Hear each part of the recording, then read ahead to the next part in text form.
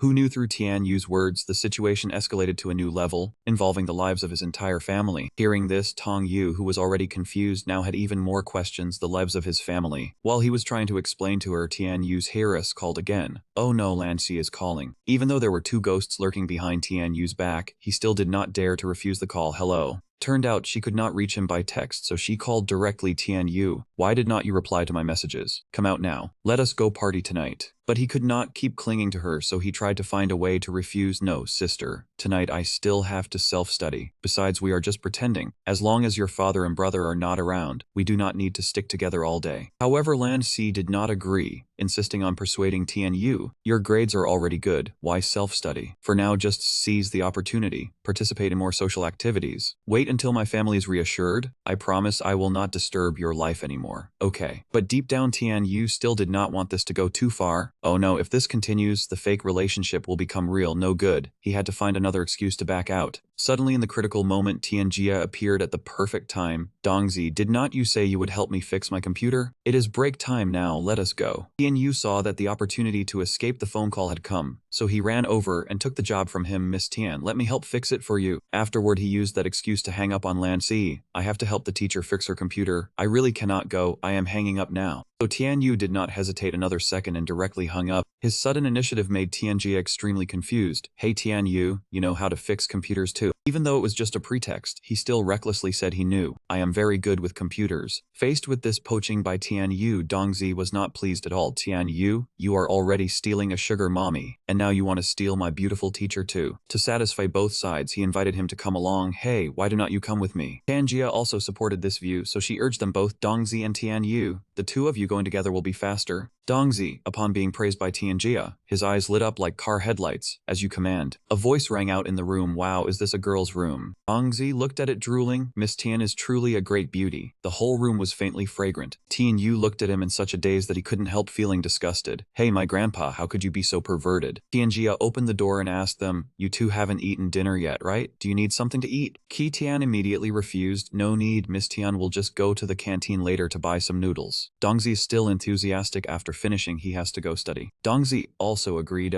Dongzi looked at the computer screen in surprise. Hey, it just booted up and the screen is already blue? He pulled out the USB drive intending to plug it in and try. I brought a USB to reinstall the system. Qi Tian stopped him. In this state, the motherboard is probably broken. Reinstalling the system is useless. Dongzi's attention shifted to the set of clothes on the bed. This set of clothes. Tian Yu then recalled the previous incident, suspecting, could it be that Miss Tian and the person he accidentally kissed were the same person? At that moment, Tianjia brought over 2 glasses of water. Here, you two have some water first. Tian Yu secretly glanced at her, thinking that Miss Tian was clearly embarrassed, but pretending nothing had happened when with him. He stood up and asked Tianjia, Miss Tian, can I ask you something? Dongzi looked at Tian Yu curiously. He couldn't suppress his curiosity and asked, oh, what is it? Tell me, let me hear it. Tian Yu evaded the question dismissively. You just focus on fixing that system. He and Tianjia went out to the stairwell. Tianjia spoke first. Let's talk in the hallway. Dongzi probably can't hear us. What's on your mind? Speak up. Tian Yu avoided her gaze, hesitantly asked, the thing is, Miss Tian, back then in the office, I accidentally kissed you, didn't I? Tianjia immediately got angry and retorted, you dare to admit it? Tian Yu closed his eyes apologetically. I'm sorry, that day you were wearing a school uniform. I didn't recognize you. I thought Tianjia and you were 2 different people. I thought you were Miss Tian's sister. After hearing this, Tianjia criticized him. Oh, so if I had a younger sister, you would just kiss her casually too? Sweat broke out on Tian Yu's face. He denied, no, at that time I was looking up. You came too close, and I accidentally kissed you. Tianjia agreed to let it go. Alright, I know you didn't mean it. Since you've been so honest, this matter is dropped. Don't bring it up again in the future. Tian Yu's mood returned to normal. Miss Tian, actually you look really beautiful in a school uniform.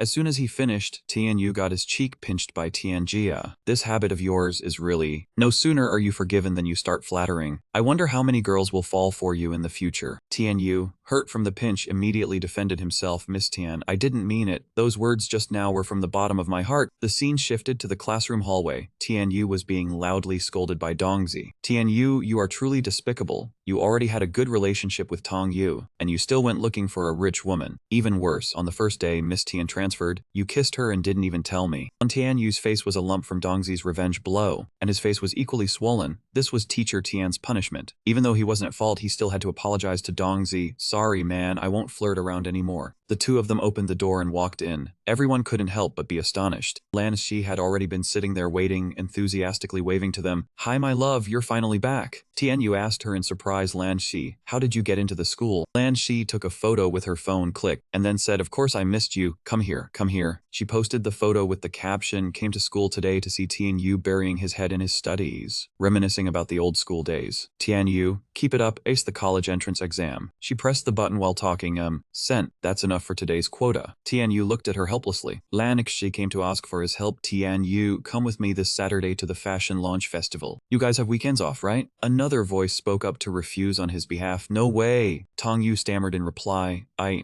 mean Tian Yu is going on a spring outing with us this weekend. Lan Shi was a bit stunned upon hearing this. Oh, a spring outing. She immediately asked happily, you are Tong Yu, right? So cute. I heard Tian Yu saved you from those hooligans. Standing between the two, she nodded. Alright then. Lan Shi let Tian Yu go with Tong Yu this Saturday for a spring outing. Lan Shi asked, want to come along? What? Sister Tong Yu letting me join? You wouldn't mind, right? Tong Yu looked annoyed but still agreed, if you want to come then come. Lan Shi was thrilled to hear that. Okay then, see you this weekend. He turned to chat with Tian Yu.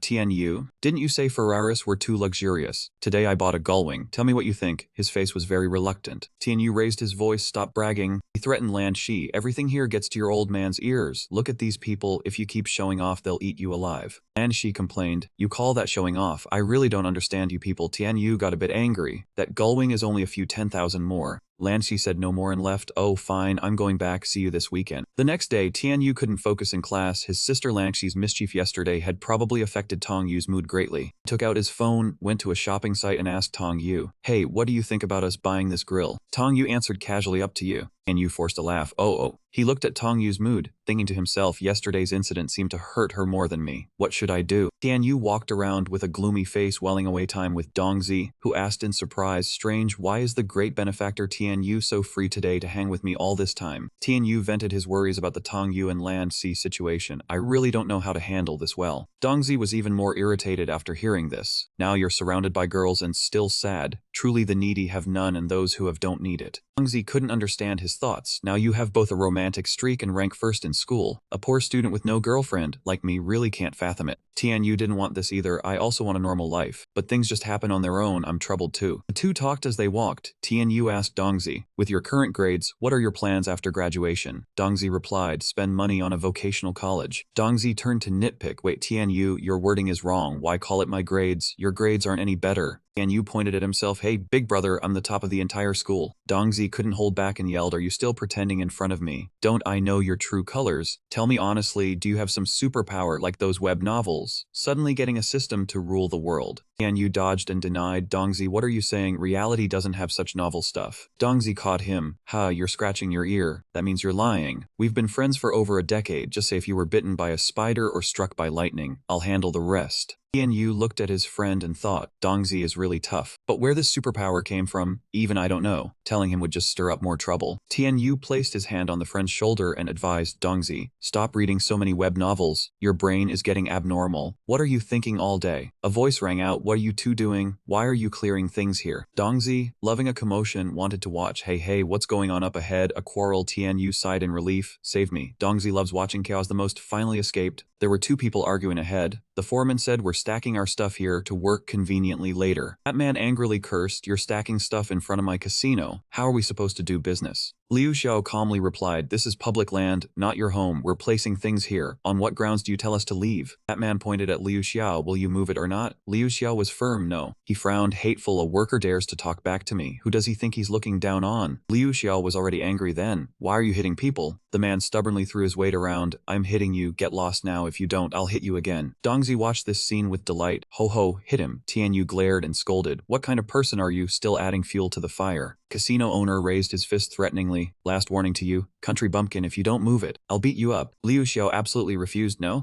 Casino owner angrily punched him. "Ah, so infuriating." But right after hitting him, he cried looking at his hand, "Woo, my hand." Dongzi pointed at that man and laughed loudly. "This clown is really pathetic. Just one hit and he's in pain." Tian Yu, however, looked serious. "Something's not right. That tall guy seems like a martial artist. His build looks very sturdy." The casino owner fell to the ground, picked up a brick. Even martial arts fears a blade. A hard head fears a brick. He held the brick and charged forward shouting, "Die!" But another hand easily grabbed his arm. Someone from Liu Xiao's side appeared, pushing the casino owner down. Liu Dazhuang flexed his muscles. "Dare to bully my little brother. My brother and I have been around for so long. Never seen anyone dare to look down on us." The casino owner took his walkie-talkie and called, "Security, where are you? There's a troublemaker outside. Get out here and deal with these bastards for me." Instantly, a group of people wielding weapons rushed out from inside. Dongzi was astonished. Yeah, it's a real fight now," while Tian Yu frowned in dissatisfaction. "Your crow mouth is really something else." That group of people charged with weapons to attack the two Liu brothers. Liu Xiao gritted his teeth and endured. Tian Yu looked at them and thought to himself, even with martial arts, it's hard to fight so many. Looks like I have to step in. He ran forward and said to Dongzi, "Call the police quickly." Dongzi was stunned, replied, "Oh." Tian Yu stepped forward to persuade the casino owner. "Hey, stop. If you keep fighting, someone will die." That man didn't listen and even provoked. "Who the hell are you? Dare to boss me around?" Tian Yu let go of his shoulder and said, "Activating strength enhancement." A loud noise rang out. The ground where Tian Yu stood caved in. His gaze turned furious. He said, "Stop." Group panicked and fled, shouting "monster" and running away. The casino owner was so scared he plopped down on the ground. Tian Yu walked over to the two Liu brothers, reached out his hand and said, "Brothers, it's over. Get up." Liu Dazhuang made a gesture of gratitude, thanking him for stepping in to help. That skill just now was indeed inner energy. "What sect do you come from?" Tian Yu humbly replied, "I don't know any internal arts. I just used a little technique." He pointed at himself and continued, "The police have been called. Rest assured. There are cameras here, plenty of evidence to prove they made the first move. When the police arrive, they will definitely make them pay compensation and restore justice for you too." Hearing that, the two of them looked shocked. The police? Liu Dazhuang quickly spoke up. I don't trust the police. Liu Xiao said to Tian Yu, young man, since you practice martial arts, you can see the situation with us brothers. We came down from the mountain to find work as bodyguards to make a living. Liu Xiao's gaze drifted away as he continued. My brother was chivalrous and tried to stop a criminal, but he was wrongfully convicted as a criminal himself. He was imprisoned for 5 years before he was released. He is getting older, and his skills have declined, leading to his current state. Knowing their plight, Tian Yu became even more determined to help. I didn't expect you two to have suffered such an injustice. Don't worry, I have connections at the police station. This time we'll settle both old and new scores and restore justice for you. You have to trust the police. They are always a solid support for the people. Zhao Luan was on duty when she ran into Tian Yu. She asked in surprise, Kuai, why are you here? Tian Yu pointed at himself and said, Officer Zhao Luan, we were the ones who called the police. He briefly recounted the situation from earlier. These two brothers were being attacked by a group of thugs. We couldn't stand by, so we called the police. Jioluan came over to check Liu Dazhuang's injuries. Oh, this injury is quite serious. He then asked Tian Yu, where did the thugs who did this run off to? Mentioning those people, Tian Yu's demeanor changed. They claimed to be the casino's security, beat them up, and ran back inside. Xiaoluan replied with an okay, and went inside. The two police officers entered the casino and ordered everyone to be taken to the station for investigation. The casino owner was terrified when he saw the police. Officers, we were just doing business. They piled things up in front of our door, affecting our business. Hearing what he said, Xiaoluan angrily scolded. So you just beat people up over that? You have such contempt for the law. You must have some dark forces backing you. The casino owner was scared to the point of tears. Captain, I really am. Xiaoluan repeated loudly. Enough talking. Take him to the station for investigation. Hongzi went over to Tian Yu and asked, Tian Yu, what do we do now? We have to go back for class this afternoon.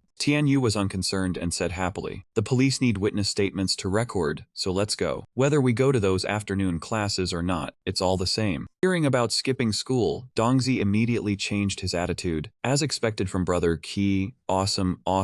At the police station, after the investigation, Jioluan informed Tian Yu, the matter is clear. That group has repeatedly started fights and harassed people. The Public Security Bureau will punish them severely. Then Jioluan took out some money and placed it in front of the two Liu brothers. Some of them are first-time offenders. They paid 3,000 in compensation for your treatment, hoping to settle things with you. Dazhuang was at a loss for words. This, Tian Yu then said to him, take it. This is the justice the police have won back for you. After it was settled, Dongzi wearily left. Wow, been messing around all day, it's already dark. Tian Yu asked the two Liu brothers, what are you two going to do next? You have the money, maybe go to the hospital to get checked out. Liu Xiao had no intention of going to the hospital and replied, it looks serious from the outside, but it's really just superficial burns. No need for a hospital. Liu Dazhuang wanted to repay Tian Yu. How about this, brother Qi? You've helped us so much, we have nothing to repay you with. Let's use this money to treat you to a meal. Hearing the word eat, Dongzi regained his energy. A meal? Great. Looks like being busy all day came with a reward. Tian Yu gave his friend a look of annoyance. Liu Xiao put his arm around Liu Dazhuang's shoulder and held up his phone screen. Bro, look, there's a high-end restaurant online for 700 per person. 3,000 is enough for the four of us. Tian Yu waved his hand in refusal. No, this money wasn't easy to come by. Don't you two waste it like this. Liu Xiao insisted on treating. Brother Qi, your kindness to us is as weighty as a mountain. We can only repay you this way. Please don't refuse. Dongzi agreed as well. Yeah. I'd jump at the chance to spend 3,000 in one go. I'm this old and I've never eaten at a high-end restaurant. I can't miss this opportunity. Tian Yu could only sigh helplessly. Your personality is really something. At the restaurant, Dongzi couldn't contain his excitement upon entering. Wahaha, a high-end restaurant. Today, Dongzi gets to experience the life of the bourgeois class. Tian Yu was a bit embarrassed. Us being like this, isn't it too rustic? He happened to run into Lan Xi. She called out to him, Tian Yu. He was also surprised. Lan Xi didn't understand the situation but still questioned him. You refused to go to a restaurant with me, but you bring other people? Tian Yu felt annoyed the moment he saw her. Why do I run into this lady everywhere I go? Lan Xi pressed further. Just who is this fairy that could get Tian Yu to treat them to a meal? Tian Yu pointed at the group behind him. It's them. Lan Xi was immediately embarrassed. She forced a smile and said, I really am sorry. I didn't expect this possibility. Tian Yu denied with a straight face. I don't know what possibility you were expecting, but it is definitely not what you think. Liu Xiao placed a block of stone on the table, struck it hard with his hand, and the block split in two. Liu Dazhuang then used a drill to drill through a plank with his head. Liu Xiao performed another act of lying down on a bed of nails. Lan Xi watched their performance, clapping and praising nonstop. That's amazing. Tian Yu asked her, what do you think? This is the iron palm art. Tian Yu put on a dissatisfied expression. So do you believe I'm not interested in men now? I really was being chivalrous, doing a good deed. The two brothers agreed to treat me to a meal. Lan Xi showed great interest and wanted to hire them. You two have such great skills. Just being workers is a waste. How about this? You come to the Lan group tomorrow. I'll help find you high-level security jobs. The two Liu brothers bowed to thank her. Thank you, sister-in-law. Tian Yu was furious upon hearing that title and warned, what are you doing? Don't call her that. Guangzi put on a pitiful begging expression. Sister Lan, can you help me find a job too? The more he spoke, the more emotional he got. I probably won't pass the college exam. Even buying my way in would only get me into a diploma mill. Joining the Lan group would be an honor for my family for 8 generations. Lan Xi smiled and replied, I'll think about it. The next day at the fashion store, Tian Yu and Dongzi walked in and were warmly greeted by the staff. Oh, Mr. Tian Yu, you've arrived. He thought to himself, this guy hasn't been fired yet. Looks like Lan Xi still has a soft heart. Tian Yu instructed the staff, then helped these brothers pick out a couple of outfits from the budget section. The staff was astonished upon hearing this. Ah, I know you mean the high-end section, right? She chose a matching vest suit for the two Liu brothers and one for Dongzi. 3 sets of handmade Siberian wool suits. Master Qi, do you think these fit? Looking at these sets of clothes, Tian Yu's face was covered in sweat. This style was probably worth tens of thousands. I just need to take them to buy some ordinary outfits. That will be enough. The employee spoke quickly. Tian Yu, what are you saying? You are the son-in-law of the Lan family. How could your friends wear ordinary clothes? The store's assets belong to Miss Lan, and what is hers is also yours. If you like something, just take it. We won't charge you. After finishing choosing the clothes, they went downstairs together. The employee saw them off at the door. Take care. The 4 of them went to another place. Tian Yu recalled with confusion, hey, why isn't the door opening? Last time I came, the door opened automatically. Guangzi suggested, this door has facial recognition. Call Lan Xi to come out and pick us up. Liu Xiao immediately stopped him. No need to trouble your sister-in-law. He walked up to the door and pried at the gap, trying to force it open. We understood construction. This type of door has 3 layers. Even if you force it open like this, it wouldn't be damaged. A crackling sound rang out, and the glass door shattered. Liu Xiao was petrified. Ah, this type of door is different from the ones we make. Immediately after, a security guard appeared. Who dares to pry open the main door of the Lan Corporation Group? Tian Yu could only force a wry smile. Oh no, I've lost face again. Just then Secretary Zhang arrived and asked what had happened. A security guard reported, Head Secretary, that group of people somehow damaged our main door by prying it open. Seeing Tian Yu, he asked, oh, isn't this Tian Yu? Tian Yu quickly apologized. Ah, Secretary Zhang, I am so sorry. I brought 2 friends to the company for an interview. This was due to carelessness. Secretary Zhang said in surprise.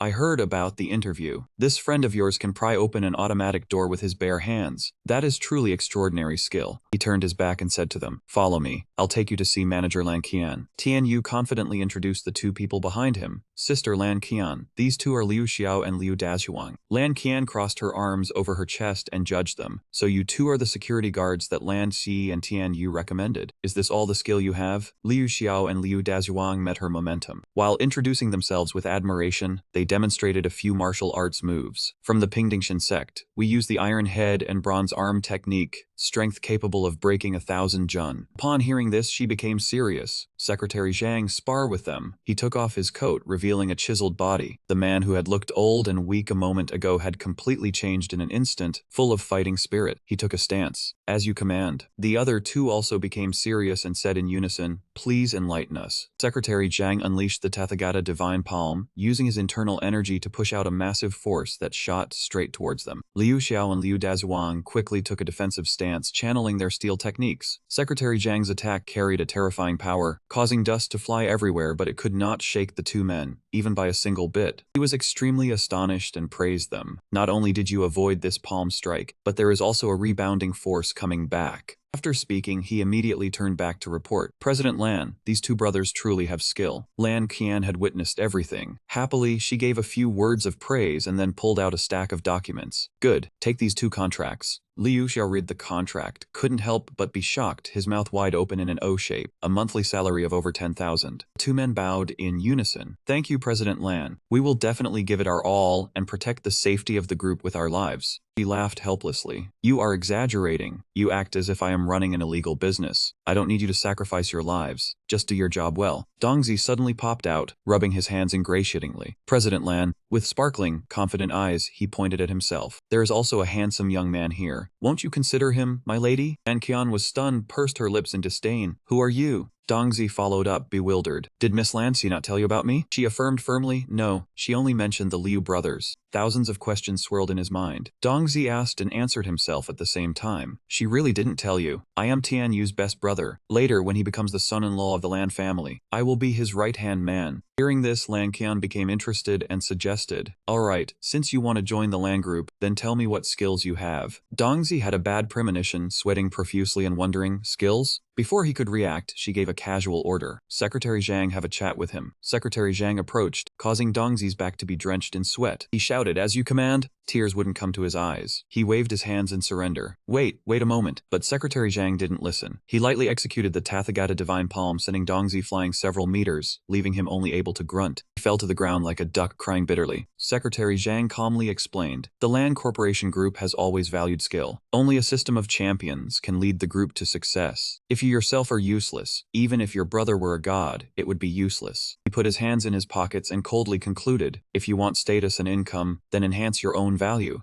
Lan Qian, supporting her chin from behind, seriously advised, Tian Yu, these words are also for you. Your high school education might have been very excellent, but it is still not enough to be the son-in-law of the Lan family and unify the Lan group's territory. You must continue to enhance your own value to properly manage the Lan family business that has been accumulated over so long. Tian Yu was suddenly dragged into it, his mouth agape as he stammered, right. In his heart he thought, I'm just putting on an act. I don't want to take over your family business. He ran to help Dongzi up. He instructed Liu Xiao and Liu Dazhuang, it seems Sister Lan Qian thinks highly of you too. Stay here and work properly. I will ask Officer Xiaoluan to pay attention to your grievances in prison. The two of them boomed in unison. We will engrave your kindness, Brother Qi, in our hearts. We will definitely repay you in the future. On the way back, Tian Yu let out a sigh of relief. Phew, finally got one thing sorted out. After handling his own matters, he suddenly remembered his friend, who was as limp as a soggy rice cracker behind him. He turned back to ask, Dongzi, how are you? Was there any need to be so urgent? Dongzi was even more dejected, crying and lamenting to the heavens. How could I not be urgent? I just got hit by a Tathagata divine palm. I'm just an ordinary person. Using that kind of interrogation method to test me, my guts have all fallen out. Saying this, he lunged forward and grabbed Tian Yu by the collar. Quick, use your superpower, use some healing technique or something to cure me. Upon hearing this, he started sweating, trying to block his friend's loud mouth. Did you get your head smashed? What are you saying in broad daylight? His heart was panicked. This Dongzi can roughly guess things now. Should I tell him the truth? But thinking it over, he decided to wait until I find out a bit more first. If there are many secrets behind this ability, telling Dongzi now would be harming him. He helplessly stammered an explanation. Dongzi, some things just can't be explained clearly for now. Tian Yu had to comfort him, trust me, I won't harm you. Dongzi also understood, since you said so, I won't bring this up again. But the chill still tormented him. He softened his voice and asked, to be honest, you really can't cure me? I feel like my 12 meridians are off. He sighed helplessly, go home early, rest a bit, and you'll be fine. We still have to go to the suburbs tomorrow. The next day, Tian Yu was having a sweet dream and snoring loudly. Suddenly, the blaring car horns downstairs woke him with a start. Still groggy from his pleasant dream, he rushed to the window and shouted down, what the hell are you doing, honking in a residential area this early? Lan Xi downstairs stuck her head out of the car and explained apologetically, sorry Tian Yu, I didn't expect the horn to be this loud. Other Tian Yu, still dazed, called out her name and made a fuss. Suddenly remembering today's outing, he shouted down, wait for me a moment, I'll pack up and come down right away. But just as he was about to step out the door, his mother sternly crossed her arms and called him back. Wait. She questioned him sternly. Who is that girl downstairs? Where are you two going so early in the morning? Tian Yu's heart raced. Telling his mother the truth that she was the heiress of the Lan group would only scare her, so he had to be vague. He quickly covered up. She's my classmate. We're going to the suburbs to play. She has a car, so she came to pick me up. She was half believing, half doubting, but let it go. Still nagging him, still a student. Dolled up like that doesn't look like a student at all. Don't you get involved with that kind of girl. Tianyu helplessly explained to his mother as he went downstairs. What are you saying? She's just a classmate. No romantic feelings. I'm off. His mother still frowned deeply and sighed. On the road, Lan Shi turned to ask him where to next. Tianyu replied leisurely, to the school. Our class rented a whole bus. She protested, I already bought my own car, and I still have to take a bus. Hearing that, he explained the suburban tourist spot takes nearly 2 hours to drive to. Can you handle that? Seeing it wasn't enough to sway the young lady, he added, besides, everyone on the bus together makes time pass faster. That's part of the fun of the trip. Lan Shi couldn't help but get excited. Really? I've been chauffeured around since I was little. I've never experienced what you described. The two quickly arrived at the meeting point. Seeing Lan Xi's flashy car, Dongzi put his hands on his hips and sighed, oh, you're here. Seeing everyone was present, he turned to pout at Miss Lan. Sister Lan, you're not loyal at all. You said you'd help me find a job but didn't tell your sister. But the noble young lady of the Lan family calmly twisted the knife into Dongzi's wound. I thought it over for you, but couldn't find a job you could handle. To join the Lan group, you need to work harder. Then Lan Shi quickly turned to ask, hey Tong Yu. Tong Yu stammered shyly, hello. Dongzi and Lan Shi quickly got excited and cheered. Let's all have fun today, ignoring Tong Yu's discomfort behind them. Soon the group arrived at the picnic spot. A majestic scene greeted their eyes. The Green Mountains no more than 200 meters above sea level. The scenery was stunning. Dongzi excitedly introduced, there's also barbecue in the suburban area. After saying that, he called Tian Yu and Tong Yu, who were busy taking pictures, mobilized everyone to work. Boys chop wood, girls wash the vegetables, hurry up. I want to eat hot 5-color barbecue for lunch. Nancy sighed at that. She said dejectedly, Tian Yu, if you had said we'd be barbecuing, I would have brought some premium meat. Tian Yu quickly comforted her. The stuff we brought all has its own merits. We also brought barbecue ingredients and instant noodles. Dongzi was deeply regretful. Glancing over the prepared items, he grew even more disheartened and complained to the heavens. Pork is really expensive. Buying a few jin won't be enough. We'll have to fill up on noodles. He quickly perked up and delegated, Sister Lan and Tian Yu go chop wood. You and the girls go wash the vegetables. Lan Xi was stunned but only managed to stutter,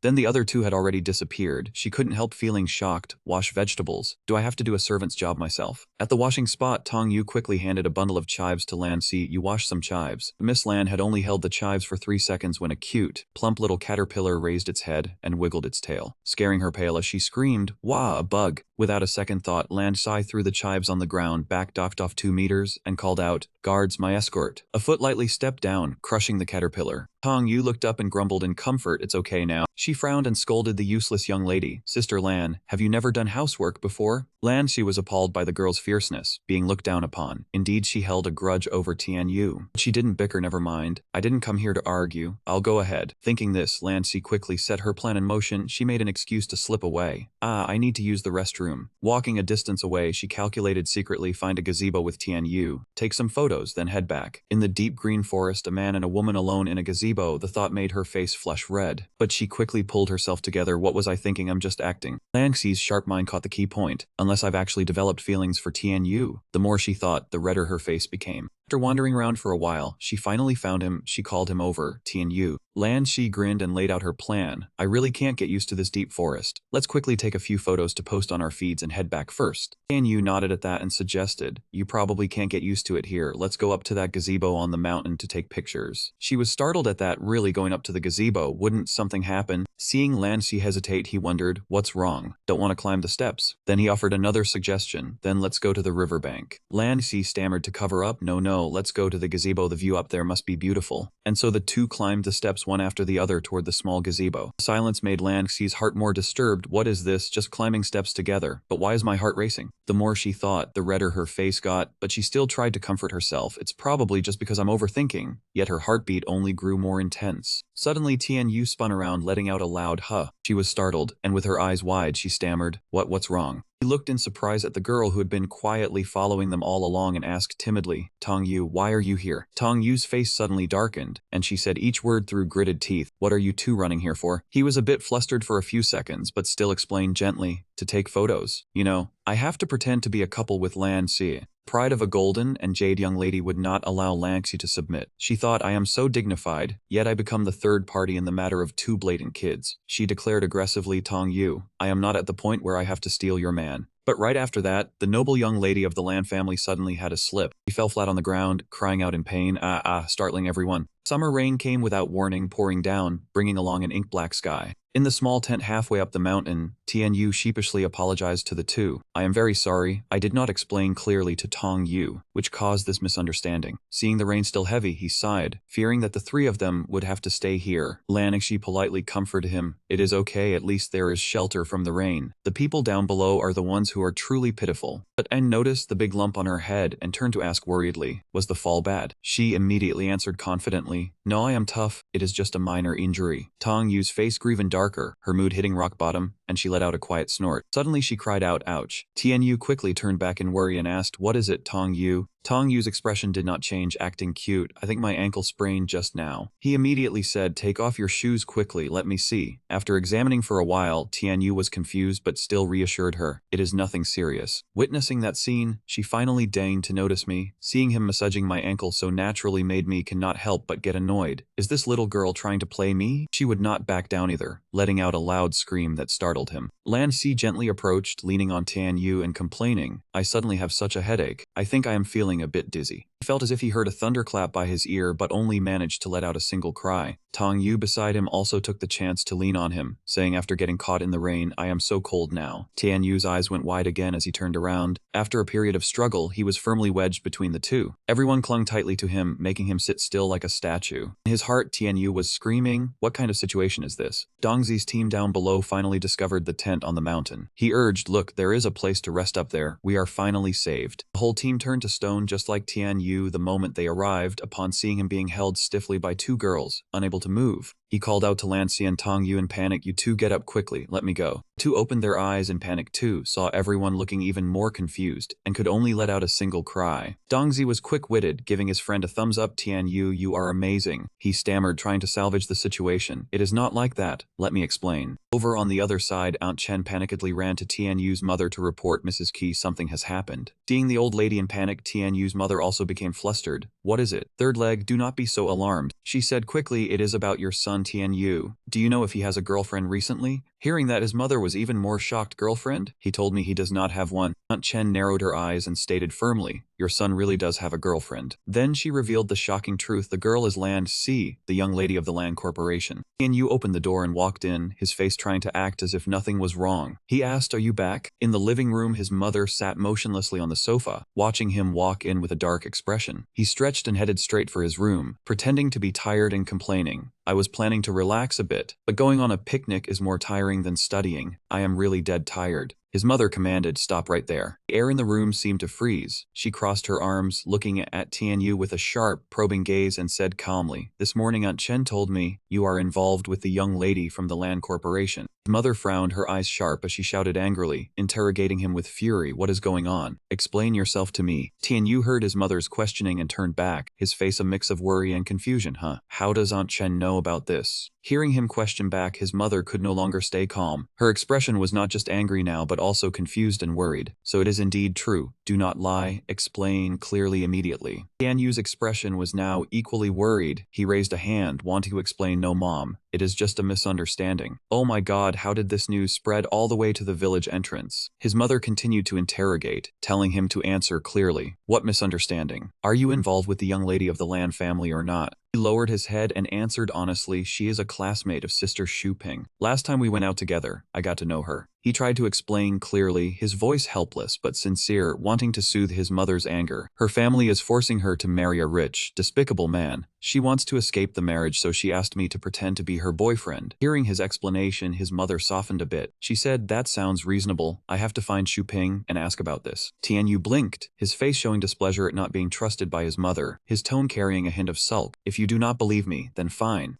Late at night, elsewhere, the man in the black suit who had clashed with Tian Yu earlier walked into a dark house and complained, Brother Liang, others pay 2,000. My shop always pays 3,000. This time I lost too much face. You have to back me up. Zhao Liang spoke, his voice full of menace. Who dares to cause trouble on my turf? Tell me his name. That man answered helplessly, I do not know his name either, but I have his picture. In the dark room, the TV light cast on Xiaoliang's face, adding to his ferocious look. He said loudly, show me. That man raised his phone and said angrily, it is him. Xiaoliang saw the picture, his eyes went wide and his mouth dropped open. He exclaimed in shock, Tian Yu! Seeing Xiaoliang's ugly expression, that man broke out in a sweat, his face confused. Brother Liang, do you know him? Xiaoliang lowered his head, frowned as he looked down and gave an awkward, apologetic laugh, his voice losing all its menace. Here is the thing, little bull. The underlings behind him were all severely injured, and Xia Liang as well. His face was full of wounds, his arm bandaged tightly. He sat on a chair and explained, "Look, my brothers just had a fierce fight. We are all seriously injured." He was drenched in sweat all over his face, his eyes distant, trying to find a way to stall. "Give us 10 or 15 days to recover from our wounds, then we will handle it." Little Zhou's face clearly showed disappointment. He called out loudly, "Brother Liang." But then his expression quickly darkened, sweat pouring out like a shower, his heart filled with fear. Could it be that the one who beat you all like this is that guy?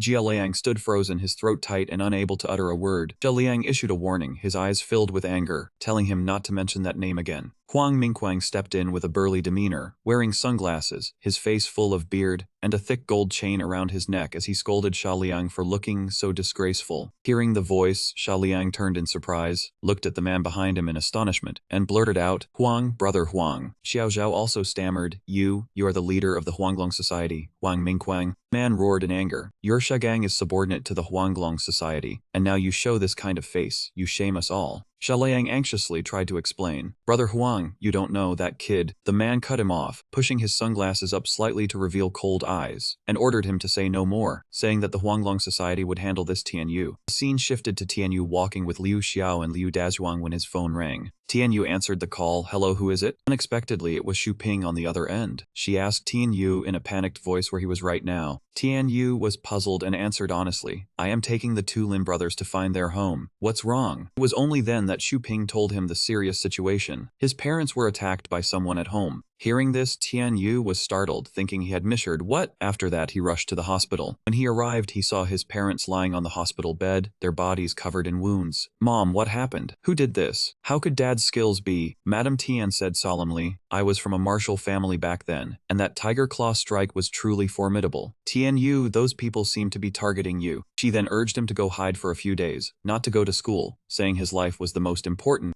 Tianyu was resolute, refusing to back down. "No, why should I run?" Despite his pain, his father tried hard to persuade him. "You are usually so clever. Why are you being so foolish now? I couldn't even handle the skills of that man who attacked me. Do you think you can beat him?" However, Tianyu was determined to prove he was stronger now and to avenge his parents. "Dad, I am not the same as before. You protected me in the past. Now it's my turn to show what I can do." Then he called Liu Xiao and Liu Dazhuang to come with him. "Let's go." The three of them strode out of the hospital room with a heroic air, their hearts filled with fighting spirit, determined not to let that arrogant man continue his rampage. Madame Tian tried desperately to stop him, shouting, "Don't go," but could not hold him back. Unexpectedly, as soon as they left the hospital, Huang Mingquang blocked his path. "Stop right there." Tianyu seemed to have guessed who he was. "You are..." Huang Mingquang did not beat around the bush. "I am Huang Mingquang and you are Tianyu." Then he arrogantly stated directly, "I was the one who beat your parents." Hearing this, the flames of hatred within Tianyu erupted violently. He roared at Huang Mingquang, "Good that you came to offer your life yourself. Saves me the trouble of finding you. Liu Xiao, Liu Dezhuang, don't make a move. Let me handle him." Huang Mingquang sneered upon hearing that. "Oh, you have a strong personality. Today, I'll show you what real power is." Tianyu did not waste words and immediately unleashed his inner energy, emitting a powerful surge of light. His energy increased, reaching its peak level. This even made Huang Mingquang narrow his eyes. "Oh, this kid's energy is so strong that it has merged into his sinews and bones, no longer visible to the naked eye." Only then did he understand. No wonder Xia Liang had been beaten so bad. After circulating his inner energy, Tianyu launched a flying punch towards Huang Mingquang, but facing his powerful attack, that man remained calm and even spoke down to him. Martial arts is not just about brute force. Tianyu's punch flew straight into a pillar. Meanwhile, Huang Mingquang had swiftly dodged to the side. This movement surprised even Tianyu. "That movement is..." Then Huang Mingquang revealed a brutal gaze. "My turn now." He smirked cunningly and then unleashed his signature technique, Tiger Claw Strike. Unexpectedly, Liu Xiao stepped in front of Tianyu at that moment, using the Iron Shirt defense technique. Liu Xiao took the full brunt of Huang Mingquang's Tiger Claw Strike. The sight of his gritting teeth was enough to show how deadly the blow was. After blocking the attack, Liu Xiao's eyes rolled back and his body shook violently, seemingly at his limit. Seeing this, Tianyu shouted his name in alarm, "Liu Xiao." But Liu Xiao's technique was not in vain. It made Huang Mingquang's fingertips tremble in pain. "Damn it, Steel Kaigong? My fingers hurt like hell." Suddenly, Liu Dazhuang rushed up and locked Huang Mingquang in a bear hug from behind. Then he quickly yelled to Tianyu, "I've got him. Finish him now." Tianyu understood and quickly charged forward. "Got it." However, Huang Mingquang's strength was extraordinary. With a single move, he flung Liu Dazhuang forward, breaking free from the hold. He even threw Liu Dazhuang towards Tianyu to block his attack, killing two birds with one stone. After dealing with Liu Xiao and Liu Dazuang, Huang Mingguang set his sights on Tian Yu. No one is left to help you now. Seeing the disadvantageous situation, Tian Yu broke out in a cold sweat. That man was simply too strong. He clenched his fists, thinking hard for a strategy, realizing that even with his full power, defeating him would be extremely difficult. Suddenly, Huang Mingguang lunged forward like a starving wolf ready to tear his prey apart, not giving him a moment to be distracted in the fight. He grabbed Tian Yu by the neck, squeezing tightly, denying him any chance to resist. Huang Mingguang lifted Tian Yu up as light as a feather, his life now dangling in that man's hands. Then he sneered and mocked Tian Yu. Now do you understand? Who is the real boss here? Even while hanging by a thread, Tian Yu refused to surrender. He said, "You are not worthy of the title Big Brother, you scum." Seeing Tian Yu still stubborn, Huang Mingguang showed a face of contempt, still talking tough. "No one can save you now. You believe I can send you to heaven right here and now?" But Tian Yu remained firm in his ideals. He growled loudly into Huang Mingguang's face. "You think evil can defeat justice? I tell you, justice never loses." Unexpectedly at this moment, Xiaoluan appeared, pointing a gun at Huang Mingguang and commanding, "Don't move." However, Huang Mingguang cared nothing for the police. He snorted and said, "I, Huang Mingguang, have roamed the underworld for years, never known what fear is." Xiaoluan was not afraid either. She fulfilled her duty as a police officer. Huang Mingguang, stop resisting uselessly, obediently cooperate, and come to the station for investigation. Unexpectedly, Huang Mingguang threw a punch straight at Xiaoluan, shouting, "Stop your posturing here." Xiaoluan was not flustered. She quickly locked his arm and aimed her gun at Huang Mingguang's knee. She ordered clearly, "Lie still on the ground, do not move, an ambulance will arrive shortly. Take him to the hospital for wound dressing first, then come to the station for investigation." As for Huang Mingguang lying on the ground at this moment, that was the consequence for those who resist the law. Seeing this, Tian Yu did not forget to praise, "Officer Xiaoluan is truly very handsome." After that, everyone went to the police station together. Xiaoluan expressed her gratitude to Tian Yu. "Brother Tian, thanks to you luring him out, we were able to catch this old fox." Tian Yu replied politely, "He seriously injured my parents. Beating scum is everyone's duty. You flatter me, officer." Then Xiaoluan told Liu Dazuang the investigation results. "Liu Dazuang, the DNA in your file completely matches Huang Mingguang's DNA. The person who framed you back then, Vu An, could very well be him." Xiaoluan reassured Liu Dazuang, "Rest assured, we will definitely investigate thoroughly, help you find the truth of what happened back then." Hearing this, Liu Dazuang was so moved he shed tears. "Thank you, Xiaoluan. Thank you, comrades of the public security." Tian Yu and Liu Xiao returned to the hospital room. They reported that the person who had injured his father had been punished by the law. The father, sitting on the hospital bed, seeing him return safely, was extremely happy. "It's good that you're back safe." The mother walked over and said, "Why didn't you call to let us know you were safe earlier? You had us worried to death." Seeing his mother awake, Tian Yu was delighted. "Mom, you're awake? Is Sister Shuping also here?" The mother looked at Shuping with gentle eyes. "Well, it's getting late now. You go home with Tian Yu first." Tian Yu understood the hint and looked at her. Shuping also smiled back gently. "All right, Tian Yu, let's go home first." Tian Yu turned to ask his parents for permission. The two brothers Liu Dazuang and Liu Xiao standing behind also looked expectant. "Mom, Dad, these two brothers don't have a place to stay for now. Can they stay at our house temporarily?" Tian Yu's parents happily agreed, "No problem. Be careful on the road." The nurse checking the situation also praised the mother. "You are truly blessed, having such talented sons and daughters." The mother happily explained, "The boy is my son, and the girl is the neighbor's child. I also wish I had a daughter like that." Next morning, Shuping woke up from sleep, her eyes still hazy. She turned to the side, startled to see Tian Yu still sleeping soundly beside her. Shuping quickly sat up, blushing with embarrassment, stammering to ask, "Tian Yu, why were you sleeping next to me?" Tian Yu just woke up at this moment, his face flushed red, hastily reassuring her, "Sister, please rest assured I haven't done anything. The thing is," he recounted to Shuping what had happened the previous night. When everyone entered the house, seeing the chaos inside, things were broken everywhere. He scratched his head in confusion. Why has the house turned out like this when everything was fine? He turned to say to Shuping, "Sister Shuping, how about letting Liu Dazuang take you home? I need to clean the house a bit." But at that time, Shuping was already too tired. She leaned fully on his shoulder and fell into a sound sleep. Seeing this, he was a bit surprised. Probably because she was too exhausted from the whole day yesterday. Shuping drifted off like that. Liu Xiao chimed in with a suggestion. "Hey, Brother Tian, she has been taking care of your parents all day. Let her go into the bed and sleep for a bit." He carried her into the room, carefully tucked the blanket around her, then arranged sleeping places for the other two brothers. "I still need to clean up a bit. You guys sleep in my parents' room. I'll sleep on the sofa." The two brothers walked outside, sharing a knowing laugh. "Brother Tian, we understand. Those other girls were just pretending. But with this one, it's true love." He quickly went outside, conveniently locking the door. "Gave you a good opportunity. The rest is up to you." Tian Yu was caught off guard. His face immediately changed color.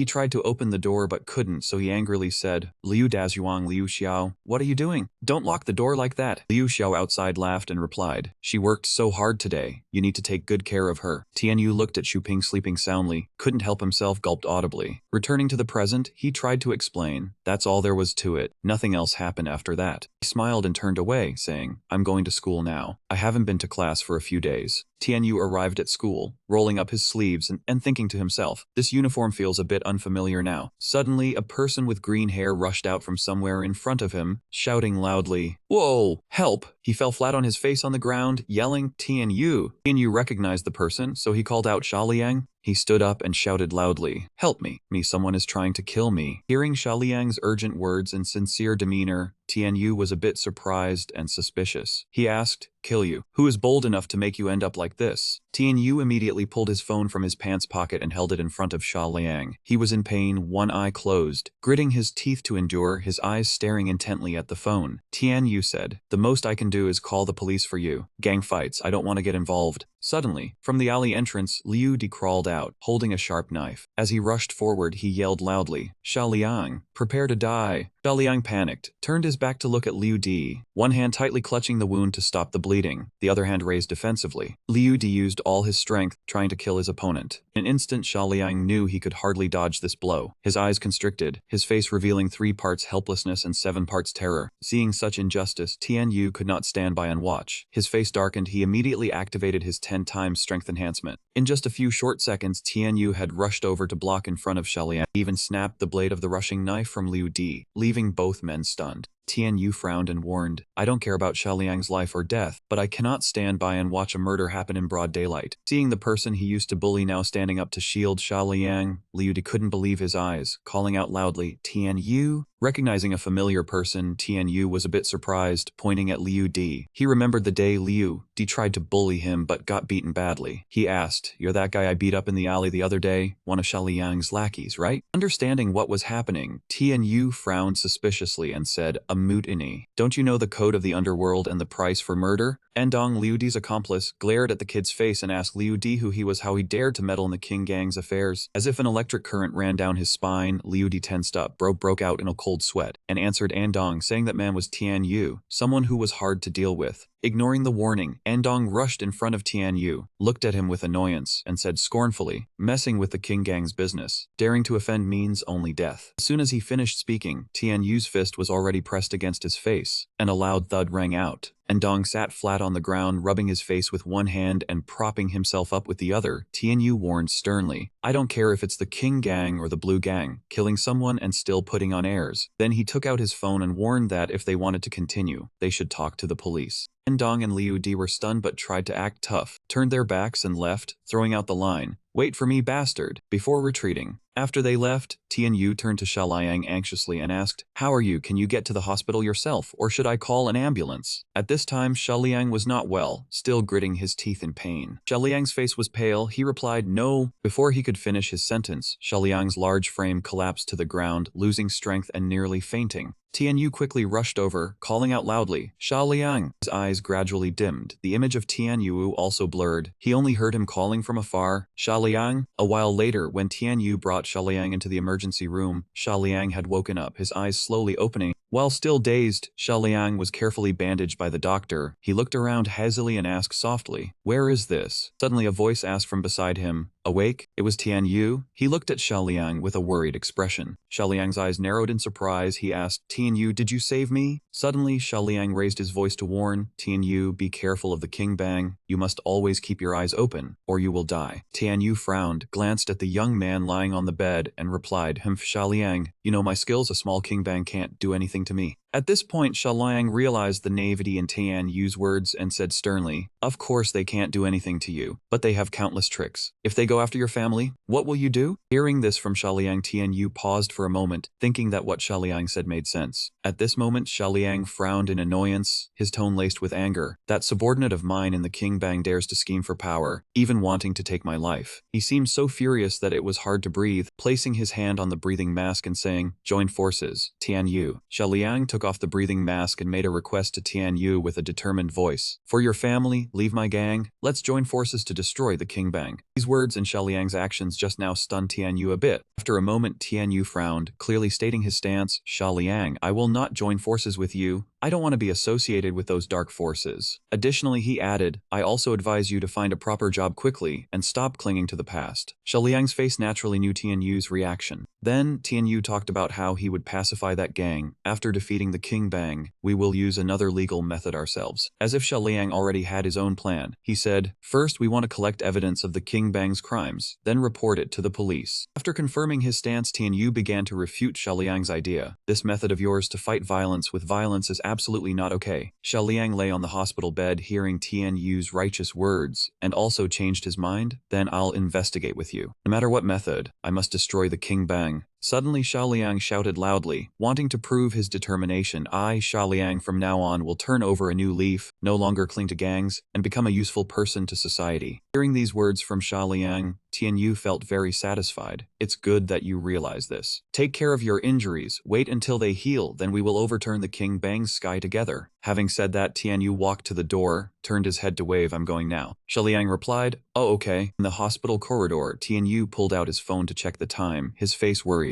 Yeah, it's almost 5 o'clock. I planned to go to school today, but it's already out. Then, Tian Yu fell into thought, thinking he might as well call Liu Dazhuang and Liu Xiao home to clean the room. That afternoon, the sun was about to set, its golden rays casting a glow on the Land Corporation building. In the main lobby, the doors of the Land Corporation were wide open. Tian Yu walked in leisurely with his hands in his pockets. Every receptionist bowed respectfully. Greetings, Tian Yu. Tian Yu smiled in satisfaction, thinking, last time I came I was stopped by security at the door, but this time they are so respectful. Lan Shi trained them well. Then Tian Yu wandered through the rooms in the building, reading the nameplates on each door. He thought, security department, this is probably where Liu Dazhuang and Liu Xiao work. Tian Yu eagerly swung open the door of the security department, happily shouting, Liu Dazhuang, Liu Xiao, if you are not busy, go home first. The chaotic scene in the security department stunned Tian Yu. Liu Xiao and Liu Dazhuang were spinning 360 degrees, surrounded by employees clinging to them. A young man asked, Captain, there are still 5 interviews today. Another called out, check the surveillance system. Liu Xiao was no better off. How are these IC cards? Are they arranged properly for the language department? Seeing the scene, Tian Yu hesitated a bit, saying to himself, my god, is being a security captain this busy? Seeing Tian Yu call them, Liu Dazhuang and Liu Xiao did not hesitate, climbing over the crowd and shouting, young Master Qi, wait for us a moment, there are still over 20 tasks. We will go home as soon as they are done. Hearing this, Tian Yu silently went out, gently closing the door and saying softly, then you guys take your time, I'll wait outside the door. Alone, Tian Yu sat on the steps in front of the Land Corporation building, his face not very happy. Brothers Liu just got their positions and are already this exhausted. Everyone is working hard to make a living. Tian Yu looked at his own hands, thought about his power, and mused, I have this ability but I'm idle all day, I need to do something useful for society. While lost in thought, Tian Yu didn't notice Liu Xiao and Liu Dazhuang standing behind him. Liu Xiao smiled and patted his shoulder, sorry for the wait, young Master Qi. Tian Yu turned to look at Liu Dazhuang, smiled, and replied, it's fine, I'm free anyway. How do you two feel about the job? Liu brothers Liu Dazhuang and Liu Xiao immediately confirmed in unison, so tired. Liu Xiao stood up heroically and clenched his fist, saying, we're just rough guys, but we have students surrounding us. Talking about security firewalls, we can't understand their hundreds of data lines. Beside him, Liu Dazhuang also couldn't hold back his tears, his eyes welling up. Just operating the surveillance system took me all afternoon to learn. Those students still mocked me, saying if I didn't even know that, how could I be their security captain? Hearing how miserable the two were, Tian Yu couldn't help but feel apologetic. He smiled awkwardly. Sorry about that. When I recommended the job to you, I didn't think about this. Liu Xiao suddenly turned serious, clearly replying, it's fine. The job young Master Qi spent so much effort finding. No matter how hard, we will continue to do our best. Pausing for a moment, Tian Yu looked up at the 2 men in front of him and asked, what if you two come with me? Liu Xiao was stunned at this, asking curiously, do you mean you're planning to start a business? Tian Yu closed his eyes, awkwardly scratched his head, and replied, I'm still studying now, so I can't yet. This is a plan for later. Hearing about Tian Yu's future plans, Liu Xiao happily clasped his hands and confirmed, then when young Master Qi becomes the boss, we will follow you.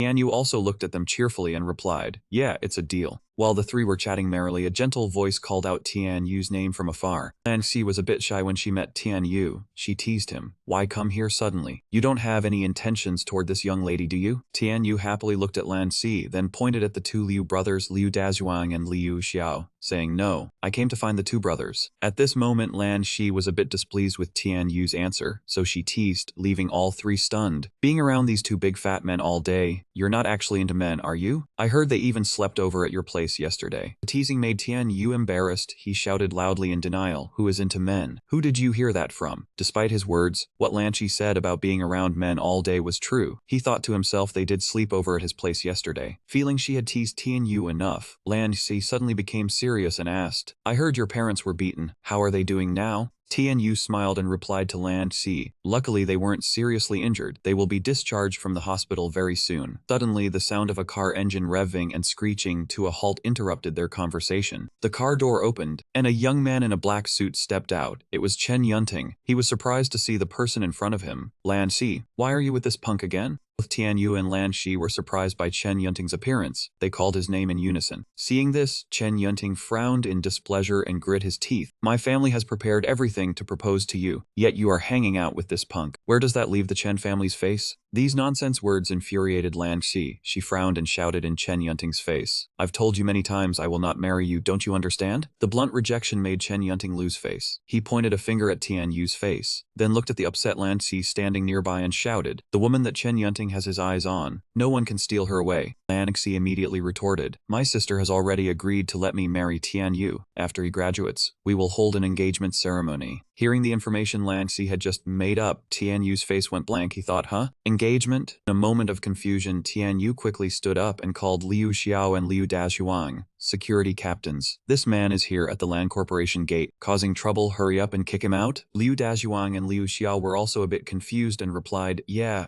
on it. Immediately, the two Liu brothers approached Chen Yunting. Their tall, muscular stature forced Chen Yunting to take a step back. He let out a surprised humph. Liu Xiao and Liu Dazhuang said in unison, Chen Xian, Senior Chen has his own hands and feet. It is not convenient for us to help anymore. Threatened by the two of them, Chen Yunting could do nothing but grit his teeth in anger. You all just wait for me. After Chen Yunting left, Lan Xi frowned, pretending to be annoyed as she asked Tian Yu, what are you so flustered about? Are you scared of getting engaged to me? Tian Yu answered worriedly, isn't it just acting? How can we get engaged? Seeing him evade, Lan Xi pointed at Tian Yu's temple and said, look at your small-minded thinking, engagement is not marriage. But Lan Xi did not know that Tian Yu was worried about his own reputation as a young man, afraid he would not be able to escape from the situation. At the same time elsewhere, Chen Yunting's saffron yellow car was speeding down the road. Driving while swallowing the anger in his throat, Chen Yunting cursed under his breath. If it wasn't for that Tian Yu jumping in halfway. In the passenger seat, a huge 80,000 yuan promissory note with his signature on it. He was worried about how his debt with Lan Xi would turn out. What Chen Yunting cared about at this moment was his father. He thought about what would happen if his father knew he had borrowed money from the Land Corporation. Chen Yunting recalled when his father had asked, son, you spend so much money, when will you bring a daughter-in-law home? Thinking of this, cold sweat poured down Chen Yunting like a waterfall. He gritted his teeth, then I'm finished. Gripping the steering wheel tightly, Chen Yunting made a resolution to himself. He must find a way to get Lan Xi. His face a mix of determination and anger. He thought to himself, once they are family, let's see if Lan Xi dares to demand the debt. That evening, Tian Yu visited his parents in the hospital, carefully peeling an apple. After peeling it, Tian Yu handed the whole apple to his mother and said, here, Mom, eat this apple. His mother took the apple, took a bite, and said happily, Tian Yu, your father and I plan to go through the discharge procedures tomorrow. She looked at Tian Yu reassuringly. The fracture wound will gradually heal once the cast is on at home. Tian Yu's father cooperated, one arm bandaged, the other still flexing its muscles. That's right, your mother and I can move around now. Hospital fees are expensive. We can recuperate at home. Tian Yu lowered his head and continued to peel fruit. He said, Dad, Mom, I think you two should stay in the hospital. Then he reminded them seriously. Although Huang Mingguang has been arrested, his men are still around. During this, Tian Yu's father looked at his mother, as if they needed to change their minds. Tian Yu continued, It is too risky to appear in front of the King Gang right now. I wouldn't feel at ease. Tianyu reassured his parents if they were worried about the hospital fees. Then he took an ATM card from his pocket, handed it to them, and said, "This card has a few 10,000 in it." Seeing that his son was still in school but had such a large sum of money, his father frowned in worry and asked, "Tianyu, where did this money come from?" Tianyu calmly replied, "Mom knows about this. I am pretending to be the boyfriend of the second daughter of the land corporation. Consider this a few 10,000 a salary." His wife had not told him such an important matter. He turned and asked, "Salary? Why didn't you tell me anything?" Tianyu's mother evasively replied, "Tianyu is worried. I understand your father and I won't leave." Then she smiled and continued, "Your father and I can pay the hospital fees with our pension. You keep the card." Tianyu said urgently, "Mom, this..." Tianyu's mother knowingly interrupted him, smiling as she explained, "Keep this money. You can use it for whatever you need in the future." Then she looked at Tianyu's father. They held hands and looked at him with trusting eyes. "Don't worry, your mother and I can handle it." Hearing this, Tianyu just smiled, "Yes, Mom." Suddenly, Tianyu seemed filled with determination, his passion burning. He stood up, clenched his fists, and said loudly, "I will definitely resolve this matter quickly so you too can come home." Immediately after Tianyu left the hospital, on the corridor he called Liu Dazhuang. "Isn't the day off today? Come with me to Zhongshan Hospital to meet someone." Tianyu frowned and said, "I want to resolve the King Gang matter soon." The door to Shaliang's hospital room was knocked a few times. Someone called out loudly. Inside, Shaliang was staring intently at his phone as if he had just ended a call. The person knocking was Tianyu, followed by the Liu brothers. Tianyu asked, "How is it? Is your wound better?" Shaliang looked at the people outside the door and replied, "Tianyu, you came just in time." He sat up a little straighter and said, "I just got some evidence of the King Gang's crimes." Shaliang's mood was not very good. He clenched his fist and gritted his teeth. The bathhouses on Huangma Street were originally Sha Gang territory. Since I was hospitalized, the King Gang has been causing trouble, eating without paying, and harassing the female attendants. Tianyu showed a look of disgust when hearing the mention of a massage center. He said suspiciously, "I am young and ignorant. Doesn't that place have some shady stuff going on?" Shaliang roared, "What the hell are you thinking? That is a legitimate business." Seeing Shaliang's momentum, Tianyu was still hard to convince. He said, "Alright, I'll go check it out. If I get the evidence, I might even clean the place out." Shaliang sat up with a jolt, pointed his finger at Tianyu's face, and roared, "I forbid you from touching those centers. I have shares in them." Tianyu looked disgustedly at Shaliang and replied, "No way, as long as it is illegal behavior. I will not tolerate it. You said you would turn over a new leaf, but you don't even have this much awareness." Once again, Shaliang jumped up, his hand forming a fist, asserted, "Our shops are all completely legitimate, not the kind of place selling what you think." Suddenly, Shaliang's tone changed. "Tianyu, help me one more time, I will transfer some shares to you." His face was very ugly at this moment. His anger seemed to have crossed a threshold. Shaliang said in a harsh tone, "In just a few days I've been away. The Sagang's spirit has declined. Help me be the gang leader for a few days. The Sagang is the passion of my life for over 10 years. Even if I don't participate anymore later, I must arrange things properly for the brothers." Tianyu angrily pointed at his own face and cursed, "Is your brain damaged? You want me to be the leader of the Sagang in your place?" Shaliang lowered his head and gently explained the reason. "Right now, only by relying on a strong person like you can the Sagang become stable again." Even so, Tianyu was still dissatisfied with this proposal that went against his ideals. He said directly, "You know, I hate this gangster stuff the most, and I have to study, take care of my parents. When would I have time to help you?" Shaliang understood the issue. He explained, "Tianyu, I know you hate evil and don't want to be associated with us, but you also like to help people. If my brothers leave the Sagang, it will be hard for them to avoid going down a bad path." That was what Shaliang was worried about. He clenched his hands with deep feeling. "I hope that after I recover, I can still lead them to turn over a new leaf, towards the right path." Hearing Shaliang's desire to turn the entire Sagang over a new leaf, Tianyu immediately agreed. "Alright, Shaliang, since you said that." Tianyu pointed his thumb at himself and affirmed, "I don't need your share of that bath center. I will be the temporary leader of the Sagang." Receiving the nod, Shaliang happily gave a thumbs up, then said, "Tianyu, you are truly a hero among men. From now on, I, Shaliang, will call you brother. Please be magnanimous." Hearing this, Tianyu raised his hand to refuse, his face full of disdain. He said, "Wait a minute, don't be so quick to call me brother. Turn over a new leaf first, then I will think about whether to be friends." Then Tianyu hurriedly pointed towards the door and said to Shaliang, We'll go investigate the clues you provided. He happily replied, take it easy, take it easy. Then the three of them, Tianyu, Liu Dazhuang, and Liu Xiao, went to the area indicated. They disguised themselves and hid behind a big tree to wait. Tianyu said this was the place Xiaoliang was protecting. Suddenly, from across the street, a thuggish blonde-haired youth approached, intending to harass the girl in the white dress. Endong placed a hand on her shoulder and said, Sister, I noticed you yesterday. Come back to the shop and have some fun with me. The girl looked annoyed and scared, replying,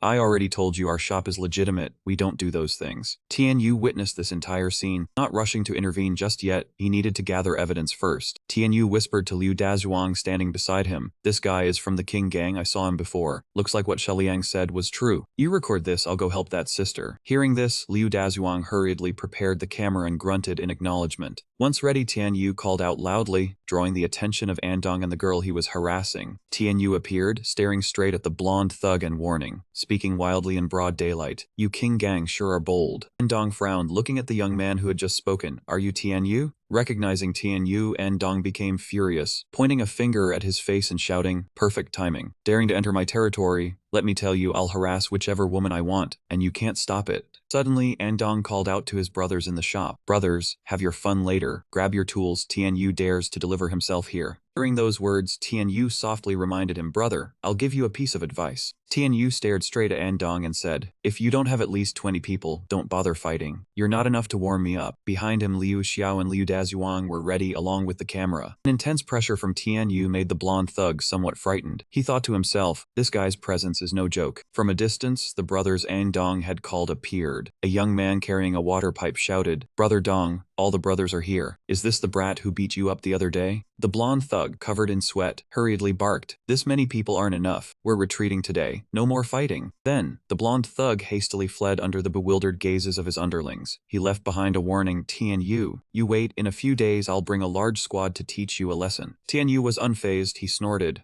this kid at least knows when to back down. Liu Xiao stood up and looked at Tianyu, asking, Brother Qi, what do we do next? Tianyu glanced at Liu Xiao. Did you record everything that thug said? He held out the camera, it's all here. After thinking for a moment, Tianyu turned to the Liu brothers. This evidence can only convict this minor thug leader. To take down the entire King Gang, we need stronger proof. Then the three of them left the area together. As they walked, Tianyu discussed, let's go find Officer Xiaoluan to negotiate first. At the same time at the Chen Corporation, Chen Yunting hurriedly ran into his office. Inside, his father was standing with arms crossed, lost in thought in front of Chen Yunting's desk. Startled, he asked, Dad, what are you doing in my office? Chen Yunting's father's face darkened and he said coldly, why didn't you tell me about the 80,000 you owe the land corporation? Chen Yunting was panicked, unable to believe his ears, stammering, Dad, how do you know about this? Unable to control his anger, Chen Yunting's father slapped his son across the face. The land corporation is here to collect 80,000, such a huge sum. Do you think this is a game? He took off his glasses, cleaned them carefully, revealing a pair of sly, narrow eyes. He continued, let bygones be bygones. How do you plan to pay that debt now? He put his glasses back on, and Chen Yunting immediately ran over to plead softly, Dad, since you already know, please help me pay it. Hearing this, his face darkened as he glared at Chen Yunting. Do you think that because your father is a board member, he can do whatever he wants? Chen Yunting's father pointed to his own position, hinting at his title. Your second and third uncles are still dreaming about the seat I'm sitting on. He retorted, if I take out 80,000 to help you, wouldn't that give them a reason to impeach me? Hearing his father say this, Chen Yunting turned pale. So what do we do now, Dad? This was a time to teach his son a lesson, so Chen Yunting's father mentioned two words, whitewash it. He devised a plan. You marry her, then the Land family, and we will be one family, and there will be no more debt. Hearing about how to get Land C to agree to marriage, Chen Yunting's face fell, and he said wearily, Dad, I'm out of ideas. She won't agree. It's not like we can force her over here. His father's expression turned sly. He said softly, Son, this matter concerns our position. In a critical moment, using a bit of despicable means is acceptable. Chen Yunting paused, asking suspiciously, what do you mean, Dad? Chen Yunting's father was silent for a moment, then whispered, if she won't marry you, think of a way to snatch her away, use special methods. Then I don't believe Lan Shi would dare to say no. Understanding his father's intent, Chen Yunting suddenly became excited. That's my dad. I'll go do it right away. At the police station, Tianyu handed the recorded footage to Officer Xiaoluan. She read Tianyu's report and smiled. Brother Kie, this report is very professional. It made the chief take the King Gang case seriously. Xiaoluan handed the report back to Tianyu. The police are currently conducting a full investigation into the King Gang, and we welcome citizens to actively report. Hearing this, Tianyu clenched his fist excitedly.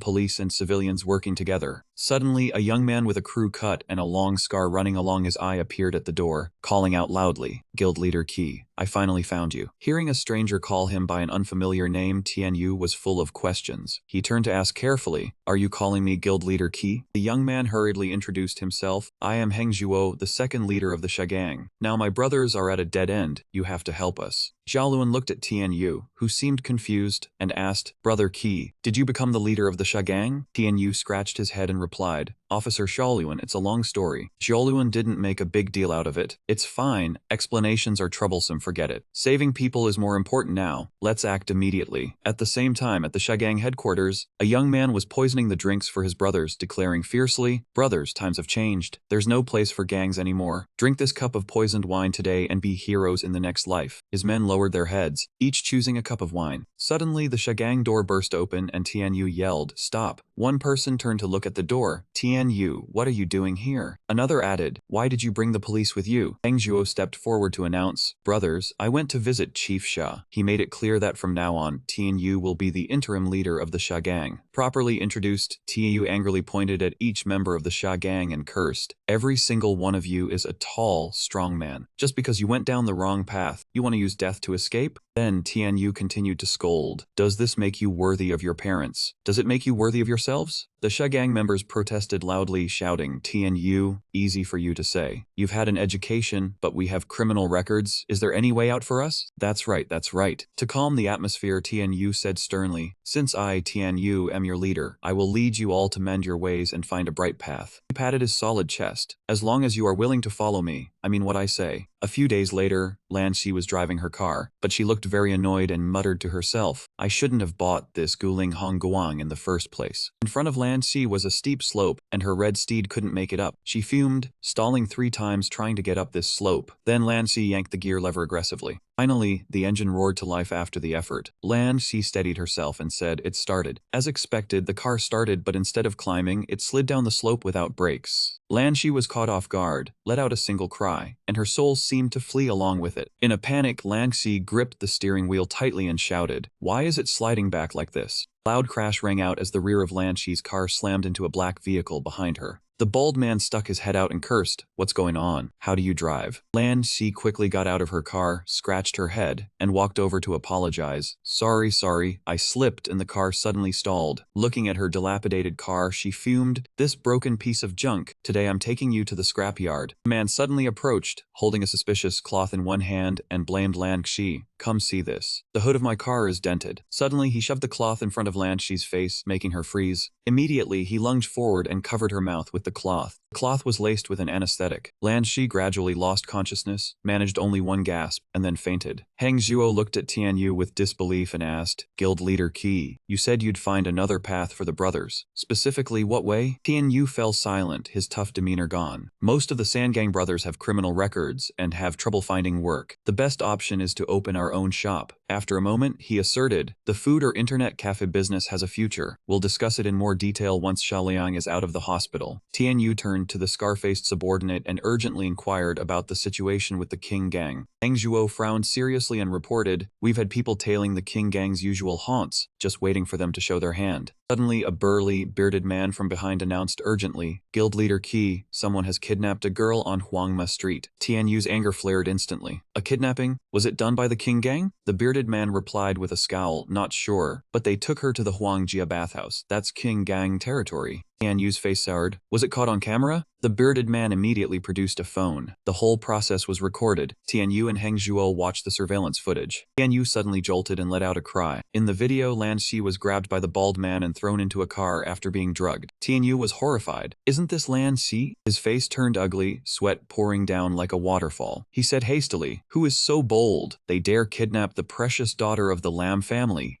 Heng Zhuo frowned and asked, "So, Guild Leader, do we meddle in this?" In his urgency, Tianyu barked, "How can we not save her? She is my nominal fiancée." After that, Tianyu used his temporary authority as Guild Leader to order, "Call the cars, call the police. The Sand Gang is mobilizing." Back to Lan Xi, the anesthetic had worn off. She slowly woke up, looking around groggily.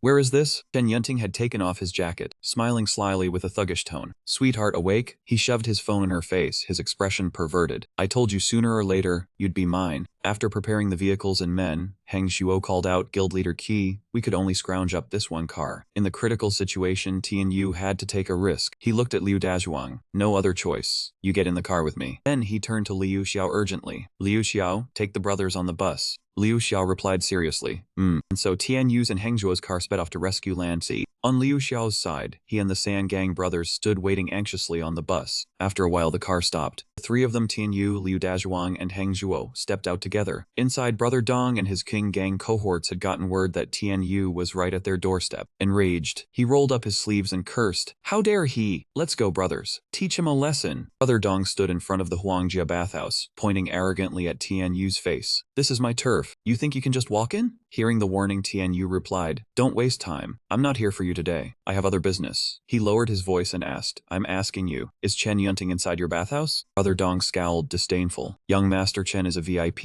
You think we just tell you? That remark infuriated Tian Yu. He roared, he kidnapped Lan Xi, the eldest daughter of the Lam family. You don't dare offend the Chen family, but you dare offend the Lam family? A subordinate whispered to Brother Dong, boss, when young Master Chen came, he did bring an unconscious woman, but we didn't know it was Lan Sai. Hearing this, his expression changed. Brother Dong was annoyed. As he walked into Chen Yunting's room, he muttered, this Chen Yunting is really bold, daring to kidnap the young lady of the Lam family. The subordinate asked urgently again, boss, what do we do now? This put Brother Dong in a difficult spot, caught between the Chen and Lam families. Since it's come to this, we're bound to offend one side. Brother Dong's face grew uglier by the minute. He had to think carefully. After some deliberation, Brother Dong finally made a decision and suddenly gave orders to his men. Teach this arrogant brat a lesson for me. The henchmen immediately charged forward. Tian Yu frowned at the men rushing into a trap and gave a cold snort.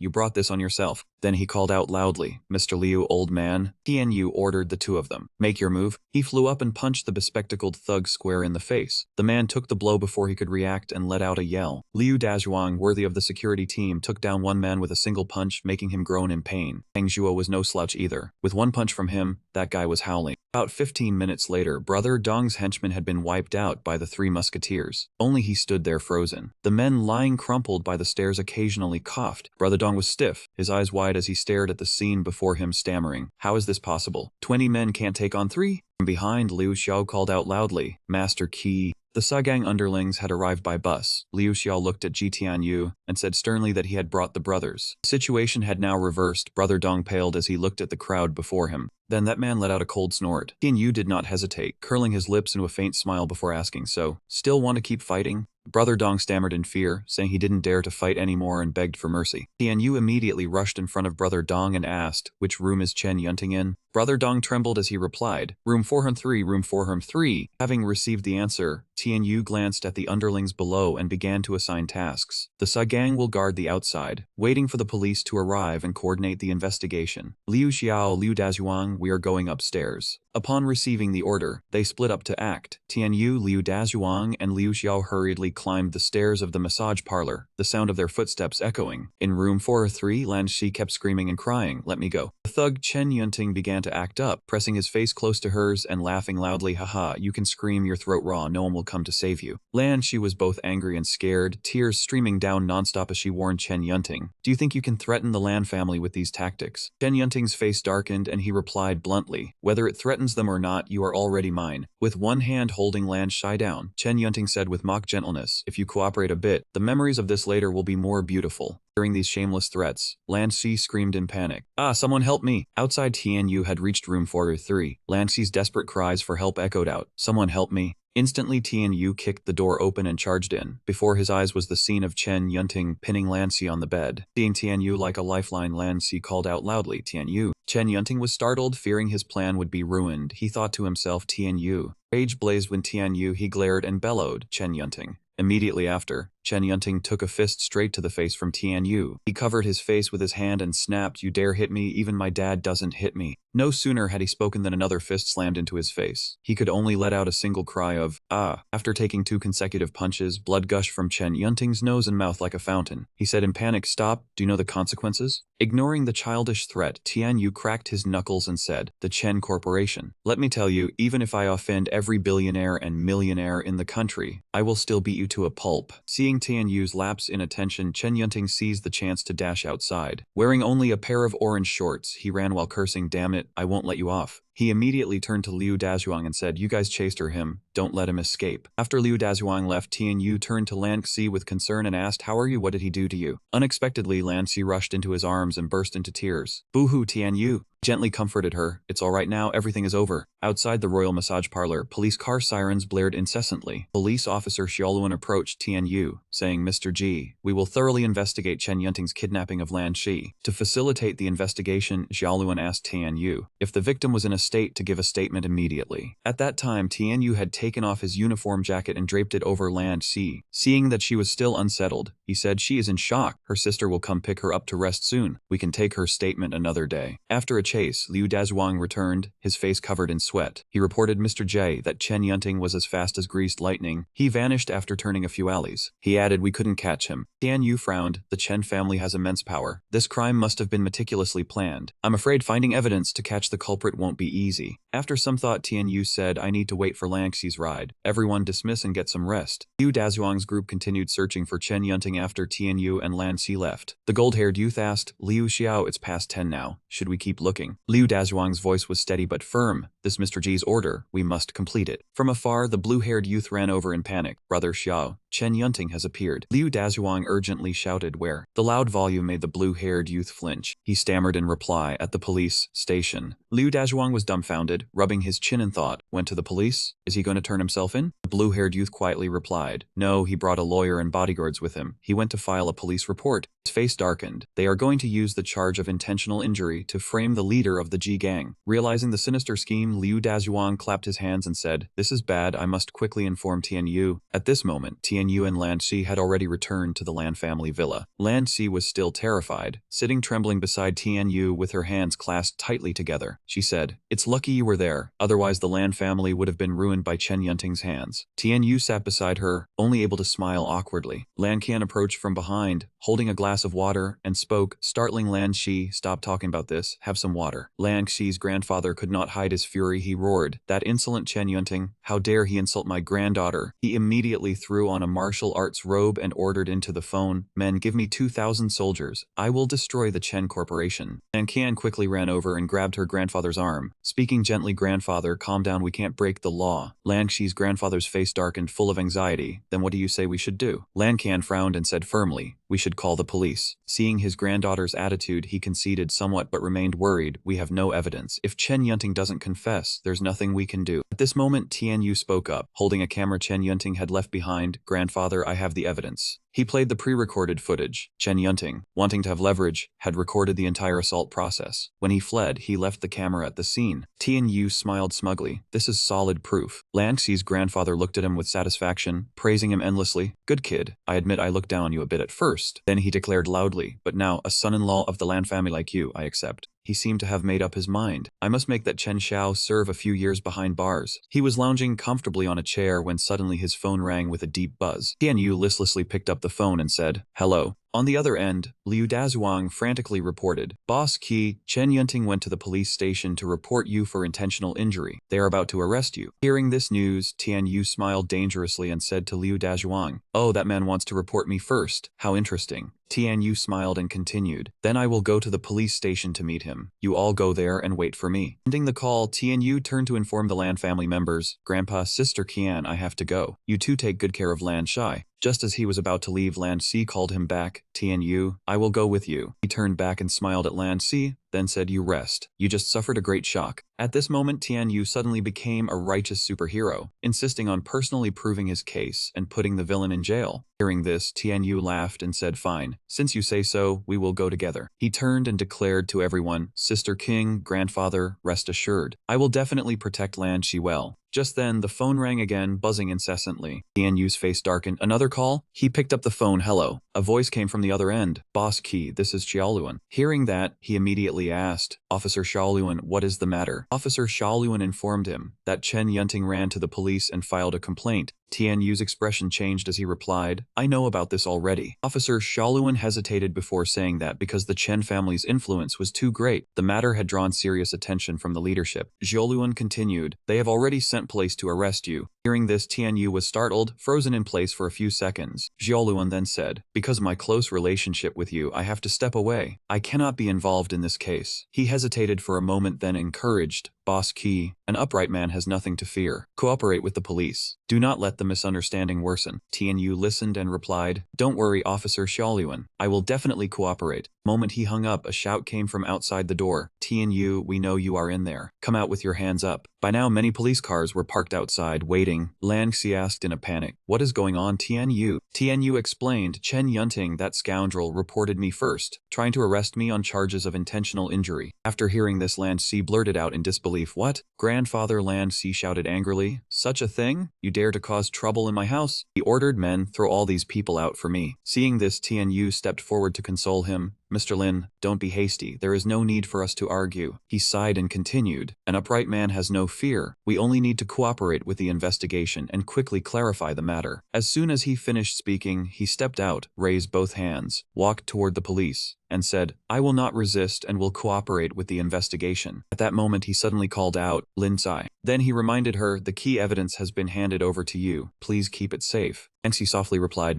At this moment, Tianyu's hands were already cuffed. He was led by the police to the car and taken to the station for interrogation. Chen Yunting put on an arrogant air and asked Tianyu, now do you know the consequence of messing with me? Tianyu looked at Chen Yunting with sharp eyes. Heaven's net is vast, let's just wait and see. At this moment, Tianyu's hands were cuffed, sitting in the interrogation room. He was bored, idly drawing on the table with his hand. Then he looked up straight ahead. Deputy Director Li and Xiaoluan were the two interrogators. Deputy Director Li asked sternly, name? Tianyu immediately replied Tianyu. The man asked further, age, gender? Tianyu calmly answered in turn, 18 years old, male. Deputy Director Li continued, do you know what crime you have committed? Tianyu then replied, I hit Chen Yunting. Deputy Director Li said, you broke 4 of Chen Yunting's teeth. He shouted. After the injury examination, it was confirmed as a second-degree minor injury. Deputy Director Li spoke while pointing his finger at the table. You must bear criminal responsibility. Then he asked again, do you admit to hitting someone? Hearing this, Xiaoluan fearfully thought about young Master Qi. At this moment, Tianyu's face darkened and he could not speak. Then he sighed and replied, I admit that I hit Chen Yunting. As he said this, he shouted loudly, but it was because he kidnapped my girlfriend first and threatened her, so I acted. Hearing this, Deputy Director Li showed a surprised expression, his voice full of doubt. Chen Yunting did such a thing? At this moment, Xiaoluan gently interjected into the conversation. Director, I can testify to this matter. The Deputy Director glanced at Xiaoluan and retorted, everything needs evidence. Chen Yunting has injuries as proof, but you have no evidence, only empty words. As soon as he finished speaking, the phone rang, interrupting the interrogation. The Deputy Director picked up the phone. Hello, who is this? I am in the middle of an interrogation. On the other end was Yu Tianhong, who spoke. Hello, is that the Deputy Director? The Director says we need to hold an emergency meeting.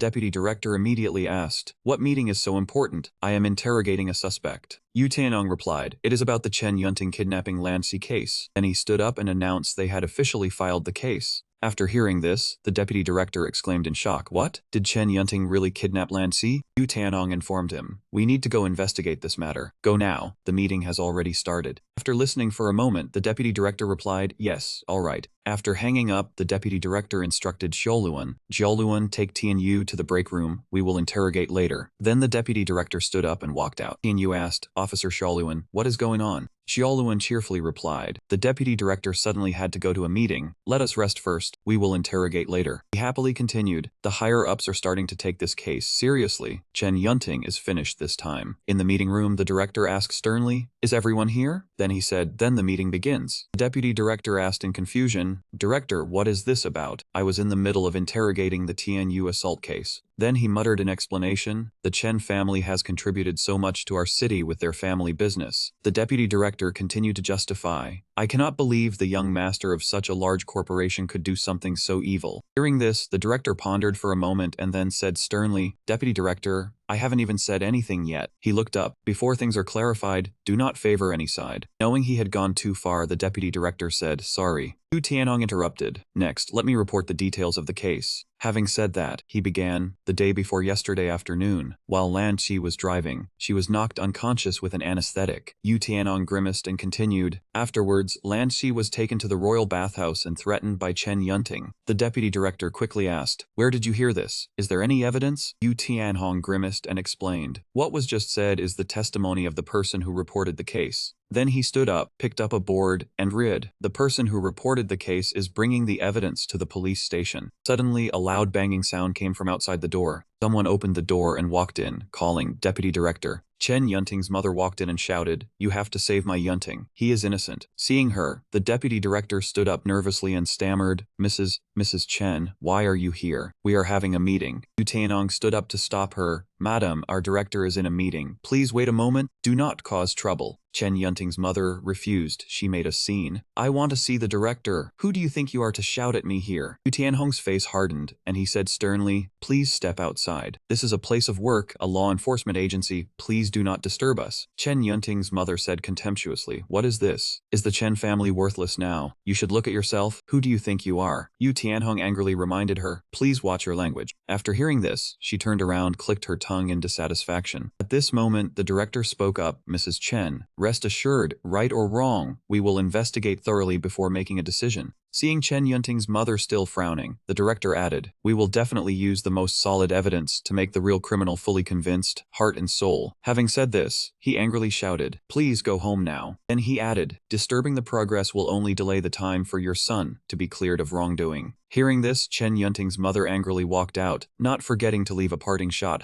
I will wait and see." At this moment, another officer whispered to the director, "Director, the person who reported the case, Lan Xi, has brought the evidence downstairs." The director turned and looked for a moment before replying, "Good." As soon as he finished speaking, the director stood up and called out, "Bring the person who reported the case up here." Lan Sai opened the door and walked in from outside. Lan Sai placed a stack of documents on the table and asserted, "This is the DNA test report from the strand of Chen Yunting's hair found in that room." Then she took out some photos and placed them on the table. "These are the scene photos." Continuing, she produced another piece of evidence, and this is a video recorded by Chen Yunting himself. Seeing this, Xiaoluan said happily, "The evidence is extremely complete." He looked at her for a moment and then continued, "You worked hard, officer." Lan Xi asked worriedly, "How is Tian Yu now?" Seeing this, Xiaoluan comforted her, "Rest assured, I have not mistreated him." He smiled and continued, "He is sitting in the break room waiting for our news." Then Xiaoluan looked at Lan Xi and affirmed, "Now that the evidence is complete, Chen Yunting will pay the price he deserves." Lan Xi furrowed her brow and said, "All the evidence is complete, he cannot escape this time. Because of this, the Chen family will also meet their dead end." And she looked at Xiaoluan coquettishly, "So can Tian Yu come home with me now?" Xiaoluan smiled brightly and replied, "Of course you can, you two go home safely." Would have thought Chen Yunting's mother had been eavesdropping outside all this time. Her face was covered in beads of sweat. At this moment at the Chen Corporation, Chen Yunting's mother flung the door open and shouted, "It's over, dear, Chen Yunting is in trouble." Chen Yunting's father exhaled smoke and stared into the distance, calmly replying, "I knew he would get into trouble." His mother was deeply anxious, crying as she spoke, "It's not that. That damn girl Lan Xi went to the police. They've already opened an investigation." Hearing that, Chen Yunting's father exclaimed in panic, "What?" He angrily pulled out his phone muttering, "How could they open a case? I need to call Deputy Director Li and ask." After calling and the other end picked up, Chen Yunting's father hurriedly asked, "Hello Xu Wen, what is going on with Chen Yunting's situation?" The voice on the other end answered angrily, "Himph, do you even have the face to call and ask?" The deputy director was furious and snapped, "Chen Yunting did something so huge, the evidence is clear as day." He continued, "There's no leeway here. Even if you were my friend, it wouldn't matter. Breaking the law means facing prosecution." Chen Yunting's father hesitated and replied timidly, "Come on Xu Wen, there must be some misunderstanding here." Before he could say more, Deputy Director Li hung up. Chen Yunting's mother shouted in anger, "Look at this, you've ruined our son." She sobbed uncontrollably, heartbroken for her child. "If you hadn't come up with this idea for him, would he have done something like this?" Hearing that, Chen Yunting's father roared back, "All you know is how to go out, have fun, and play cards. What else are you good for?" Then he muttered in reproach, "The Chen Corporation is just an empty shell now. Other than marrying into the Lam family, There's no other way. Chen Yunting's mother wept bitterly, tears streaming down her face. What do we do, dear? Is the corporation going to collapse? And is our son going to jail? The father fell into deep thought at this moment. Then he began to walk as he spoke. Go put on your most formal clothes and bring all the gifts, large and small. He stated firmly, we are going to the Lam family to apologize. By now, both of Chen Yunting's parents had arrived at the Lam family home. Chen Yunting's father bowed his head low, speaking hesitantly, Mr. Lam, our families have been close for a long time. Now that Chen Yunting has committed a grave offense, we will definitely discipline him more strictly. Please show mercy. Lan Xi's grandfather was burning with anger at this moment and spat out harsh words. I have no intention of letting that beast of yours off, but my granddaughter agreed to give you a chance. Go inside and beg her. Yunting's father still kept his head down, sweat beading on his forehead, and replied respectfully, Thank you, Mr. Lam, for showing mercy. Thank you, Mr. Lam, for showing mercy. And he hurried in cheerfully, calling out, Lan Si, that dog of mine is truly worthless. I am also at fault for always pushing him to marry you. As if suddenly remembering something, he said, I will absolutely not let him bother you anymore. The matter of the engagement ends here. Lan Sai stood with her arms crossed and said, I can forgive you, but you must meet one of my demands. Chen Yunting's father was slightly wary but still said, Go ahead and say it. Lan Shi glared and said, Return the 80 million that Chen Yunting borrowed. Hearing this, Chen Yunting's father was in shock, his mouth agape. Huh? Seeing his expression, Lan Xi asked coldly, What, you don't want to pay it back? Chen Yunting's father explained, Lan Shi, we really can't scrape together such a large sum of money right now. Please give us a little more time. Lan Shi shouted angrily, This is our limit. You must agree and handle it according to the rules. If not, you know the consequences. Hearing this, Chen Yunting's father gritted his teeth and agreed, Fine, we'll do it. We accept your demand. And he bowed his head and continued, As long as you are willing to forgive Chen Yunting, this 80 million, even if I have to sell off the house, I will find a way to pay you back. Only then did Lan Xi smile, looking satisfied. At the hospital at this moment, Tian Yu opened the door, a look of excitement on his face. Mom, Dad, I made it. I helped the Lam family solve a major case. He held up a stack of cash and said, This 100,000 is their thank you gift to me. Tian Yu's father saw this, his face full of disbelief, and stammered, 100,000. You dare to accept this amount, but your mother and I can't repay it. Tian Yu saw his father say this and explained helplessly, Dad, I told you, this is a gift, not a loan. He held the money out in front of his father again and said, Just take it and don't worry. Lan Si then stepped forward from behind, wrapped her arms around Tian Yu's, and confirmed with a giggle, That's right, uncle. After she finished, she continued, Just wait until Tian Yu and I get engaged, after he becomes the son-in-law of the Lam family. By then, it won't just be 100,000. By then, Tian Yu and I will give you millions and millions to support you both. Tian Yu's father was so surprised he couldn't speak properly. Engaged? Tian Yu, who is this girl? Tian Yu was startled and panicked, not knowing how to explain.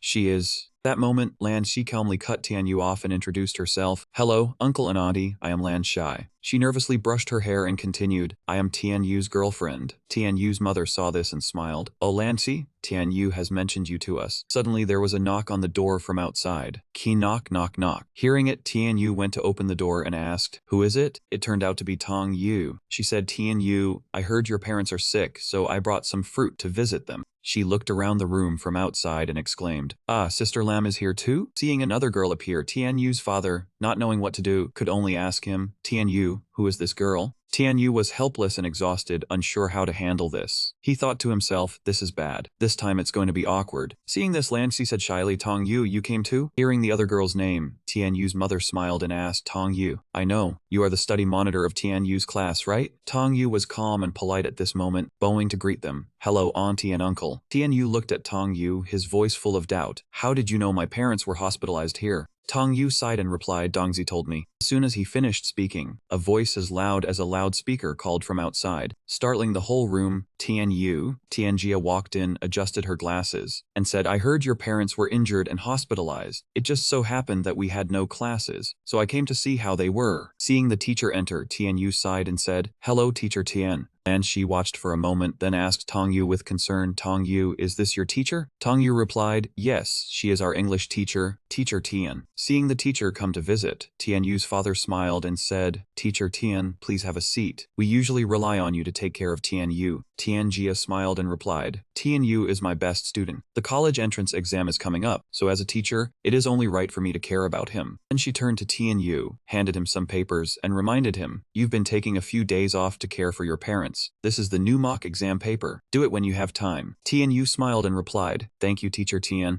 Suddenly there was another knock on the door. Everyone was startled, unable to believe it, thinking, another person is coming? The nurse walked in and reminded them, it is time for a dressing change. The patient needs quiet, so please do not make too much noise. Tianyu breathed a sigh of relief. Phew, it is just the nurse. At that moment, all three of them prepared to leave. Lan Xi turned back to say, Tianyu, we are leaving now. Tianyu smiled and replied, take care. Suddenly, his father called out in a serious tone, Tianyu, come here. I want to ask you something. When Tianyu approached, his father asked suspiciously, don't you like Xu Ping? Why did so many girlfriends suddenly pop up today? What is the meaning of this? He said this and then angrily scolded. If you are going to be a son who flirts around everywhere, then I don't have a son like you? Tianyu sighed and explained, oh my god, Dad, why do you think those three are all my girlfriends? And I never said I liked Sister Xu Ping. Tianyu's father continued angrily, I am your father. After all these years, do you think I can't see your feelings for Xu Ping? As for the other two, never mind, but you already admitted to Lan Xi. What else is there to explain? Tianyu's mother spoke up to explain. Tianyu once told me that he and Lan Xi are in a fake relationship to deal with the harassment from the Chen family. Xu Ping walked in at that moment and gently said, Tianyu, you have been taking care of them all day. Let me take over tonight. Seeing Xu Ping arrive, Tianyu's father smiled warmly and said, Xu Ping is still the best. His mother turned and whispered to her husband, I think Xu Ping is good too. That Lan Xi's background is not ordinary. If she ever marries Tianyu, he will have to endure a lot from her. Seeing Tianyu's parents whispering, Xu Ping blushed and asked curiously, what are you two talking about? Suddenly, she remembered something and said, our TV station just launched a treasure hunt show. They told me to be the host tomorrow. Then she turned to look at Tianyu and asked, don't you like treasure hunt shows? Come and support me tomorrow. Hearing this, Tianyu chuckled to himself. A treasure hunt show? Seems pretty popular lately. Your station is doing one too. Xu Ping replied, that is right. Are you coming? Then she said, by the way, Tianyu, are you free tomorrow? Seeing this, Tianyu seized the golden opportunity and replied, I definitely have to go. The next day at the television station, crowds of people swarmed around like ants, pushing and shoving just to get a spot. The white-haired old man spoke up to ask the guest of the day, my friend, what treasure did you bring? The exquisite box in the man's hand was opened, and he replied, a porcelain vase. The audience below crowded around to see what was considered a treasure, unable to help but marvel in admiration. The spectator observed and then asked, my friend, what dynasty is your vase from? The guest recounted, I once took this treasure to a grandmaster for appraisal. The man repeated verbatim. The grandmaster said it is from the Song dynasty. The man who just asked was surprised and blurted out, the Song dynasty? Another person standing nearby, who also seemed knowledgeable, said if it really is from the Song dynasty, its value would be over 600,000. An old man appeared from somewhere, stroked his beard as he examined it, and said, young man, I think this of yours does not look like a Song piece, but more like a modern replica. The man was extremely annoyed upon hearing this and raised his voice to the old man. If you don't know, don't talk nonsense. I have already brought in experts to look at it. At this moment, Xu Ping, standing behind, reminded him, Tianyu, the show is about to start. I need to go on stage first. You take your time and look around. Tianyu obediently replied, yes, okay, sis. He only then noticed the argument before him and thought in confusion, what are they arguing about over there? The old man began to make an offer. Although I think your vase is a modern piece, if you want to sell it, I will give you 150,000. The man refused vehemently. This old man, you are something else. Saying that is clearly an insult to my treasurer. Tianyu stood watching and roughly understood the situation. He sighed to himself. If only I knew about antiques, I could help them, but unfortunately, I don't know anything about this. Suddenly he had an idea. Should I activate the cultural relic appraisal system? It costs 20 energy points, with a limit of one item. Tianyu smiled with satisfaction at the thought. It has been so long since I last used it. I almost forgot I have an invincible system. Tianyu smugly opened the appraisal system. Immediately after, all the data for that vase appeared before his eyes. After the appraisal finished, Tianyu drew a conclusion. So that is it. This vase is indeed a treasure, but it is not from the Song dynasty. He thought for a moment and then decided, I'll stay silent and watch the situation first. Maybe this time I will hit the jackpot. The man seemed unwilling to argue further and said, just wait and see what the review panel says. The old man still tried to persuade him. Young man, I am trying to save you from embarrassment. If you take this treasure up there and the committee says it is modern porcelain, it won't be worth a single cent. The man was determined not to listen and decisively turned his back. Enough talk, just wait and see. Xu smiled and announced the next 10 contestants. The man smiled, picked up the vase, and placed it in the center for Xu to introduce the treasure he had brought as a Song Dynasty porcelain vase. The audience below immediately erupted with excitement, as a vase like that would be worth at least 600,000. Xu gave a professional smile, guided the show, and invited the committee members to begin their appraisal. 3 judges, exuding an air of seasoned experience, focused their attention on the item said to be a treasure. The man nervously hesitated and asked, "Sir, how is my vase?" Teacher Z, seated in the middle, spoke first. "This is a porcelain figurine vase, decent craftsmanship, but it is not Song porcelain, it is new porcelain." The judging panel picked up the vase for a closer inspection and commented that while the new porcelain wasn't bad, it was nothing special. The man protested indignantly. "Teacher Shi, please look again. How could it be new porcelain?" He remained firm in his final decision. "No need to look again. It is new porcelain. We could not be mistaken." Teacher Shi folded his arms and reasoned, "Young man, if you do not believe us, find someone else. But old Zhu and I have many years of experience." He paused and then said seriously, "If we could mistake new porcelain for old, what would we even be doing in this profession?" The old man from below earlier also spoke up. "I thought it was new porcelain from the very beginning." Man, at a loss, turned to the old man and asked, "Brother, do you still want it? If you do, I will sell it to you cheap." The old man explained, "I initially offered 150,000 because I thought there was a 30 to 40% chance it was old porcelain." He opened his eyes and looked at him impassively. "But now Teacher Shu and Teacher Shi have confirmed it is new porcelain." His words pierced the man's heart. "Young man, do you think I would still pay a high price to buy your items?" Behind him, Teacher Shi stated the market price. "Items similar to your new porcelain figurine vase are only worth a few thousand yuan." He sighed helplessly. "If I had known, I would have sold it to him earlier." Just then Tian Yu decisively spoke up, 8,000, I will buy it." Man, as if clutching at a lifeline, quickly replied, "Deal sold to you." Seeing this, the surrounding people whispered, "Truly a person with money to burn. You can buy better new porcelain for 8,000. After that, nothing notable happened and the show ended. Xu put her hands on her hips and questioned, "Tian Yu, both you and your sister are in the hospital. We need money badly. So why would you spend money on this stuff?" Tian Yu smiled reassuringly. "Don't worry, big sis. I am not wasting money. I have my own plans." The 2 judges walked by, and Tian Yu called out to them, "Teacher Zhu, Teacher Shi, please take another look at this item." Teacher Zhu flatly refused. "No need to look again. I stake my reputation that this is absolutely new porcelain." Tian Yu replied, "Teacher Zhou, I am not denying it is new porcelain." He held up the shimmering vase and pointed it out to them. "This porcelain figurine vase is indeed new porcelain, but it is also a rare treasure." Teacher Shi shook his head and admonished, "Not worth it, young man. This kind of porcelain with today's technology is not rare. 8,000 is far too much." Tian Yu persisted. "Please take a look at the characters on the bottom of this vase." Teacher Zhou was nearly out of patience. "I already told you it is new porcelain. Why should I look at any characters?" Just as he was about to leave, Teacher Shu suddenly noticed something on the bottom of the vase. Unable to contain himself, he picked it up to examine it. "There are 2 letters. Could it be?" Realizing the meaning, he exclaimed, "No mistake. This is the initials of the president of country A. This vase is a state gift for country A." Teacher Zhu had the vase snatched from his hands as he was looking at it, and he was startled, demanding, "Let me see it again." Both of them examined it closely, and Teacher Zhou immediately confirmed, "It is true. This is a state gift for country A." He hurried over to Tian Yu and asked, "Young man, are you selling this vase? With such important historical significance, I want to buy it." Tian Yu cheerfully named a price, a flat 80,000. Teacher Zhu did not hesitate. "Deal." Xu Ping, standing nearby watching, was utterly astonished. "Oh, Tian Yu, you are incredible. How did you know how to appraise treasures like that?" Tian Yu boasted proudly, "Sister Xu Ping, I have many talents." Tian Yu handed her a check worth 80,000. Having said to Xu Ping, "Big sis, a gift for you." Xu Ping asked in confusion, "Buying a gift for what?" Ji, frustrated by his perceived foolishness, scolded, "School is starting soon. There will be many places to spend money." Xu Ping shouted loudly to snap him out of it. "Uncle Qi is injured. Our family is not rich. How can you still waste money?" After a long lecture, she finally stopped. In the twilight, Xu Ping picked up her bag and headed home. Halfway there, her phone rang. She quickly opened her bag to answer, "Hello." The voice on the other end immediately replied, "Dai, there is a new event tomorrow. Go to rehearsal now." Xu Ping swiftly acknowledged the order.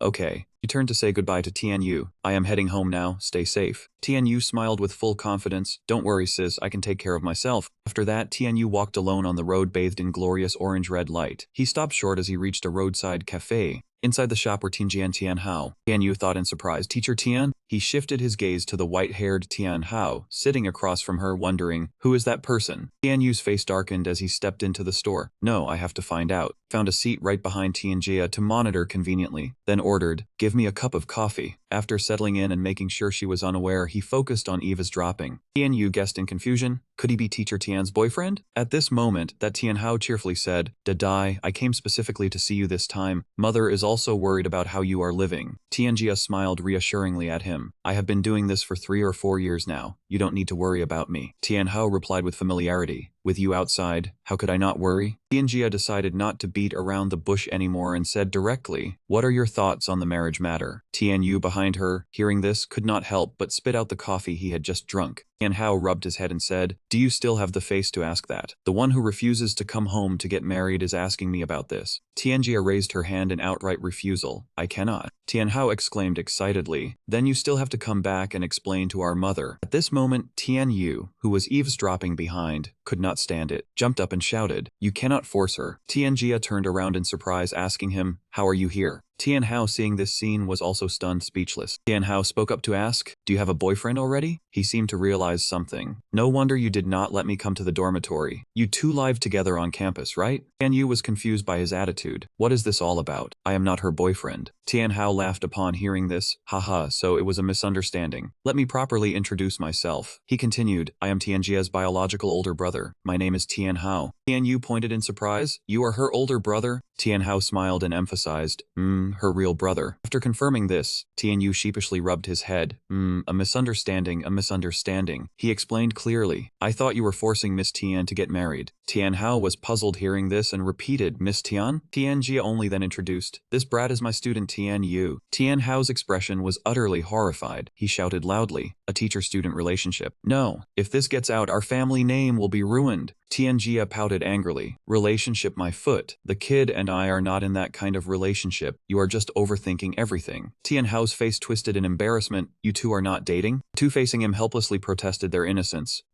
Tianhao was equally awkward and forced a laugh to ease the tension. I misunderstood too.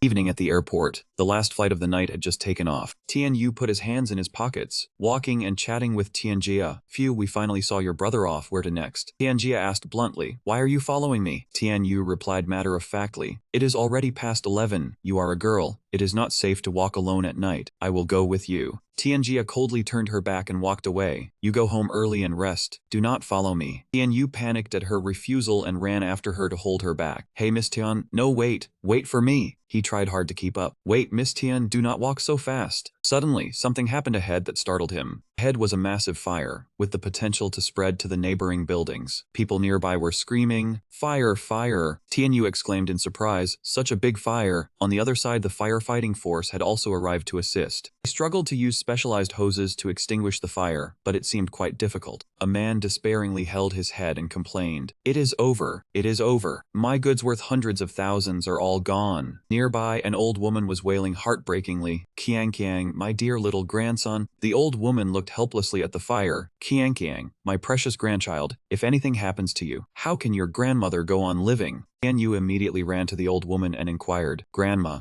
do you know where your grandson is? She recounted, when the fire started, we were taking a walk on the 5th floor. Kiang was naughty and ran around the whole floor, so he got lost. A firefighter near the blaze reported to his colleague, there are still people on the upper floor who have not evacuated. Increase the pressure. Team 1 bring the ladder truck up higher to get into the fire area and rescue. The officer receiving the order said in distress, Captain, the ladder truck's height is not enough to reach the 5th floor, only about the 4.5 floor. Team 1 has people climbing in, but 3 have already suffered smoke inhalation. The captain asked grimly, what about the protective gear? Is it useless? The officer replied, the temperature is too high, far exceeding the limits of the human body. The captain gave the order, make another assault. At this moment, a police officer rushed over to check the situation. Old Zhang, how is it? The fire brigade captain saw him and said, you Tianong, you are here. Old Zhang reported the situation. Not very optimistic. The fire is too big to control. There are still people on the upper floor who have not evacuated. Yu Tianong bowed his head slightly and asked, how many people are still inside? Old Zhang was drenched in sweat from the heat of the fire. He replied, according to the count, probably 4 people, but I am not sure if there are others. fires. Yu Tianong suddenly had an idea and shouted, "Old Zhang, how about requesting 2 helicopters from the higher-ups?" Old Zhang thought it was not feasible. It takes time for the helicopters to get here. I am afraid the people inside cannot wait that long. The scene outside was now in chaos. Countless survivors who had escaped could only stand there in shock. Tian Yu's mood became heavy. He lowered his head in deep thought, his hand unconsciously clenched tightly. That moment of despair, the system's voice sounded again. To activate the breath-holding function code 00, consume 30 energy points. Duration 15 minutes. The system's words were like a lifeline to Tian Yu at this moment. He frowned, his eyes revealing a look of firm determination.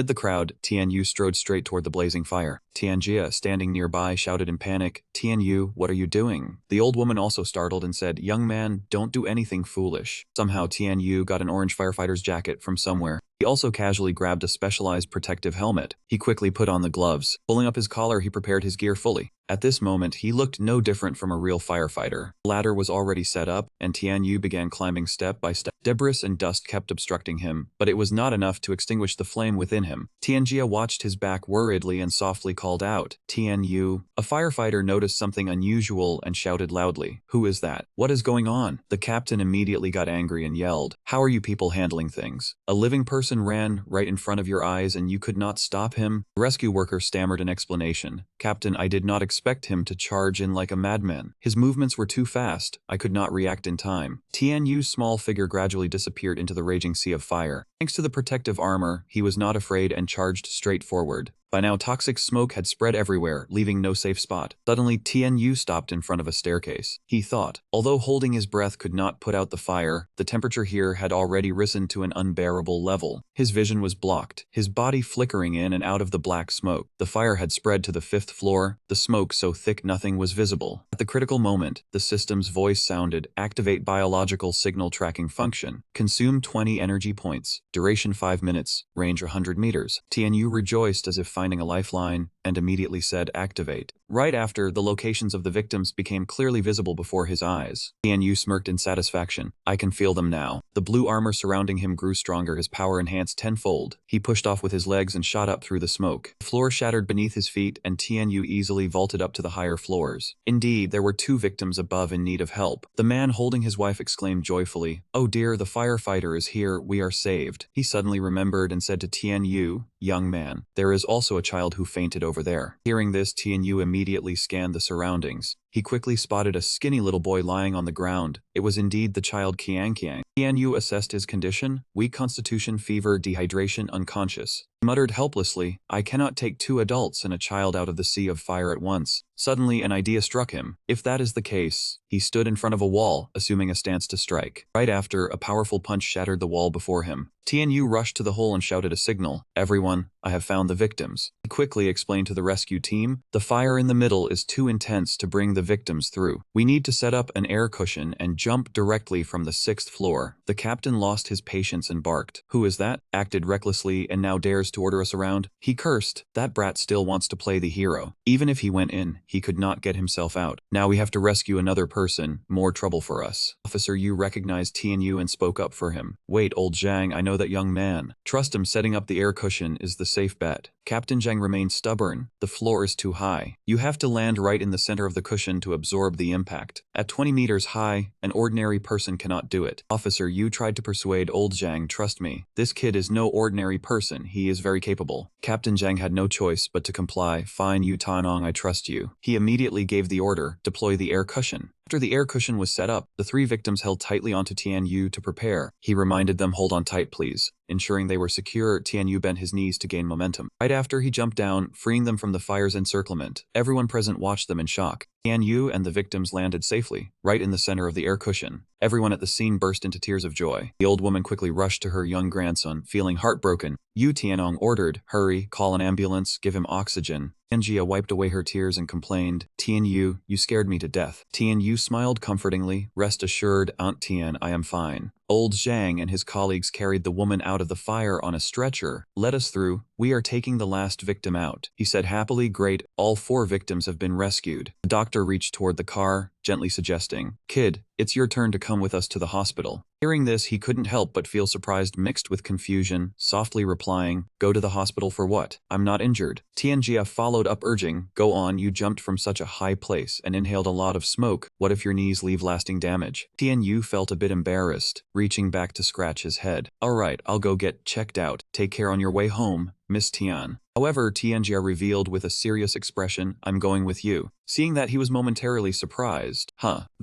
I don't want to trouble you." Her face shifted slightly, turning somber as she quietly confessed, "Your parents are both in the hospital. Right now, I'm your teacher, so it's my responsibility to look after you." The doctor opened the car door. "Get in." Tian Yu obediently sat in the car, attentively listening as the doctor asked, "Mr. Qi, do you feel unwell anywhere now? The person with you is—" Tianjia quickly answered, "Family." Though this seemed ordinary, it still made him so shy that he blushed. Next day, Tong Yu sat in the classroom, intently observing the words in the book. Suddenly, Tuli's voice rang out, drawing her attention. "Sister Tong Yu, isn't Tian Yu here?" She glanced at Tuli and then calmly questioned, "Tuli, what do you want him for? He hasn't been coming to school for days." As soon as she finished speaking, Tuli sternly denied, "No, I'm not looking for Tian Yu. I came to see you to discuss matters concerning him." Hearing this, Tong Yu was a little puzzled and asked, "What's wrong with Tian Yu?" She also slowly began to explain, "Did you know the Taihua shopping mall caught fire yesterday? Tian Yu showed up there and even helped put out the fire." Tong Yu was dumbfounded by these words. Put out the fire? Wasn't he taking care of his parents? She lowered her head slightly, murmuring, "But he is a very enthusiastic person. He wouldn't ignore something like this." Then Tong Yu lifted her face and probed, "When he put out the fire, did he get himself injured?" Hearing this, Tuli also said very calmly, "Hey, who doesn't know his abilities? A fire couldn't injure him." Her tone began to change, gently revealing, "What I want to tell you isn't about him putting out the fire. Guess who he was with when he was putting out the fire?" Hearing that, Tong Yu immediately asked back, "Who?" Tuli paused her sentence and seriously revealed, "The English teacher, Miss Tianjia." She froze at this statement from Tuli. She placed her hand on the table and slowly continued. "Rumors about their teacher-student romance have spread all over the school. This time, they were seen meeting outside school." Next, Tuli held out her phone, the screen showing a picture of Tian Yu and Tianjia. "I even have a photo here. Look, Miss Tian is dressed so beautifully. Tian Yu is even wearing a suit. The two of them look exactly like they're on a date." Hearing this, Tong Yu stiffened. Seeing her expression, Tuli was a bit flustered and quickly comforted. "Senior, don't lose heart. Miss Tian is almost 26, a full 8 years older than Tian Yu. Their teacher-student relationship being known isn't good, and it's also an age gap relationship. Compared to Miss Tian, you have many advantages." Even so, Tong Yu couldn't control her emotions and her eyes welled up with tears. Seeing this, Tuli couldn't help but panic, explaining loudly, "Hey, senior, I only meant well, don't cry." Tianjia stood outside the door, announcing, "Today I'll go over sample problem 1. Everyone go back to your seats." Seeing this, Tuli whispered in Tong Yu's ear, "Well then, senior, I'll go back first." Tianjia stood at the podium and asked seriously, "Tian Yu isn't coming to class again today?" Hearing this, Dongzi raised his hand and spoke up to reveal,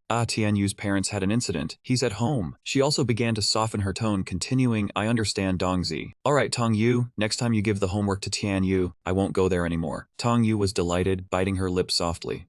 Tian Yu pushed open the classroom door, feeling a bit embarrassed as he reached his hand behind his head and said, "I'm really sorry I'm late." Tianjia was somewhat surprised, repeatedly asking him in a rush, "Tian Yu, why are you here? Who's taking care of your parents?" He smiled apologetically and confessed, "Thank you for your concern, Miss Tian. My parents have been discharged from the hospital." Seeing him come to school, her displeasure and irritation were clearly evident on her face. He walked over to her spot and calmly expressed, "Also, thank you for the concern the class monitor has shown me these past few days." Everyone was surprised to hear this. Dongzi called out his name, Tian Yu. Then, thumbs up were pointed towards him. "You're something, kid, playing 4 sides at once." Tian Yu was a bit confused by this and explained, "What nonsense are you talking? What 4 sides? This is just normal mutual help between teacher and student." "Okay." Loud sound rang out, which was the noise of Tianjia slamming the table. She raised her voice to remind, "We're in class." She lowered her brows and continued in a loud tone, "All of you, go back to your seats." During the lunch break, Tian Yu approached Tong Yu's spot and whispered in her ear, "Tong Yu, haven't you eaten anything?" Her cheeks began to flush red and she slowly said, "Haven't had lunch yet. I haven't decided." Hearing that, Tian Yu made a suggestion, "Then let's go eat outside." Her face gradually reddened and she softly replied, okay." Outside the school gate, a nearby vendor began shouting loudly, "Flatbread, flatbread." The rice vendor put a piece of meat into a box and called out, "Come, Turkish grilled meat rice here. Handsome guy, beautiful lady. What would you like to eat?" The two passed by that stall, and over there was an old woman hawking, "Bride's cakes for sale." Tianyu commented. The economy seems decent lately. There are many small street vendors in front of the school now. Then he smiled and turned to softly ask her, what do you want to eat? Tianyu softly revealed, you choose, I'll eat what you eat. Hearing that, he stopped right in front of the Feng Yuan stir-fry stall. Then let's go into that home-style restaurant and order a few stir-fry dishes. Before he could even step inside, his pants pocket started ringing loudly. The caller was Shaliang. He introduced himself. Hello, Tianyu, it is me, Shaliang. He was a bit surprised when the other end asked, why are you calling me? How is your injury? He said in a low voice, I am out of the hospital. I can walk. It is nothing. Tianyu, listen to me. We just found more evidence of the crimes of the Than Bang Bang. Tianyu's face suddenly tensed. Oh, tell me about it. He also began to recount. The counterfeit drug corporation ManhwaCapped, which was busted 10 years ago, has suddenly come back to life, and it is one of the backers of the Than Bang. Tianyu glanced to the side and asked back, ManhwaCapped? Xiaoliang quickly confirmed. Yeah, the stuff Chen Yunting obtained from Langsai last time was also supplied by them. Hearing that, he also spoke up.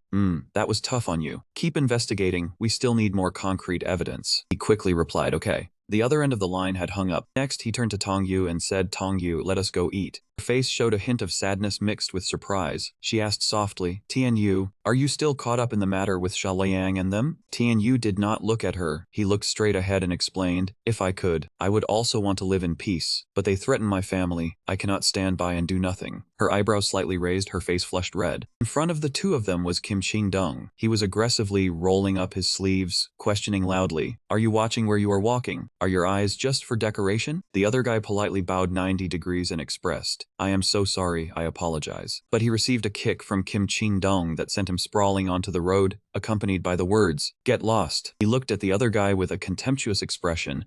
These poor wretches from public schools really have no class. The man beside him put his hands on his hips and asked, Mr. Kim, what exactly are we doing coming to this shabby school? Kim Ching-dong assessed with an extremely dismissive look. The overall school quality is a bit low, but have you never heard the saying, a phoenix can be born in a chicken coop? Next, he loudly announced to the second class, bring out the stuff. Then he brought out two signs, one reading, Kim Lip Ding, and the other Chen Tingting I love you, and held them in front of everyone, also holding a bouquet of roses. Here it is, Mr. Kim. He held the sign with the slogan, Kim Love Ding. Ah, so Mr. Kim had a crush on a girl from this school. He quietly asked, to be able to move a heartbreaker like Mr. Kim, I wonder how beautiful that person is. Hearing that, Kim Ching-dong turned around with an arrogant look and said, of course, she is one of the top beauties in the entire area. He asked with a suggestive look, so Mr. Kim, how far have the two of you developed? Blackie behind him had already opened the sign with the slogan Chen Tingting I love you, while he himself held the bouquet in one hand, the other in his pocket. Do not be impatient. With the scene we have set up today, by tonight I will make that girl main. As he spoke, he started walking and shouting loudly, Chen Tingting, Chen Tingting, I love you like a mouse loves rice. Tianyu frowned in confusion at this action. What is this? Where did this mentally deficient fool come from? Tongyu beside him had not yet digested the information and wondered to herself, looks like they are from an aristocratic school here to confess love. Who is Chen Tingting? Kim Ching-dong gradually got tired, wiped his drenched sweat and commanded, you guys keep shouting. I am taking a break. A look of annoyance began to appear on his face. He glanced to the left. It was the sight of Tianyu and Tongyu, who had been observing them all along. He and Kim Ching-dong involuntarily blushed. He praised, wow, Mr. Kim, this girl is gorgeous. Could this be Chen Ting? Hearing that, he quickly denied, no, she is not Chen Tingting, but she is indeed prettier. I did not expect this shabby school to have so many beautiful girls. Suddenly, a profound thought flashed through his mind. That Chen Tingting girl is just an online girlfriend. If I had known there was a prettier one, I would not have bothered chasing her. Thinking this, Kim Ching-dong raised his voice and announced, brothers, stop, change of target. Next, he knelt down offering the bouquet towards her, with his brothers behind him. Kim Ching-dong aggressively asked, my lady, I am Kim Ching-dong, may I ask your esteemed name? A person wreathed in flames was standing behind him, but he was completely unaware. Seeing this, Tongyu spoke up to remind him, ah, Mr. Kim, could you please turn around and look behind you? Person with the sparking flames was none other than Chen Tingting. She emphasized every word with an annoyed expression. Kim Ching-dong. Hearing this voice, he turned around. Chen Tingting. She clenched her fists, questioning him. Weren't you supposed to confess your love to me today? What are you doing? Kim Ching-dong was so nervous he stuttered. Suddenly, Tianyu's voice cut through the tense atmosphere. Ah, I get it now. Chen Tingting's face darkened. She began to brood and rant to herself. Tongyu, whether it be grades or looks, everyone says you are first and I am second. I have always lived in your shadow.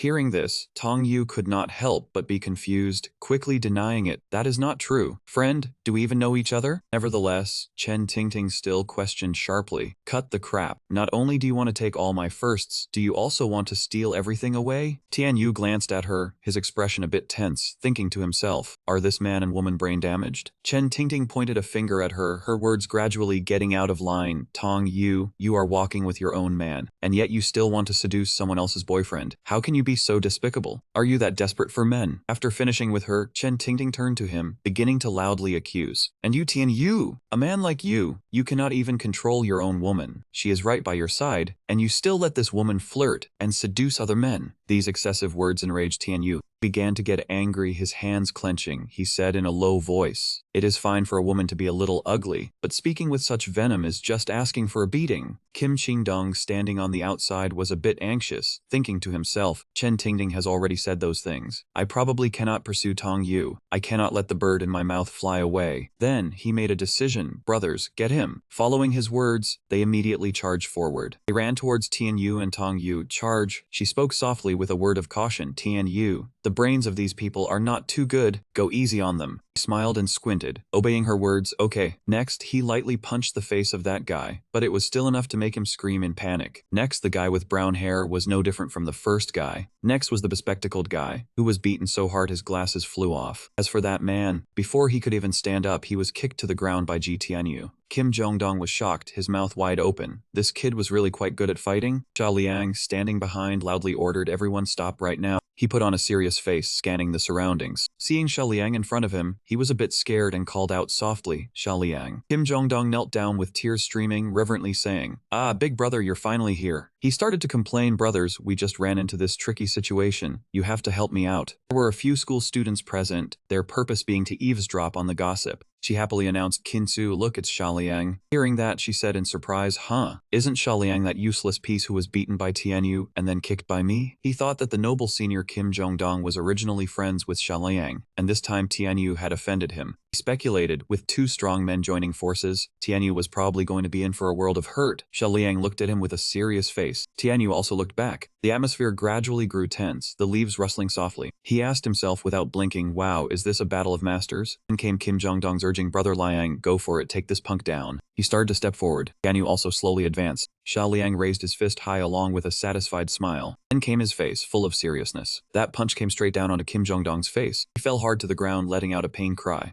Seeing this scene, Tong Yu was somewhat confused. Chen Tingting's foot was no exception either, and the two people standing by to eavesdrop were exactly the same. Kim Jongdong raised his hand to his swollen cheek, bewildered, saying, Brother Liang, you hit the wrong person. The one you need to hit is Ji Tianyu. Before he could finish his sentence, he received a cold glare from him along with a firm affirmation, the one I want to hit is you. Then he walked over, put his arm around his shoulder, and whispered, Brother G. Everyone who heard this was shocked and incredulous. G? Brother G? He didn't mind and continued his conversation with Tianyu. If there's some blind bastard like that, just call your brothers over. No need for you to do it yourself. You're giving them too much credit. Next, he looked down at her with a provocative expression and asked softly, Oh, you're here too? Want to grab a bite together? Hearing that, she was so angry she was fuming and snapped, cut it out. Tong Yu ran off in the opposite direction, not forgetting to loudly clarify, it's not me, don't talk nonsense. Both of them were frozen stiff, unable to process the information that had just occurred. Huh? Xia Liang awkwardly put his hands behind his back, expressing, sorry Tianyu for ruining your fun. He just sighed softly, saying he had no plans, he was only here to eat lunch. Hearing that, he asked, so do you need me to help you chase after her? Tianyu quickly brushed it off, not forgetting to reveal, forget it, she was scared to death just seeing you. Spit out what you have to say. Xia Liang placed his hand on his shoulder, slowly saying, it's not convenient here. Let's talk somewhere else. Before leaving, Tianyu didn't forget to tell him, from now on, remember to keep your eyes open. Don't jump at every pretty girl you see. Not everyone can be touched. Kim Jongdong, tears welling up, let out a few muffled sounds. Scene shifted to a narrow corner. Tianyu crossed his arms and asked, this is fine for talking, isn't it? Xia Liang quickly explained, this involves your spy, so you'd better not get mad, okay? Hearing that, he felt annoyed and urged, stop being so cryptic. Spit it out quickly. He didn't beat around the bush either. getting straight to the point. We caught one of Jade Spring Pavilion's men. We've locked him up. Surprised him, and he questioned loudly, "You guys are holding someone illegally?" Xiao Liang crossed his arms, calmly explained, "What do you mean illegal detention? That sounds terrible. That little punk wouldn't talk, so I just locked him up and starved him for a few days." Tianyu retorted, "This is illegal detention. Release him now." Hearing that, he tried to explain further, "We did a good thing. Since he wouldn't cooperate, we had to resort to this lowly tactic." But he remained firm in his opposition. Regardless of the motive, we can't commit crimes on the border. Then he slowly gave the order, "Xiao Liang, let him go." He rubbed the back of his neck, leaned against the wall, and complied with his words. All right, whatever you say. I'll go do it right now." Right after that, Tianyu's phone suddenly rang violently. Quickly answered, "Hello?" The voice on the other end introduced itself. "Hello, Mr. G, this is Yu Tianhong." Hearing that, he was a bit surprised and asked softly, Yu Tianhong, what's the matter?" He got straight to the point, not beating around the bush. "Do you still remember the child you rescued from that fire?" Tianyu leaned his back against the wall, confirming, Kiang, right? What's going on?" Yu Tianhong said calmly, "The child's family is looking for you everywhere to thank you. I will send the address. You should go to the hospital." Though happy, he still asked the man, "Captain Wei, forget about the thanks. I have the ability to fulfill my duty. Why did you personally call me?" His tone became serious, saying, "The child you saved is not an ordinary person. You might have to make a trip." Tianyu was slightly surprised. Does this child have a special background? He did not know how to explain, only said he will know when he goes. Consider it a favor for him. This made Tianyu feel embarrassed. He gently said to Yu Tianhong not to say that he would go. He usually looked after him. How could he refuse his request? Upon hearing that, Yu Tianhong urged, "All right, little brother, go quickly." Then he hung up. Xiao Liang looked at him and asked softly, "What is it? Are the cops looking for you? Did they find out about us imprisoning that person?" Tianyu quickly denied it. "No, the child I saved the other day seems to have a special identity. Yu Tianhong told me to visit him." Xiao Liang was intrigued. "Special identity? So mysterious. When are you going? I will go with you." He agreed. "Yeah, all right. You tell the underlings to release that imprisoned person quickly, got it?" His friend winked one eye. Got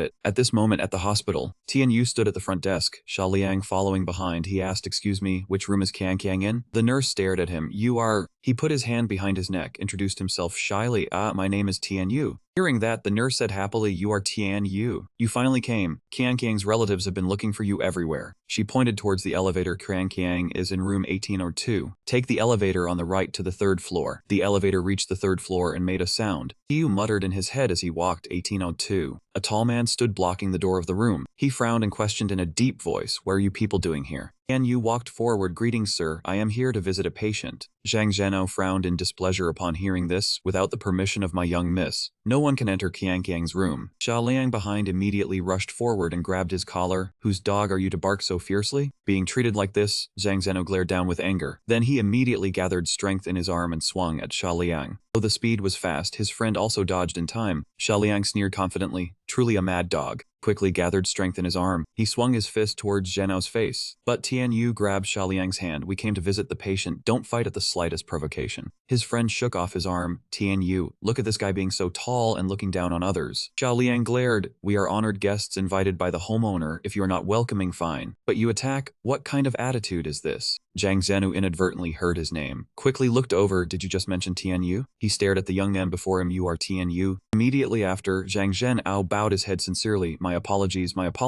Thank you for saving my young master." He raised his head, opened the hospital room door. "Young miss, Tianyu has arrived." Tianyu looked inside, seeing Hanning sitting by Kiang's bed. She turned her head to look at him. Hanning stood up. "You are Tianyu." He was slightly taken aback. "Huh? A child?" Tianyu was surprised. You are Kiang's sister?" She answered with a smile. "Yes, I am Han Ning. Thank you for saving my brother." He rubbed his head and laughed. Little friend, can you call your parents over? I was entrusted to meet Kiang's parents." Hearing that, Han Ning crossed her arms in displeasure. "I am 18 years old. Don't call me little friend. Today I am taking care of Kiang. I am the parent." Tianyu squinted. Xiao Liang continued. "Tianyu, maybe we should go ask that guy outside the door." Hearing that, he walked over to Zhang Zhenu. "Buddy, can you find an adult to come? I was entrusted. Talking to this kid lacks sincerity." Suddenly at that moment, Wen Yan walked over. "No need, Zhang Zhenu, I am here." He bowed his head solemnly. "Greetings, madam." Wen Yan smiled gently as she looked at Tianyu. "You are Tianyu?" He immediately replied, "Yes, greetings, madam." She smiled warmly. "It is nothing. You saved my son. You are the benefactor of the whole family." Wen Yan took out a stack of money. "Take this money, a small gift to show my respect." Tianyu held her hand. "Madam, you misunderstand. I do good deeds without expecting reward. I cannot accept this money." Wen Yan laughed. You are just as the police said, not only skilled in martial arts but also morally upright. She slightly curled her lips into a smile. If you won't take the money, then let us exchange phone numbers. If you have difficulties later, call me. I am the chairman of the Chamber of Commerce. I can resolve quite a few matters. Then she smiled warmly. Young man, our Sen family will not forget your kindness. If you need anything in the future, just say the word. Tianyu smiled in response. Madam flatters me. Anyone seeing that situation would have saved them. No one could bear to watch a child be burned by fire. Wen Yan curiously asked, Kai, you're about to take the college entrance exam, right? Upon hearing this, Tianyu innocently withdrew his hand and replied, That's right, ma'am. Please don't call me Qi anymore. I'm not much older than your daughter, so just call me Tianyu. Wen Yan happily continued, Tianyu, I'm older than you, so you can call me aunt from now on. He immediately followed Wen Yan's words and called her aunt. Suddenly, Han Ning came over and grabbed Tianyu's hand. Hey, Tianyu, how old are you? Are you still in school? Seeing this, Wen Yan immediately crossed her arms and scolded, Han Ning, don't be rude. You must call him brother Tianyu. Hearing her scolding, the girl puffed her cheeks and replied, I know. Seeing the tense situation, Tianyu then spoke up to mediate. I'm 20 years old, a senior at No. 4 high school, and I'm about to take the college entrance exam. Han Ning immediately looked at him with eyes full of admiration. Girl quickly turned to Wen Yan. No. 4 high school. Aunt, I want to go to that school too. She immediately scolded, your brother Tianyu is about to take the college entrance exam and then go to university. What would you do at No. 4 high school? Han Ning thought for a moment and then chimed in, that's true. Suddenly, Zhang Zhanao stepped forward and said, Madam, a young lady has arrived. She says she's here to see the young master. That young lady said she and Qi had brought Qianqiang to the hospital together. Upon hearing his witty remark, Tianyu's face turned pale. Miss Tian. As soon as he finished speaking, Tianjia slowly walked in. Xia Liang immediately blushed upon seeing her and blurted out, Miss Tian, do you have a boyfriend? Can you introduce one of your friends to me? Tianyu placed a hand on his shoulder. She's my English teacher. Her family background is huge. Forget about it. She's out of your league. As soon as Tianjia stood before Wen Yan, the latter gave a kind smile. Miss Tian, welcome. Thank you for coming to visit. She quickly asked, how is Qianqiang? She immediately replied, the boy is fine. He just needs to rest and recuperate. He's sleeping soundly now. Tianjia slowly turned her gaze to him with a cold expression. Tianyu, you're here too? He smiled sheepishly. The police told me to come. Expression on their faces made Xiaoliang curious. Wen Yan asked her curiously, where does Miss Tian work? Tianjia smiled and replied, no. 4 high school, an English teacher for grade 12. She smiled warmly. Oh, you are a teacher? Han Ning cut in with a determined expression. Auntie, I want to study at No. 4 high school. Wen Yan placed a hand on her head. Han Ning, the visit is over. We will arrange for you to attend No. 1 high school. Han Ning stubbornly exclaimed, I don't care. I have to go to No. 4 school. Sister Tian is a teacher there. She will take care of me. Security guard who was lurking behind the wall spoke up. Madam. Student Council President Yang Mingxi and No. 1 high school principal Guo Li have arrived. As soon as he finished speaking, she and he walked in calmly. Yang Mingxi extended her hand towards Wen Yan, Council President. Hearing an unfamiliar voice, Tianyu thought to himself, who is this now? Wen Yan shook her hand. President Yang, I appreciate you taking the trouble to come here. Yang Mingxi handed over a file. Council President, this is the admission paperwork for Miss Sen. Xiaoguo and I brought it for you. Wen Yan stared at that file for a moment. Then she accepted it and said, President Yang, I intended to have Han Ning attend No. 1 high school, but the child stubbornly insists on No. 4. As a parent, I cannot force her. Guo Li tried to persuade Council President No. 1 is the best key high school in Xinhai. Han Ning pouted and whined angrily. Darn it. Her expression immediately caught Yang Mingxi's eye. She spoke up, Council President. The environment and teachers at No. 4 are also very excellent. Miss Sen choosing to study there is not a bad option. Wen Yan smiled warmly. No. 1 and No. 4 are both key schools. I have heard as much. Children choose for themselves. Parents should not interfere too much. Yang Mingxi bowed politely. Council President Miss Sen, find me once you two have decided. Xiaoguo and I have matters to attend to first. Wen Yan said, yes, I appreciate your hard work, President Yang. A moment later, the two walked on the empty corridor. Guo Li asked President Yang, what do you think about this? She closed her eyes and said, when the council president came to Xinhai, she instructed to transfer Miss Sen to the best school. I recommended No. She agreed, but I do not understand why she wants to go to No. 4. He frowned. I understand it must be because of that woman. She is a teacher at No. 4. She enticed Miss Sen to go there. At that moment, Tianyu waved. Auntie Qianqiang wants to rest. We will not disturb you anymore. Wen Yan waved back. Tianyu, study hard. When you pass the college entrance examination, come visit my house. I will personally cook to celebrate. Hearing the encouragement, Tianyu smiled brightly. Thank you, auntie. Moment later, on the bustling street under the night sky, Xiaoliang sighed. Phew, finally no more people. He asked, what? You want to talk about that imprisoned person? He replied, yeah, my old man just called saying they handed that guy over to the police. Tianyu said, good, but you still have not told me the background of that person. Xiaoliang replied irritably, the one we caught was Yu Niang, the owner of Jade Cloud Pavilion. Tianyu, you do not understand the situation, let me tell you. Recounted, Jade Spring Pavilion has had a history of several decades since its establishment. In recent years, its scale has grown larger. The customers there are all sorts of people, from high-ranking officials at the top to petty thugs at the bottom. Jade Spring Pavilion has been punished many times, but it cannot hurt their real foundation. Xiaoliang darkened his face. They have stood firm in Xinhai for many years like this. He looked at him. Tianyu, what do you think they rely on? He guessed, could it be that behind Jade Spring Pavilion there is a large, powerful group? Xiaoliang continued, not only that, they also have extremely terrifying drug attack methods. He frowned, they have a type of drug that controls the mind. Tianyu, you told us to hand Yu Niang over to the police. I know you are not clear on the complicated situation inside. Tianyu cut him off. Xiaoliang, perhaps things are not as irreparable as you think. He put his hands in his pockets and looked ahead. Behind Yu Niang, there are several major powers backing her. The world is very big. There are mountains beyond mountains. The coexistence of the strong and the weak is the rule. If they want to break the rules, there will surely be forces to punish them. Xiaoliang also looked in Tianyu's direction. I hope so. The next day, the sky was azure. The mountains undulated, birds flew and soared. At that moment, at the King Gang headquarters, Peng Yushi sat dazedly in the dark room. Suddenly, he picked up his phone. Peng Yushi spoke. Xiaoping Yu Niang has been arrested by the police. They are investigating Jade Spring Pavilion, at the high-rise building on the other end of the line. Uncle Xiaoping asked, is that worth calling me about? You two have done well all these years. Why panic over such a small matter this time? He frowned. Yes, Uncle Xiaoping, I did not want to disturb you, but this matter is quite complicated. He asked curiously, oh, complicated how? Where are the chess pieces in your hands? Why not use them? Peng Yushi shouted when Yu Niang was first arrested. All those chess pieces used force to pressure the police to release her. But this time, Yu Niang is involved in the kidnapping of the Blue Group's human model director, so she has been detained indefinitely. He explained that currently Xinhai had issued strict orders to investigate Jade Spring Pavilion to the core and had commanded that no matter who was involved, they must be pursued to the end, without any mercy. It was feared someone was directing them from behind. Otherwise, how would those small fries from Xinhai dare to make such a big commotion? Uncle Xiaoping, I heard a kid named Tianyu leading the Sabang is investigating this matter. They are also sucking up to that new guild master of the trade association.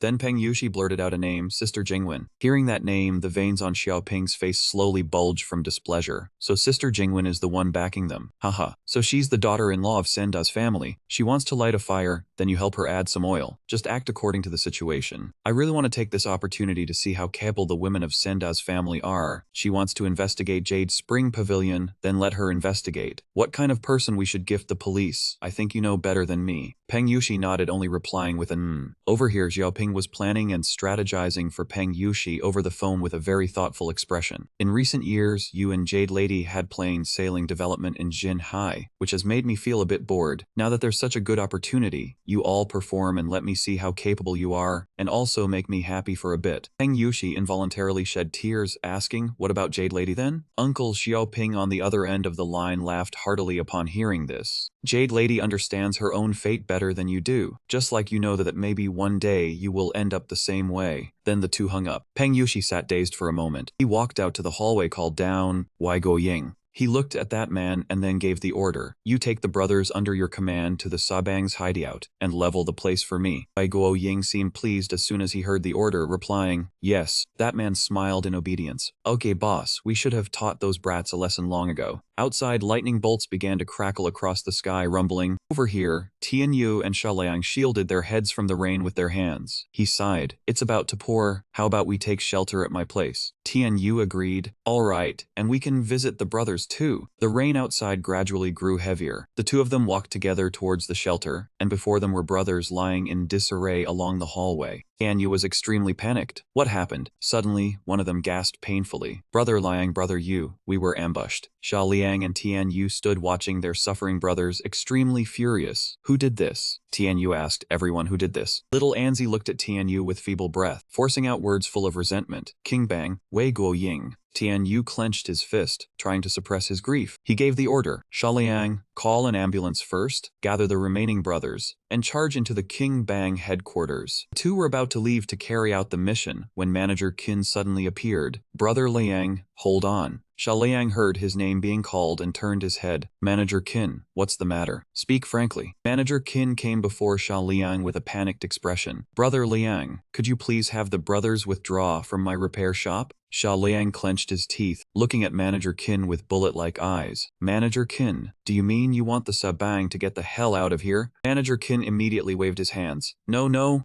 Bent down, gesturing frantically. Brother Liang, you've misunderstood. That wasn't my intention. Manager Qin recounted. Today, when those King Bang thugs left, they told me. He recalled the actions and words of the King Bang group. Guo Ying stepped on Manager Qin with a contemptuous look. Boss Qin, you're a businessman. You and I have no grudges. You just have to stop lending the Sabang your yard, and we'll be safe and sound. That man gave a sinister, threatening smile. Manager Qin, I heard you have 2 daughters. If you don't cooperate well, we'll use your daughters to beat you with your own stick. Sha Liang and Tian Yu, upon hearing this, could only stand still in the rain, trying to keep their wounded spirits intact. Manager Qin bowed his head painfully and begged, Brother Liang, I'm just a small, ordinary citizen, low-abiding in content. You and the big shots of King Bang, I can't afford to offend either one. You're an upright man, please, for the sake of my daughters, have mercy. In the pouring night rain, Sha Liang's face and voice were reflected in the puddles on the road. Manager Qin, if this were the past, and you said this to me, I would have made a move long ago. But now, after I met Tian Yu, I've changed. I accept your request. Sha Liang's gaze became tough and resolute. Rest assured, we will withdraw and absolutely will not let your family be implicated. Then Sha Liang roared to show his determined will for justice. Your daughters, along with the neighbors on this street who have ever cared for the Sabang, will be protected by the Sabang. At this moment, Manager Qin's eyes shone with hope. He uttered, Brother Liang, and bowed his head to Sha Liang. Thank you. Tian Yu followed closely behind Sha Liang. Sha Liang, meeting you really moved me. But with so many brothers after withdrawing from here, where do you plan to put them up? Sha Liang's face showed signs of deep thought, lost in endless contemplation. He followed up Tian Yu's words. First, let's take good care of the brothers' wounds, then we'll discuss the rest. 2052, the ambulance arrived and helped take the Sabang brothers for treatment. The 2 brothers Liu Xiao and Liu Dazuang ran up to Tian Yu to ask about the situation. Brother Qi, what on earth happened? How did the Sabang get beaten like this? Tian Yu held his head in his hands and said, the King Bang struck. Tian Yu looked at them seriously. Liu Xiao, Liu Dazuang, I didn't call you here for anything else. We're organizing a team to wipe out the King Bang in one go. Are the 2 of you in or not? Liu Xiao immediately clenched his fists to show his determination. Do you even need to ask? You 2 definitely count us in. Tian Yu saw their resolve and replied, all right, I'll go tell Sha Liang. Saying this, Tian Yu walked over to Sha Liang. Sha Liang, Liu Zhuang, and Liu Xiao are willing to join us. Counting the 2 of them, we have 20 people now. Now Sha Liang sat in a corner full of worry. Seeing this, Tian Yu spoke up. Sha Liang, what's wrong? Sha Liang covered his face with his hands, looking deeply pained. The doctor said little Anne has stopped breathing. This sudden news gripped everyone's hearts. Tian Yu, Liu Xiao, and Liu Dazuang were all extremely shocked to hear it. Sha Liang stood up, looking gloomy and sorrowful. There's no chance of saving him anymore. The body has already gone cold. Saying this, Sha Liang covered his face with his hands, hesitating as he continued. Little N was part of the earliest group of brothers who followed me. The painful tears fell like a torrent, making Sha Liang carve this hatred even deeper into his heart. Tian Yu, we must make the King Bang pay. Scene change, a body was now covered with a shroud. Sha Liang approached the body for the last time. He looked at the body before him and spoke sadly. Hong Zhai, how much money is left in our guild account? Hong Zhai opened a notebook and replied, 4,736,230 yuan. Sha Liang nodded. Hong Zhai. Withdraw 800,000 and give it to little Anzi's parents. Hong was stunned as he looked at Sha Liang. The relief fund of 800,000 was so large that even the top guild in Tanhai, the Panlong Guild, would not dare spend such an amount so freely. Sha Liang replied to Hong firmly. That was the life of a child that his parents had painstakingly raised. Was a single life not worth 800,000? After spending this 800,000, there was hardly any money left in the guild. Everyone should be a bit more thrifty. Even if we the living suffer a little,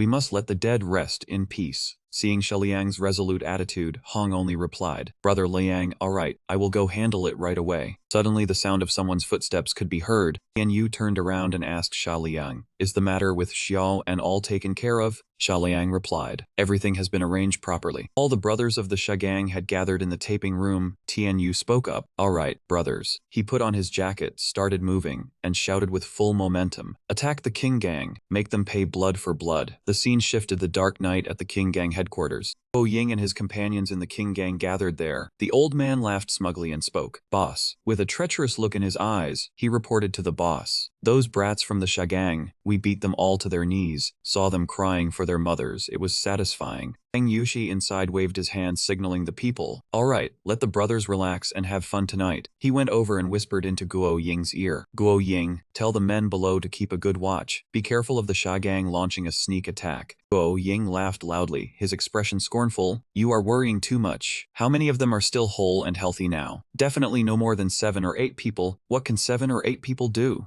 Peng Yushi always maintained high vigilance. Brother, Guo Ying, do not be careless. I heard that Sha Liang recently got a new character by his side, named Tian Yu. He was truly a deep and treacherous schemer, having already grasped the opponent's situation. This man is the son-in-law of the Land Corporation. His backing is very strong. His martial arts are also very high. Even the head of the Huanglong Guild was no match. He sent him to jail within 3 moves. That Guo Ying interrupted him. Boss, your forte is not martial arts, so naturally your understanding in this area is not deep. He gave comparative examples of martial arts between different schools, emphasizing the nature of countering. Old Huang's eagle claw can easily break the defense of an outsider, but cannot penetrate internal energy. Facing a martial artist with profound internal strength, he naturally suffers. He used himself as an example, delusionally basking in his own top-tier brilliance. But the Hunyuan Singiteji fist that I practice is the king of martial arts, countering all fighting methods. Even heaven must counter all martial techniques. Peng Yushi glanced at Guo Ying.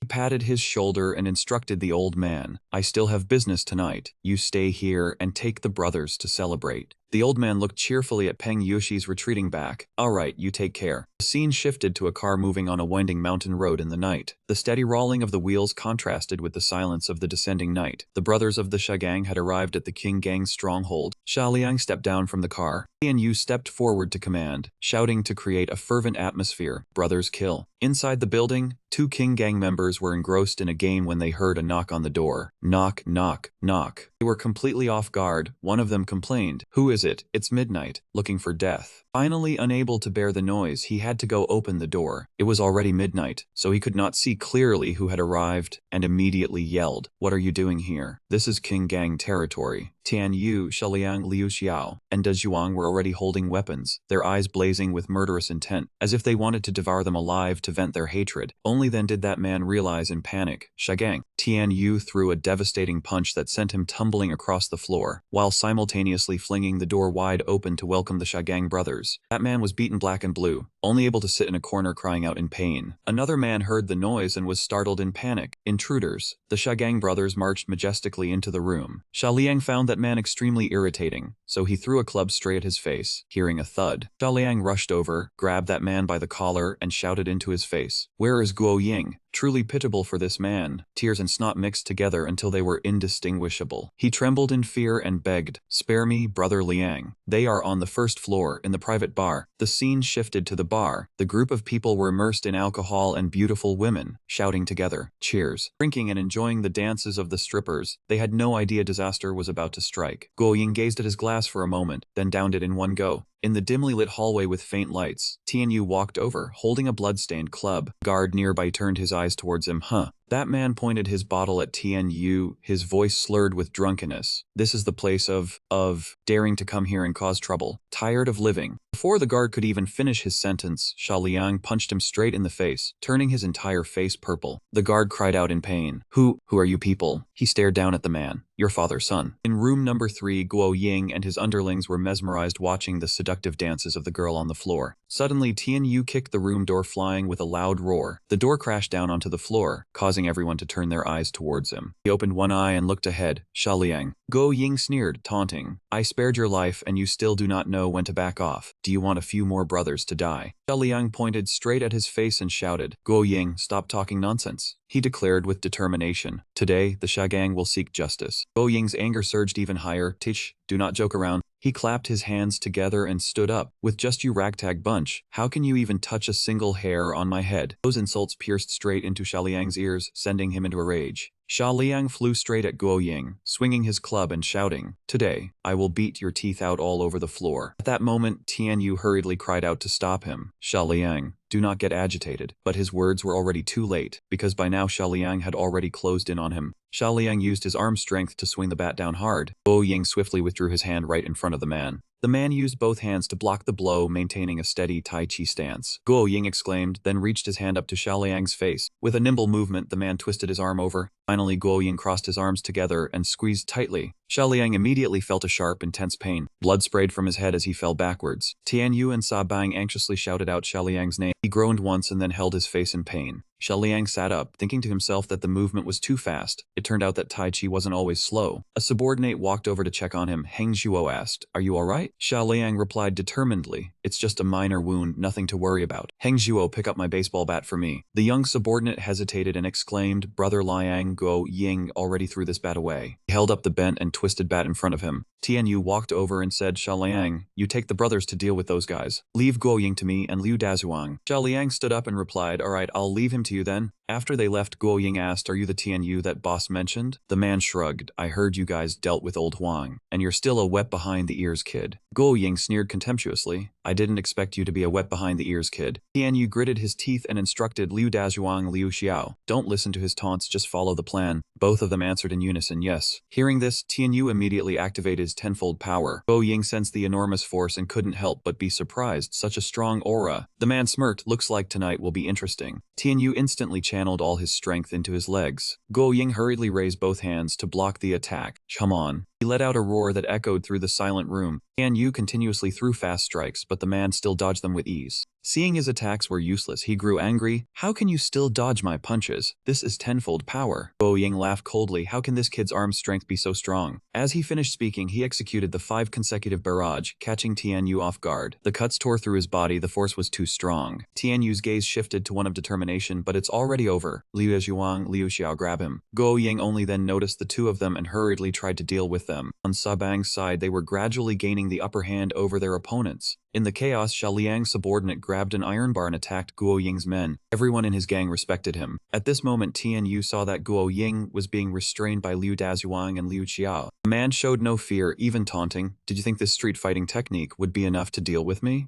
Guo Ying was shouting wildly inside the room. The man let out a shout, and at that moment, a taiji circle appeared behind him. Liu Xiao yelled nervously, what is this? This strange pulling force. Guo Ying was still struggling to break free from both of their grips. Seeing this, he gritted his teeth, feeling like his tendons were about to snap. He had to attack immediately. Liu Xiao shouted, Golden Bell Shield, turning his body into a solid golden statue. Seeing this, Liu Dazuang didn't hesitate either and used Golden Bell Shield. The man gritted his teeth under the overwhelming power of the two. Guo Ying closed his eyes and muttered, not gonna be easy to escape. Sabang actually has a Golden Bell Shield master of this level? Tian Yu stared at the man, cracking his knuckles with a loud pop. Guo Ying quickly fell silent, looking at him nervously. In an instant, Tian Yu delivered an uppercut to the man. This was followed by a flurry of punches from him. Guo Ying glanced with his prominent cheekbones, blood from his nose streaming down. Not giving the man a break, Tian Yu quickly punched him hard in the stomach. The man spat out a large mouthful of blood, stumbling backwards. Seeing that the victory was in hand, he rolled up his sleeves. It's over, Guo Ying. Where is the King Gang boss? The man replied with a mocking tone. Over? Guo Ying laughed heartily. It's just beginning. As soon as he finished speaking, that old man used Tai Chi push palm to send Liu Dazuang and Liu Xiao flying. Liu Dazuang's entire body slammed heavily into the wall beside him. As for Liu Xiao, he collapsed onto the floor. Guo Ying raised both hands, accompanied by a faint, misty white smoke. Witnessing this, Tian Yu was extremely bewildered, because his inner force had surged to a level visible to the naked eye. That old man replied with a triumphant smile, the essence of the chaotic origin Tai Chi form lies in accepting change. All the strength you just struck me with, I have absorbed it all and transformed it into my own inner force. It has been a long time since I absorbed such pure inner force, I am now invincible. Hearing this, he immediately called out, telling Liu Dazuang and Liu Xiao to retreat, to stay a bit farther away. Tian Yu glared at that old man, thinking he must release all his power to be able to deal with him. He closed his eyes tightly, concentrating on mobilizing all the functions he had used before. TNU immediately activated several functions simultaneously: enhanced control, life sense, tactile boost, and high-pressure resistance. His eyes quickly opened, gleaming with a dazzling light. Go Ying's face paled with fear, thinking that his surging aura had suddenly stabilized, powerful yet gentle like flowing water. That old man suddenly recalled that the last time he saw an aura like this was when he was expelled from the sect by his master. Tianyu thought to himself that he could now perceive every single movement of Guo Ying. He used his eyes to look ahead, clearly seeing even the blood flowing through that old man's body. Tianyu could clearly sense every muscle fiber, neural impulse, and the posture of Guo Ying's inner force circulation. Looking at his defensive stance, he continued seeing the inner force pour into the Danshin. Tianyu frowned and speculated, blood rushing to his left arm. His next move will be... The moment Guo Ying charged with the lightning fist, he quickly tilted his head to evade. That old man exclaimed in shock, unable to believe he dodged it. This was the fastest move in the chaotic origin form. How could this kid avoid it?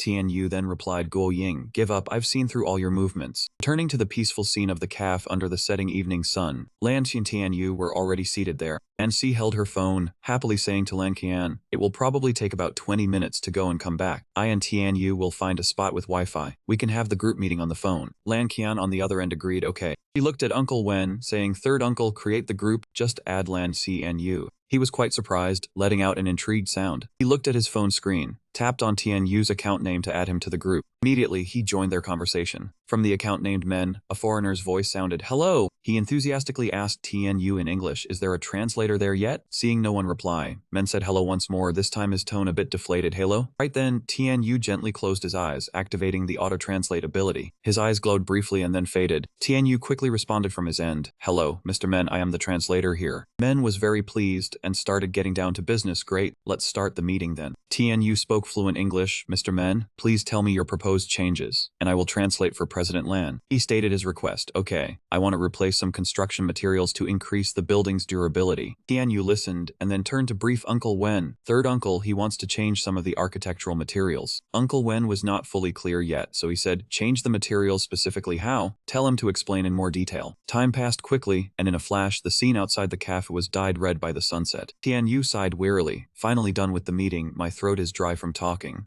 Lan Xi saw him work well and smiled brightly. This time, third uncle will definitely see you in a new light. Uncle Wen on the other end was also quite surprised, not expecting Tianyu's English to be even more fluent than those professional translators. The person nearby also smiled, their voice carrying a hint of implication. Seems like this time Lan Xi picked up a treasure. Uncle Wen replied happily, next time I see Tianyu, I must have a few drinks with him. It grew darker and the first stars had risen. Lan Xi and Tianyu prepared to leave. He spoke up, it's getting late. You go ahead first. I can take a cab myself. Before leaving, Lan Xi turned back to remind him, send me the documents on the Subang project a bit earlier. Hearing this, he smiled and agreed. Lan Xi got into the car, and he still stood there waving goodbye to her. Walking down the street, he placed his hand on his back and muttered, finally finished another task. He looked at his phone, hesitating, or should I tell Xia Liang this good news first? Just then, a call from President Gu popped up on his phone screen. He was slightly surprised. President Gu was the mother of the child he had saved. Looked at the bright screen, sinking into thought. Why is she calling me at this hour? After thinking for a while, he still picked up the phone. Hello? Wen Yan sat on the sofa, smiling in reply. Hello, Tianyu. Tianyu stood by the roadside, his voice a bit hesitant. President Gu, how have you been lately? Is there something you need from me? She replied straightforwardly. It's like this, Qiang has been discharged from the hospital. I was planning to take him out for a meal with you, to have him recognize you as his sworn big brother. He said with a smile, President Gu, there is no need to be so polite. Saving Qiang was just a small matter. Not worth all this trouble. Knowing he was shy, she tried her best to persuade him. Tianyu, I truly want to repay you. Please just accept it. I have already booked several tables for a banquet. You must do me this favor. Seeing how enthusiastic she was, he could not bear to refuse. Since you put it that way, I will definitely come. Hearing his agreement, her smile grew even brighter. Tomorrow at 6 in the evening, I will send someone to pick you up. He replied politely, all right, see you tomorrow. Having said that, he ended the call and the phone in Gu Wenyan's hand also went silent. On this end, Tianyu tiredly tilted his head back to the sky and lamented, things have been coming one after another lately. Let me rest for a few days first. He walked alone on the road, sighed for a while, and then let it go. He had expended too much energy throughout the day, so at this moment he just wanted to get home first. Night fell, and the city was no longer bustling but had sunk into silence. Next morning, Tianyu woke up and walked out to the living room, letting out a long yawn.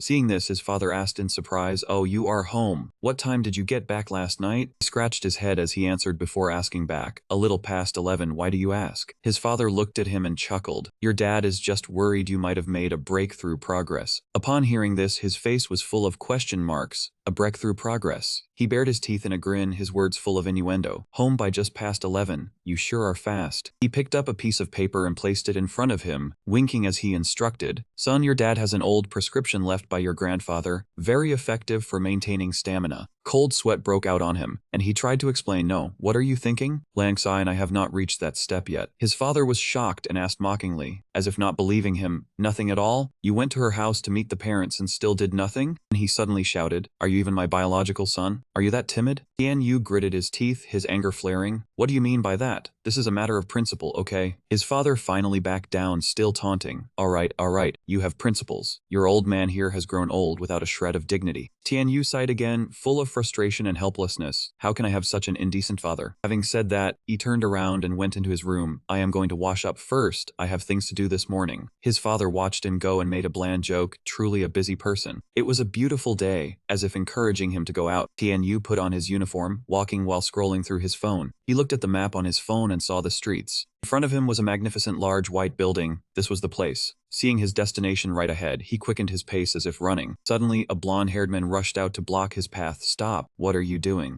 Tian Yu answered honestly, President Gu told me to come. That man looked at him with contempt and then mocked. President Gu is looking for you. Why do not you look at yourself? Is this the place for you to come? However, right after that, the blonde man was slapped in the face. He stammered an apology.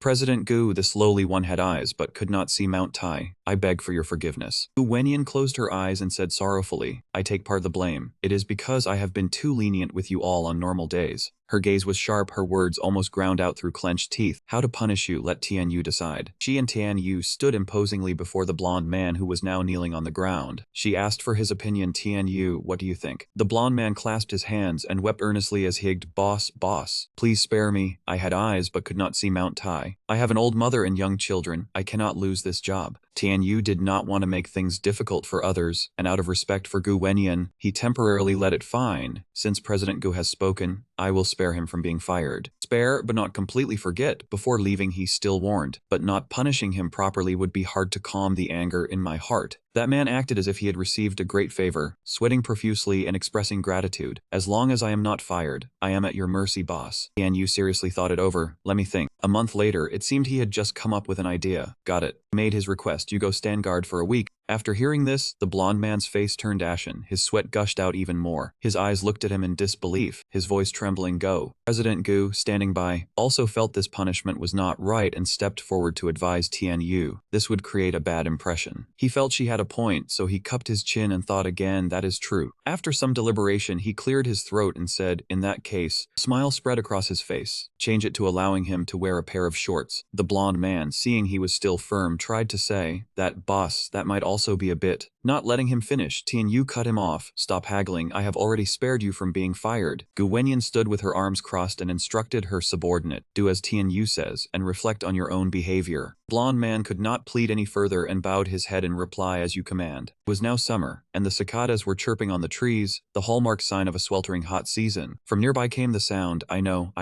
The blonde man had already stripped off all the clothes on his upper body, only keeping the tie around his neck. On his lower half he was left with only a pair of floral shorts, with his long leg hair fully exposed. He stood under the umbrella, looking like a clown. Seeing the desired effect, Tian Yu praised with satisfaction, very good, consider it a behavioral art exhibition. Who knows, you might even get a reward. At this moment, President Gu saw that it was already around noon, and turned to urge him, Tian Yu, let us go. He looked at her and replied yes. The two moved to a luxury restaurant, which currently had very few customers visiting. Tian Yu followed Wenyan closely, walking past a long row of private dining rooms. She finally stopped in front of a room, gently pushing the door to enter. As the door swung open, her voice suddenly turned strangely tender. Kiang, look who's here. Kiang, sitting on a chair, turned to the door and excitedly shouted, Hiroki! A little boy wearing a fake crown ran up to Tian Yu and eagerly proposed becoming his disciple. He was a bit flustered, not knowing how to start. What was with this kid? The guild leader, looking happily at her lively son, explained, my Kiang has been obsessed with martial arts since he was little. Don't mind him, Tian Yu. Sunlight spread through the glass window, illuminating the quiet corridor in front of the room. Kiang, with sparkling eyes and a clear voice, Master, let's blow out the candles. A bead of sweat slowly rolled down Tian Yu's cheek. He replied awkwardly,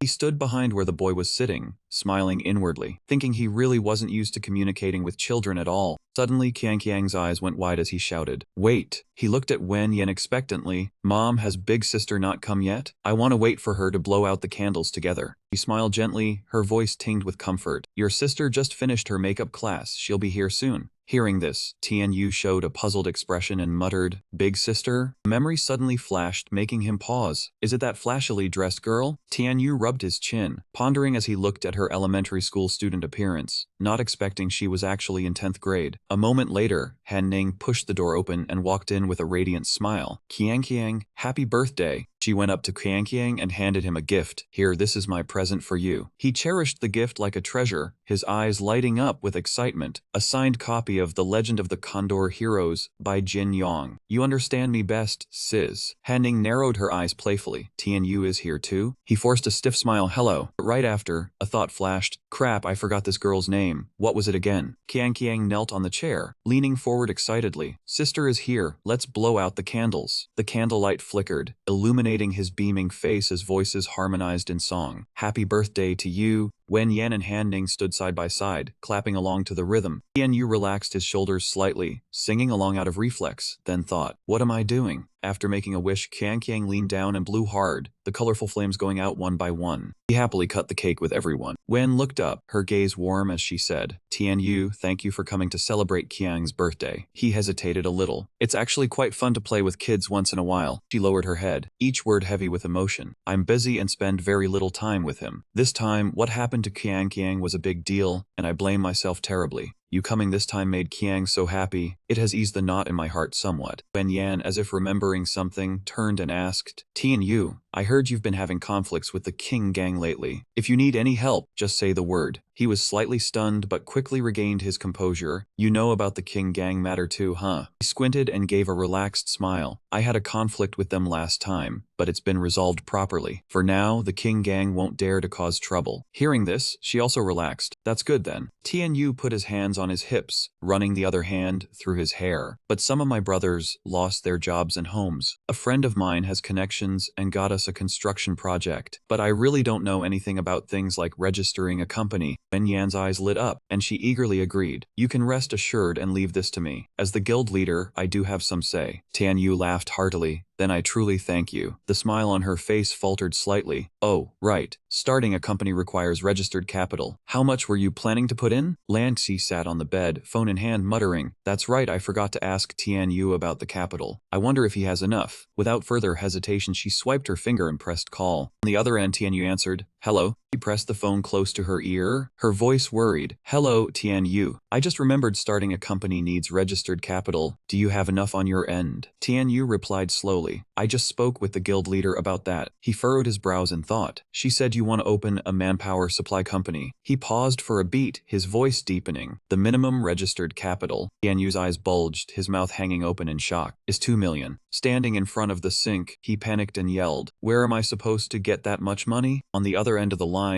she froze, her voice skeptical. 2 million, huh? A glint shimmered at the corner of her eye, her voice firm. "That small amount, I'll loan it to you." Those words struck like thunder. Tianyu nearly turned to stone, stammering, "Isn't that too much?" Lanxi's voice was soft as a breeze. "Remember to stop by my place tonight to pick up the money." Tianyu gripped the phone tightly and shouted with all his heart, "Thank you, Sister Xi." Then he pushed open the bathroom door and walked back to the room. Outside, Wen Yan was waiting, asking anxiously, "How is it, Tianyu?" He raised his head slightly, his voice relieved. "The capital issue is settled. A friend agreed to loan it to me." Wen broke into a bright smile. "That's great. Tomorrow I'll have my secretary take you to handle the procedures. It'll be very quick." Hearing that, Tianyu scratched his head lightly and said sincerely, "Really, thank you, aunt." He propped one hand on his hip, asking like a question, "Qiangqiang, what are you planning to do this afternoon?" She thought for a moment and replied, "Today is the weekend, Qiangqiang is free. But why are you asking about this, Tianyu?" He answered a bit hesitantly, "Qiangqiang has already taken me as his master. You have helped me so much, I must take responsibility.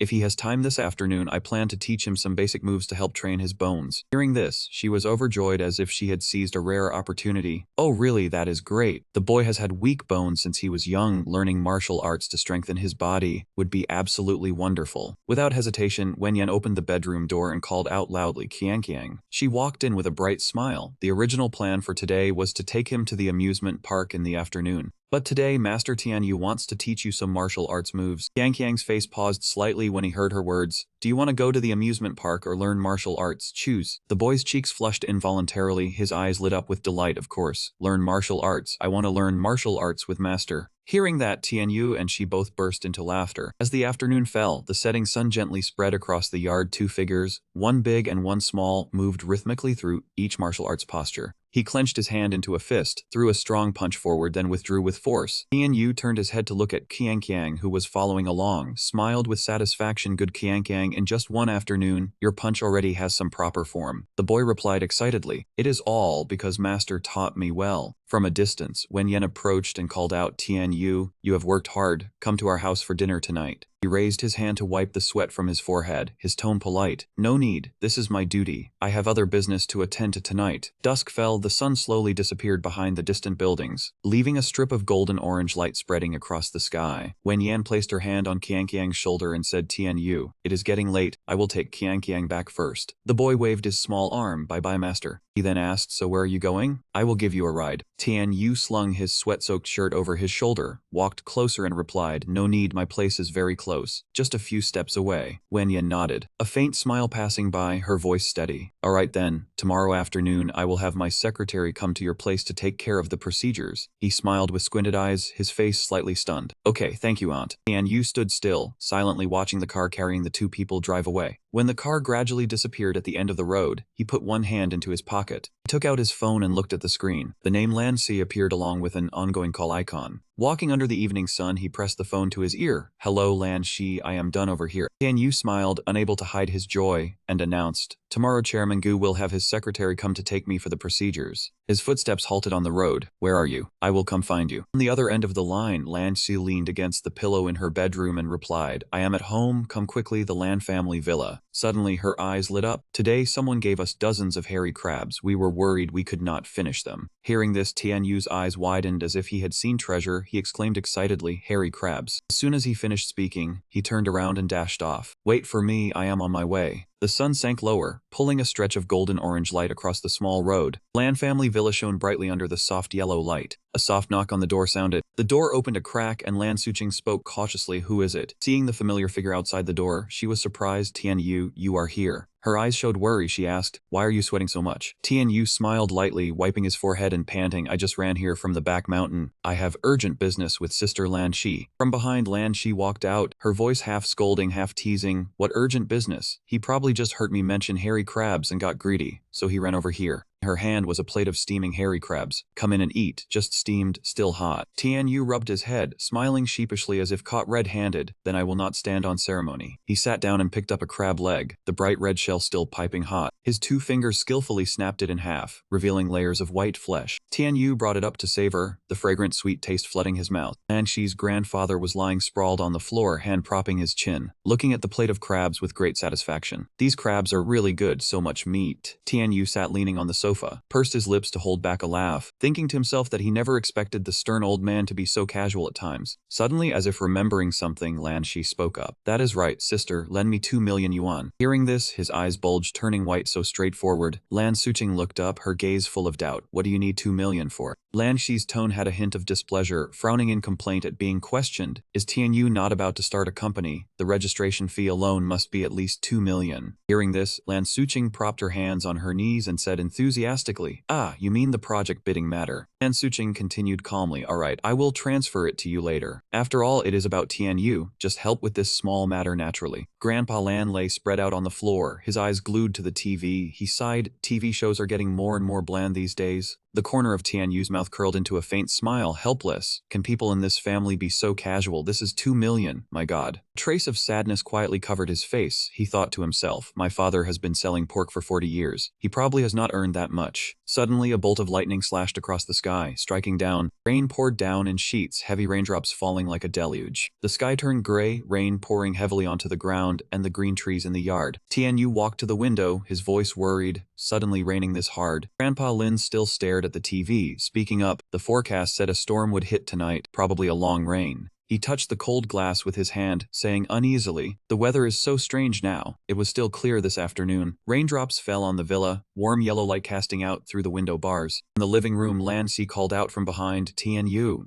Cheeks flushed, she hesitantly invited, "It's raining so hard, why don't I stay here tonight?" As soon as she finished speaking, TNU stood frozen like a statue, his whole body jolting as if electrocuted. He waved his hands frantically, his face reddening in panic as he refused. "No, your house has 2 sisters. It's not appropriate for me, a man, to stay over." Grandpa Lin looked at him sternly. "TNU, don't be too righteous. My granddaughter invited you. Why are you still hesitating?" His face turned as red as a tomato. "Aren't you worried about me sleeping with your granddaughter?" He jumped up and punched him in the face, yelling, "You really are a coward." Both sisters, Lan Si and Lam Sen, were stunned and cried out simultaneously, "Grandpa." Grandpa Lin waved his hand casually. "You're already the grandson-in-law of the Lin family. Why would I care about that?" His gaze hardened. "You two are being so slow." He furrowed his brows, his voice heavy. "Don't tell me the engagement was just an act." Lancy and Tianyu froze, their faces turning pale, and he whispered in terror, "It's exposed." She quickly stepped forward. "What are you talking about? How can the grand matter of marriage be an act?" Grandpa Lin crossed his arms, his voice suspicious. "Not an act. At your age, you're dating like children." He stepped forward to block Lan Xi, looking seriously at him. "If you've already agreed, then I'm naturally happy to stay." She looked at him in surprise, a glimmer of emotion shining in her eyes. "Tianyu." Tianyu bowed low, declaring with thick skin, "I'll sleep in Lan Xi's room. It's not the first time anyway." Lan Xi's face flushed bright red. She hugged her arms tightly. "Tianyu, what are you saying?" Grandpa Lin burst into loud laughter. "This kid really? Who told you to be so unrighteous?" Lan Qian ran over from the side and called out, "Grandpa, it's all your fault that Tianyu said that. Ease up, don't scare the grandson-in-law away." The atmosphere softened. Grandpa Lin said warmly, "Tianyu, stay tonight. Just treat this place as your home." Outside it was pitch black, rain pattering on the roof tiles, while inside the house the lights were still on. At this moment Tianyu's face flushed red with embarrassment. Lan Shi, facing him, was equally red-faced. On the pink bed, they both sat with their backs turned, the room unusually quiet. Tianyu thought to himself, he couldn't believe Grandpa actually let them sleep together. After a long while he spoke up, what should we do?" Tianyu turned back awkwardly. "It's getting late, I'll sleep on the floor, you go to bed early." However, she just sat there silently. Having said that, Tianyu took the pillow and walked away. Lan Si still kept her head down in silence, hesitant, wanting to speak but stopping. Seeing Lan Si not react, Tianyu hesitated. "I'll turn off the light then." Only then did she open her mouth. Tianyu. Despite her shyness, she reminded him, "Sleeping on the floor might give you a cold, just sleep on the bed." Hearing this, Tianyu was startled. "How can I? I can't let you sleep on the floor." Lan Si pulled her legs up, hesitating. "We can both sleep on the bed. Separate blankets." Tianyu nearly panicked over this. After calming down, he told himself it's fine, it's just one night of sharing a bed. No matter how embarrassed he was, he had already accepted Lan Xi's suggestion, so this was fine. After reaching an agreement, they turned off the light and got into bed together, turning their backs to each other, both tossing and turning, unable to sleep. Honestly, Tianyu was a bit tense, thinking this isn't good, I can't fall asleep. Beside him, Lan Xi wasn't faring any better, feeling immensely shy, and then she thought Tianyu's heart was beating far too hard. As if his anxiety had reached its peak, he squeezed his eyes shut and trembled.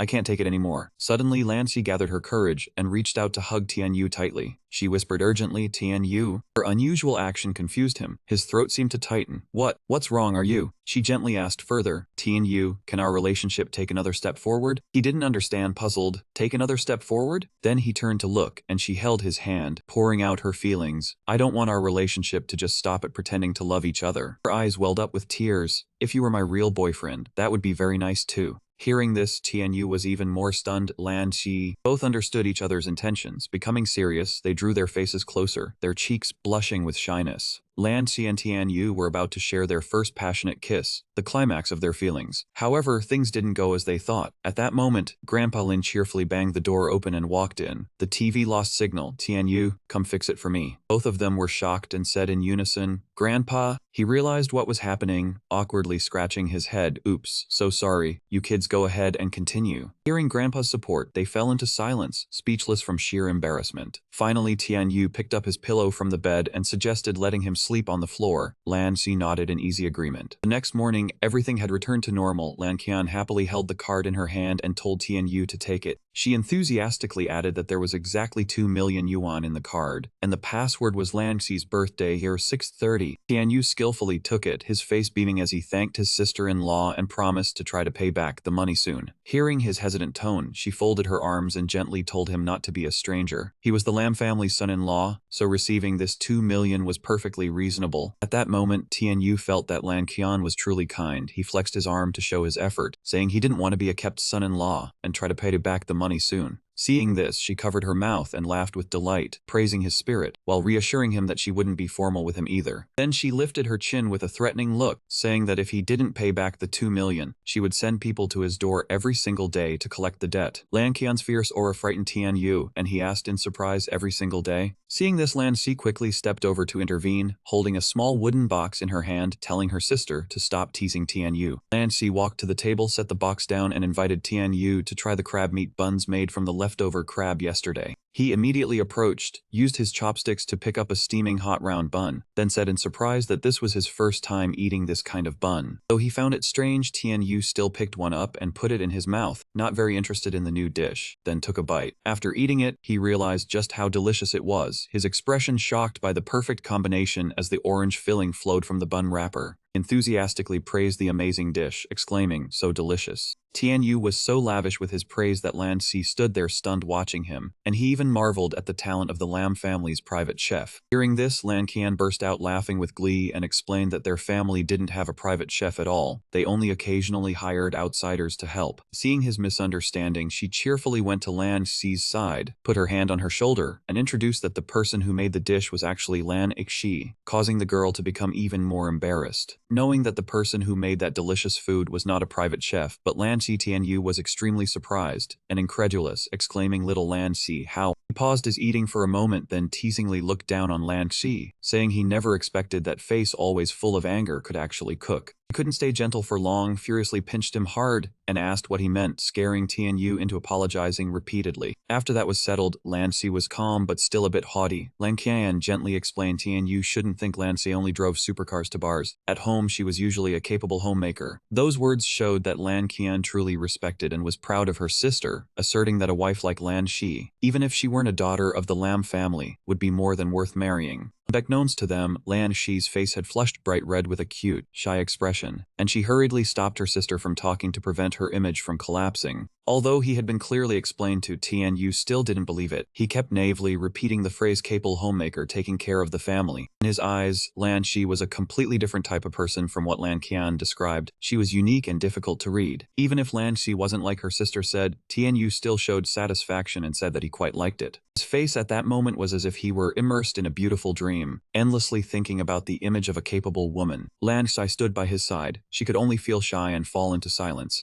Outside, the scenery was fresh, clear, and full of vitality. Everything was peaceful. After eating, Tianyu went to stand in front of the house, looked up at the clear and boundless blue sky, let out a sigh, and remarked that the storm came quickly and left just as quickly. He stepped out of the house, passed by the grandfather who was practicing, put on his coat, greeted him, and said he was heading out first. Hearing this, Lan Xi's grandfather stopped, sternly reminded him to handle the company matter quickly. The project side wouldn't wait for anyone. Tianyu agreed immediately, promising that he would definitely try to handle everything quickly. As soon as he left, Lan Xi, lying on the bed, called and told Xiao Zhang to help her make an appointment with a stylist. She hesitantly told the person on the other end that she needed to change her style to the capable homemaker, taking care of the family type. On the road in the early morning, many people were coming and going, with gentle sunlight spreading across the space. At this moment, Tianyu was standing on the steps at the meeting point, leaning on his hand as he listened on the phone and reported to the chairperson that he had arrived at the main gate. The other person replied, telling him to just go in. Her secretary, whose surname was Tong, was wearing a red vest and had already completed the procedures. He just needed to go in and sign. He listened carefully, then amiably said thank you and hung up. Afterwards, Tianyu put his hands in his pockets and walked inside. From a distance, he saw a person in a red vest sitting and tapping on their phone. He approached Secretary Tong, trying to observe if it was the right person, and they both unexpectedly locked eyes with each other in confusion. Understandably, when you're just sitting normally and someone suddenly comes close and stares at you, Secretary Tong immediately wondered where this poor kid came from. Tianyu was the same. He kept looking and thought, wearing a red vest, this must be the person. Despite the doubt in his heart, Tianyu decided to speak up and ask if he was Secretary Tong. Hearing this, Secretary Tong immediately denied it and mistook him for an electrical repairman, saying they didn't need any electrical installation here. That statement made Tianyu puzzled. After thinking for a moment, he wondered to himself if he really looked that much like a Wi-Fi repair guy. Without waiting long, he immediately introduced himself as Tianyu. Suddenly Secretary Tong seemed to have heard some huge news, stunned with his eyes wide open, asking if he was the one who had saved the young madam. Hearing that question, Tianyu could only remain speechless and freeze up. His silence only made Secretary Tong more panicked. He jumped up and stammered an apology to the young master for not recognizing him. Tianyu sighed in frustration, wondering why wherever he went, people assumed he was a ragamuffin. Secretary Tong then clasped his hands reverently, asking permission to offer an opinion to the young master. Hearing this, Tianyu's face became strange and he told him to go ahead. Given permission, Secretary Tong stepped closer to assess him and said that worn-out tracksuit was affecting his aura, advising him not to wear it anymore. Pointing out the flaw, he took out his phone and showed him a picture. Tianyu was surprised, thinking it was his uniform. How could it cause that? When he took the picture and looked at it, he had to nod in agreement, admitting it really did look poor. After discussing clothes, they got down to business. Secretary Tong handed him the dossier and said all the procedures were done. He just needed to sign and then pay at the window to successfully register the company. After the instructions, Tianyu took the dossier and happily replied, thanking him. Outside, towering buildings stood closely together, and a few hours later everything was done. Tianyu sat in the chair, the desk covered in papers. He turned his head and asked, so the company registration is successful, right? Secretary Song leaned against the pillar, raised a finger and said, as long as no one deliberately causes trouble, it will be approved in a week. Overjoyed and excited, Tianyu said enthusiastically, come on, today I'll treat you to a lavish meal. Outside was a closed office door. Inside, old Mansa sat solemnly, focused on writing something. He was working under the dim light when someone walked in and asked, Old Sa, is that kid who just registered to open a company named Tianyu? Hearing this, he smiled and praised, that's right, young and talented. Tianyu is still young but has already registered to open an architectural company worth 2 million, truly impressive. Uncle Xiaoping, holding a yellow cat, suggested, young and talented, can I carefully review Tianyu's registration documents? Old Mansa didn't think much of it and happily handed the file over to him. This kid is a rare talent, and with you personally helping him, nothing could be better. Uncle Xiaoping took the file in hand and said, you can rest assured. Upon receiving it, he revealed a sinister expression and bared his teeth in a grin, seeming to have malicious intentions. I will definitely help Tianyu to the best of my ability. But upon hearing the shocking news, Xiaoliang was startled, his mouth gaping open. Open a company? Indeed, Tianyu was leaning on his hands as he talked.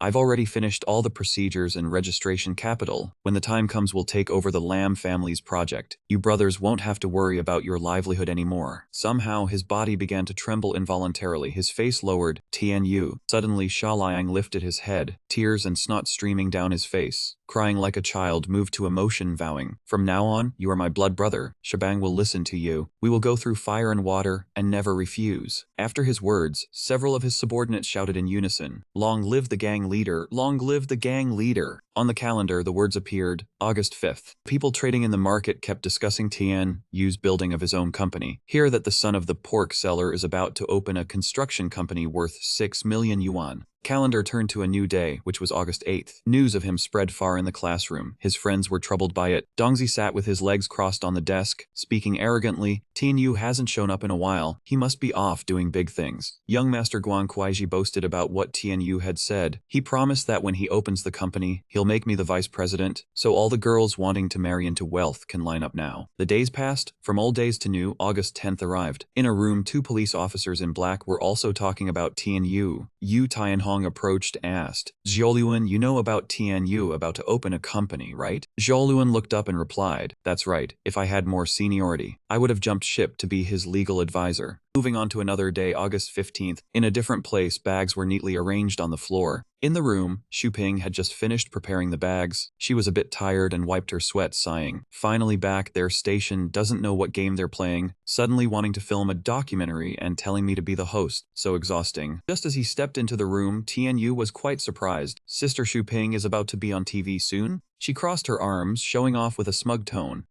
Now you have to call me editor. From now on, CCTV 14's late-night program is up to me to decide. Hearing this, he smiled and praised. The chief editor of CCTV 14's late-night program, that counts as making it. While they were chatting, Tianyu's mother walked in from behind, scolding him impatiently. What do you mean counts as making it? Xuping is successful now. Why is your company still nowhere to be seen? And you're not even going to school, just rotting away at home. Tired of his mother's constant nagging, he retorted, "What's the rush, Mom? Registering a company is a complicated procedure. They'll call me when it's done." Suddenly, Xu Ping became uneasy, placing a hand on her chest in worry.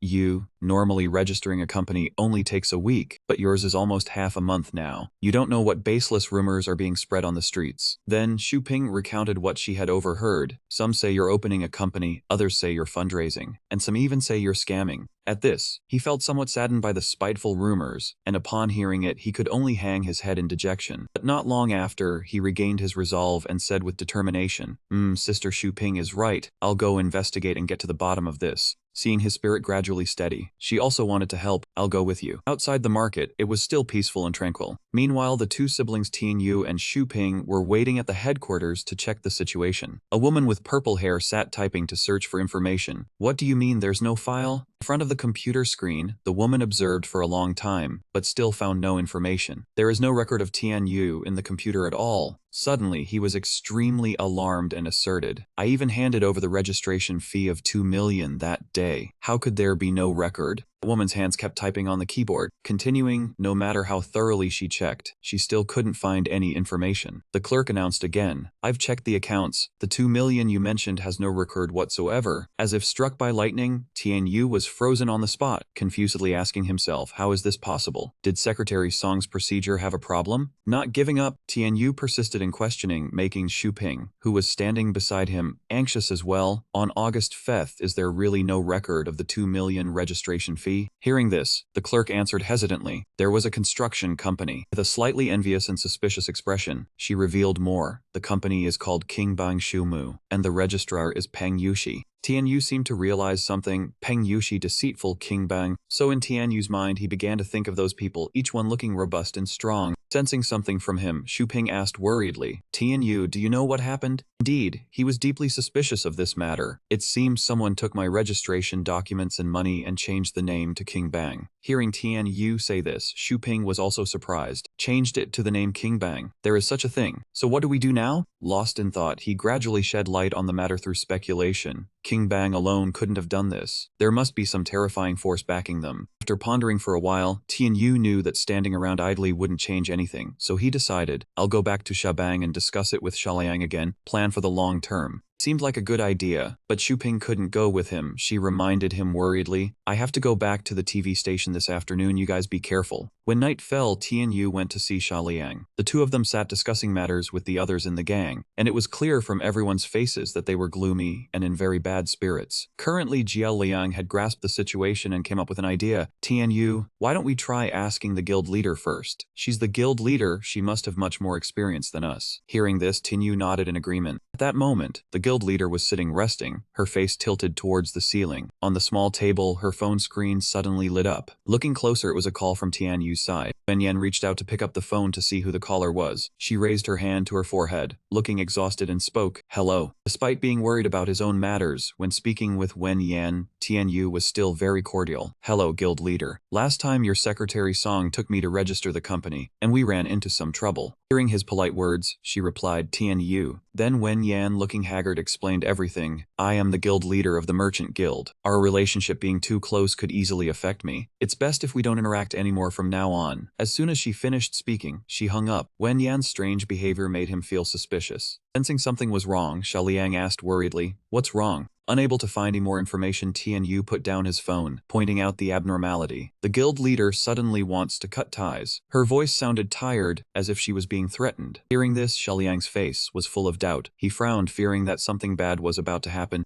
Indeed, Shaliang also had the same bad premonition as Tianyu. He put his hands on his hips and decided, "We have to go find her. Being threatened like this proves she's connected to the Qingbang's protective umbrella." Shaliang lost all his composure, his facial expressions revealing his true feelings. He made up his mind to find her and get to the bottom of it. After discussing for a while, Tianyu finally agreed with Shaliang. He stood up and said, "Let me go, you guys stay put, in case I scare her to death." Outside, the sky was already dark, but one house still had its lights on. This moment Tian Yu was cautiously peeking out from behind a wall. He looked into the yard and saw many cars. Tian Yu carefully observed every move of the Kingbang members, wondering in his head, why are their cars parked right at the guild leader's door? After watching for a long time and seeing no one in the yard, Tian Yu crept step by step towards the window where the light and voices were coming from. I've done what the Kingbang asked. What else do you want? He found a hiding spot under the window frame and sat down to listen. Inside, there were indeed people from the Kingbang in the guild leader's house. Indeed, there were several strange men inside Wen Yan's house, and they seemed to be threatening her. Leader there was Wu Feng. He sneered and said, we're just taking precautions. Please understand, guild leader. The tall and burly Wu Feng spread his arms, saying words to reassure Wen Yan, but it was actually a threat. Don't worry, your little princess and little prince are very comfortable with us. Hearing those words, Tian Yu outside was even more shocked. The King Bang had actually captured Qiang Qiang and his sister to threaten the guild leader. Wu Feng moved closer to Wen Yan, constantly pressuring her until she was too scared to speak. He said, be good and cooperate with us to eliminate the Shagang, then kill Tian Yu. When it's done, I'll return your child to you unharmed. Finally, Wu Feng ordered his underlings, all of you wait outside. I need to talk with the guild leader privately. The henchmen understood the hint, filed out of the room, and closed the door. When everyone had left, Wu Feng suddenly approached the guild leader, a lecherous smile on his face. Wen Yan, it's just the two of us now. Wu Feng took a step forward while Wen Yan kept stepping back. Finally, she hit the wall with nowhere left to retreat. Seeing this, he stretched his large frame and looked down, his entire body so imposing it seemed to engulf her. Wen Yan was overshadowed by his silhouette, and she asked in fear, what do you want to do? Wu Feng was a despicable man who wanted to do wrong. He boasted, Wen Yan, I'm different from other men. When I choose a woman, I don't look at her appearance, only the beauty of her soul. Having said that, he leaned close to her ear and whispered his flattery, give in to me, and you'll be the happiest woman. But Wen Yan didn't believe him. Finding him utterly repulsive, she raised her hand to push Wu Feng away. Her weak strength was useless. Wu Feng clamped her mouth shut with one hand and pinned both her hands against the wall with the other. After subduing her, Wu Feng began to kiss Wen Yan's cheek. At this moment, tears streamed down her face. The guild leader couldn't resist, tears falling one after another, her eyes filled with hopeless resignation. At the same time, his lips were pursing, ready to kiss her again. There would be no next time for Wu Feng. Tian Yu burst in and kicked him straight in the face. Wu Feng staggered and fell to the ground with a thud. After Tian Yu's attack, he collapsed onto the floor. The guild leader collapsed to her knees, her face flushed red, unable to speak. Wen Yan was dazed and blurted out, Tian Yu. He turned towards the door and calmly reassured her, don't worry, it's all right now. At this moment, Wu Feng, who had been knocked down, suddenly propped himself up, trying to sit up, shouting in anger, who dares to sneak attack me? But before he could sit up, Tian Yu's foot was already poised to stomp on his head. Wu Feng cried out, foot! As soon as he spoke, the foot stomped directly onto Wu Feng's head. Tian Yu's kick sent him crashing to the floor with a thump, looking no different from a frog. The force from his foot was too strong, making him collapse and lose consciousness completely. After dealing with the scumbag Wu Feng, Tian Yu took out his phone and called, Sha Liang, don't let the others escape. Before he even hung up, Sha Liang had already pulled both hands from his pockets, pushed the door open, and walked in. Entering the room, Sha Liang smiled lightly and said, don't worry, I've taken care of them all. Indeed, Wu Feng's henchmen had been beaten to a pulp by him. They were lying scattered on the floor, writhing in pain. After everything was handled, Tian Yu put forward a new plan. Let's go rescue Qiang Qiang. Hearing this, Sha Liang calmly agreed but asked a question. How are we going to rescue him? We don't even know where the kid is right now. However, Tian Yu was not worried. He calmly tackled it step by step. Didn't we capture many King Bang members? Just question them one by one and we'll find out. As for the next step, I have an idea. Sha Liang fell silent, letting Tian Yu decide. He told one of his Shagang men, Little Jia, check the WeChat. Prepare the things I send you. With things getting better, Tian Yu advised Wen Yan, guild leader, rest assured, I will definitely rescue Qiang Qiang. Besides her tears, she didn't know what else to say. At this moment, Wu Feng was tied up and dangling from a tree branch, stripped of all his possessions except his pants. Tian Yu stood beneath him and threatened, talk or not? His voice terrified Wu Feng. He no longer looked arrogant, replaced by fear. I'll talk, I'll talk. Even though he heard he would talk, Tian Yu pretended not understand, frowning and saying, not talking, huh? Then Tian Yu raised his hand and ordered the people behind him, go ahead. Hang Zhuo carried a basin full of mud lobsters and following Tian Yu's orders, began to act. Meanwhile, Wu Feng was still trembling in fear, muttering that he had already confessed everything. Hang Zhuo did not give him a chance to explain and dumped the whole pile of mud lobsters onto Wu Feng. He was covered with lobsters that bit into his flesh painfully, screaming and begging for the torture to stop. Hearing the pitiful pleas, Tian Yu coldly ordered them to stop. Only then did he breathe a sigh of relief, confessing the location of the two Wen Yan children, in the granary at Haikyuu Street, guarded by over 10 men, begging to be released to lead the rescue. Tianyu calmly replied, the chance to run is gone, wait for the police to come and take you away. Hearing the word police, Wu Feng screamed in panic. Gradually calming down, he thought about what he had done to Yang, felt guilty, and this crime had its reasons. The sky was pitch black, a crescent moon rose high, casting light in the gloomy night. Knowing the location, the group immediately set off in the dead of night. No one spoke. Tianyu and Heng Zhuo stood in front observing. Xia Liang at the back anxiously asked, "What now? Just rush in." Tianyu advised Xia Liang to hold back, avoiding danger because the hostages were in their hands. After observing for a while, Tianyu turned and asked Heng Zhuo, "Are the things I sent you last time ready?" Heng Zhuo carried a black bag and handed it over, replying, "They are all in here, brother Yu. What are these things for?" Ignoring the question, Tianyu took the items out of the bag and told Xia Liang to put them on. Even though he did not know what they were, he took them and opened to see, wondering, wearing this, there is a wig too. In the quiet night, a stray cat sat on the wall, meowing, while lights were still on inside the houses. Xia Liang had already put on the outfit Tianyu prepared and placed the wig on his head. He also put on a pair of round glasses. Turned out he was disguising himself as Wu Feng, looking exactly like him, while Tianyu kept glancing sideways at him. After the disguise was complete, the mission depended on Xia Liang, who instructed him on how to deal with the King Gang. Just walk in boldly, say the higher-ups ordered the hostages to be moved. Hearing this, Xia Liang agreed and began to execute the plan, saying, "I trust you." Inside, a few men were sitting around a fire, playing something, when Xia Liang's dark figure appeared outside the glass door. Hearing the noise, the men warily asked, "Who is it?" Xia Liang walked in looking like Wu Feng, standing solemnly before them. Seeing Xia Liang, they suspected nothing, clasped their hands in respect. The second master has arrived. Although Xia Liang's appearance was very imposing, his speech was not very confident. He stammered, "The plan has changed. I have come to take the hostages away." The men bowed in trust, the one in yellow obeying. "We will bring the hostages out." Suddenly a voice rang out to stop them. "Hold on." A one-eyed old man stepped out with a wide smile, inviting, "Haha, second brother has arrived, have a drink with me." The fake Wu Feng tried to speak with a serious expression, "Guo Ying, I am busy, no drinking today." Immediately after, the man in yellow came close, saying, "Sorry second master, third master wants to go, we cannot stop him." Xia Liang's face darkened, saying, "It is fine, I will pick them up and leave. You all take good care of third master, do not let him run around." Hearing this, the man in yellow was relieved but helpless, saying, "I will bring them out." "Wait a moment." Xia Liang sat down next to him, his ugly face distorted. His right eye had 3 scars like cat scratches. Xia Liang glanced at him cautiously, not expecting Guo Ying to be here. He absolutely could not be exposed. Looking at him, he did not seem like an ordinary person. His eyes were misaligned, one looking up and one looking down, which made Xia Liang feel somewhat reassured, thinking he must be too stupid to recognize his disguise. After a while, the man in yellow returned, opened the door, holding a chain in his hand, saying, "The people have been brought, hold this chain tight and they cannot escape." The long chain tied the hands of a small child in green clothes, likely a boy. Behind him was a purple dress. The chain wrapped around a frail, fair arm, likely a girl. Indeed, it was Qianqiang and Han Ning, both very tired. Qianqiang's leg was injured. Han Ning's white stockings were torn to shreds. Seeing this scene, Xia Liang could not hide his fury. He clenched his hands into fists, grinding his teeth, "Bastards." The man in yellow was startled and asked, "Second master, what is wrong with you?" Xia Liang kept his head down, his burly figure trying to suppress his emotions, saying nothing, "Hand the people over to me." But just as he was about to calm himself, he heard, "The little girl is pretty, how old is she?"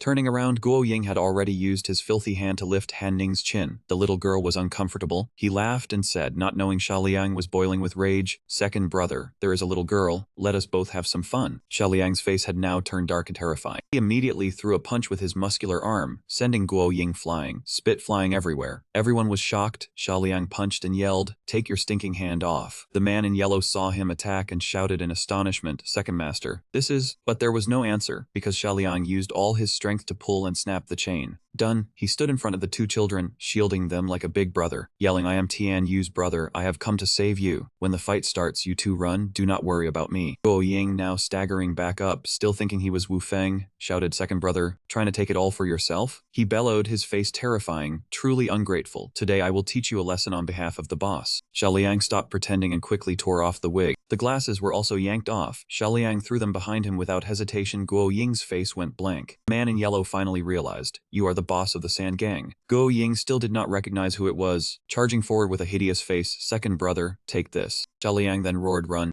He blocked Guo Ying's attack, dust and smoke flying everywhere around them. Following Xiaoliang's plan, right as he was clashing with Guo Ying, Han Ning grabbed Qiangqiang's hand and tried to run in the opposite direction. While Guo Ying gritted his teeth and endured the fight, the two lackeys behind him saw the unstable situation and asked in unison if the third master needed help. But the old man only glanced at them, his tone full of confidence. "This is a personal grudge between me and second brother. Do not interfere. You go catch that little girl and have some fun." Hearing this answer, the man in yellow was shocked and reminded him, "Third master, he is not second brother." But the old man refused to believe, insisting he was his second brother and was determined to strike. "Do not defend second brother. He does not know his place. He must be beaten. You people go chase that girl." The man in yellow could not believe the old man's intelligence. His face frozen as he judged. Is third master really that stupid? Oh well, let us go catch the person. Xiaoliang used a slight force from his muscular arm to block the old man's blow. With that strength alone, Guo Ying fell to the ground, looking at the current scene as if kneeling at Xiaoliang's feet. When throwing a powerful strike, he grimaced and said, "Ever since that Guo Ying went crazy, his martial arts are no more. Now he is just an ordinary person who is a bit stronger." Xiaoliang maintained a defensive stance. One-on-one he could win. That Guo Ying looked up at him and praised, "You have improved, second brother." The old man supported himself on the ground and said, "Then let me show you some real skill." Unexpectedly, the words of this madman shocked Xiaoliang. He instinctively stepped back. Immediately after, lightning bolts slashed across Xiaoliang's face. This surprised Xiaoliang so much his eyes widened. "Lightning, no, this is..." Guo Ying confidently soared up, shouting, "Flash lightning fist." Then he struck Xiaoliang in the eye, causing him to cry out in pain. Xiaoliang's entire body was sent flying until a wall stopped him. The wall cracked. Dust and filled the area, only his screams were heard. At this moment, the one kneeling on the ground was Xiaoliang, blood flowing from his eyes like a waterfall. Xiaoliang was furious, one eye already stained with blood. He gritted his teeth and called the old man a monster. That Guo Ying gleefully said, "Second brother, you are still not good enough." Then he, like a true monster, his face scarier than a horror movie, said loudly, "You'd much more training." Suddenly, a long streak of blood splashed into the old man's eyes, filling his temple and eye with blood, making him look like he wore a red eye patch. It turned out that while he was gloating, Xiaoliang had already stood beside him, and it was he who threw the blood into his face. Immediately after, Xiaoliang landed a powerful punch to his stomach. Xiaoliang continued with another punch to the underside of Guo Ying's chin. The quiet space, aside from the smoke and dust, there were only the two people. Even the sound from Xiaoliang's arm was clearly audible. The old man's face was pale. He praised the move of using blood to blind the eyes as not bad, but said the force was lacking a bit. Xiaoliang was extremely tense at this moment, and suddenly Guo Ying struck repeatedly with both arms. He called it bombardment headshots. To Xiaoliang's astonishment, the old man continued, 56 consecutive strikes. Suddenly at this moment, Qiangqiang appeared from somewhere. The little boy used his small foot to kick the old man's groin, causing him to curl up like a shrimp. The old man was in agony, tears streaming from his eyes, his false teeth even flying out. He screamed in horror. Not only Guo Ying, but Xiaoliang also had his eyes wide open, nearly popping out, his brows furrowed, his mouth twisted open wide, his face showing clear astonishment. He called out loudly, "Qiang." Guo Ying lay with his rear in the air, both hands clutching the painful spot, his face miserable, saliva dripping to the ground. He asked, "Where did this damn brat come from?" Xiaoliang seriously furrowed his brows, scolding his little brother for coming back. "Did I not tell you to run?" Qiangqiang was solemn, placing his hand on his chest, confidently saying, "Abandoning friends is not the act of a knight." Guo Ying, just having endured the pain, heard this and retorted, "Little friend, sneaking up on others is nothing glorious." Then he shot forward like a wild beast, charging at Qiangqiang, his face terrifying, his voice malicious. "Today, uncle will teach you about martial arts." Qiangqiang, who had been beating his chest earlier, now opened his eyes wide in fear. He thought the old man would give him a beating, but suddenly a man rushed in, using his foot to press down Guo Ying's arm, causing the old man to fall. Qiangqiang was also stunned. At this moment, one could only see the shoe firmly stomping on a hand. It was Tian Yu's foot. He stood mightily stepping on Guo Ying's hand. Behind him were the dazed Qiangqiang and Xiaoliang covering one eye. Qiangqiang came back to his senses and recognized him, happily calling out with an affectionate tone, "Master." Guo Ying at this moment could only bow his head beneath the man's foot. The old man stuck out his tongue in anger, his voice trembling. You are..." Looking up, he saw a familiar face, a scholar in uniform with a cold expression looking down at him. Seeing this face, Guo Ying was terrified, his face contorted, sweating profusely, stuttering, little wide. Immediately after, he pulled his hand from under the sole of the shoe and screamed loudly. Guo Ying could not stand steady, trying to crawl with his feet and hands, one side immobile, his face ugly, screaming endlessly. Xiaoliang, still pressing his injured eye tightly, went to Tian Yu's side and asked, "He ran away, should we chase him?" Tian Yu seriously pushed Qiangqiang towards Xiaoliang. "No need, you take Qiangqiang to the brothers first, his sister is also there." and he said with a stern expression, I will chase after the fake Guo Ying. That Guo Ying was currently desperately running forward. His face was covered in sweat from exhaustion and fear. Turning back to see Tian Yu had caught up very close, shocking him. Tian Yu ran very fast, each step kicking up thick clouds of dust. He exerted all his strength to chase that Guo Ying who was fleeing like a monster. With that speed, in an instant he was beside Guo Ying, taking a long stride while shouting, Where do you think you are going? At this moment Guo Ying was terrified, begging, Great demon, don't chase me anymore, don't kill me. Tian Yu Fai pulled up alongside Guo Ying, who was running like a dog, and said arrogantly, Relax, I'm not going to kill you.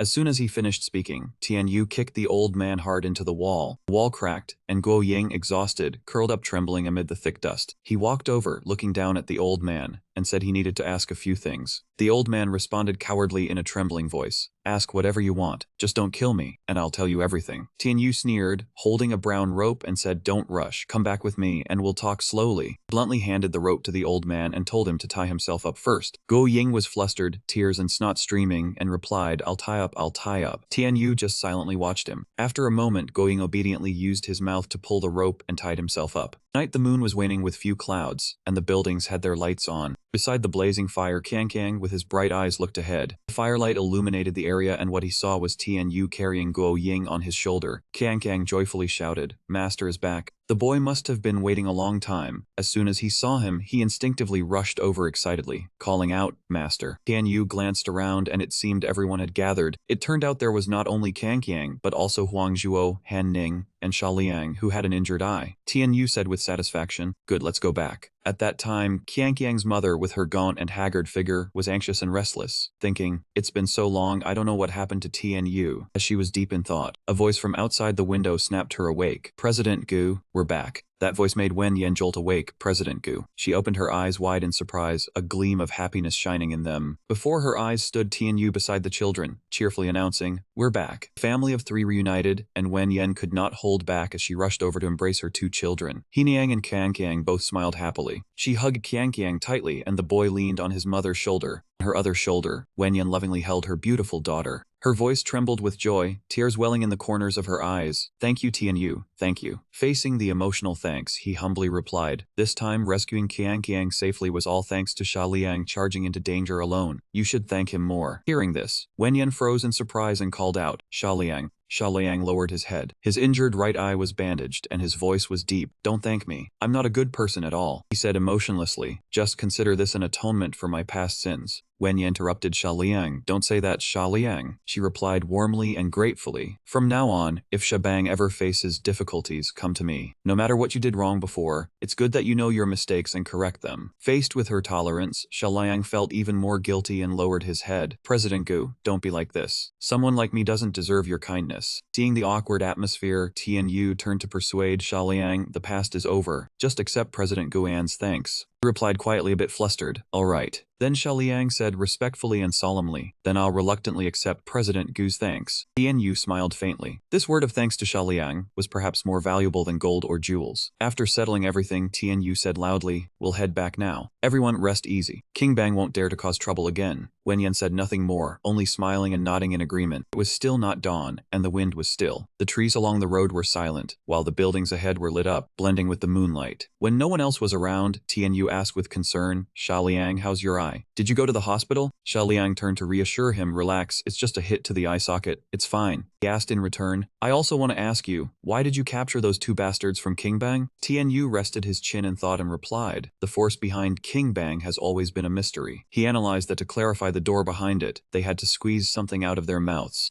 Hearing this, Sha Liang excitedly pointed at himself and proudly said, Want to interrogate them? I'm an expert at this. Tian Yu trusted him and patted his shoulder. Then I'll leave it to you to arrange. After arranging things, Tian Yu yawned. After all, I'm only human. It's getting late, I'm going to sleep now. Sha Liang confidently grinned, showing his bright white teeth. Go get some rest. By the time you wake up tomorrow morning, I'll have interrogated those two bastards thoroughly. Meanwhile, in a place that resembled a sewer pipe, a dwelling of rats. The mechanism was still operating at that time, the pipes covered in dirty moss. In a place like this, there was actually a charcoal stove burning. De Wu Feng had just woken up at this moment, groggily muttering, Huh. His body was tied to a tall pillar, stripped bare and sweating from the heat. Fortunately, the rope wrapped around him covered certain parts. He shouted in panic, Where is this? Why am I tied up here in the middle of the night? At that moment, the sound of someone's footsteps suddenly echoed. The person was still approaching. Then they suddenly stopped. It turned out to be Xia Liang, who now looked very clean and dapper. Don't panic. The person tied to the pillar was not only Wu Feng, but also Gu Ying beside him. Xia Liang said gently, I just want to ask you a few things. Seeing Xia Liang, Wu Feng lost his composure and yelled, Xia Liang, why have you brought us here? Where is this? However, Xia Liang did not want to entangle with the likes of Tam. He frowned slightly in annoyance at the shouting, then said directly, I have made my intentions clear from the start. He spoke sternly with his hands in his pockets and said loudly, a brief introduction about the steam room of the Higanger factory. It was demolished 80 years ago due to broken pipes, but the basic functions can still be temporarily used. At this moment, Wu Feng's face was covered in sweat. He shouted anxiously, what crazy words are you saying? Only then did Guo Ying wake up. He called out dazedly, Xia Liang showed a cold expression. He said loudly, Heng Zhuo, add more coal. Receiving the order, Heng Zhuo immediately walked over to the furnace. It was like an efficient working machine, continuously shoveling coal into the furnace. Each small lump of coal was quickly added inside. The fire in the furnace had now flared up fiercely and was scorching hot. Wu Feng was now naked. He kept screaming. Guo Ying was different. He just kept laughing loudly. Wu Feng complained, hot, so hot. Seeing their pain, Xia Liang was satisfied. He said gently, cooperate obediently and you won't have to endure this. Indeed, this trick worked. Wu Feng yelled, stop, what do you want to know? Xia Liang looked at him contemptuously, cutting straight to the point. Who is the shadow force backing you? He suddenly raised his voice and asked, who is it? Wu Feng broke out in a cold sweat of fear. I can't say. If that person finds out I betrayed him, my parents back home will be implicated. Hearing his excuse, Xia Liang had no pity but secretly praised, at least he knows filial piety. Xia Liang continued to give orders, Heng Zhuo, add more coal. The coal shovel went back to work. Immediately, small coal pieces were again thrown into the furnace. Seeing this, Wu Feng lowered his voice and begged, mercy, have mercy. Xia Liang became harsher. He gritted out, who is the mastermind behind the King Gang? But that man was still stubborn. He shouted again, tears and snot streaming down, I can't say. At that moment, Guo Ying, who had been silent all along, suddenly spoke up, second bro. He seemed to be mocking, your body is too weak. They kindly give you a steam bath. Why are you screaming like a stuck pig? His composure surprised Xia Liang. This Guo Ying, he isn't even afraid of the scalding heat. Feeling it was a waste of time with no results, Xia Liang turned his back and walked away before Wu Feng and Guo Ying, not forgetting to leave a word, if you won't talk, I'll go sleep and let you slowly enjoy it here. But unexpectedly, the one who stopped him was Guo Ying. Don't. This is a bronze pipe hot acupuncture project. It stays hot all night. Who can endure it? Is this how you treat people? And a sinister smile curled on his lips. Don't you want to know who our boss is? His face now held a hint of cunning. I'll tell you. Immediately, Xia Liang turned back and asked loudly, who is it? This Guo Ying confessed everything. I don't know his full name, but when the boss was on the phone, I heard the manager call him Xiaoping. Hearing this name, Xia Liang was slightly surprised. Xiaoping? He began to think about this mysterious person. In all my years on the streets, I've never heard of this figure. The cowardly Wu Feng suddenly yelled, was all that madman talking? It has nothing to do with me. I didn't say anything. Having gained a little but having to listen to his noisy screams, Xia Liang rubbed his nose with a headache. It's getting late. He approached, slowly untied the ropes binding Guo Ying under Wu Feng's jealous gaze, then said, all right, then you just sit here. Guo Ying agreed, I'll take you somewhere more comfortable to talk. Seeing this, Wu Feng immediately spoke up, wait. He probably couldn't bear it anymore, but still feared in his heart. He stammered out, I'll talk. Xiaoping's full name, his dealings with the King Gang, I'll tell you everything. Xia Liang thought he was braver, but Wu Feng's true nature was hard to change, leaving him speechless. Just don't say I ratted him out. Say it was all Guo Ying. Finally, the sky turned to dawn, and all the buildings had their lights off. Under the morning sun, the footsteps of a person could be seen again. It turned out to be Tianyu, perhaps anxious to know the result, so he woke up early to ask Xia Liang, how did it go? Xia Liang happily boasted about his achievement. He confessed everything. He recounted everything. Behind the King Gang is a controller named Xiaoping. The King Gang boss Peng Yushi, we know, is just a pretty boy kept by Xiaoping. Hearing this, Tianyu asked, is Xiaoping that rich guy who is always on TV?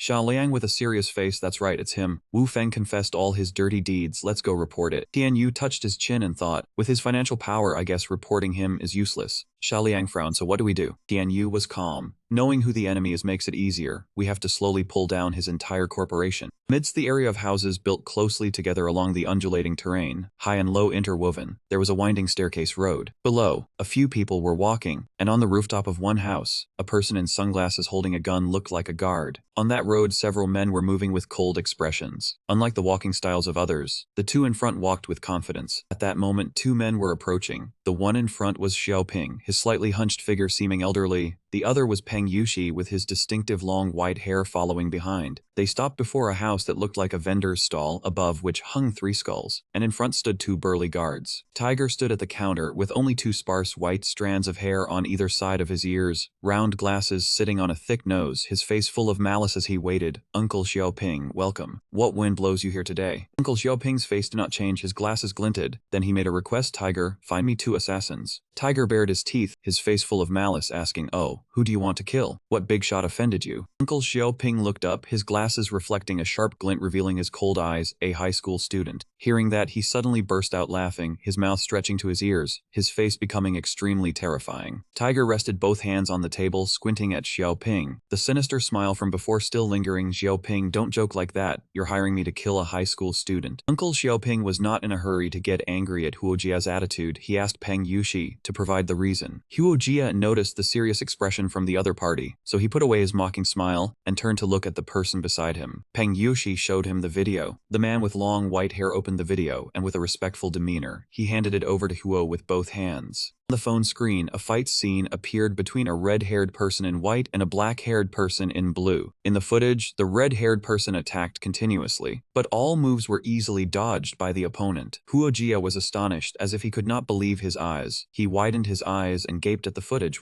He looked up at Xiaoping, his eyebrows slightly trembling, sweat on his forehead. What is the background of that kid in this video? Uncle Xiaoping frowned, his brows tightly knit, his eyes cold as he looked down. We are not clear about his background, but he can block bullets with his body. Huo, do you have a way to deal with him? After hearing Uncle Xiaoping's words, Huojia's expression changed completely. The corners of his mouth curled up so much that his teeth showed, his face full of excitement. Of course, as long as you deliver his corpse to me for research, I have plenty of ways to kill someone. After hearing Huojia's firm assurance that he could do the job, Xiaoping said, very well, I will send you the money through the usual method. After that, Uncle Xiaoping and Peng Yushi left that place. On the way, Peng Yushi turned around with a doubtful expression and asked, Xiaoping, is that Uncle Huo reliable? Tianyu is not an ordinary person. A flash of worry passed through Uncle Xiaoping's eyes, but immediately became firm. He replied, rest assured, that man is not an ordinary person either. At Huojia's place, he had recruited 2 demons as his minions. One was tall with a large build, the other was short and stout, his body round like a water barrel. Both stood towering behind the old man, while Huojia sat leisurely in front. With his hands clasped together, the old man called out the names of his 2 demon servants, Jiang Long, Fu Hu.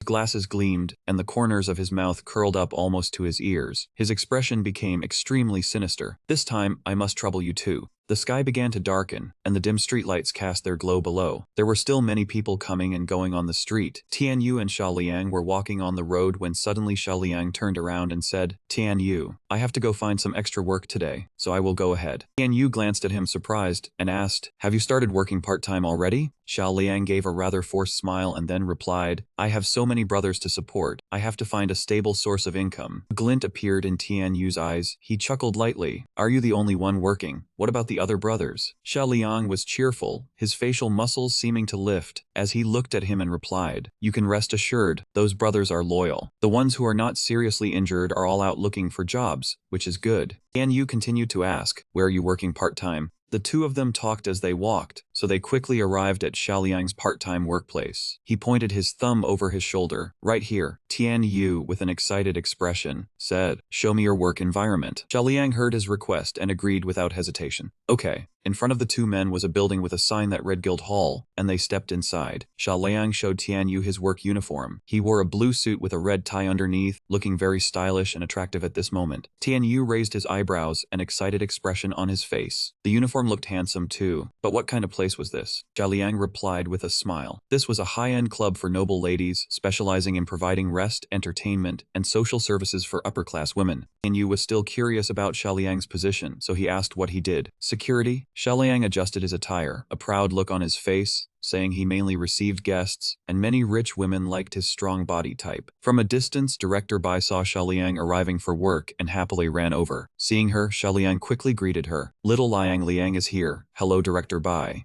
As soon as he arrived, Director Bai Lion saw the wound on his face and asked worriedly, "Oh my, what happened to your eye?" Xia Liang suddenly remembered the wound, reached out to touch it, his face showing embarrassment. "Oh, this is just a minor injury, nothing to worry about." Director Bai stepped closer, her tone stern as she corrected him. "What do you mean nothing to worry about? Although many guests like your masculine look, our positioning is high class. Receiving guests with an injury like this will lower your value." After hearing this, Xia Liang quickly apologized. "Sorry, Director, it was my carelessness." She replied, "It's fine, it's a small incident, I won't punish you." Then she noticed Tian Yu standing beside him, her attitude changing, her face turning teasing. "Who is this young man with you? He's handsome." "Oh, this is my buddy," Director Bai immediately suggested. "How about this, have your buddy take your place? I'll give you all the credit for the reward later." After hearing this, Xia Liang turned to look at him in confusion. "Tian Yu about this? Fine, just taking his place, I'm happy to help, I'm free anyway." Director Bai happily handed him the uniform. "This young man is straightforward, go change quickly." Tian Yu asked before going to change. "Director, after I change, what is my main job?" She replied, "It's very simple." Director Bai raised her hand to her ear. "You just need to say to each guest, 'Welcome, miss,' then kneel down and kiss her hand." Tian Yu pondered. Kissing a woman's hand, isn't this the perfect chance to absorb energy? The shiny shoes walked across the floor. Tian Yu finished changing his uniform, carefully adjusted his cufflinks, his face showing satisfaction. A pancake had fallen from the sky. From the bottom of the stairs, a woman with shoulder-length orange hair slowly walked up. Tian Yu saw her and bowed at a 90-degree angle. "Welcome, miss." Tian Yu gently lifted the woman's hand, and he placed a kiss on the back of her hand. After that action, the system immediately displayed a notification, receiving 5 energy points, remaining energy 112 points. Tian Yu's eyes suddenly lit up, he smiled slightly. "Great, I can really get energy." Following that, Tian Yu continuously kissed the hands of one woman after another. Each time the system reported receiving more energy points, receiving 4 points. Then he received another 10 energy points. Then he continued to receive 2 energy points. 5 hours later, Tian Yu's face showed slight fatigue, but he still had a satisfied smile. Energy remaining 311 points. A big harvest, I've never accumulated this much. Suddenly his gaze changed, his pupils contracted, his brows furrowed, his expression seemed calculating. The previous functions only cost about 10 points, and their effects and duration were limited. Tian Yu started daydreaming, wondering if with high points he could exchange for some stronger functions. The system sent another message. Received host command. Opening function menu. Suddenly Tian Yu froze, his face stunned. Unable to believe the scene before his eyes, his mouth agape. He could only stammer out a few words. This. A system panel longer than half his body appeared. He spread his arms and legs to steady himself, but his face still showed clear confusion. This is Guardian System Level 1, Exchangeable Functions. Strength Enhancement 30 minutes 20 points. Hardening 10 minutes 20 points. Speed Enhancement 30 minutes 20 points. Senses Enhancement 2 hours 15 points. Auto Drive 1 hour 15 points. Breath Holding in Air 1 hour 20 points. Language Mastery 40 minutes 10 points. Network Infiltration 2 hours 10 points. System Upgrade 250 points. Remaining Energy 311 points. Tian Yu looked up at the system panel, his eyes shining with curiosity, unable to help but exclaim, "Amazing." He found it quite strange, so he asked the system, "But what is this system upgrade?" Receiving the question, the system answered, "System upgrade can upgrade the host's abilities, unlocking more functions and energy acquisition methods." Tian Yu pondered again, calculating. "Is that so? 250 points is a bit painful, but the current functions are indeed insufficient. If I encounter someone stronger than Guo Ying, this level probably can't handle it." He raised his hand to his chin, thinking. If that's the case, after thinking it through, Tian Yu decisively reached out his hand, his face full of determination. "Alright, unlock system upgrade." Receiving the command, the system immediately upgraded. Upgrade confirmed, energy exchanged, upgrading. Please wait. Upgrade successful. Guardian System Level 2, Host Tian Yu Level 11. Equipment Induction System Activation. Fountain Pen +1. Skills inherited all level 1 functions. HP 500, MP 200, Strength 17, Defense 12, Agility 15, Intelligence 11, Induction 11, Stat points 11. Level 1 attribute enhancement consumes 10 energy points, any value times 2 remaining points, 61. Tian Yu stared intently at the system screen. This is my body's abilities displayed like game stats. He was thrilled, his eyes brightening. These stat points mean I can enhance my attributes? Hearing the question, the system replied, "Each stat point can increase any stat value, or be exchanged for 100 HP or MP. Tian Yu slightly curled his lips, his face showing interest. "Interesting, looks like I need to study how to allocate these points carefully." The scene shifted back to the crowded street. Jiang Long and Fu Hu had quietly appeared in the neighborhood where Tian Yu lived. The 2 demon lackeys ignored the stares of Pasby, only focused on searching for him. Jiang Long said, "According to Uncle Hu's intelligence, the prey is here. I sense a powerful energy nearby." Fu Hu revealed a sinister smile, his grin stretching to his ears, revealing sharp teeth. "Let the hunt begin." The system panel displayed a new notification. Guardian System Level 2, Host TNU Level 11, Equipment Induction System Activation Fountain, Pen +1, HP 500, MP 17, Strength 17, Defense 12, Agility 15, Intelligence 11, Induction 11, Stat 11, Stat Points 11, Skills Inherited all Level 1 functions. Level 1 Attribute Enhancement consumes 10 energy points, any value times 2, remaining points 61. TNU read the message attentively, but still had a doubt, so he asked, "How do I increase the level behind my name?"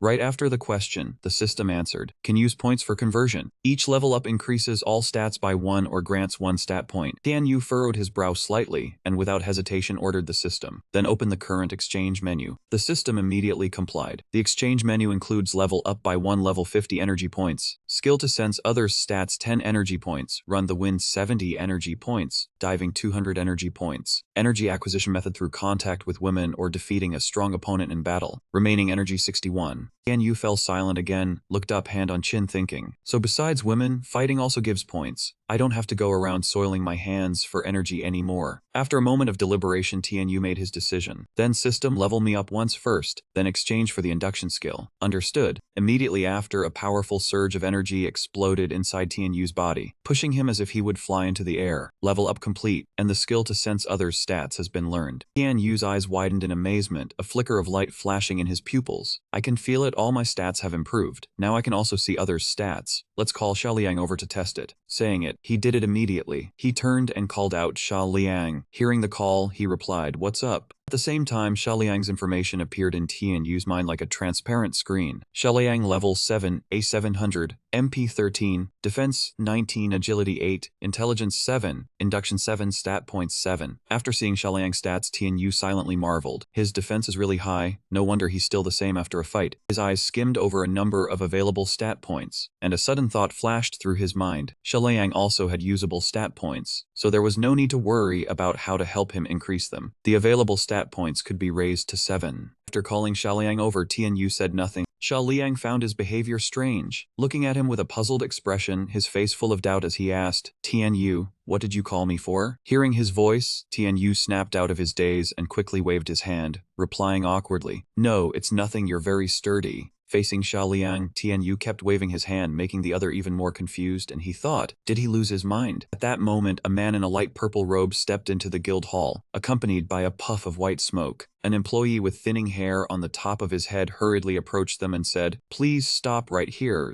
This is a women's guild hall, so men are—" Before the employee could finish his sentence, Fu Hu swung the wooden pillar in his hand and struck him straight in the stomach, causing him to double over in pain and cry out. Tianyu and Xiaoliang, standing nearby, looked at each other with confused expressions. What's going on? Fu Hu quickly flashed a smug smile and said, "See, it's me, Fu Hu." He pointed his finger at Tianyu and then said in a harsh tone, "That kid right there, he is Tianyu." He looked at these strange people with a very bewildered expression and thought, who are these two people? As soon as he finished speaking, a stat sensing skill activated automatically, and data flooded in like a torrent. Fu Hu, HP 100, MP 500, Agility 19, Intelligence 8, Sense 60, Zhang Long, HP 700, MP 1600, Strength 21, Defense 11, Agility 59, Intelligence, Sense 19. After reviewing their stats, Tianyu couldn't hide his astonishment and exclaimed, "Their stats are simply too heaven-defying." Xiaoliang was so angry he lost his composure and shouted, "What do you think you're doing? Do you dare to come here and cause trouble?" Tianyu, standing beside him, quickly placed his hand on his shoulder to restrain him and said, "Xiaoliang, don't act rashly. These two are not to be messed with." After hearing these words, Xiaoliang's face darkened, and sweat covered his forehead. He gritted his teeth and thought to himself, who are these two to make Tianyu so cautious? Meanwhile, Fu Hu, standing not far away, had witnessed everything. Finally, he spoke up. Talking too much is useless. He furrowed his brows and roared furiously, "Prepare to die." Following that, Fu Hu hugged the staff beside him and charged at lightning speed toward Xiaoliang and Tianyu, kicking up a dense cloud of dust. A flicker of surprise passed through Tianyu's eyes, and his lips pursed slightly as he thought, his stance is too wide, leaving such a big opening. Xiaoliang also quickly noticed the issue, his brows tightly knitted together with a sharp look in his eyes. The two of them simultaneously used their strength to punch straight at Fu Hu's face, creating a massive surge of light around them. But unexpectedly, their combined attack only made him lose a little health. Fu Hu was extremely smug, a cunning smile spreading across his face as he taunted, "Is that all you've got? For martial artists, your strength is way too poor." As soon as he finished speaking, he swung his staff and struck Tianyu and Xiaoliang, sending both of them flying far away. His strength was too great, and his body was not lightly injured. The health bar dropped by nearly half. Tian Yu's face was filled with pain, his pupils contracted, and he gritted his teeth as he uttered, "Wife." On Xiaoliang's side, although he wasn't as badly hurt as Tian Yu, his health bar also took a hit. He was in so much pain he couldn't even open his eyes. Fu Hu now looked extremely terrifying, his eyes glowing, and the gloomy atmosphere created an overwhelming sense of threat. No point in hoping anymore. Looks like you're just a couple of amateurs. Fu Hu made a suggestion to the man opposite him.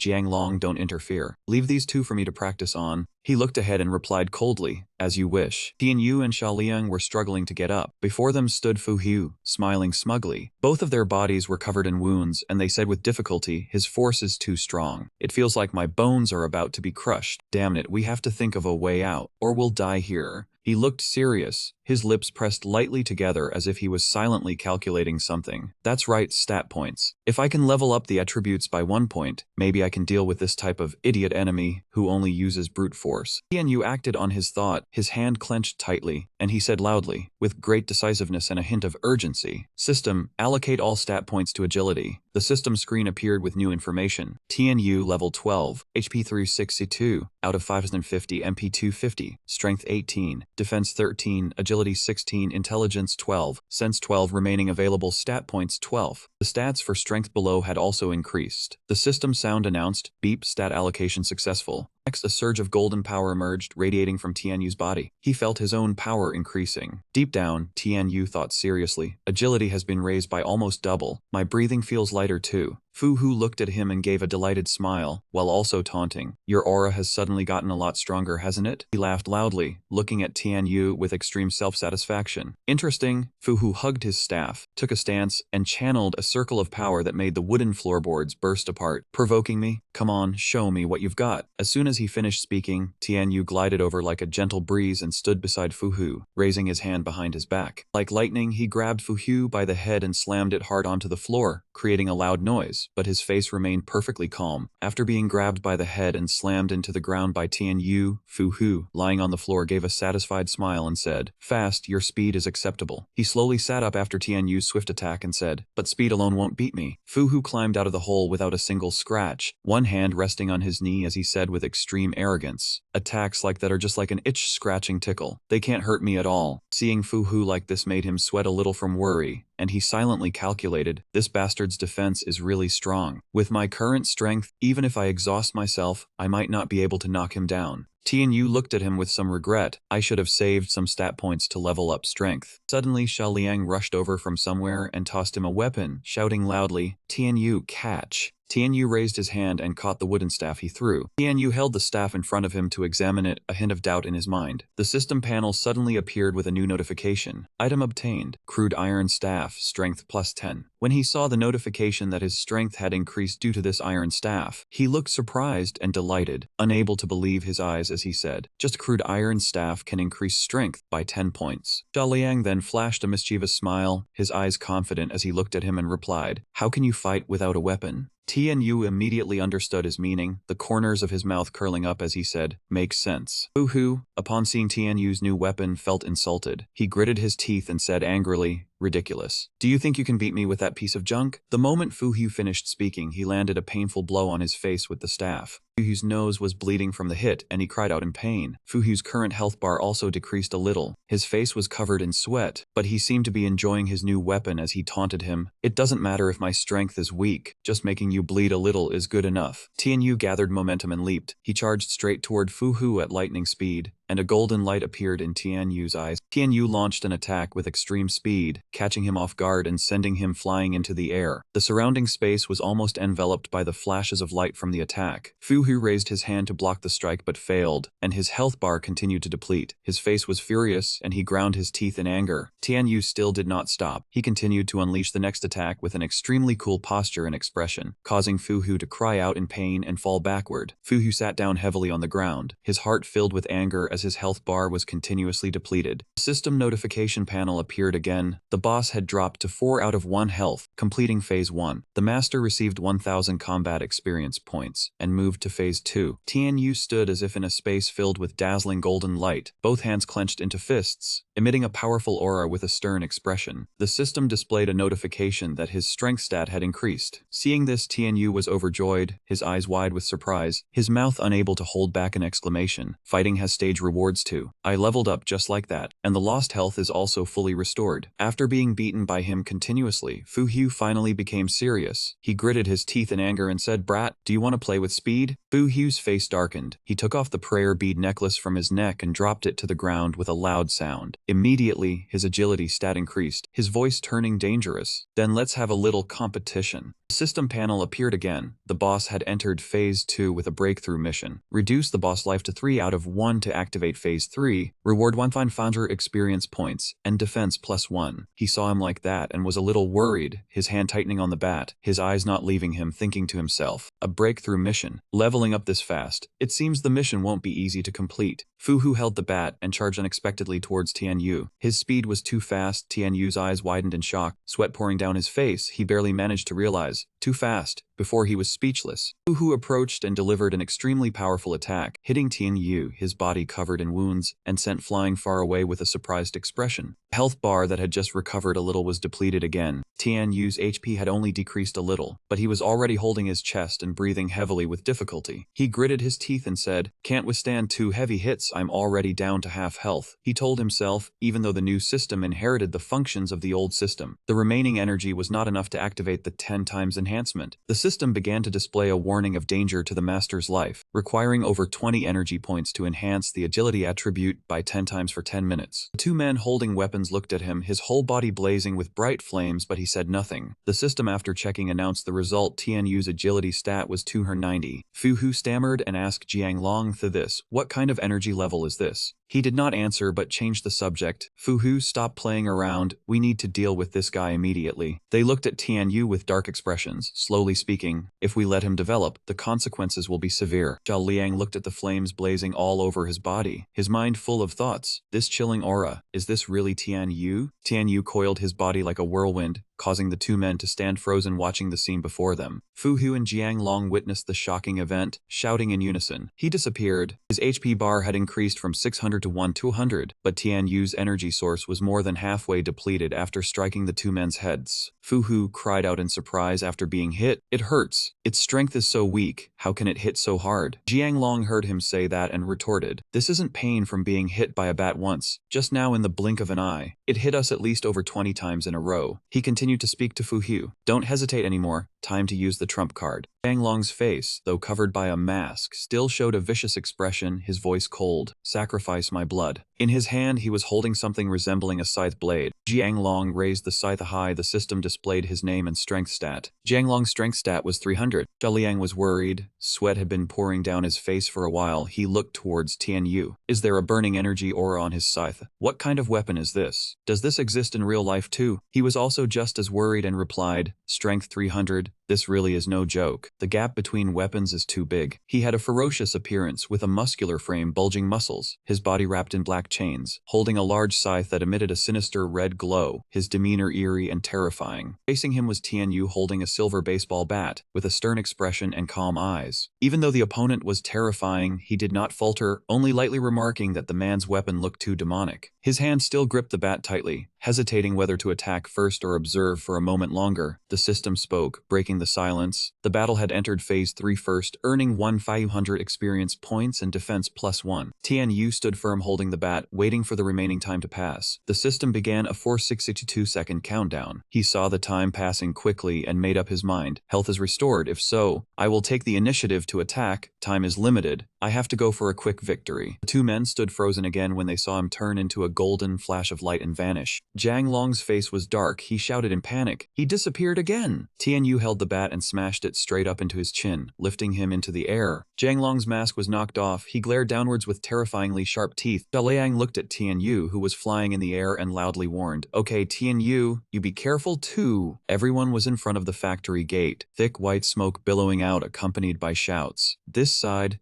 outside. Watch out for the machine guy. Xia Liang spread his arms to stop them. Everyone calm down. Exit through the back door. In the middle of the commotion, Manager Bai hurriedly tried to enter. Xia Liang, what is going on? My shop? He heard this, averted his eyes and quickly excused himself. Sorry, Manager Bai, I can't explain either. Just consider what happened in the shop as a terrorist attack and the special forces are fighting. Jiang Long hurriedly shouted, Fu Hu, this kid's movements are too fast, I can't see clearly. You use it now. Fu Hu understood. His hand stroked the dragon on the divine artifact and replied, okay. He said this and touched the dragon's horn with his hand. Then he used all his strength to set the divine artifact on the ground, creating a yellow smoke cloud. Tian Yu looked at Fu Hu in surprise, wondering doubtfully, what does he want to do? He slammed the divine artifact onto the ground. The earth began to shake. Pieces of wood flew into the air chaotically. The factory was also affected. Sections of the walls began to crumble. Manager Bai saw the scene before him and screamed, explosion! My shop! Xia Liang worriedly looked in that direction and exclaimed, Tian Yu! Jiang Long held the scythe in one hand, and with the other hand he grabbed Tian Yu by the neck, lifting him up high. He gave a sly smile, revealing a mouthful of sharp teeth, and shouted, got you now. He swung his scythe high and roared, die. Tian Yu was sent flying backward, his body trembling and drenched in sweat, gritting his teeth to endure. Then he thrust his finger into Jiang Long's eye, let out a miserable scream and collapsed to his knees, clutching his eye. He looked at Jiang Long and curled his lips into a wicked smile. I let myself get caught on purpose. I thought you were clever, but you fell for it so easily. Tian Yu picked up the scythe that he had dropped in pain. His face darkened, and he clenched his fists. Your weapon seems easy to use. I like it now. Fu Hu stood beside the kneeling Jiang Long and said worriedly, not good. The bloodthirsty blade has been taken by him. Holding the blade, he looked at the system notification with satisfaction. Acquired bloodthirsty scythe. Attack plus 100. Passive skill consumes 30% of life to increase attack by plus 300. Hearing this, his eyes lit up and he blurted out, good stuff. Jiang Long, who was kneeling prostrate on the ground, suddenly ordered, Fu Hu, finish him off quickly. He panicked, sweat covering his face, and stammered, he already has the bloodthirsty scythe. I am no match for him anymore. Jiang Long roared, blood streaming from his eyes, and gnashed his teeth. Useless trash. I will do it myself. He slowly stood up and Tian Yu watched him make a spectacle of himself. Jiang Long's heel lifted to gain momentum. He lunged forward, his mouth wide open, blood still flowing nonstop from his eye socket. Tian Yu swung the blade at him, the cold, sharp edge slicing across his hand. Through his bleeding eyes, he saw his own ear get severed. He knelt down again, clutching his ear and screaming miserably. Tian Yu held the blade with both hands and glared coldly at them. Just then, a police team broke through the door and rushed in, holding their guns with authority. One of them spoke into the radio. Unit A, we are in. Officer Ye stared in shock into the thick, hazy smoke. Is that? Tian Yu stood upright within that hazy smoke. His gaze shifted toward the voice, filled with a deadly air. Officer Yi shouted in astonishment. Tian Yu, you again? He gave a perfunctory smile. Officer Yi, you are finally here. Officer Yi ran over and asked seriously. We received a report of an arson and explosion attack. What is going on here?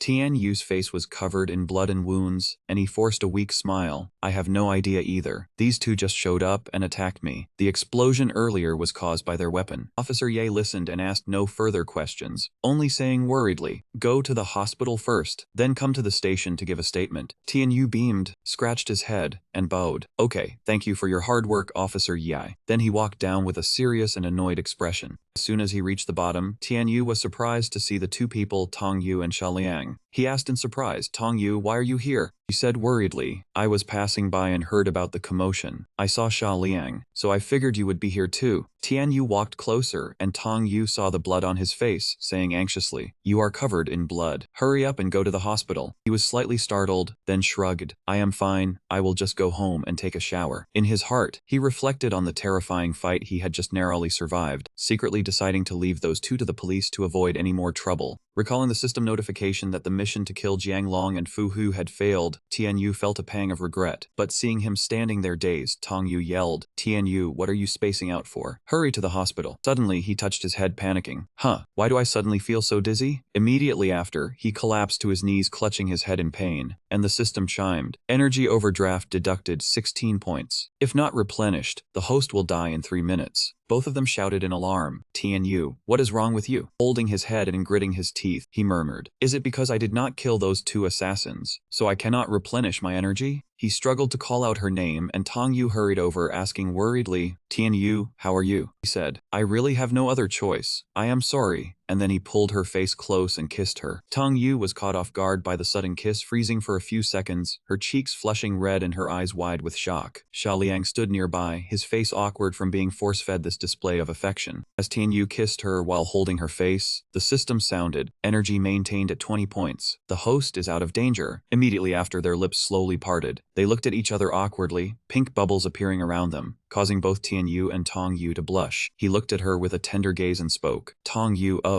After coming to her senses, Tong Yu trembled, her face darkening as she raised her hand to gently touch her lips, looking flustered. Tian Yu quickly raised his hands to explain, "Tong Yu, I was just avoiding an immediate danger. Please let me explain." Her hands trembled as they clenched into fists, and she said angrily, "Tian Yu." Tong Yu's entire body radiated killing intent, her voice trembling. "Screw." The next second, she stepped forward and punched Tian Yu hard in the face. "You pervert." He ran off crying, muttering under her breath, "Pervert." Xia Liang, who was watching from behind, crossed his arms and shook his head in exasperation. Tian Yu, dazed from the punch, held his cheek and stared after her with vacant eyes. Xia Liang sighed and chided, "Tian Yu, I am not one to lecture you, but you are way too impatient with girls. I thought you actually had a shot." He still had not snapped out of it, a handprint clearly imprinted on his face as he stood there pathetically, listening. Melons that fall themselves aren't sweet. Doing that only has the opposite effect. Tian Yu helplessly let out a dejected sigh. Everyone had their own troubles. Next, he went to the police station and provided a full statement to the investigation department. In the prison cell, Jiang Long and Fu Hu had bitten their tongues to commit suicide. In the tidy police office, an officer sat with his head in his hands, his expression sullen from finding no leads. At an administrative branch office, a purple-haired female employee was explaining to two men, "Based on your feedback, we traced the registration change information." Tian Yu raised his hand suspiciously and asked with a serious look, "Is it true that as long as I get the documents, my registration can be restored?" The female employee rested her chin on her hand, looked at the screen and calmly replied, "That is correct, but only the internal system has this authority. Those documents are not allowed to be distributed outside." Hearing this, Tian Yu said confidently, "As it happens, I have a friend who can obtain these items." The next location was an internet cafe called Cloud Scene Net Bar. The place was quite spacious. Tian Yu and Chen Yunting were sitting in front of a computer. Lines of green code scrolled continuously across the screen. Chen Yunting was surprised by Tian Yu's talent. "I didn't expect you were also a hacker." The system notified the activation of hacker proficiency for 30 minutes. He said with cheerful amusement, "Not exactly a hacker, just know a few tricks." The two went back to the purple-haired employee to receive the documents that Tian Yu had used to restore his registration information himself. On Xia Liang's side, Sabang also succeeded in winning the bid for construction project. Another day in his room, Tian Yu sat in front of the computer thinking to himself, "Even though I have done many things, the world is becoming more unstable lately." He looked at his hand thoughtfully and muttered seriously, "Uncle Xiaoping, right? Today I have to carry out justice in heaven's stead." The system panel showed another new notification. "Consume 10 energy points, activate hacker enhancement." He stared intently at the computer with confidence and a cunning smile, planning to expose all of that man's dirty dealings. In a dimly lit space, two bald men were discussing strategy. The man in red was furious hearing what the man in white said. "We have to think of a way to avenge Jiang Long and Fu Hu." Suddenly, a man in blue frantically banged on the door and burst in. "Oh no, Xiaoping has been completely exposed. The police are coming to investigate our place." Hearing the news, both panicked, sweat pouring from their bodies. The man in red worriedly held his head. "Damn it, run now. I don't want to go to jail." Before they could do anything, the police officer walked to the door holding a gun, quickly capturing both of them. "Stop right there. No one is getting away today." On the TV screen, a prominent news bulletin announced, "The police have just captured an extremely large criminal organization." A man in the room watched the news intently. Finally, the ringleader of this criminal network, Xiaoping, has also been caught. He folded a pastry to eat, his eyes still glancing at the TV screen with a judgmental look. Wasn't Xiaoping always on TV? He looked so honest. Who would have thought he was that kind of person? Tian Yu, sitting across from him, spoke frankly, "You can't judge a book by its cover." The next day at school, at this time Tian Yu was walking through the crowd. Suddenly, Dongzi came over to strike up a conversation, surprising him a bit. "Boss, decided to come to school today, huh?" He turned his head and called softly, "Dongzi?" As they walked and chatted, they heard a call, "Brother Tian Yu." It was a petite girl looking at him and smiling. Both turned around. He recognized her immediately. You are Qiang's elder sister Han Ning? Why are you here? Seeing he didn't know yet, she said cheerfully and excitedly, did brother Tianyu forget? I transferred to your school. He gradually remembered something but still looked clueless. Oh yeah, I promised the former student council president I would look after you. Have you found your classroom yet? Suddenly Dongzi worriedly said some strange words that confused him. Tianyu, the maximum penalty for having sexual intercourse with a minor is the death penalty. You know. Tianyu affirmed to dispel the doubt. What are you thinking? I only see her as a little sister. After explaining, he took Han Ning's hand and walked ahead, leaving Dongzi behind. He said, come on Han Ning. Let's go, I'll take you to your class. She obediently agreed. Two figures gradually disappeared. Dongzi stared blankly after them and sighed, buddy. Our paths are drifting further and further apart. While he was dazed, Tongyu had somehow appeared behind him. She asked fiercely, Dongzi, who is that little girl? Hearing her voice behind him, he slowly turned his head, his face pale, drenched in sweat. Well, you see, she's Tianyu's little sister. Tongyu heard the answer as if struck by lightning. Little sister? Suddenly Tianjia spoke up from behind. Hey, what gossip are you two sharing? Seeing the two still lingering, she urged, morning self-study time is about to start. Hurry up and get to class. Her seriousness and stern voice intimidated both of them, and they quickly walked away. In Tianyu's classroom, he and his friends were gathered around, some sitting on chairs, some on desks. Dongzi folded his arms and said, Tianyu, I watched the news earlier. The Xiaoping case has made significant progress. That man doesn't have a single cent left. Tianyu asked in confusion, Zhu Jioping? What case?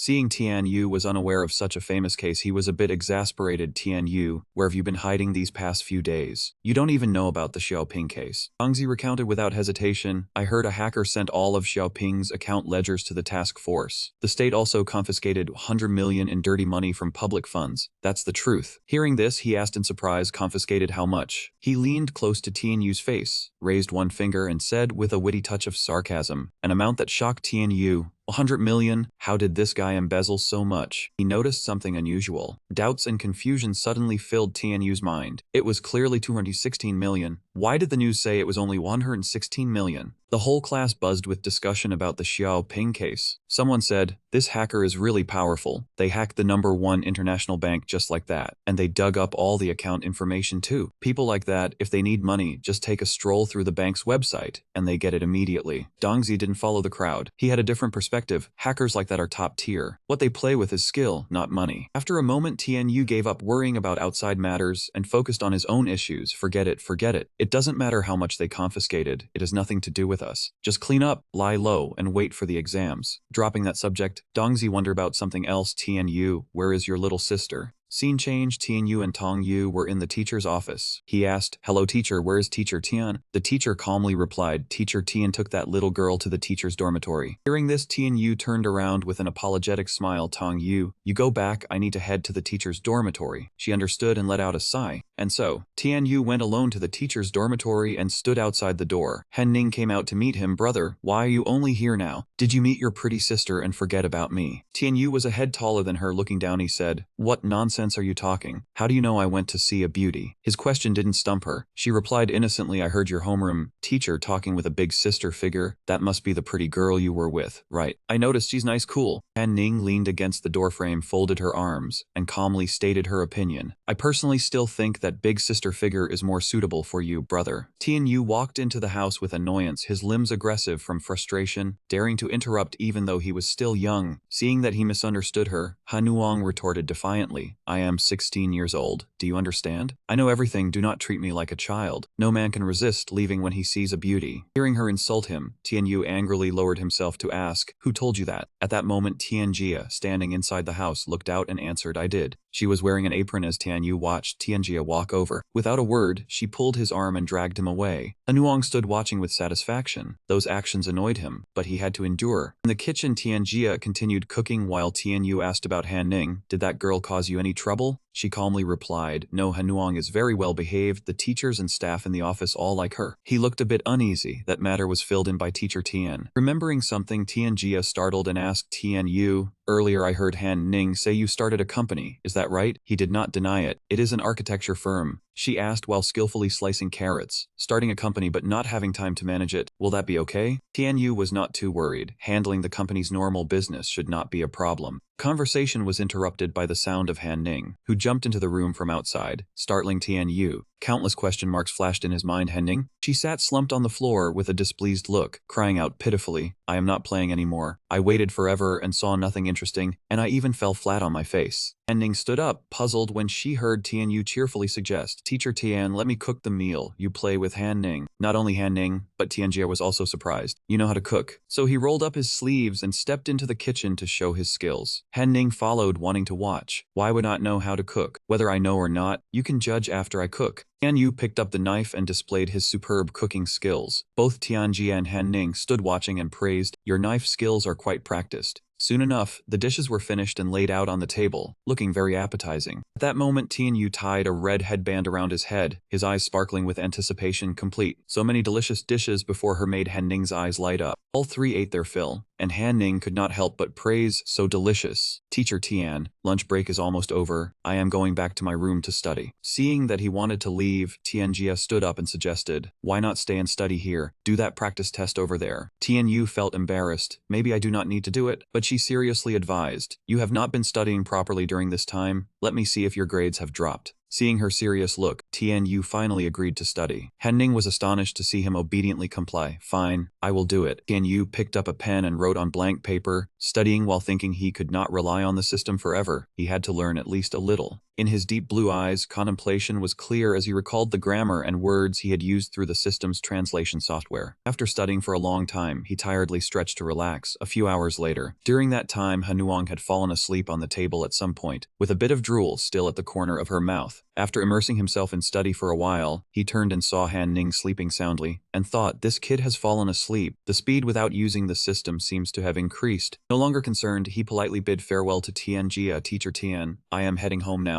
Loud noise woke Han Ning up, and she gestured for silence in a low voice. Shh. Tianyu delicately carried Han Ning into the room while she was still sound asleep. He carefully laid her down on the bed to sleep comfortably, with Tianjia watching. Then Tianjia felt relieved and happily said, Tianyu, I still have a class this afternoon. I am going back to the classroom now. It was routine, so he simply replied, oh okay. Tianyu was about to leave when he suddenly tripped over something, his body leaning towards Tianjia. In that instant, he accidentally pressed against her, pinning her to the wall, one hand bracing himself. They looked at each other, both startled. The action made Tianyu feel shy, his face reddening as he stammered, Teacher Tian, I... Before he could finish, she covered his mouth with her hand, signaling silence. Shh, do not wake Han Ning. Seizing the opportunity, Tianjia placed her hand on his body and kissed him directly on the lips. The bold action made Tianyu stand frozen, stunned, and the atmosphere suddenly became hot and romantic. Finally, embarrassed and flustered, he said, Teacher Tian. She kept signaling for silence and then continued kissing him. Tianjia did not care what he said, as if losing control of her desire. Two paid no attention to anything else, still pressed against each other doing something intimate. Even so, Tianyu did not resist Tianjia's initiative. Right at that moment, Hanuong, sleeping on the bed, suddenly woke up. She sat up with a triumphant smile, unnoticed by the two. Great, there really is something between them. Hearing Han Ning's voice, Tianyu and Tianjia turned around in surprise. They froze, panicked, and asked, Han Ning, are you not asleep? She smiled with satisfaction, feeling she had acted very well and realistically, the fake sleeping strategy succeeded.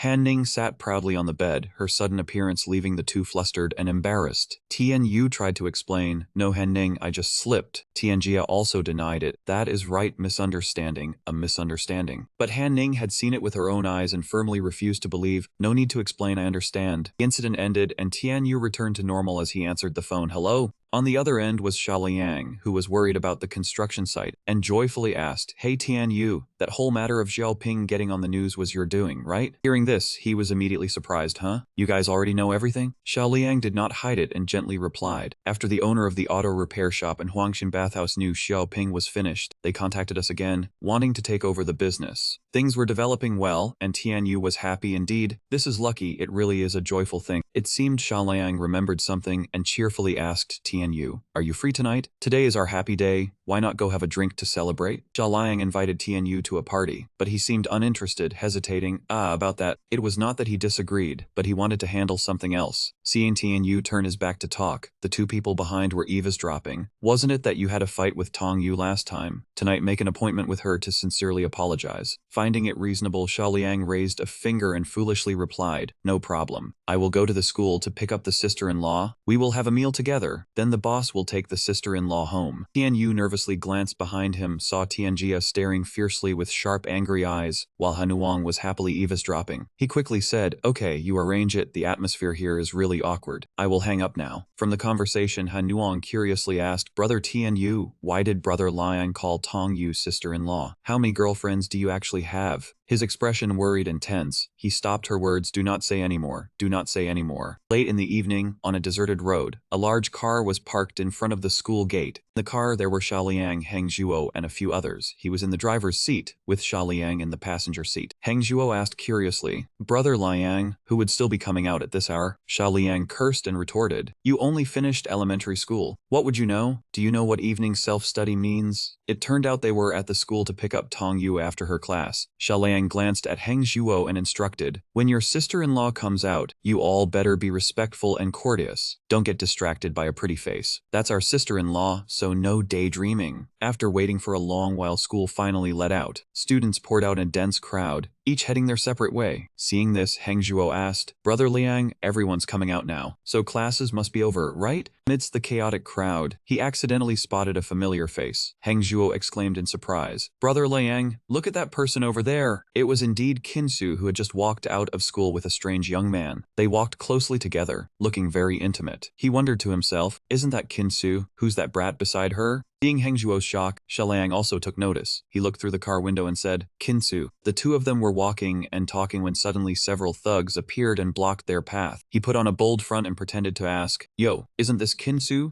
Mao Qi looked like a typical playboy, with an arrogant attitude, constantly mocking her. "I saw you from a distance and thought you looked familiar. Turns out it's you, you rotten woman." His appearance caught her off guard and frightened her. Kinsu's face changed color, and she said nervously, "Mao Kai." Sitting in the car, Xiaoliang and Heng Zhuo both looked out the window. They asked in confusion, "Who is that guy?" Heng Zhuo seemed to have some information and hesitated before saying, "I think his name is Mao Qi. He's a local thug from this neighborhood. He used to date Kinshu for a while." At that moment, Kinsu couldn't bear the humiliation any longer. She shouted angrily at Mao Qi, her voice laced with fear, "It's over between us. Stop pestering me." Despite her desperate pleas, he wouldn't let go. Mao Qi laughed arrogantly and dangerously. "I got hurt because of you, and you think you can just say it's over?" After saying this, Mao Qi reached out and squeezed Kinsu's mouth hard, causing her pain. He smiled smugly at the futile resistance of the woman in front of him. Seeing Kinsu being bullied, the young man with her was equally terrified. He remained silent and endured it, not daring to protect her or fight back. Inside the car, the two continued to watch. Xiaoliang seemed irritated while Heng Zhuo criticized, "Kinsu is being bullied, and that brat doesn't even dare to speak up. Brother Liang, should we step in?" Knowing the question came from a good intention to help, Xiaoliang refused and dismissed it. "Forget it. Don't get involved in matters that don't concern us. We're here to pick someone up." Though he said he didn't care, Xiaoliang still looked outside. The more he heard, the more his hands itched and his blood boiled. He grew angry, veins bulging on his hand. "She and I are in the past." The thug outside continued to bully Kinsu. She cried out in discomfort, "Mao Qi, let me go!" But he was not easily swayed, saying bluntly, "That's right, the more easily you yield, the more excited I get." Everything was going according to his plan when suddenly he received a powerful slap. Mao Qi fell to the ground. Caught off guard and unable to block it, he took a painful slap. Mao Qi held his cheek and asked fiercely with angry eyes, "Who dares to hit me?" It turned out to be Tong Yu. The beautiful but strong and confident girl stepped in front of Mao Qi and boldly demanded, "Let Kinsu go." Tong Yu's decisive action surprised Kinsu. Hearing the mocking words from her mouth, Mao Qi grew even angrier, furious. "You damned woman, you're asking for death." Just as he was about to retaliate, Tianyu appeared from behind with a fierce posture. He held his head high and asked arrogantly, "Who do you want to hit?" Seeing him, Mao Qi stood up awkwardly, his face showing a hint of fear. It's Tianyu." He looked at Tianyu and continued to ask in disbelief, "Are you the one who single-handedly took down the entire cartel?" As soon as he finished speaking, a tall figure suddenly stood behind them. Xiaoliang's voice made the two thugs tremble in fear. "What's this about single-handedly taking down a cartel? That sounds awful. Tianyu and I fought and became friends, now we're good brothers, got it." Mao Kai and his lackeys turned around to look, shaking as they said, "Sa, Xiaoliang." Wanting to settle this quickly, Xiaoliang frowned irritably and warned Mao Qi, "If you know what's good for you, get lost now and don't ruin our mood." Two men listened and ran for their lives, as if being saved from a monster. He watched their retreating figures and heard, "Yes, yes, I'm leaving right now." Helped by her ex-boyfriend, Kinsu was extremely surprised and called out, "Xiaoliang." Hearing her voice, he looked at Kinsu with an indifferent gaze.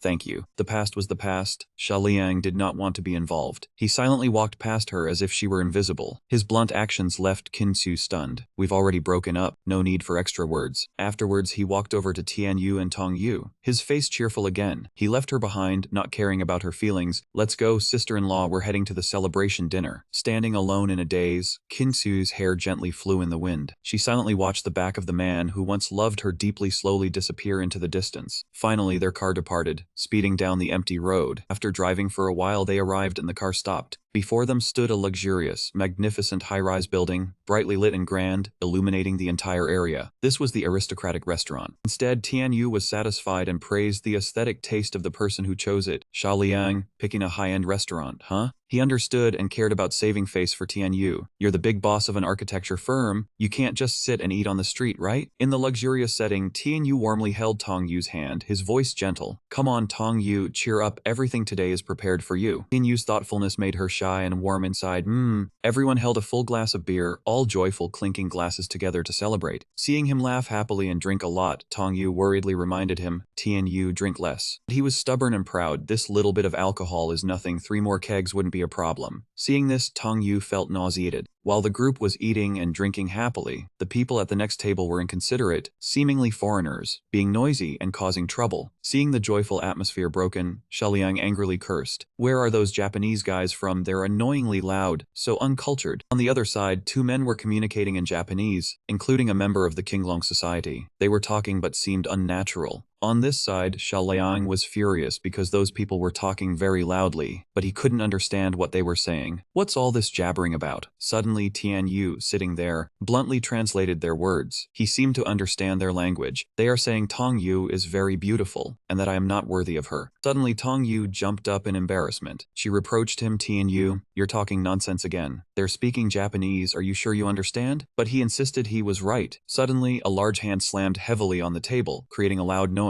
Was Xiaoliang, his rage reaching its peak? He stood up, flexing his arm muscles, and cursed at the group speaking Japanese. "You dogs' mouths can't grow ivory. Can't you see whose territory this is?" He was agitated and stormed over to the next table, with his tall stature and arrogant voice. "Who was it that just said my big brother wasn't worthy of my sister-in-law? Wherever you're from, get the hell out, you're not welcome here." One of the men turned his head to look at the furious Xiaoliang. The man, clueless and arrogantly thick-skinned, said, "Damn it, we're from the Qinglong Society, do you dare to mess with us?" Upon hearing this, Xiaoliang grew even angrier, showing no regard for anyone. "Dick doesn't care what gang you belong to. Do you think offending the far-reaching Hongmen will end well for you?" Hearing this, the man didn't bother to save face. He angrily stood up straight and began unbuttoning his shirt one by one. Offend the Qinglong Society and you must die." Taking off his shirt, a green dragon tattoo was revealed on his body, the emblem of the Qinglong Society. The old man shouted, "Brothers, take him out." After hearing the order, his gang of underlings stood up one by one, ready for a fight, their muscles flexing until their shirts tore apart. Seeing things get more interesting, Xiaoliang merely smirked, his expression showing contempt and excitement. Just in time to work off my meal." With the battle set, the man with the dragon tattoo on his chest charged first, readying a strike towards Xiaoliang, but he stood still and waited. Though his attack seemed powerful, it was easily blocked by Xiaoliang with just one hand, without much effort. Xiaoliang then swung his fist. Without many words, he threw a powerful punch right into that man's face, causing his face to twist in shock and pain. After Xiaoliang's punch, that man was flung far away, floating midair, completely helpless.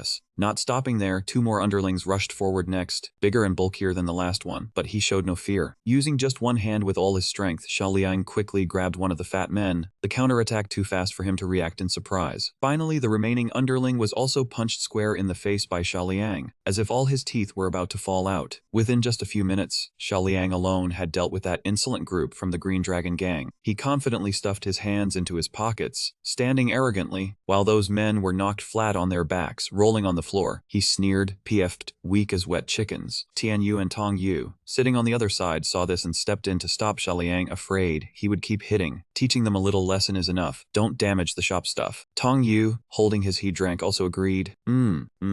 Just after reminding Xiaoliang, Tian Yu turned to look at Tong Yu, who was gulping down a cup of beer. He asked curiously, Tong Yu, what are you drinking? That cup is definitely not plain green tea. Hearing Tian Yu's warning, she was startled in panic, seeing that her own cup of beer was almost empty. Both were surprised. Oops, grabbed the wrong one, drank your cup instead. Looking at the beer cup on the table, he commented with a sigh, Tong Yu, you're amazing, downed half a cup in one gulp. How are you feeling? Have you ever drunk beer or alcohol before? Just as he finished asking, she sat beside him, blushing from the alcohol content, her face dazed, clearly feeling the effects of the drink. My tolerance is pretty decent. Seeing this, Tian Yu was surprised and realized Tong Yu was completely off now. All of a sudden, Xiaoliang, standing nearby, cheerfully said, Boss, don't worry, we've prepared a backup plan for this situation. Then he contentedly pointed towards the window. Over there is a couple's hotel, and across from it is a top-class inn. I've already booked you to a deluxe room in advance, no need to thank me. Xiaoliang's thoughtfulness made Tian Yu awkwardly praise him. Well done. Following Xiaoliang's arrangement, he carefully helped the drunk Tong Yu into the hotel room. Tong Yu, you sleep here for tonight. I'll come pick you up tomorrow morning. Suddenly, she turned around and hugged Tian Yu tightly, the strange action making him puzzled. She looked up at him with a hazy expression. Kiss me. Such a sensitive matter stunned him. Tong Yu's entire body pressed Tian Yu's. He clenched his fists, trying hard to endure, constantly encouraging himself, restrain yourself. Tian Yu, you have to control yourself. You can't take advantage of someone when they're drunk, he thought, trying to suppress his chaotic emotions. Tian Yu's face clearly showed embarrassment and a blush. Luckily, it didn't happen. At present, the sky outside was pitch black. The hotel had a large signboard. Seen from the outside, a few rooms still had their lights on. At that moment, Tian Yu's system panel displayed information. Perfect damage-free host body, SS grade quality, maintenance energy 300 points. The night gradually drew to a close, the first rays of dawn appeared, and the sky turned bright. Sunlight illuminated all of the mortal realm and the hotel in the early morning of the next day. Glaring rays of sunlight through the window frame inadvertently woke Tong Yu up. She squinted one eye. When she was fully awake, Tong Yu was surprised to see Tian Yu also sit up beside her. Tian Yu, why are you sleeping next to me? Faced with her interrogation, he was flustered and stammered an explanation. It's just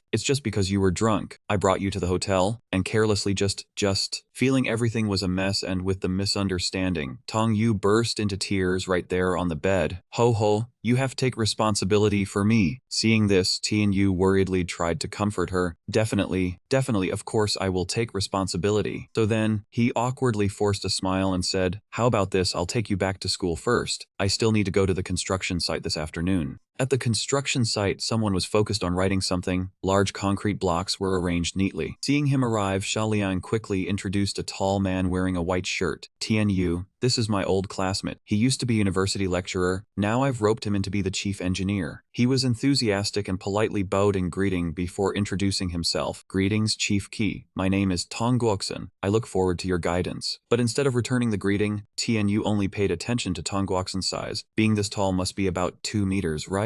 Then, he put on a dejected and bored expression, and Tong Guoxin explained the situation. The reason we invited Chief Qi here this time is because we're facing a problem with no solution. He looked at Tian Yu and then recounted the whole story from beginning to end. Hearing this, he couldn't help but worry. The Chen group is deliberately hoarding construction materials, preventing us from importing any supplies. Standing at the construction site, Tian Yu placed his hand on his chin, pondering, weren't they bankrupt already? Tong Guoxin, like Tian Yu, thought about it and then spoke what he knew. It seems some foreign capital company invested to help them re-establish. Knowing this information, he folded his arms quite firmly and said, okay, I'll go find the Chen group to reason with them. Within sight, countless uneven high-rise buildings rose up amidst the street. Inside a house, a man in black carried a bag, his expression somewhat fierce. He was the young master of the Chen group, Chen Yunting. After standing at the door for a while, he opened the door and stepped into the small room. In this place, a white-haired man was sitting on a chair, waiting. He looked towards Chen Yunting with a sharp gaze. That white-haired man's identity was the boss of the King Gang, Peng Yushi. Chen Yunting brought a very large backpack, which seemed to contain a few blue boxes. Yushi just stared intently at him. Boss Peng, I bought you some liquor. Suddenly, Yunting lowered his eyes and quietly said, we keep using these little tricks to cause trouble for Tian Yu, but they aren't very effective. Hearing his words, Peng Yushi closed his eyes and tilted his face towards the ceiling, clearly showing his frustration and failure in the scheme. Peng Yushi complained, my capable men have all been caught, and the brothers under me are only down to 5 or 6 people. Then he paused and became more serious. The declining situation of the King gang forced him to think of a new way out. Let's do this, you go to Ba Trilak and find someone named Anho. Despite the displeasure on Chen Yunting's face upon hearing that order, Peng Yushi continued. Go and take that guy down, he's probably in urgent need of a mission too. Amidst the vast, high and clear sky, looking up from below, the buildings felt like they were piercing the clouds. A familiar voice sounded, the Chen group has moved, huh? Inside a large building, Tianyu was probing for information from a female clerk. She said that this place was now the headquarters of the Giji Real Estate Company. Hearing this, he was bewildered. Then may I ask where the Chen group moved to? Faced with Tianyu's question, the female clerk just rolled her eyes disdainfully. I can't say that. What does a poor student like you want with such matters? Hurry back to your studies and don't disturb our work. True enough, our Tianyu was once again trampled upon and had his dignity insulted on his appearance. Though he's used to it, he was slightly annoyed and turned to leave. Fine, if you won't tell me, I'll go ask your boss. Hearing this, the female clerk suddenly flared up and ordered, Security, stop that brat immediately. The order had just been given when 2 burly security guards, standing like statues, blocked Tianyu's path. Both of them looked down, staring straight into his face. Who dares to cause trouble here? Tianyu looked up at them in astonishment. Those 2 were huge, blocking the sunlight right in front of him. Suddenly, they puffed out their chests and stood there stupidly staring at him, then even pointed. Liu Xiao, Liu Dazhuang, Tianyu. Recognizing that both were acquaintances, he wondered why they were here. Weren't they supposed to be protecting Lan? At this time, Liu Xiao honestly replied that this Giji land was a business of the Land Corporation. Hearing this, Tianyu was startled and exclaimed, huh?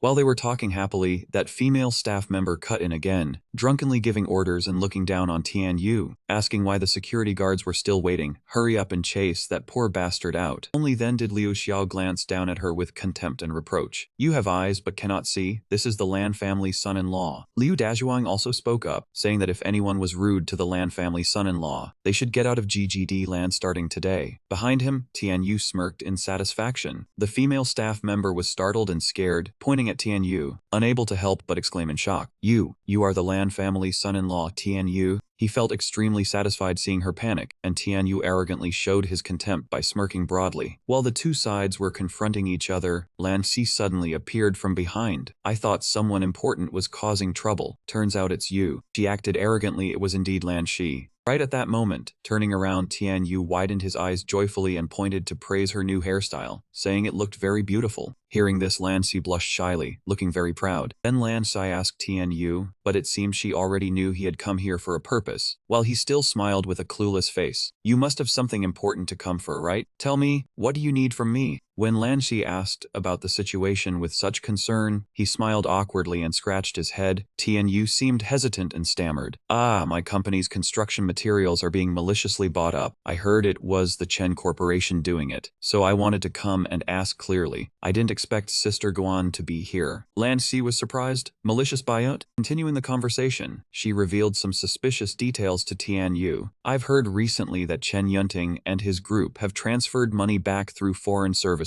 I didn't expect they would use it to take revenge on you. Sinking into thought, Lan Xi added, the Chen Corporation currently has no real movement. It's just a shell company. Finding them won't be easy. Suddenly, Tianyu looked up. I think of a place. Tianyu and Lan stood in front of a large hotel. She asked in slight surprise, the Huangshan Hotel, isn't this the place where I was kidnapped before? He gently explained. This hotel was previously the Chen Corporation's property. After the King Gang went bankrupt, it was taken over by the Sa Gang. Tianyu smiled lightly. The manager of Huangshan probably knows something. Both entered together. He casually asked, Old Zhang, business is good, right? The other person also politely replied, President Qi, welcome. He put one hand in his trouser pocket, asking directly without beating around the bush. I want to get some news from you. Do you know where to find Chen Yunting? Old Zhang frowned displeasedly. That Chen Yunting bullied us quite a bit before. I heard he's been showing up at that bar lately. President Qi, you have to help us vent this anger. Tianyu smiled very confidently upon hearing this. Don't worry, I will definitely teach him a lesson. He turned to ask Lan Xi, do you know that bar? She glanced over. Of course I do. It's a famous playground. Both walked out of the hotel as it was getting dark. Tianyu said, it's getting late. I'll send 2 of my subordinates to keep watch there. I'll go home with you. The residential area at Tian's house, the lights in the apartment were already on. After sending her home, his phone rang again. Tianyu, where are you? Have you come home yet? He honestly replied, Dad, I just sent Lanzi home. I'm at the entrance of our compound now. Tianyu's father continued, Your uncle has left. Mom and I have to work the night shift tonight, so we won't be coming home. He sighed in dismay. Then where am I supposed to stay? I didn't bring my keys. He seemed to have anticipated this, answering curtly, I already talked to the teacher. You're staying with Ping tonight. Tianyu, face full of resignation, reluctantly accepted. Fine. After that, he went to Ping's house and knocked. Is Sister Ping home? She opened the door very quickly, wearing only a towel. Tianyu, you're here? Tianyu blushed awkwardly, stammering, Sister, you're dressed like this. Ping acted as if it were no problem, replying, I just finished showering. You knocked on the door so urgently. How could I not come open it for you? She pulled the wrapped towel up to cover her chest and continued, My parents went on a trip. You sleep in their room. After that, Ping turned to ask him, Oh right, Tianyu, have you eaten? Tianyu scratched his head, his face brightening a bit despite still being shy. I was busy all day today. I think I forgot to eat. Ping turned around. I'll go change clothes and then reheat some food for you. He softly sighed, Sister Ping, you're working too hard for me. The pressure cooker in the kitchen was bubbling loudly, emitting thick steam. She opened the lid, smiling at the food inside. Ping scooped it onto a plate and placed it on the table in front of Tianyu. Come on, taste my cooking, he exclaimed with delight, his eyes lighting up at the sight of the food. On the plate was a portion of rice and plump meat. Tianyu asked, Braised pork? He picked up a piece and put it in his mouth, immediately showing the expression of a child eating candy. So delicious. Ping rested her chin on her hand watching Tianyu eat, her voice carrying a hint of reproach. Now that you have a beautiful girlfriend like Lan Si, I never see you come visit me anymore. He gently explained, Sister, what are you saying? Don't I still come visit you often? She continued in a flat tone. Actually, Lan Si is also very good. Not only is she beautiful, but she has a good character, and she's outstanding. You two dating are truly a perfect match. Even though Ping smiled brightly, tears were already welling up. When you get engaged, I will definitely give a huge red envelope. Tianyu started to panic. Sister, don't be like this. Only then did she reveal her true feelings, speaking in an embarrassed, choked voice. You have a girlfriend now. What's wrong with just wishing you happiness? Both dropped their heads onto the table, his voice low. We shouldn't have this kind of relationship. Ping was silent for a moment, then asked again, Then what exactly is our relationship? Hearing these words, Tianyu suddenly felt flustered. Sister Ping, But she cut him off. You said you liked me before. Suddenly Ping stood up stiffly. This time her voice was somewhat sharper. You liked me and then fell for another girl. Is that how you like me? This time Tianyu was truly panicked, sweat pouring down his face. No, Sister Ping, my relationship with Lan Si is just an act. It's not real love. She walked closer and closer, her face also slightly flushed, only talking about other girls but not mentioning Lan Si. Ping grabbed his face, emphasizing each word. No matter Lan Si, Tong Yu, or Tianjia, you must let them all go. Gradually, their lips met, taking hold bit by bit. That was your Tianyu, only yours. The host body part was perfectly intact, SS grade, with 300 points of regeneration energy. The next morning, the sun began to rise behind the great mountains. At the construction site, a nimble little girl ran behind a man and called out, Old Sha, is Brother Tianyu here? Zhao Liang turned to look at the arriving girl and asked, Why did this brat run over here? Who are you calling old man? Han Ning asked innocently, Brother Tianyu is not here? He replied honestly, he must have gone to school. Why did you skip school to come to the construction site looking for him? The girl shouted, What? I heard he was with Lang Si last night. Thought I could catch them red-handed here, but who knew? Xiaoliang heard this and felt his soul float to the clouds. He thought, where did this dirty intel come from? This brat is so nosy. I need to teach her a lesson. Xiaoliang pointed toward a nearby hotel. They are sleeping over there. Go catch them cheating. Han Ning immediately got excited, leaving without any suspicion. This time I will catch them in the act and squeeze every drop of gossip. She slammed the door open and charged in, shouting loudly, Caught you too, hands up and surrender. But before her were just a few men laughing maliciously. Han Ning flushed red, her eyes seemed to spin. She covered her eyes with her hands and screamed, My eyes are blinded. Then she ran past Xiaoliang, who was smirking smugly. He even cupped his hands around his mouth and shouted, You need to be easier to fool. Next time do not be so nosy about other people's business. Han Ning quickly ran into the school grounds. She looked at her watch and muttered, It is already third period. Even if I have backing and the teacher dares not say much, it will not be good if she complains to my godmother. Thinking that, Han Ning quickened her pace. Nearby, Two figures looked her over and said, "Brother, look, why is there an elementary school student wearing our school uniform over there?" Dashan heard this and mocked. "Probably a new student. Looks cute. Let me try talking to her." His friend asked in panic, "Really, brother? You like such a young girl?" Dashan replied bluntly, "I do not care." Then he swaggered as if he were right. Cuteness is justice. Making his friend grimace and exclaim, "Do not say such disgusting things with such a serious face." No sooner said than done. Dashan approached Han Ning. "Cute little sister, can you stay here a moment?" Han Ning heard the call, turned around, and asked in surprise, "Who are you?" He confidently introduced himself. "My name is Dashan, can we be friends?" Han Ning asked doubtfully, "Be friends?" He smiled and nodded, but she just waved him off, saying, "Forget it, we aren't compatible." Dashan shouted, "No, we are definitely compatible." He started bragging, "Do you like multicolored horses? I have lots of cool toys." Han Ning replied with disgust, "Are you an elementary school student playing with those things? You are so noisy, stop following me." Dongzi, standing upstairs, saw Han Ning being harassed and said to Tian Yu, "Hey Tian Yu, isn't that your little sister? Two guys are blocking her way downstairs." Seeing she wouldn't agree, Dashan got cocky. "Hey, what's with that attitude? I'm the one doing you a favor by wanting to be friends, and you still act so high and mighty." He then grabbed Han Ning by the collar and pulled her back, startling her. He leaned in close, yelling in her face, "Don't be ungrateful." Right there on the street, Han Ning slapped Dashan across the face without hesitation. She gritted her teeth, trying to sound threatening. "Let go of me."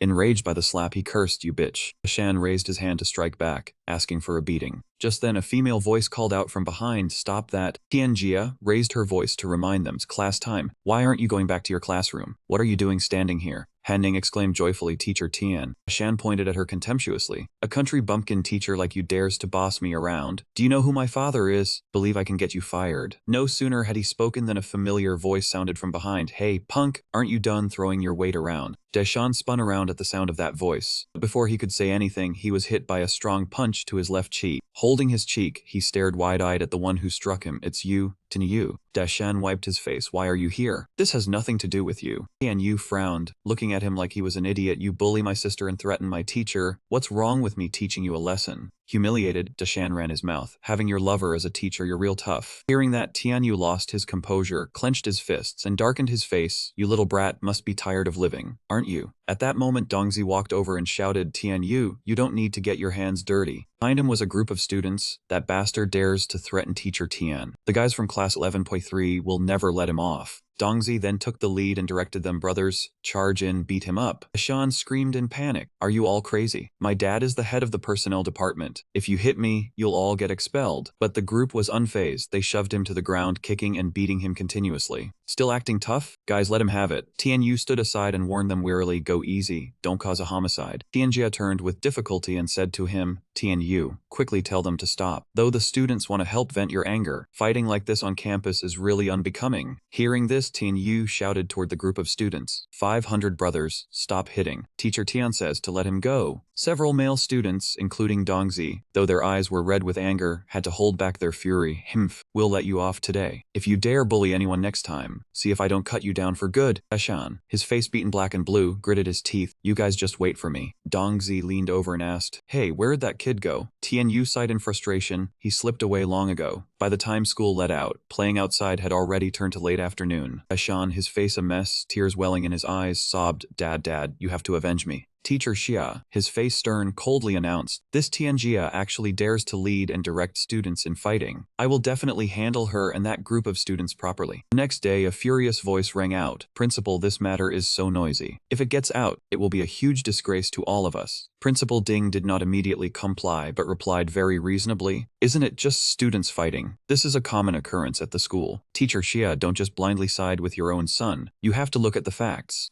Teacher Xia, displeased by this, grew even angrier. Tianjia is a teacher, yet she disregards her status and dates a student. This is an affront to teaching ethics. The more he spoke, the harsher he became. Now she's leading students in a fight. How can such a teacher ever educate students? Teacher Xia pointed down at the desk, his voice roaring, "If the school doesn't deal with this severely, it will cause all teachers, students, and parents to be fearful and disappointed." Principal Ding looked at him with a cautious gaze, as if pondering how to resolve the matter. Finally, he had to compromise. "All right then, what you say has some reason. I will handle Tianjia's matter." Hearing this, Teacher Xia revealed a smug smile. At the teacher's office, Tianjia was summoned. Director Sun stood before her, reprimanding her sternly. Jiao Tian, you are a teacher. How could you lead students to fight like this? The person beaten was even a junior student. Tian Jia glanced away, her voice soft. Director Sun, whatever punishment this matter deserves, just give it. There's no need to be cautious of my status. He frowned slightly and reminded her, Tian Jia, the principal is waiting for you in his office. As for the specific handling, he will tell you directly. She obediently bowed her head and replied yes. Then she went to the principal's office again, standing at the door for a while without entering immediately. Director Sun stood beside him, asking Teacher Xia, how will the principal punish Tian Jia? A malicious smile spread across his face. Is there even a need to ask? Teacher Xia's face clearly showed he already knew everything, extremely smug. A person like that, what else can you do but kick them out of the school? Truly a corrupting influence. Just then, a woman's voice held Tianjia back. Teacher Tian, wait, I'll go with you. It was Wen Yan, smiling gently at her. Tianjia was a bit surprised. President, why are you here? Tianjia entered and bowed her head. Principal. Principal Ding turned his back to her, calling coldly, Xiao Tian, come in. Elsewhere, Tian Yu, upon hearing the shocking news, couldn't hold back and said loudly, what? Teacher Tian is going to be fired? Dongzi was equally astonished. I just heard in the hallway. Teacher Tian was called to the principal's office. Tian Yu immediately stood up from his seat. I have to go to the principal's office. But Dongzi was faster, grabbing his hand to pull him back. Tian Yu, wait. No matter how capable you are, you're still just a student. What can you do to the principal? Tian Yu said angrily. Then am I supposed to just watch Teacher Tian get fired? Not far away, a person smiled treacherously. You guys still have free time to care about others? Ashan lifted his glasses, arms crossed as if showing off. Don't rush. All of you will be kicked out eventually. None will escape. Tian Yu gritted his teeth in anger. Dashan. But before the two could exchange more words, another voice cut in. We don't know yet who will be kicked out. Han Ning stood with her arms crossed, looking at them with a very confident expression. Tian Yu, looking from inside, was stunned. Han Ning?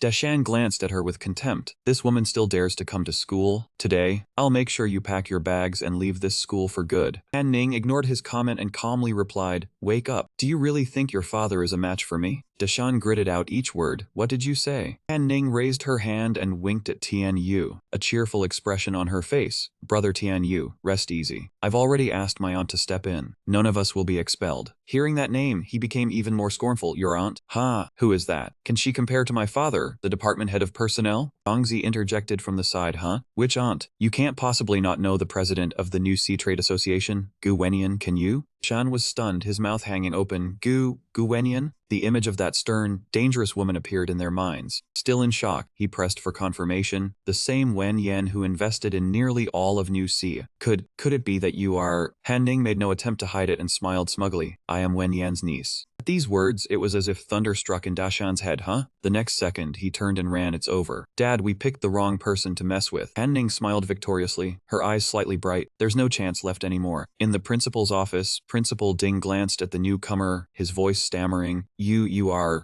Wen Yan stood there looking at him with a confident demeanor. President Gu. She curled her lips into a faint smile and then spoke. Principal, I heard you want to fire Tianjia. Upon hearing this, his eyes went wide. Fire? Principal Ding quickly waved his hand. No. Tianjia is such an excellent teacher. How could I fire her? Wen Yan tilted her head and asked, but I heard there's a teacher named Xia who said Teacher Tian led students in a fight, creating an extremely negative impact. Principal immediately denied it. Not at all. Not at all. This was all fabricated by that teacher Xia, twisting the facts. Sweat covered his face, but his voice remained firm. I will definitely handle this teacher Xia properly. Upon hearing this, Wen Yan finally nodded in satisfaction. Wen Yan then gave a warm smile, saying that a good teacher like Tianjia was rare, and asked the principal to treasure her. Principal Ding nodded as he listened, replying, yes, right. When leaving, Tianjia stood at the door bowing her head in thanks. Wen Yan reassured her, telling her not to be so polite, as she would rely on her to take care of Han Ning on ordinary days. In the personnel office, Teacher Xia was reading a lesson plan while drinking water. Suddenly, a voice cut through the silence. Dad, something's wrong, we messed with the wrong person. He reminded his son not to always panic and to slowly explain whatever the matter was. Shan was drenched in sweat, hurriedly recounting that the teacher punished yesterday had backing. Teacher Xia, upon hearing this, still didn't believe it, saying disdainfully that he himself was the biggest backing in the school. He stammered, speaking slower, saying that her backing wasn't someone from the school. Dashan lowered his head, uttering the formidable name, Gu Wenyan, president of the Xinhai Merchant Association. reputation. That name immediately stunned teacher Chia Gu Wenian. Dashan gritted his teeth, continuing that the person he had meant to hit that day was actually Gu Wenian's niece. Teacher Chia roared angrily, insisting that such a well-connected student couldn't possibly be in the school without him knowing. He stubbornly didn't believe it, thinking it was just those students making things up. Teacher Chia walked out of the room, saying as he went that he would go see the principal to clarify. Dashan, standing behind, could only call out weakly, "Dad." He lost all motivation, slumping to the ground, despairing that everything was over. Teacher Chia stormed into the principal's office with a furious tone. He pointed his finger, his face dark, accusing that among the students who fought, there was a little girl who dared to claim she was Gu Wenian's niece. He shouted angrily again, saying that student had started a fight and lied, damaging the school's reputation, and must be expelled immediately. This time, Principal Ding just sat with his chin propped up, looking at him, and said, "Teacher Chia." The principal's expression was far more serious than before. He said that President Gu had just been here to discuss his recent work conduct. Teacher Chia was stunned upon hearing the last sentence. "I don't think you're suitable for this position anymore." He widened his eyes, stammering,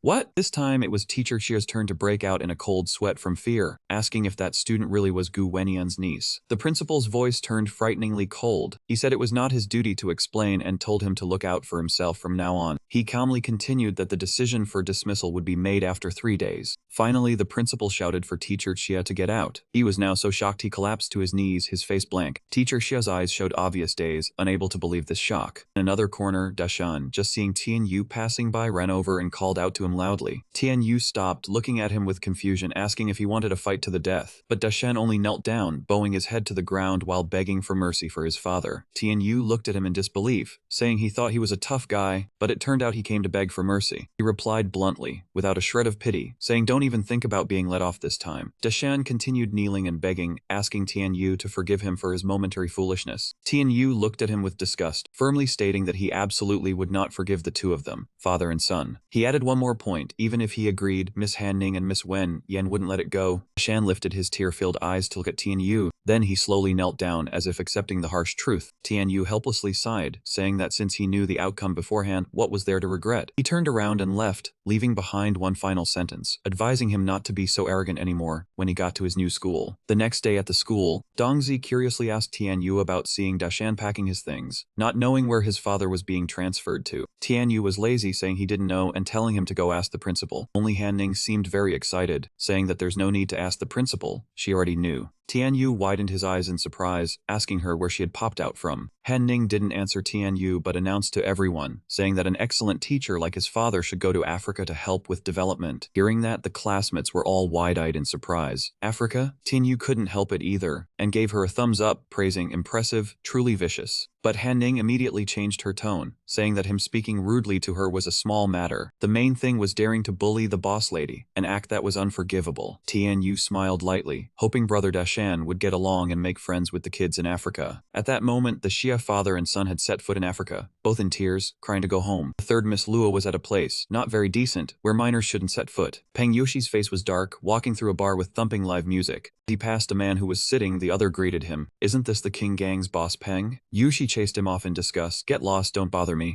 Chen Xian didn't heed the warning and continued talking about that gang's collapse, trying to entice him to change sides. He turned back to look at him, asking, "Who the hell do you think you are?" Seeing Peng Yushi still turning his back and walking away, another bald man spoke up to remind him. "Old Peng, don't be rude." Hearing the familiar voice, he immediately stopped. "Brother Hugh." The man called Brother Hugh then introduced, "This is the great immortal that young Master Chen asked me to invite. He has mystical arts and can help us deal with that Tian Yu." Peng Yushi spun around and exclaimed in surprise, "Mystical arts?" After school that afternoon, Tian Yu was on his way home. At the bus stop, a female student was standing waiting. He approached and immediately recognized her. "Tong Yu, waiting for the bus?" She looked at him and replied, Tian Yu, don't you live nearby? Why are you at the bus stop after school today too?" He smiled gently and answered honestly, I'm going to visit a grave. A relative passed away." Tong Yu quickly bowed her head in apology, her face flushing with embarrassment. "Oh, I'm so sorry. Please accept my condolences." Tian Yu laughed it off, not angry in the slightest, and comforted her, "It's fine. It wasn't a very close relative." Just then, a little girl walked over, catching the attention of both of them. "Handsome brother, do you want to buy some flowers?" Tian Yu looked at the person across from him in a daze, then flatly refused. "Flowers? I don't need any, go find someone else." The little flower seller looked at him, her voice innocent. "Brother, please buy just one." Hearing this, Tong Yu, standing nearby, was swayed and couldn't stop urging him. "Tian Yu, aren't you going to visit a grave? Buying a few flowers makes sense. That statement jolted Tianyu awake, and he blurted out unconsciously, "Oh, right. What kind of flowers are usually used for grave visits?" Meanwhile, Tong Yu continued her eloquent explanation. White chrysanthemums mean secret love. People usually use white chrysanthemums to offer incense for the deceased. A satisfied smile gradually appeared on Tianyu's face, and he couldn't stop praising her. "Tong Yu, you're amazing. I didn't expect you to know so much about flowers." She immediately brushed it off. "Stop flattering me. Isn't this common knowledge?" Right after that, Tianyu turned to the little flower seller with a cheerful expression. "Little sister, do you sell white chrysanthemums?" His question made the other party angry, and the little girl yelled right in his face, "Who sells white chrysanthemums on the street? If you want to buy them, go to a funeral home." For a moment, Tianyu was embarrassed. He stood there looking bewildered. "Is that so?" Seeing the atmosphere getting more and more tense, Tong Yu had to step into mediate. "It's fair enough. Who would sell funeral flowers on the street? It's very unlucky." A moment later, Tianyu asked the little girl seriously, "So what kind of flowers do you sell?" The little flower seller looked up at him with sparkling eyes and slowly introduced them. "There are azaleas, lilies, and roses." However, Tianyu replied with an indifferent air, "Then sell me one rose." Hearing that, Tong Yu seemed hesitant and tried to stop him. "Roses aren't suitable. You really lack knowledge." Tianyu suddenly felt confused, and he asked suspiciously, "Why aren't they suitable? I'm buying it to give to you." This statement made Tong Yu's face turn red, and she stammered, For me?" Meanwhile, Tianyu held the flower in his hand with a smug expression. His voice tinged with a hint of charm. "Here, Tong Yu, may you always be as beautiful as a flower." Taking the rose from Tianyu's hand, Tong Yu shyly exclaimed, "You're so mean." The romantic atmosphere was gradually enveloping them when the little flower seller interrupted. "One rose costs 20 yuan.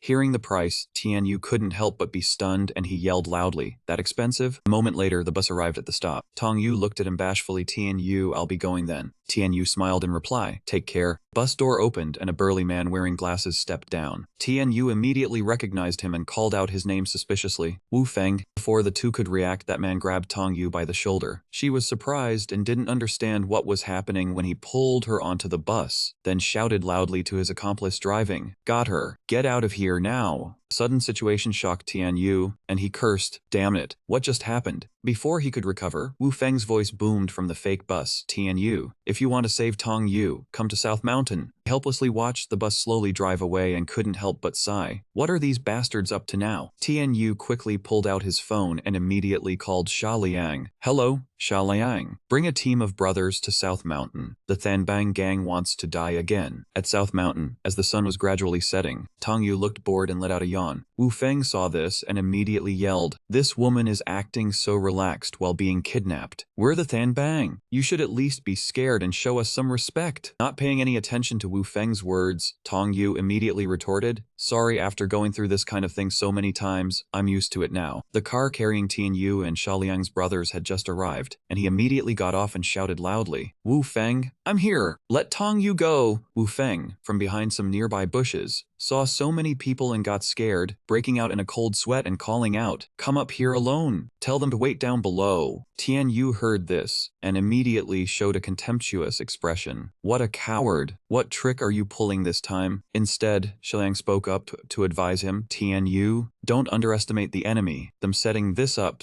they definitely have preparations to deal with us." Tian Yu still said confidently to Sha Liang, "Relax. They can't do anything to me." Hearing this, Sha Liang could only grit his teeth in worry. "Tian Yu." He turned around in confusion and expressed himself. "This time, I have an extremely bad feeling." Tian Yu climbed to the top of South Mountain alone and shouted, "Hey Wu Feng, I'm up here alone. Where are you?" Meanwhile, Wu Feng, hiding behind a bush, quietly pleaded with Chen Shan for help. "Great master, Tian Yu is here. I'm counting on you." Chen Shan received this plea and let out a cunning laugh. Tian Yu instinctively heard a noise and turned to look. It turned out Chen Xian had appeared from behind the grass. Before he could answer, Tian Yu immediately asked, "Who are you? Where is Tong Yu?" Unfazed by Tian Yu's question, that man calmly replied, "I am Chen Xian, here specifically to remove the evil energy from you." Tian Yu asked doubtfully, "Evil energy?" The man still answered calmly, "That is the strange power that has been cursed onto you." Suddenly, the man spoke slowly, revealing a strange smile. You probably know what I am talking about, right? Hearing this, Tianyu wondered to himself, could this guy know about the ink brush? Tianyu gritted his teeth, his gaze firm on the opponent, released Tong Yu, and I will talk to you slowly. The man still smiled nonchalantly and replied, hey, I only get paid to do the job. I cannot decide this myself. At this moment, he changed to a flattering tone. But if you obediently cooperate with the exorcism, I guarantee Miss Tong will be safe. Tianyu asked contemptuously, cooperate? Cooperate how? Chen Zhan flipped his face and smiled slyly. Do not move, and do not resist. Without giving Tianyu a chance to react, the man shouted, be obedient and die. At that moment, countless clones of Chen Qian rushed at Tianyu. With his innate skill, Tianyu quickly counterattacked skillfully. He punched one straight in the throat. He quickly took down another, but for every one he knocked down, countless other clones surged forward, causing him to exclaim, what the hell is this? A clone technique. Wu Feng, who was hiding in the bushes behind Chen Qian, also admired. So amazing, I never thought such a technique existed in this world. Tianyu threw a powerful punch at a clone, causing its head to fly off. The head fell to the ground with a thud. Tianyu picked it up and observed. After a moment of examination, he sneered, so it is just a puppet. Holding the string on the puppet's head, he looked at Chen Qian, relying on these strings to control them. Having his trick easily seen through, his mouth went dry, sweat pouring like a spring. Tianyu tossed the head aside, looked straight at Chen Jian and mocked. What clone technique? He pointed to the ground. It is just deception, playing tricks to fool others. Chen Xian was furious, speechless as his trick was exposed. He roared, what? Losing his composure, Chen Xian gritted his teeth. How dare you call me a fraud? Crouched low, ready to unleash a vicious move. Fine, then I will let you taste my ultimate technique. The man crossed his arms and began to chant, swiftly as the law commands. As soon as he finished, flames came from nowhere, forming the shape of a four-legged tiger. At that moment, the fire tiger summoned by Chen Xian charged quickly towards Tianyu. He exclaimed in shock, what the hell is that? A prop that can glow. Tiger lunged at his shoulders, clawing violently.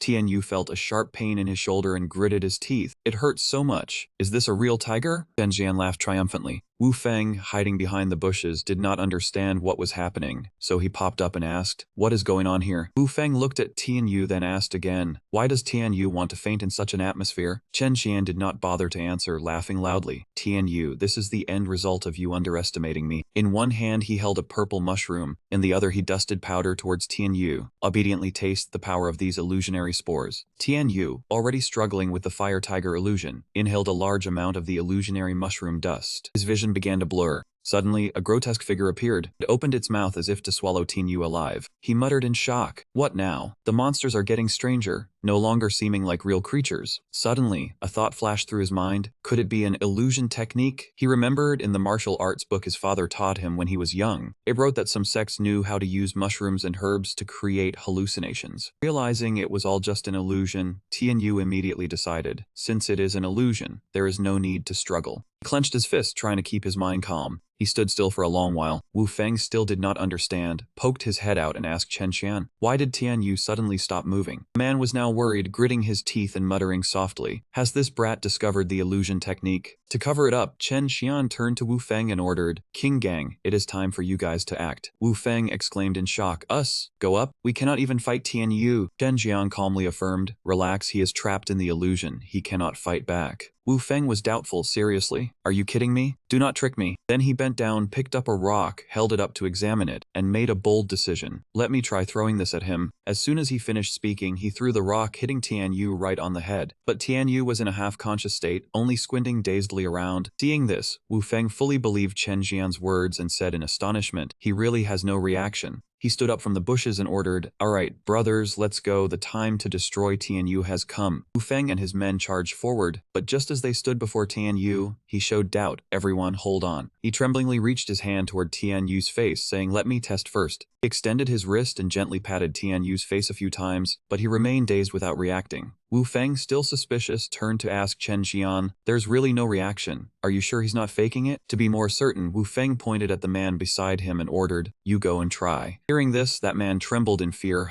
Why does it have to be me testing? He could no longer speak softly and instead shouted loudly, stop dawdling, dragging it out will let him wake up. Hearing this, Wu Feng sighed and said, fine. Immediately after he roared, brothers, charge. He then struck a blow directly in Tianyu's chest. Wu Feng followed up with 2 hits to his face. Assaulted relentlessly, Tianyu began to cough up blood. Finished, Wu Feng cheered proudly. I hit Tianyu. I actually hit him. Before he could celebrate, Chen Xian from behind looked at his watch and signaled, trouble. time is almost up. He pulled out another mushroom from his pocket and muttered, I need to add one more mushroom. As he released the spore dust, Chen Qian mumbled, sorry King Bang, I have to put you all into an illusion too. But he immediately turned hostile as the dust reached Wu Feng and his men, then continued, because in the end, I will personally find out about Tian Yu. Wu Feng quickly inhaled the spore dust from the poisonous mushroom, the toxins spreading through his body. Wu Feng was the first to be poisoned. He began to see hallucinations. Before Wu Feng's eyes, a seductive girl suddenly appeared. He was shocked, thinking, what is this? Wasn't I just hitting Tian Yu? At this moment, the girl approached, making Wu Feng bewildered. Where did this girl suddenly pop out from? The imagined girl invited, handsome, wanna play with me? Wu Feng looked hesitant but kept calming himself. This isn't right. This is an illusion. Did that bastard Chen Qian screw us over? In just a moment, his reason was extinguished. Wu Feng stared blankly. But a girl like this is truly rare. Wu Feng puckered his lips, ready to kiss her, thinking enjoy first, then figure it out later. He kissed the girl ravenously, but was actually kissing Tian Yu. The henchman also pulled out Tian Yu's arm to bite. Seeing this, Chen Zhan complained, these King Bang guys are truly shameless. Even under an illusion, they shouldn't be going around kissing a man like this. In his stupor, Tian Yu saw an octopus and a fish constantly clinging to his body. He mumbled in confusion, the hallucinations are getting more absurd. Why are all the aquatic animals coming ashore? At this moment, Sha Liang and the others were waiting for Tian Yu at the foot of South Mountain. He asked impatiently, why is Tian Yu so slow? Heng Zhuo also spoke up, right, usually it's over in seconds, why has it been half an hour with no movement? Sha Liang immediately said to Heng Zhuo, I need to go check it out, I have a bad feeling. He then ran all the way up, witnessing the strange scene before him and shouted, Tian Yu and Wu Feng are kissing. Sha Liang quickly composed himself, hid behind the bushes, and thought, never knew Tian Yu had this kind of taste. Heng Zhuo, who had followed behind Sha Liang, also arrived, whispering to his senior, brother Liang. Sha Liang was startled, clutching his chest and complaining, Heng Zhuo, don't just pop out like that, you nearly scared me to death. Heng Zhuo pointed at Chen Shan hiding in the distant bushes and explained, brother, look at that guy over there. Tian Yu and the King Bang group's strange behavior was likely caused by him poisoning them. Following Heng Zhuo's pointed direction, Sha Liang saw a suspicious figure. Sha Liang tried to look closer and saw that man holding a poisonous mushroom. Without much thought, he immediately discussed with Heng Zhuo, so that's it. Heng Zhuo, let's go deal with him. Hearing this, Heng Zhuo was stunned, lowering his head to stop him. Brother Liang, hold on. Heng Zhuo thought for a long while, then turned to whisper to Sha Liang, even Tian Yu was poisoned, showing that guy's poison skills are very strong, we should be careful. Sha Liang impatiently asked Heng Zhuo, so do you have any ideas? Waiting for that, Heng Zhuo's eyes lit up, pulling out a fan from somewhere and beaming, let's blow all the poison back toward him first. Seeing this, Sha Liang was extremely surprised and praised, good one. He quickly plugged the fan into the power bank. Just as he was about to flip the switch, Sha Liang hurriedly stopped him. Heng Zhuo, not yet. He looked wide-eyed at Sha Liang with curiosity. Why, brother Liang? Sha Liang took out his phone from his pocket, aimed it at Tian Yu, and said while taking photos, it's rare to see Tian Yu this pitiful. Not taking a few photos would be doing him an injustice. Seeing this, Heng Zhuo went along, makes perfect sense, take plenty, brother. Sha Liang and Heng Zhuo sneakily hid behind the bushes, their fingers continuously pressing the shutter on their phones. Having achieved his goal, he grinned with delight, then ordered, that's enough photos, make your move. The subordinate beside him pulled out a high-performance fan and replied with a smile, Osuki. Having said that, he turned the fan and flipped the switch. Fan faced Tian Yu's group to create wind. Not far ahead, Wu Feng was constantly clinging to Tian Yu's body. Chen Xian suddenly sensed that something was wrong. Suddenly, he clenched his teeth tightly. Chen Zhan covered his mouth and cursed under his breath. Why did the wind suddenly change direction like this? He realized that Salu's group was hiding behind a nearby bush. He suddenly had a bad feeling, rubbing his chin as he guessed they were people from Sabang. Those bastards were up to no good. Tian Yu seemed to gradually regain consciousness. Just as Wu Feng's mouth still had his blood on it, Tian Yu suddenly opened his eyes wide. He threw a thunderous punch at Wu Feng's cheek. What the hell are you doing? He rubbed his face and said in astonishment, so the hallucination is over. Wu Feng looked up and continued in a regretful tone, what a pity I didn't get to enjoy it yet. Seeing this guy was thicker skinned than a millstone, Tian Yu angrily pointed at his face and cursed, you knew it was a hallucination and still wanted pleasure, aren't you disgusted? After saying that, he did not forget to swing his hand and knock away the other guy who was gnawing on his hand, and you too, stop chewing. Sha Liang found this amusing scene and laughed loudly. Tian Yu heard it and turned around. He asked in both embarrassment and anger Sha Liang, Heng Zhuo, why are you guys here? How long have you been watching? He teased, we watched the two of you kissing for a full 5 minutes. Tian Yu turned to rebuke, I was kissing for 5 minutes and you didn't save me, you truly have no decency.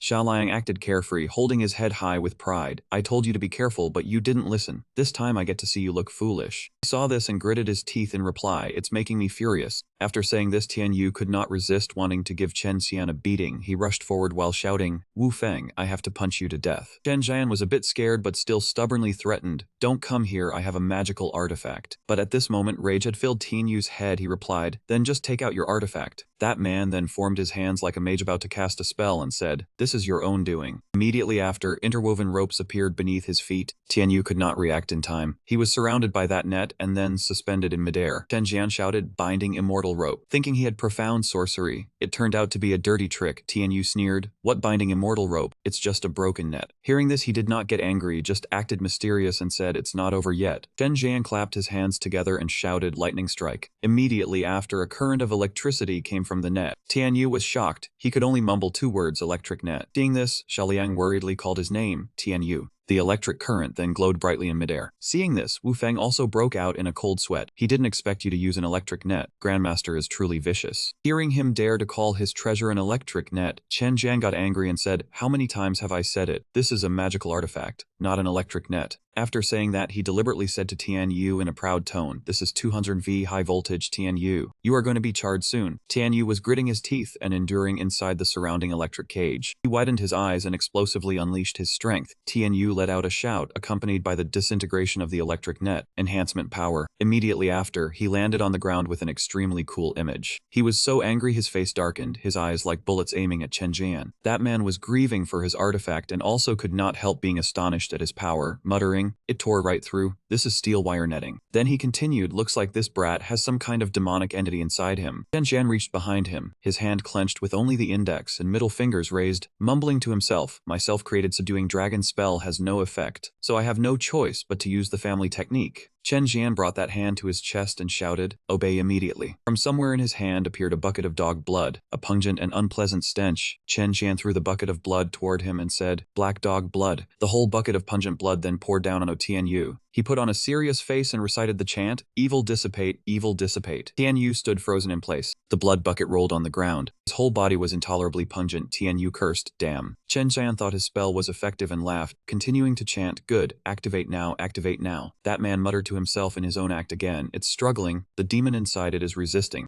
He looked at the liquid covering his body and wondered, what in the world is this? When he realized it was the smell of blood, Tian Yu's face turned pale. He stammered, this blood, why is it? Tian Yu rolled his eyes up and screamed, why does it stink so bad? He said in disgust, how long has this dog blood been fermented? It's gone rotten ages ago. Hearing this, Chen Shan was so shocked he was speechless. He asked, what's bothering you is the smell? He asked back in confusion, if not, what did you think it was? Seeing the method was useless, Chen Xian continued to mumble, why isn't it working? Could it be because the dog blood went bad? He shouted impatiently, stop all that mumbling nonsense, hand Tong Yu over now. I want to go home and bathe immediately. Thinking he was about to use another trick, unexpectedly Chen Xian gave in and begged for mercy. Great hero, spare me, don't hit me. Tong Yu is right behind the mountain. Having obtained the information he needed, Tian Yu did not relent, his face like a death-dealing demon, and said, thank you for cooperating. Chen Jian broke out in a cold sweat and stammered, but agreed beforehand, don't hit me. As soon as he finished speaking, he immediately received a thunderous punch from Tian Yu, but he had to be hit nonetheless. Chen Jian, having just taken the hit, immediately panicked and begged, please, great hero, stop. But Tian Yu did not spare him. He was still not appeased and intended to throw another punch, while Chen Jian could only repeat, spare me. He threw a precise punch that made Chen Jian's teeth and gums feel like they were about to separate. The blow directly struck his face. Next, a punch landed on his head. Chen Xian lay sprawled on the ground, completely devoid of the arrogant and mysterious air he had moments ago. Seeing this, Tian Yu laughed with delight, cracking his knuckles, considering his anger appeased. But seemingly unsatisfied, Tian Yu picked up that man's basin of blood, muttering final words under his breath. He poured the basin of blood directly onto the disoriented Chen Xian's head, who offered no resistance, his mouth stuffed with mushrooms. Tian Yu said angrily, return it all to you, you dog. Wu Feng and Xia Liang, watching from a distance, had eyes wide open, truly ruthless, while Wu Feng could only hum in acknowledgement. Suddenly, Xia Liang, seeing him standing right next to him, said, what are you humming for? Hurry up and hand over the jade. Wu Feng, having lost his support, Chen Xian was obedient as a puppy and quickly replied, yes, yes, I will hand it over right away. At this moment, footsteps sounded and a figure slowly appeared. Tong Yu's voice rang out, Tian Yu. He turned around in surprise, replying with joy, Tong Yu. The two called out to each other like chirping sparrows, Yu Yu. Amid the sweet atmosphere of a hero saving a beauty, a scent suddenly rushed straight into her nose. Tong Yu stepped back and shouted, Tian Yu, why do you smell so bad? He also understood and stepped back, complaining, oh no, that's the smell of dog blood after 749 days. Losing face before the beauty made Tian Yu want to bury his head in the ground. He turned back, his face as dark as stone, and said to Shaliang, I want to bathe, hurry up. He obediently replied, your command, boss. When the sun had set, Tian Yu stood by a white car and said to Tong Yu, you get in this car and ride, Heng Zhuo will take you back. Then he scowled, pointing behind, and continued, I will go find a motel with Shaliang to wash up first before heading back. Tong Yu, covering her nose, replied, it is fine, Tian Yu, I do not mind the smell on you. Let us go back together. Truthfully, he wanted that too, but the smell on his body was too strong. Even he could not stand it. Yu gently explained, Tong Yu, it is not just for your sake, but this car belongs to our brothers from the construction site. If we get in, it will reek, and that would be very disrespectful to them. Saying this, he even placed his hand on Heng Zhuo's shoulder and smiled, saying, do not worry, Heng Zhuo is the most honest person in our group, absolutely safe. Tong Yu, upon hearing this, replied trustingly, Tian Yu, what are you saying? Of course I trust your brothers. Everyone had gotten into the car, leaving only Shaliang and Tian Yu. Heng Zhuo started the engine, looked outside, and said, then we will head off first. He waved his hand and replied, okay, take it slow. Suddenly he was startled and exclaimed, I forgot to take clothes. After bathing, I will have nothing to change into. Will I still not stink? Shaliang was like a living Buddha at this moment. He took out a bag and said, there are some of my clothes in here. If you do not mind, wear them for now. Seeing himself saved, Tian Yu had no objections and could only say fine. He noticed that Shaliang had not wrinkled his nose or complained at all, despite his own body odor being very strong, and asked curiously, Shaliang, why do you not mind my stench? Shaliang was silent for a while, then replied, Tian Yu, I will not hide it from you. He picked his nose, his face looking dull, and said, actually, I am taste blind. Upon hearing this, Tian Yu was dumbfounded and repeated, taste blind. Shaliang stuck out his tongue and explained further, I was born without a sense of taste. When I eat or drink anything, I can only feel hot, cold, soft, or hard.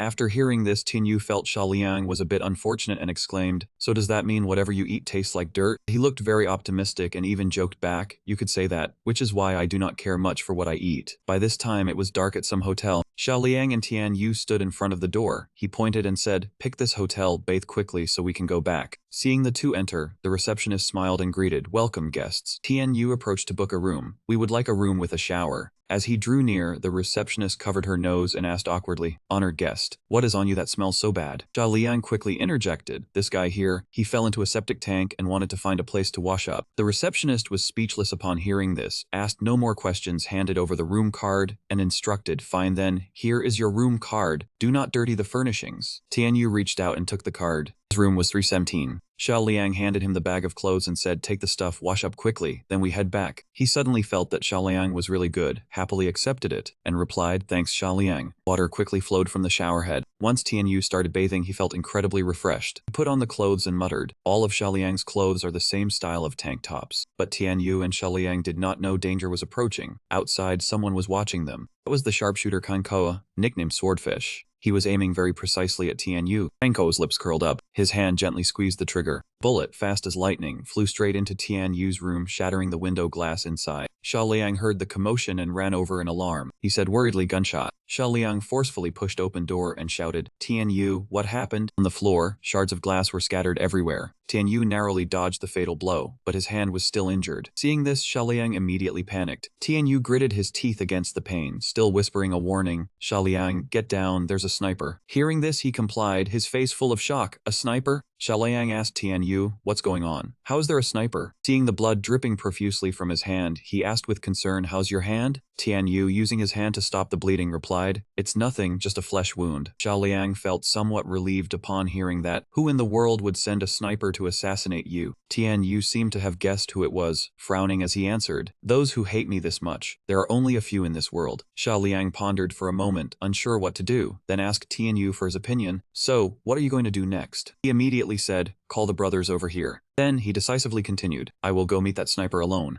At that moment the system sound rang out, activating enhanced olfactory sense. Immediately after, the sensitivity of his nose increased many times over that of an ordinary person. It was as if Tian Yu could see the path of the scent. He murmured, "The scent has moved from the mountain top to the lower area." Tian Yu began to follow the direction from which the scent was emanating. It seemed that King Kao still hadn't noticed. He was lying still, waiting for an opportunity. Tian Yu whispered, "Found him." He then moved like lightning, charging forward instantly. Tian Yu let out a shout, executing a move to subdue his opponent. He charged forward without any hesitation. Tian Yu used his elbow to smash straight into the back of that person's neck, but at that very moment he realized he had fallen into a trap. King Kao had already slipped away. Tian Yu exclaimed in surprise, "A decoy!" He hurriedly stepped back. Damn, that was a bait scent. Just as Tian Yu feared, a bullet flew out from the bushes. Breaking out in a cold sweat, he quickly activated his full-body hardening skill, but the bullet seemed to be coated with something, piercing straight through Tian Yu's body. He clutched his shoulder, blood gushing out like a faucet. Tian Yu stammered in shock, hardening, "It's been pierced." He stood still in pain, gritting his teeth. "My left shoulder has been shot through."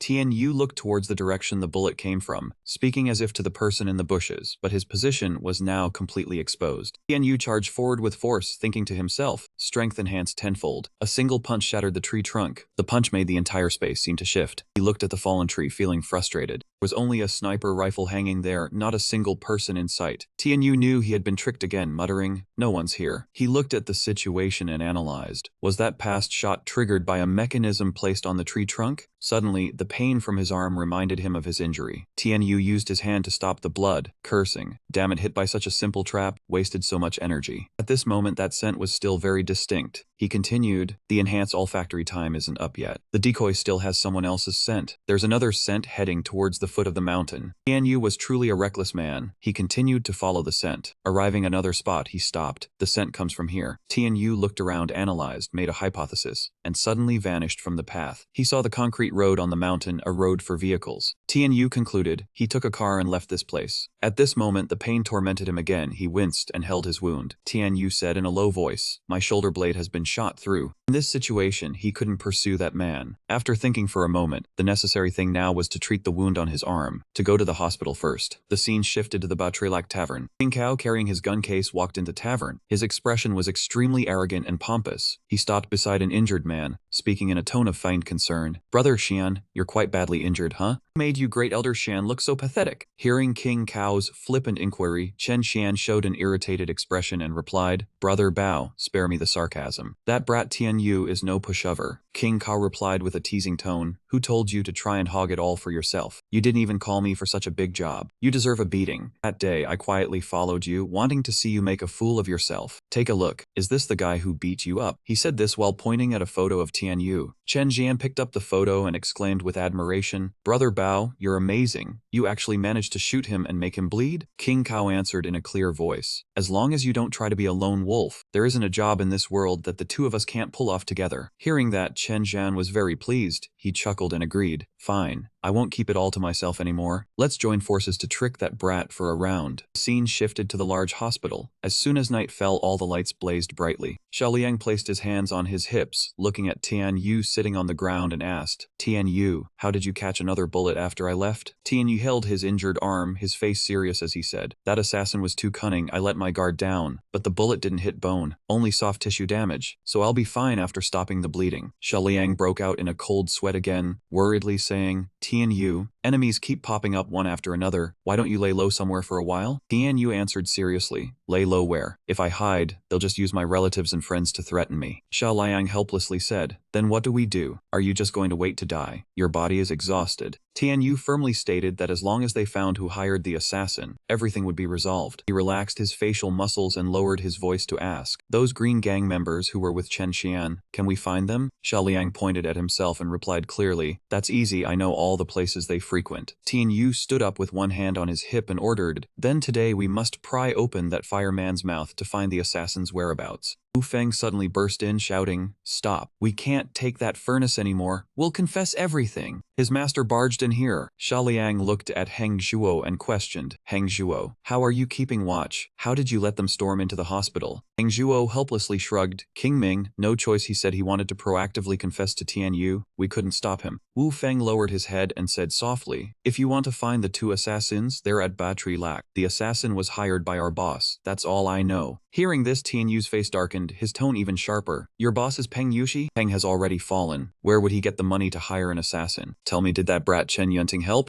Seeing his fury, Wu Feng shrank his neck and shouted, I really don't know, brother Wu. I've already told you the assassin's whereabouts. Go ask them yourself. Seeing he was telling the truth, Tianyu calmed down. I'll believe you this once. Sheliang, gather the brothers. We're going to Battery Lac to nab those two. Sheliang sighed tiredly, trying to persuade him. Tianyu, it's past 3 in the morning. The brothers are exhausted from the whole day and went to bed early. Why don't we discuss this tomorrow? Tianyu sighed in agreement. Fine, we'll go find them tomorrow. The lights at Battery Lac were still flickering, the atmosphere extremely noisy. In room 3, Kang Ko sat down in a chair for discussion and said, Brother Xian, didn't you send someone from the Green Gang to deliver a challenge letter? Why are we waiting all night and seeing nothing? Chen Shan was sweating. Looks like we've been stood up. The clock ticked, the hand was about to strike 12. Chen Shan asked anxiously, Brother Bao, it's almost 12 and they haven't come. Waiting any longer is useless. Kang Ko gritted his teeth, also getting impatient. Right, this brat is scared. Let's go find him. The sky was already bright, sunlight shining on the construction site. Sunlight shone into the room. Xia Liang was half asleep, drooling. He slowly opened his eyes and woke up. He panicked, looking at his phone, and yelled, Shit, I slept until now. Xia Liang quickly ran to Tianyu's room, shaking him awake. Tianyu, wake up. We overslept. Weren't we supposed to go to Battery Lac to settle the score? Tianyu refused to wake up, saying softly, I thought it over while sleeping. Their mission is to kill me. I don't need to walk into their trap. Just wait at home and they'll come to me. Liang could read Tianyu like a book. I think that's just an excuse for you to sleep in. Tianyu still had his eyes closed. Xiaoliang, go set things up as I instructed. Just wait for them to come to us. It can't go wrong. Instead of waiting any longer, Chen Xian and Gang Ko decided to go to the hideout of Xiaoliang and Tianyu themselves. Both were filled with killing intent. Chen Xian stated, This is the construction site contracted by the Xia Gang. If Tianyu isn't at school, he's definitely here. Gang Ko carefully placed the gun bag on the ground. He quickly assembled the gun barrel. Gang Ko held the gun and said gleefully, Let's go send Tianyu to see the king of hell. Brother Xian, fire a poison bullet to put them all to sleep. I found Tianyu.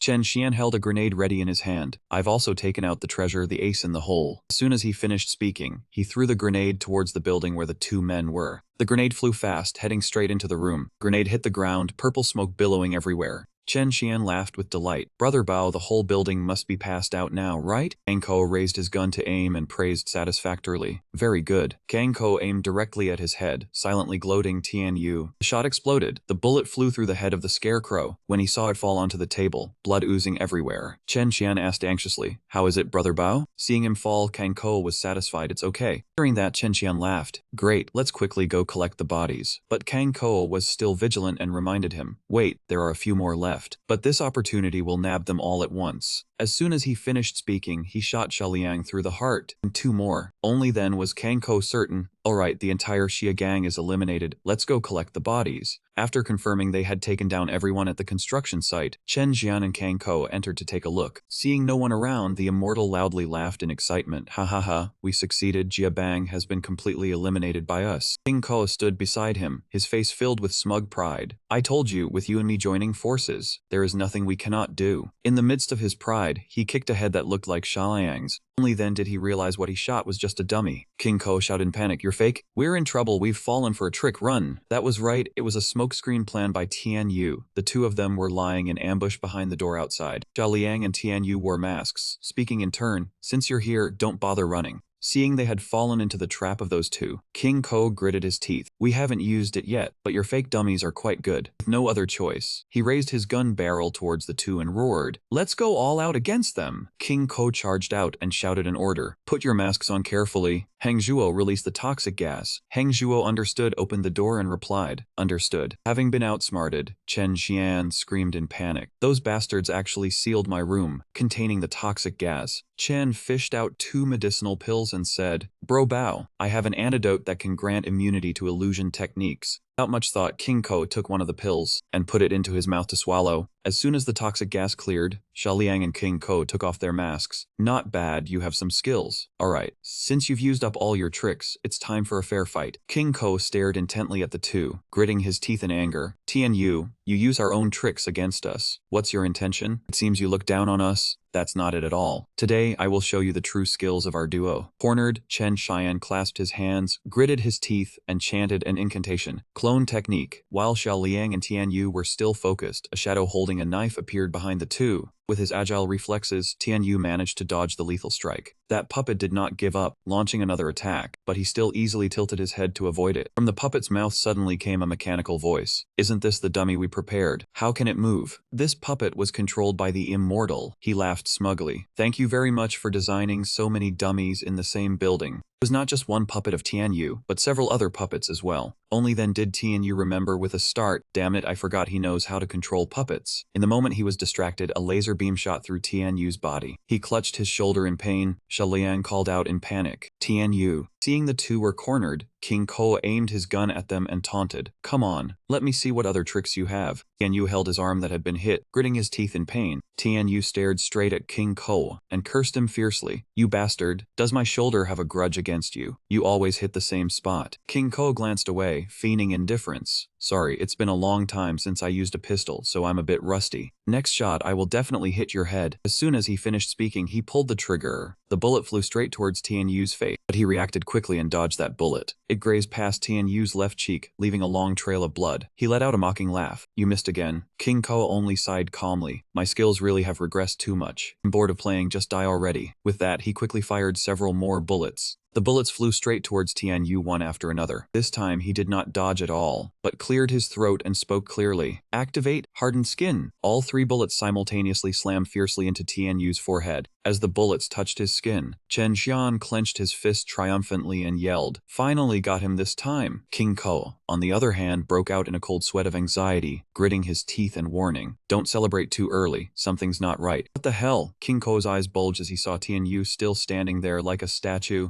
His mouth stammered in fear. "Is this guy a demon?" Tianyu calmly took down the bullets from his forehead, sneering, "Right on the bullseye. Your marksmanship is indeed great, but now it's my turn." With that, Tianyu dashed towards King Ko like an arrow, leaving Shaliang dumbfounded in place. Seeing this, King Ko hurriedly said to Chen Xian, "The pistol can't kill him. I need to set up the sniper rifle. Buy me some time." Chen Xian replied, "Okay." Then Chen Xian pulled out another peculiar weapon, a combination of puppets. Tianyu showed no fear, even taunting, just another cheap trick. Then he threw a direct punch, shattering the puppet into pieces. Too fragile. But Chen Xian panicked and reported back. That attack just now was only a smoke screen. Then Chen Xian shouted, "Take a look at this treasure." Immediately after, a tough shoelace was thrown out, winding tightly round Tianyu's waist. He looked at it in surprise. "What the hell is that? High voltage cable again?" Chen Xian held a remote controller in his hand, grimacing and yelling. "How many times do I have to say it? That's a magical weapon, not high voltage electricity." With that, he no longer hesitated and pressed the button on it, moving closer. The controller activated, causing Tianyu's entire body to receive an electric shock. Only then did he turn to King Qi and urge, "Come on, Brother King, I cannot hold him down any longer." Hearing that, the man still calmly continued assembling, but at a noticeably faster speed. Clicking sound rang out as the magazine fully locked into the gun. King Qi turned around and shouted with great satisfaction, "It's done, say goodbye, Tianyu." But at that moment, only the noose remained with Shaliang standing far away, both asking in panic where the man had gone. Chen Xian stared blankly at the empty space, not noticing the black shadow charging at him from behind. "What is going on?" "I just tied him up." Tianyu lowered his voice and said, "I am right here." Chen Xian and King Qi turned around in shock. "What? Since when did he get behind us?" A thud rang out as both of them collapsed to the floor, and he taunted, "Your reactions are too slow." King Qi struggled helplessly. "We are done for." Chen Xian could not pull off any more tricks either and cursed in anger. "Damn it." Tianyu pinned both men down with one hand and raised his head to call out, "Shaliang, tie them up." He asked worriedly, "Tianyu, is your shoulder wound all right? Your arm is covered in blood." It was then that he felt a dull ache in his shoulder. Tianyu raised his hand slightly to reassure him. I will go check on the wound first. You take care of these two." Liang coiled the rope in his hand with amusement and said to Chen Jian and King Qi, "The boss went to check his wound. So, let us begin." The two men trembled all over, their faces turning pale as they stammered. "What are you going to do?" "Stay away." Outside, it was still the night sky with bright, glaring lights. Strange sounds echoed from within the smoke. Chen Shan, stripped naked, screamed out in agony. "Chen Yunting hired us to send Tianyu to his grave." Xiao Liang sat calmly there interrogating him. "How many assassins did Chen Yunting hire in total?" King Qi confessed in fear. "He posted a bounty on the dark web. 20 people accepted it. I was ranked first." Xiao Liang pondered for a moment, looking straight at him to confirm. "That means there are 18 more killers left. Is that correct?" King Qi, also stripped of his clothes and tied up, yelled out indignantly, "We have confessed everything. Why do you not let us go?" Liang replied bluntly. My word does not count. We have to wait for Tianyu to come and see how he handles it. After finishing his task, Tianyu darkened his face and spoke loudly. Enough, Liang. Hearing him call out, Liang turned back and asked, done dealing with your wound? Tianyu crossed his arms and nodded. Let them down first so we can talk. Liang obeyed the order, stepping forward and coiling the rope a few times to untee the two men. Seeing himself freed so easily, Chen Jian asked caution, Tianyu, what do you want us to do? Tianyu calmly spoke. Is there a way to stop the remaining 18 assassins? King Ko broke into a sweat, glancing away as he answered, even I and Chen Qian can't handle you, so others probably wouldn't dare come. Except for the second-ranked assassin, Brother 2. That's a woman, very few can guard against her. Her price is high, no less than 2 million yuan to hire her. Tianyu cleared his throat and asked further, I'm not afraid of Brother 2 either, I just hate trouble. Is there a way to make Chen Yun call off the assassins? King Ko decided to reveal, once a bounty is issued, it can't be withdrawn. But there's another way to nullify it. Seeing he was about to spill the organization's secret, Chen Jian panicked. Brother, stop talking? Are you trying to betray the organization? Interrupted, Tianyu showed irritation and ordered, continue. King Ko forced out the words, the only way is to eliminate Chen Yunting. With no one paying, those people will automatically withdraw. Tianyu, do you have the guts to kill someone? Tianyu's face darkened, his voice low. Are you telling me to go kill Chen Yunting? King Ko shook his head, no. Chen Yunting is just a pawn. The real financial backer of the Chen clan is his father, Chen Jiez. Hearing this, Tianyu understood, lowering his head to sigh. So it's him. I don't know what grudge you have against Chen Jiez, but I can't do this killing. I'm done asking, you two go. Hearing Tianyu say that, Chen Xian scrambled away first, yelling as he ran, I'm heading out first then. His comrade had fled, but King Ko still stood there. Tianyu raised his brows in surprise. What? Aren't you leaving? King Ko calmly turned around, and before leaving he leisurely advised, Tianyu, you're someone capable of great things. If you ever need someone killed, come find me. In my jacket pocket is a phone number. Call me if you need it. With everything settled, Tianyu put his hands in his pants pockets, not forgetting to say goodbye.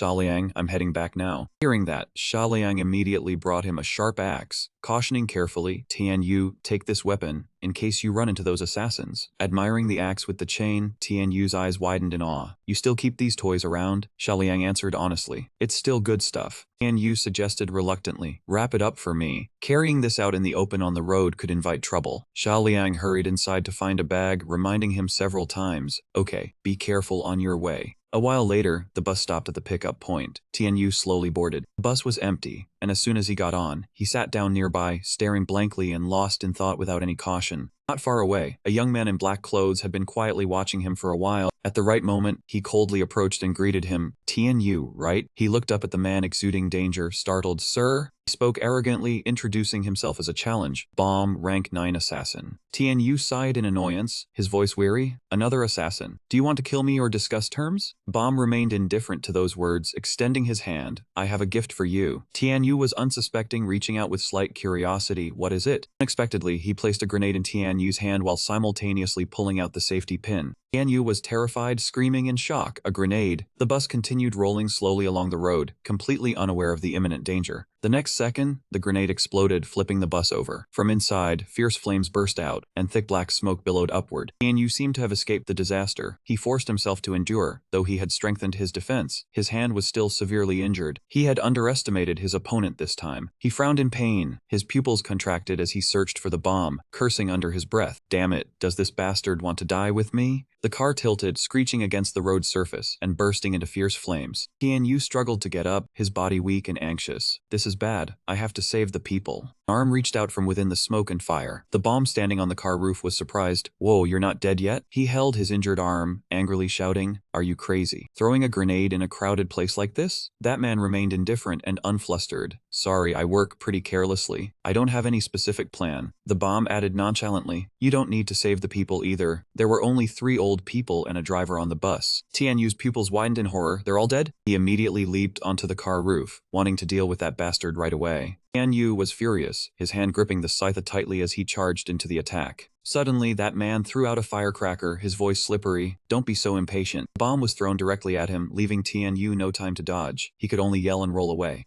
He desperately jumped up, piercing through the smoke to find an opportunity. The moment his blade swung horizontally, he quickly dodged it. The bomb gritted his teeth, clicking his tongue in appraisal. This guy's body is pretty tough. Didn't even die from the explosion. He immediately pulled out another type of explosive weapon and threw it directly at Tianyu, a sticky grenade. Afterward, he leisurely walked away, calling back, "Goodbye, Tianyu." Immediately after, before Tianyu's astonished eyes, a massive explosion occurred. That liquid substance burst like popcorn. Unexpectedly, the destructive power of that liquid was so dangerous, injuring Tianyu quite severely. A moment later, the rescue team found and saved him. Found him. There's one more person on the car roof. We've discovered 3 bodies. In the hospital, Tianyu was taken to the treatment room. 2 doctors shook him. "Young man, can you hear me?" After a long while, Tianyu groggily opened his eyes, looking around in confusion. He had suffered severe blood loss and needed an urgent blood transfusion. He vaguely heard someone say, "This morning there was a terrorist attack on a bus. 4 dead, 1 seriously injured." He frowned and closed his eyes, not yet able to adapt to everything. After a while, he slowly opened his eyes, gradually realizing what had happened. It turned out the TV was broadcasting breaking news. The culprit was still on the run, urging citizens to stay highly vigilant. Xia Liang, who had been silently observing, stepped forward and asked, "You're awake?" He gritted his teeth and sighed. "I saw the news and remembered that bus was the one you were on. I knew something was wrong, so I haven't told your parents yet. Do you need me to call them?" Tianyu forced himself to refuse. "It's good you didn't tell them. Don't let them know." Liang respected his decision, crossing his arms as he spoke. "I reported all that assassin stuff to the police. They caught Chen Jiazhai and are interrogating him now." Suddenly there was a knock at the door. Tianyu was curious. "Who is it?" Xia Liang shrugged. "Probably the police. They're waiting for you to wake up to ask for clues. Come in." The moment the door opened, Xia Liang's face changed color. Tianyu was also extremely shocked, only uttering one word, "You." Chen Jiazhai stood there, exuding a mysterious elegance. Tianyu was bewildered. "Chen Jiazhai, Chen Yunting, why are you here?" Xia Liang yelled, questioning the police officer. "What's going on? Weren't you supposed to be interrogating him? Where are the police? How did you let him get here?" The police officer solemnly stated, "Sorry, Xia Liang, about that assassin stuff you mentioned. We couldn't find any evidence. By regulation, we can't continue detaining them." Tianyu looked at Chen Jiazhai with hatred in his eyes. "Chen Jiazhai, what are you here for?" He didn't answer immediately, instead ordering the man with him. Chen Yunting closed the door. He obediently obeyed. Then he got to the main point. "Tianyu, don't be tense. I'm just here to exchange terms." Both he and Xia Liang tensely waited. "What do you want to say?" He shouted. "Hand over the Shagang project to me. I'll withdraw all the assassins." Xia Liang was furious, lunging to grab his collar. "Don't you dare." Chen Jiazhai smiled and continued to provoke. "How about I add a few more names to the wanted list? For example," Tianyu's face froze as he listened, "Lan Si Tianjia Da Shu Ping." Tong Yu, his eyes widened, turning cold as he heard that name. Tianyu seethed with rage, charging forward to land a punch straight to his face. "Try writing one and see what happens." Chen Jiazhai was not afraid at all, raising his voice in a threat. "One message from me, and the wanted list will be in effect immediately. Try touching a single hair on my head again." He was mad with rage but couldn't do anything. "You damn old bastard." He held his cheek and made his decision. "I'll give you 24 hours. Jiazhai turned around after speaking. "Chen Yunting, let's go." Xia Liang was extremely flustered. "What do we do now? Even the police can't help. You're not actually going to hand over the project to them, are you?" Tianyu gritted his teeth in frustration. "Chen Jiazhai, you're forcing my hand." He immediately took out his phone and called. "King Qi?" The other end quickly picked up. "Hello." Tianyu said urgently. "Hello, I've thought it through. Help me kill Chen Jiazhai."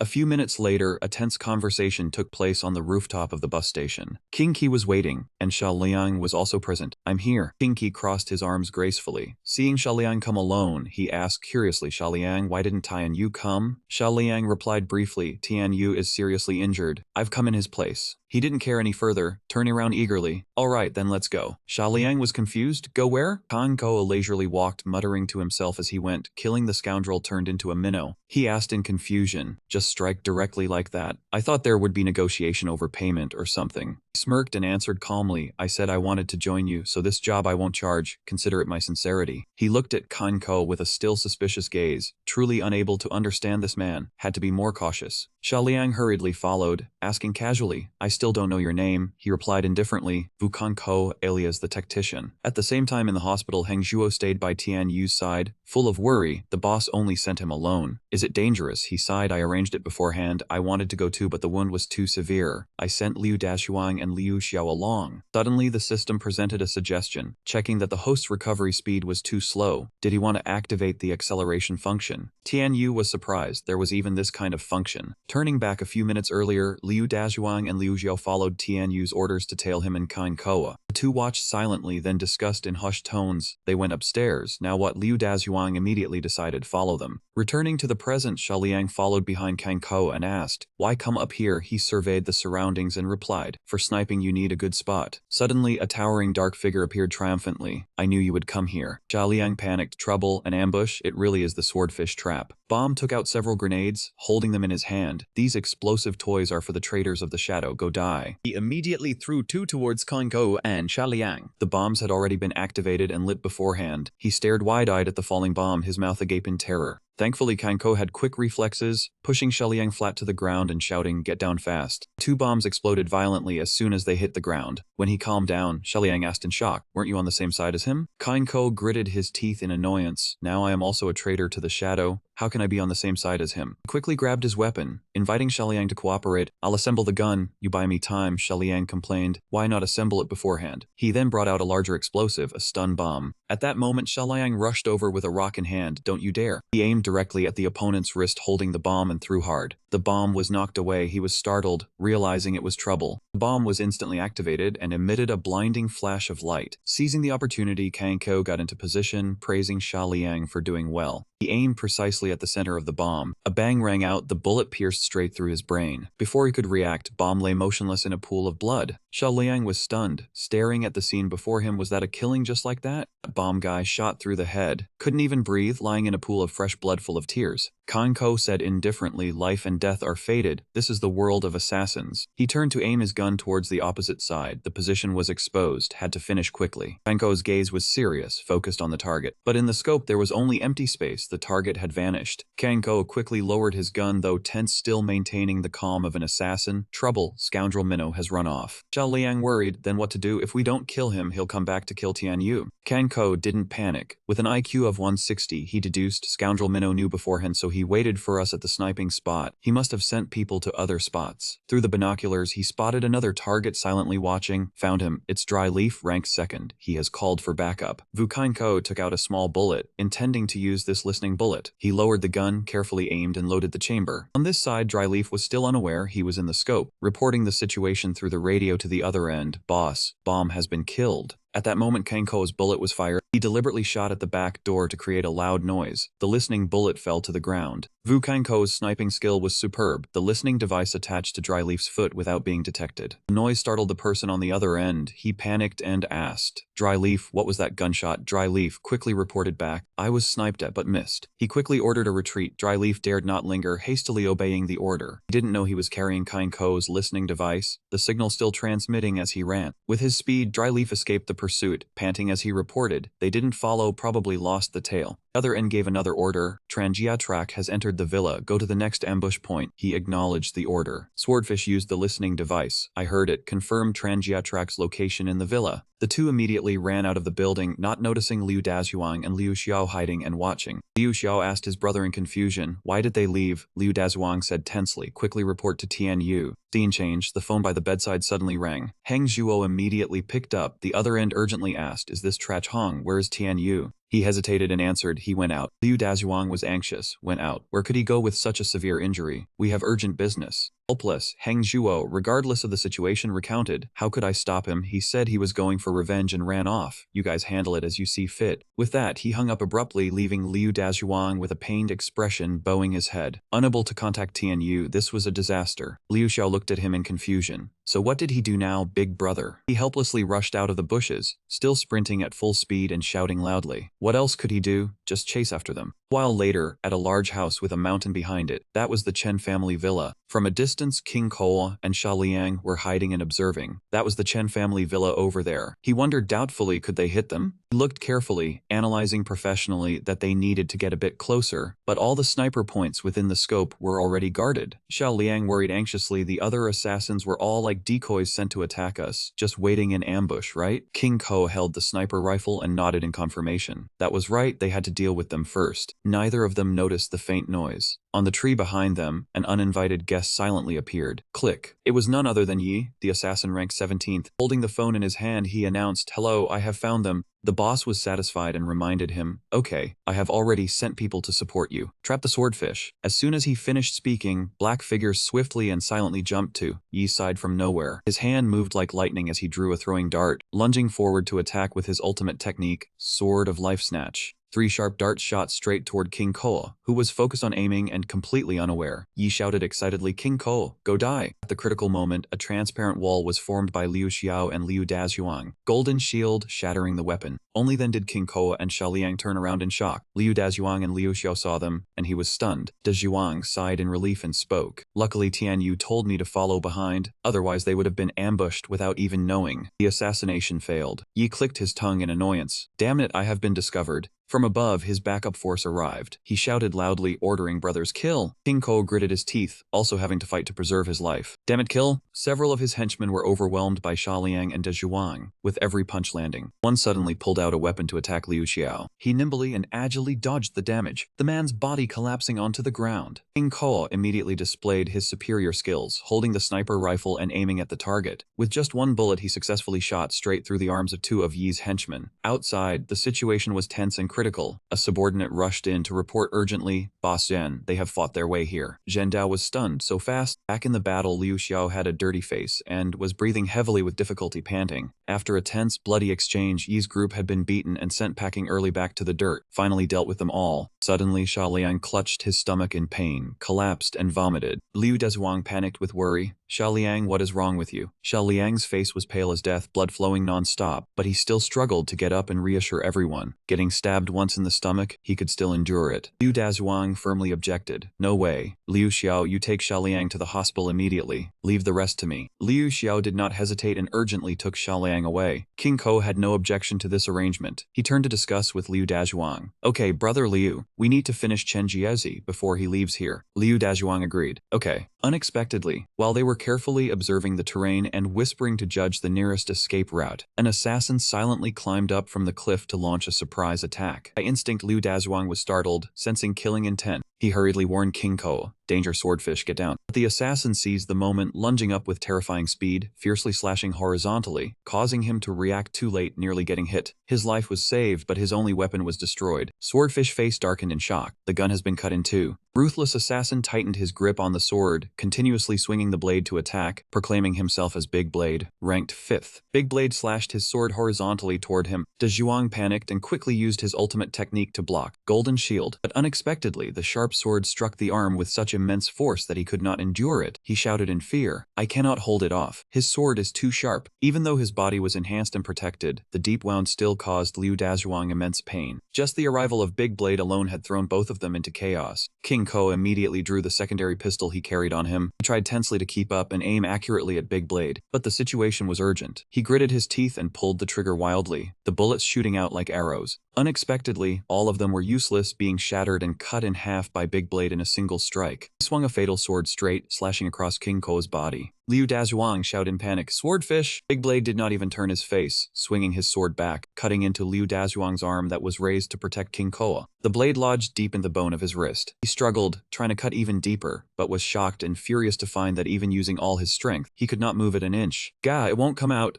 Big Blade glared at Liu Dazhuang in fury. This bastard. Yet he had actually used his hand to clamp the blade tightly. Zhuang shouted with burning determination to fight to the death. "Ah!" He lunged with a headbutt straight toward him. One blow to the head. He suffered a traumatic brain injury, his skull cracking open. Directly eliminated on the spot. After finishing off that man, he collapsed from exhaustion. After the battle, one of Chen Jia's subordinates answered the phone. "What? The enemies were all killed by Tai Dao?" He frowned, his voice deepening. "Okay, I understand. I'll arrange it immediately." The news, he stood before Chen Jiaz and reported, "Chief Chen, the enemies have all been eliminated by Tai Dao. There is no need to retreat anymore." Hearing this, he smiled with satisfaction, as expected of Tai Dao. Hiring him at a high price truly paid off. Where is he now? The lackey replied respectfully. He also had his skull broken by the enemy. He is being taken to the hospital now. Behind him, 2 bound men appeared. We also captured 2 other enemies. How do you want to deal with them? They were Vukanko and Liu Dazhuang, both tightly bound with bruised faces, being led forward. He grinned fiercely at him. Isn't this swordfish? I spent a fortune to hire you, and you turn around and bite me? He ordered, bring out the gun. I want to execute him myself. The subordinate acknowledged and left. He quickly brought the gun to him. He excitedly loaded the chamber and smiled. It's been so long since I held a gun. I miss this feeling. The 2 bound men remained silent, not uttering a single word. Gunshot rang out, the bullet speeding like a scythe of death. Swordfish cried out in pain,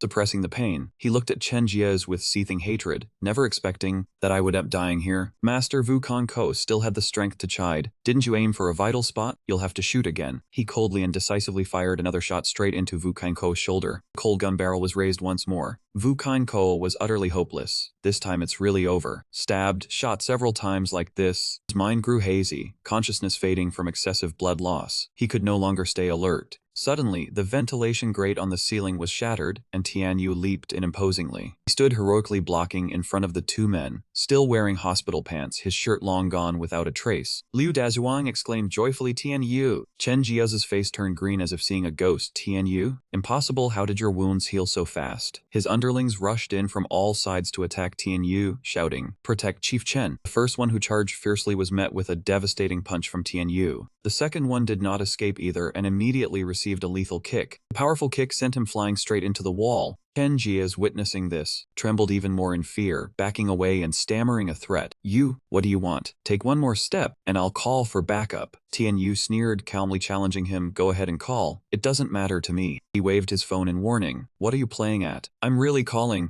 Without hesitation, he dialed. You forced me to do this. He turned to Vu Kanko. Swordfish, once Chen Jiez is killed, the bounty will be void, right? He suppressed the pain and replied, correct. Once the client dies, the bounty is void. That's the rule of the Shadow Organization. The outcome was sealed. Tianyu coldly drove his fist through Chen Jiez's chest, finishing him off. You forced me. Tai Dao, silently observing from the tree, announced, Chen Jiez is dead. He ordered, mission failed. Everyone retreat. A group of people leaped down from the tree and fled at full speed. Tianyu sensed that they had all withdrawn. Vu Kanko staggered over and explained, with Chen Jiez dead, the bounty is void. No reward means the remaining assassins won't act. He slowly pulled a piece of paper from his pocket. Then he placed it on Chen Jiez's corpse. Before he could ask, Vu Kanko explained, leaving this mark will make the police think the Shadow Organization is the culprit. They won't investigate you. He clutched his still bleeding wound and warned, to be safe, you should cremate Chen Jiez's body to eliminate any evidence. Tianyu kindly reminded him, you're losing so much blood. Don't worry about this. I'll have someone else handle the cremation and the scene. You should get to the hospital with Liu Dazhuang. Before leaving, Vu Kanko instructed carefully, don't clean the scene too thoroughly. The police will get suspicious. Since I was originally a member of the Shadow Organization, there's no need to wipe away my bloodstains. Just clean away all of Liu Dazhuang's blood and hide his footprints. Make the scene look like an internal conflict within the Shadow Organization. He instructed Tianyu to have Chukuquan call a car to take Liu Dazhuang to the hospital. I can't show my face in crowded places. I'll find a private clinic nearby. He stood hesitating, then cut in. About that, Tianyu was pleased and asked seriously, what was your name again? You wanted to join us, right? Vu Kanko happily replied, Vu Kanko, codename Swordfish. He smiled and nodded. Vu Kanko. Okay. The two exchanged knowing glances and shook hands in greeting. Welcome to the Sand Gang, but I'm not taking you in. A while later at the hospital, as soon as she saw the doctor step out, Liu Xiao quickly asked, Doctor, how is my brother's hand? The doctor looked at him with regret and sighed. Unfortunately, the tendons and bones are all severed, and there is a severe infection. I'm afraid we can't save this arm. Liu Xiao stood frozen, stunned. What? He clung to the doctor in agitation. How can this be? My brother has lost an arm. How can he work as a bodyguard in the future? Tianyu quickly placed a hand to calm him, telling Liu Xiao not to rush. He looked at the doctor and then earnestly negotiated, no matter the cost, please help us. The doctor shook his head helplessly, saying that this hand definitely could not be saved. Fatty suggested that if they were willing to spend the money, they could get a high-quality prosthetic hand, and losing the hand would not greatly affect daily life. Tianyu thought that was acceptable, so he looked at Liu Xiao to ask his opinion, is it okay? He nodded in agreement. He smiled in confirmation and said thank you to the doctor. A few weeks later, on a clear and breezy night, a gathering of all beloved faces, upon seeing a familiar figure, Shaliang quickly stood up and waved to call Tianyu. He was delighted to see everyone looked healthy, laughing that everyone had recovered so well. Tianyu warmly asked asked after Liang and Vu Kan-ko, who were the most seriously injured. They both cheerfully nodded and said they were fine. Tianyu turned to Liu Dazhuang, anxiously asked if the prosthetic hand was comfortable to use. He raised his hand and smiled, saying it was great, with many features. Everyone recovering well made him happy, and he exclaimed that was good. Without further ado, everyone raised their glasses to celebrate eliminating Chen Jie's and his forces. The consequence of last night's debauchery was the price to pay now. During class, Tianyu yawned boredly, unable to concentrate. After yawning, he buried himself in his work, then excitedly looked at the result, finally doing it himself without the system. Tianyu happily thought, after dealing with Chen Jia's, the Jiabang was quieter, and he could finally study in peace. Suddenly the phone in his pocket rang. He quickly took it out to see who was calling. Tianyu was a bit surprised. It was Lan Shi. As soon as he answered, Lan Shi on the other end asked excitedly, "Honey, are you free tonight?" Hearing this, he immediately became wary and asked hesitantly, "What do you want to do?" She enthusiastically said there was a famous dance party tonight, and she was short a partner. If he was free, that would be great. Tianyu was stunned, a dance partner, but he didn't know how to dance. Before he could reply, Lan Shi had already decided, "Okay then, I'll pick you up after school." She quickly hung up, leaving Tianyu to shout helplessly, "Hello Lan Shi, wait a minute." His only response was 3 beeps. Tianyu had no choice but to sigh in defeat. Suddenly a scary voice sounded in his ear, "Tianyu." Tongyu glared and asked, "Was that Lan Shi calling just now?" Tianyu frantically waved his hands and explained, "No, it's not, let me explain." Before he could say anything, Tongyu gave him a proper scolding. Tianyu cried out in pain. After taking the scolding from Tongyu, Tianyu went to the schoolyard as arranged with Lan Shi. Seeing his face, she asked in surprise, "What happened to your ear?" Tianyu appeared with one ear swollen, and explained glumly that a bee stung him. A different development at the courthouse right now. The subordinate reported, "Chairman, there are 3 more documents here." Wen Yan replied, while reading the materials. Then she requested, "Zhen-O, hold these documents for me, I need to go to the restroom for a moment." Zhen-O agreed. Wen Yan's footsteps echoed in the hallway. Immediately after, the footsteps of another person followed, carrying cleaning tools and entering as well. The cleaner looked very unusual, with a fierce glare full of killing intent. The sound of Wen Yan flushing the toilet echoed. After finishing, she leisurely went out to wash her hands, still calm and unaware of the mysterious female cleaner behind her. He silently pulled out a knife. Suddenly, a blood-curdling scream rang out. Hearing this, Zhen-O panicked and shouted loudly, "Chairman!" When he ran in, Wen Yan was already lying sprawled on the floor. Zhen-O could not hide his extreme shock, his eyes wide with panic. She was gasping weakly, with the knife embedded right in the center of her chest. He ran over and screamed, "Chairman!" Zhen-O tried to calm down and quickly called for an ambulance. 120. Someone has been stabbed at the courthouse. Get here immediately. He cursed inwardly. Damn it, who was it? Looking at the wide-open window, he assessed. The culprit escaped through the back window. Zhen-O quickly rushed to the window to check. He spotted the culprit's figure calmly leaving below, and clicked his tongue. Too late to catch up now. Moments later, the urgent siren of an ambulance sounded, quickly taking the injured Wen Yan away. They soon arrived at the hospital. Wen Yan was immediately taken to the emergency room, accompanied by Qiang. The doctors kept telling everyone to stand back. Ha shed tears uncontrollably, and said painfully, "Mom, hang in there, you have to persevere." Qiang could not bear the heartache and sobbed, "Mom." Then the emergency room door closed. At the same time, a helicopter landed on the hospital's helipad. Footsteps echoed from the aircraft. The imposing figure stepping out of the helicopter was none other than Sen Dongyi. Seeing this, Dean Liu Qiang respectfully greeted him, welcoming his honored presence. Sen Dongyi coldly asked, "How is Wenwen? Is the injury severe?" Liu Qiang quickly reported, "Sir, the mayor's injuries are very serious. We have assembled our best doctors for emergency treatment." Elsewhere, Lan Shi, with her petite figure draped in a short green dress, exuded the demeanor of the Land Corporation heiress. She was quite pleased with the dress and smiled happily. "This one is beautiful. Wrap it up." Lan Shi walked up to Tianyu, hands on her hips, complaining, "Tianyu, change to a different suit. Your previous one doesn't match my dress." He felt a bit annoyed, begrudging the money. "Enough, Lan Shi. Just picking out clothes has already cost over 100,000 yuan. Lan Shi immediately retorted sullenly, "What do you know? At a dance party like this, if you don't buy a dress over 100,000 yuan, where's the face?" Tianyu, scolded by her, could only sigh in defeat. "Fine, whatever you want. It's not my money anyway." As soon as he finished speaking, his face tensed, his teeth clenched, and his heart pounded wildly in his chest so loudly he could hear every beat. Tianyu clutched his chest, anxiously wondering what's going on. "Why is my heart suddenly pounding like this?" Lan Xi saw his panicked expression and quickly approached to ask, "Tianyu, what's wrong?" Tianyu suddenly burst into tears streaming uncontrollably. Lan Shi worriedly asked, "Why are you crying all of a sudden?" Her question snapped him back to reality. He rubbed the tip of his nose, bewildered. I don't know either." Tianyu wiped his tears and hesitated. "I just felt a terrible sensation wash over me, like my closest relative had passed away." He touched his chest and thought to himself, "This isn't right." The system activates life detection. Super senses activated. Instantly his nose became incredibly sharp, detecting a faint scent in the air. A moment later, Tianyu realized something with a start. In his mind appeared the haggard face and pale hands of Gu Wenyan. She lay on the bed with a deep, knife-like wound on her chest. Lan Shi, seeing him silent for so long, grew more anxious. Tianyu, what exactly? Tianyu stood frozen, stammering in shock. President Gu. Something happened. Lan Shi asked in confusion. President Gu, is it Gu Wenyan from the Xinhai Trade Association? He tilted his face to the side, his heart heavy as he nodded. She nervously asked.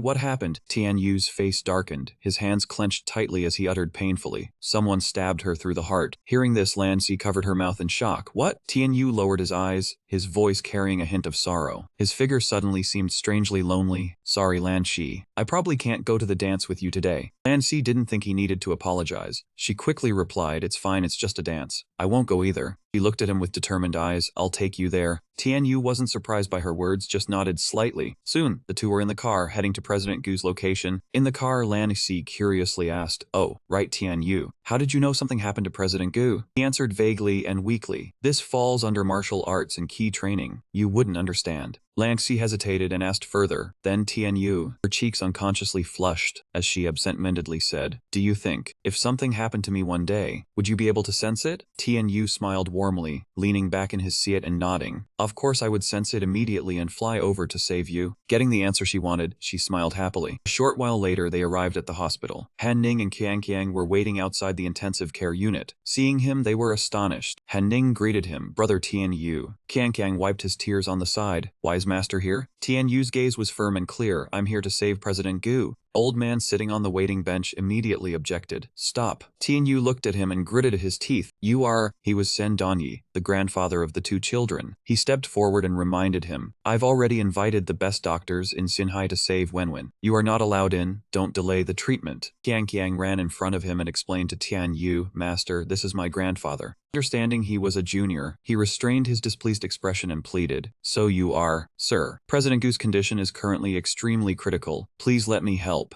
Old Sen showed disbelief. Who are you, kid? What makes you say the doctors can't save Wenwen? But you can. Why should I trust you? Qiang tried to persuade him. Grandfather, he's my martial arts teacher. He has divine abilities. Han Ning also tried to prove it. That's right, grandfather. Brother Tianyu is the one who saved Qiang in that big fire. He can save President Gu. Old Sen frowned, still unconvinced. Martial arts, divine abilities, nonsense. Can these things cure illnesses? However, he gave Tianyu a chance. Young man, if you truly have divine abilities, then show them to me. He was not shy and immediately agreed. All right then, old sir, please forgive my impertinence. Saying that, he activated the system, initiating the insight function. Immediately, in his eyes, Old Sen's body split into two halves, one half being the internal structure of his body. He smiled confidently, then pointed and said, have you been having back pain lately? He closed his eyes and said through gritted teeth, an old person's ailment. Can't be cured no matter how much money I spend. Seizing the opportunity, he pressed on. That's because you haven't met me yet. Without warning, he struck Old Sen's side with a palm. Two veins bulged on his head. The palm strike landed directly on Old Sen's spine. It shook him to the core. He cried out in pain, his eyes wide open as he stumbled backward. Old Zam fell to the ground. Thinking he was about to die, Qiang asked in confusion, Master, why did you hit my grandfather? He looked down at his hand, feeling a bit remorseful. I guess I was too strong. On the other side, Old Sen suddenly stood up with a start. He put his hands on his waist as if realizing something. The other three were also tense. Nguyen Trang stood properly waiting for the result. He was astonished, a look of joy in his eyes. It's cured. The pain is actually gone. His gaze toward Tianyu changed immediately. He smiled and praised. Young man, you are truly skilled? At that moment, the surgeon opened the ward door and asked heavily if Gu Wenyan's family was around. Old Sen hurriedly asked about the situation. How is it, doctor? How is Wen Yan? The doctor's eyes darkened, his voice full of regret. We did our best, but her injuries were too severe. The doctor struggled to deliver the bad news. We cannot save her. Everyone in the hallway was stunned. What? Dong Diep rushed forward and grabbed the doctor's collar, gritting his teeth. Aren't you the best doctors in Tanhai City? Why couldn't you save her? The doctor understood his mood and said helplessly, I'm sorry, Mr. Sen. Current medical technology has its limits. Outside, the sunlight still blazed down, contrasting with the mournful atmosphere inside. The doctor didn't know what else to say. It was hard to speak. Chairman Gu's heart has stopped beating. Old Sen's face stiffened. The doctor's somber voice continued with the medical definition. She has passed away, the doctor said as he handed forward the death certificate. Heartbroken by the conclusion, Old Sen couldn't believe the words on the paper. This is... Holding the death certificate, his hands trembled uncontrollably. The doctor tried to use his warmest voice and gently replied, It's Miss Wen Yan's death certificate. The three family members stood frozen as the doctor offered condolences. Please accept our deepest sympathies. The two children couldn't bear the shock and immediately rushed into the ward, shouting, "Mom, Aunt Gu!" Old Sen stood rigid, unable to move. Wen Yan is dead. As if suddenly remembering something, he hastily grabbed Tian Yu's arms and sincerely begged, "Master, you have divine powers, please save Wen Yan." He was naturally willing to help and immediately calmed him down. "Old Sen, I came here precisely to save Chairman Gu." He clenched his hand. "The doctor is not wrong. Chairman Gu is dead. I can no longer feel her breath." The doctor stared at him, full of doubt and confusion. Old Sen was stunned again, the wrinkles on his face deepening. Seeing him like this, Tian Yu couldn't bear to let him worry further. "But who says the dead cannot be brought back to life?" Seizing a glimmer of hope, Old Sen shed tears of joy. "Master." Not wanting to waste time, he immediately proposed, "Old Sen, can this doctor be my assistant?" The old man immediately agreed, "No problem. I will mobilize all medical resources in the city to assist you." The doctor glanced at him in confusion, then questioned, "What exactly are you trying to do?" Tian Yu was firm, "I want to bring Chairman Gu back to life." After saying that, he contacted the system. The system appeared and gave Tian Yu a treatment method, but it cost up to 200 points. Hearing this number, Tian Yu's eyes narrowed. It really needs 200 points? But when he looked at the heartbreaking scene of the children,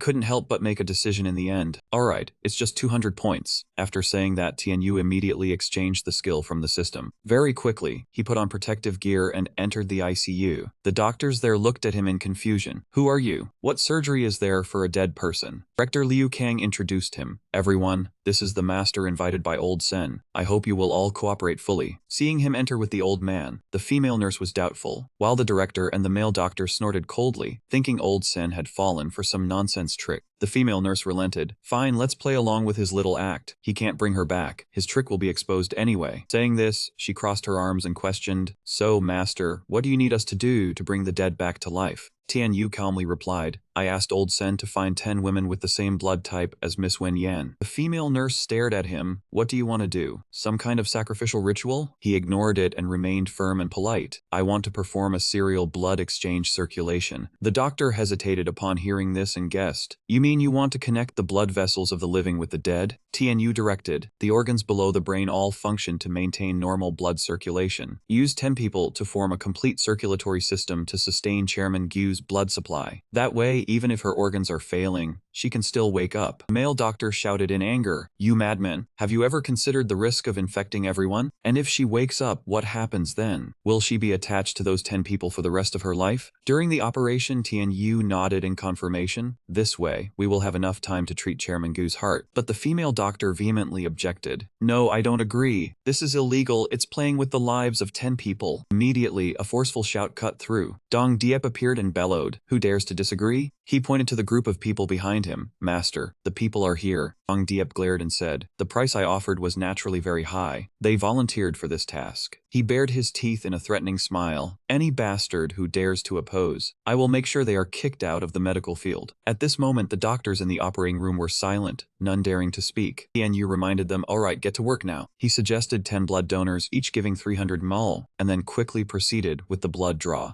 Scalpel in hand, Tian Yu guided Gu Wenyan's heart outward, using artificial blood vessels to extend the cardiac vessels. He ordered the separation into arteries and veins, then had the donor's blood pumped into the artery. A doctor holding a large blood bag asked hesitantly, "Huh? Pump it by hand?" Tian Yu replied impatiently, "That goes without saying. If I had the equipment, what would I need you for? Pump 90 times a minute. Switch personnel every 10 minutes. Hearing this, that doctor grumbled and dropped the matter. "Damn it, forget it. Let's just do it." Then he quickly pressed down with force to pump the blood, and so the blood was transfused steadily under Tian Yu's guidance. Thanks to the nurse's pumping action, oxygen-rich arterial blood was pumped into Gu Wenyan's body. The oxygen-deprived cells on the verge of death were revived once again. This body had truly been revived. In the operating room, the doctor racked his brain, inwardly assessing that bringing the dead back to life was not simply a matter of restoring blood and oxygen. He analyzed deeply. A dead person's blood does not circulate, so most blood vessels in the body are clogged. Ms. Wen Yan was currently like a dead person. Her immune system was failing and bacteria flooding into her blood vessels caused severe infection. Suddenly, Tian Yu requested the injection of thrombolytic drugs and strong antibiotics. The doctor was startled, thinking in amazement, "He's calculated everything. He can't be a fake, can he? Or does he truly have the ability to revive the dead?" Tian Yu explained that under the drug's effect, the clots were completely filtered out. The bacteria also began to decrease. The clogged cells also restored their metabolic functions. Tianyu looked toward the blood bag. The impurities and toxins in the blood vessels were also flowing out through the veins. He picked up the blood bag and explained the method. The next step is to introduce these toxins into the donors' bodies for them to purify the blood. Tianyu continued directing. Pump the blood that has flowed out into the veins of the blood donors. As he pumped the blood, he explained the function so that the donor's arteries would continue supplying blood. In this way, the blood systems of the 10 people would be interconnected. Looked thoughtfully at President Gu. Although Gu Wenyan's heart has failed, thanks to the vascular interconnection, her organs will begin to recover. Her lungs have failed, but 10 other people take turns supplying oxygen to her. Her kidneys have failed, but 10 other people take turns filtering toxins for her. The failure signals from her entire body would also travel through Gu Wenyan's veins in the donors' bodies. The people being pumped with blood suddenly felt pain, but this was within Tianyu's expectations. Their bodies began a violent immune reaction. At the same time, a large amount of protein and cells would be released to repair the organs. This tenfold amount of repair material was also pumped into Gu Wenyan's body through the arteries. Wenyan suddenly expelled a pale yellow fluid from her mouth, letting out a weak cough. Cack. The medical staff were all startled by this phenomenon not found in textbooks. Seeing Wen Yan urgently gasping for each breath of air, they excitedly exclaimed, "Ms. Wen Yan has regained her breathing." The doctor who performed the earlier surgery broke out in a cold sweat, stunned. "She's alive. The dead person has truly come back to life." Fearing they might be too shocked to function, Tianyu immediately sternly instructed them not to stop pumping blood. "Right now, you two are Gu Wenyan's heart. Press 90 times a minute to ensure her blood circulation." He turned and suggested to the nurses beside him, "Immediately insert a breathing tube into her mouth and turn on the ventilator to stabilize her breathing." Tianyu took off his mask to remind them of an important issue. "It's stable. Just maintain this state. You need to be mentally prepared. Relying on the donor's immune systems to revive Gu Wenyan could take up to a week." The doctor was petrified, frozen in place, a week. He quickly composed himself, steadied his emotions, and turned to remind the nurse. "Have someone inform the hospital director. Arrange additional medical staff and blood donors to take shifts for each other." Tianyu repeatedly instructed, "Sterilize thoroughly. Pay attention to infection. Wait until Gu Wenyan is revived, then proceed with the artificial heart transplant for her." Just as Tianyu left the operating room, Samdongi hurried in from outside. "Grandmaster, what should we do next?" Tianyu clenched his fist, sighed silently. "The next thing we have to do is wait." He suddenly remembered something and decided to assign a task to Don Yi. "Yes, with your financial resources, try to see if you can find a suitable heart for the president. Real organs are still much better than artificial ones." Don Yi agreed solemnly. Okay, I will go look for it right now." Kiang looked up at Tianyu with confusion, asking worriedly, "Master, did you save my mother?" To reassure the boy, he answered in a firm tone, "Of course, it's not a problem." Tianyu still revealed a bit more of the situation to prevent Kiang from being caught off guard. Her brain was deprived of oxygen for too long. There might be some damage later on. Kiang was terrified and asked frantically, "Brain damage. What will happen to my mother then?" Tianyu hesitated, his voice dropping low. "At best, her memory might be affected. At worst, she could be paralyzed." The boy's face was filled with panic. "My mother will be paralyzed." Tianyu quickly reassured him, "Don't worry, it's just a possibility. Besides, even if she is paralyzed, I can still cure her." The scene shifted to the director's office. The doctor who directly participated in the surgery with Tianyu, hands on his hips and back aching, complained wearily, "Old Sen really put us through the ringer this time. Senior doctors specializing in microsurgery like us. And he dragged us away to pump blood, and we have to press 90 times a minute. My arm is about to break." The doctor wearing glasses couldn't take it anymore and grumbled resentfully. "He even wants us to keep doing this for a whole week." Even the president of the Protection Association was helpless. "True, Old Sen paid me a very handsome sum, but doing it this way, the people in our hospital can't handle it either." He picked it up himself and asked, "What do you think we should do?" Suddenly, the doctor with glasses darkened his face, his attitude turning serious, and offered his opinion. "I think this project could not be stopped. He had to persevere and continue. Once successful, our hospital would be honored for bringing the dead back to life." The doctor with glasses declared firmly that his thesis would surely be published in the Golden Journal of Surgery, and all of them would be remembered in history. Chairman Hao was bewildered and puzzled. If he wanted to do it, then just do it. So what was the point of coming to him to complain? At this moment, the doctor with glasses had calmed down, calculating that the treatment still needed to be maintained for a week, and relying solely on their hospital's manpower was not enough. He spoke with great vigor and determination, insisting and hoping that he would use his connections to call on other hospitals to participate, as they needed manpower to make the country the first to have the technique of resurrecting the dead. Chairman Howe seemed to have been convinced, seriously nodding in agreement. All right, he gave permission to go ahead with confidence. On another side, Tianyu walked slowly out of the hospital with one hand in his pocket, and she was standing next to the red car waiting. As soon as she saw him, she asked, "Tianyu, how did it go? Is the chairman okay?" Tianyu recounted with a cheerful mood.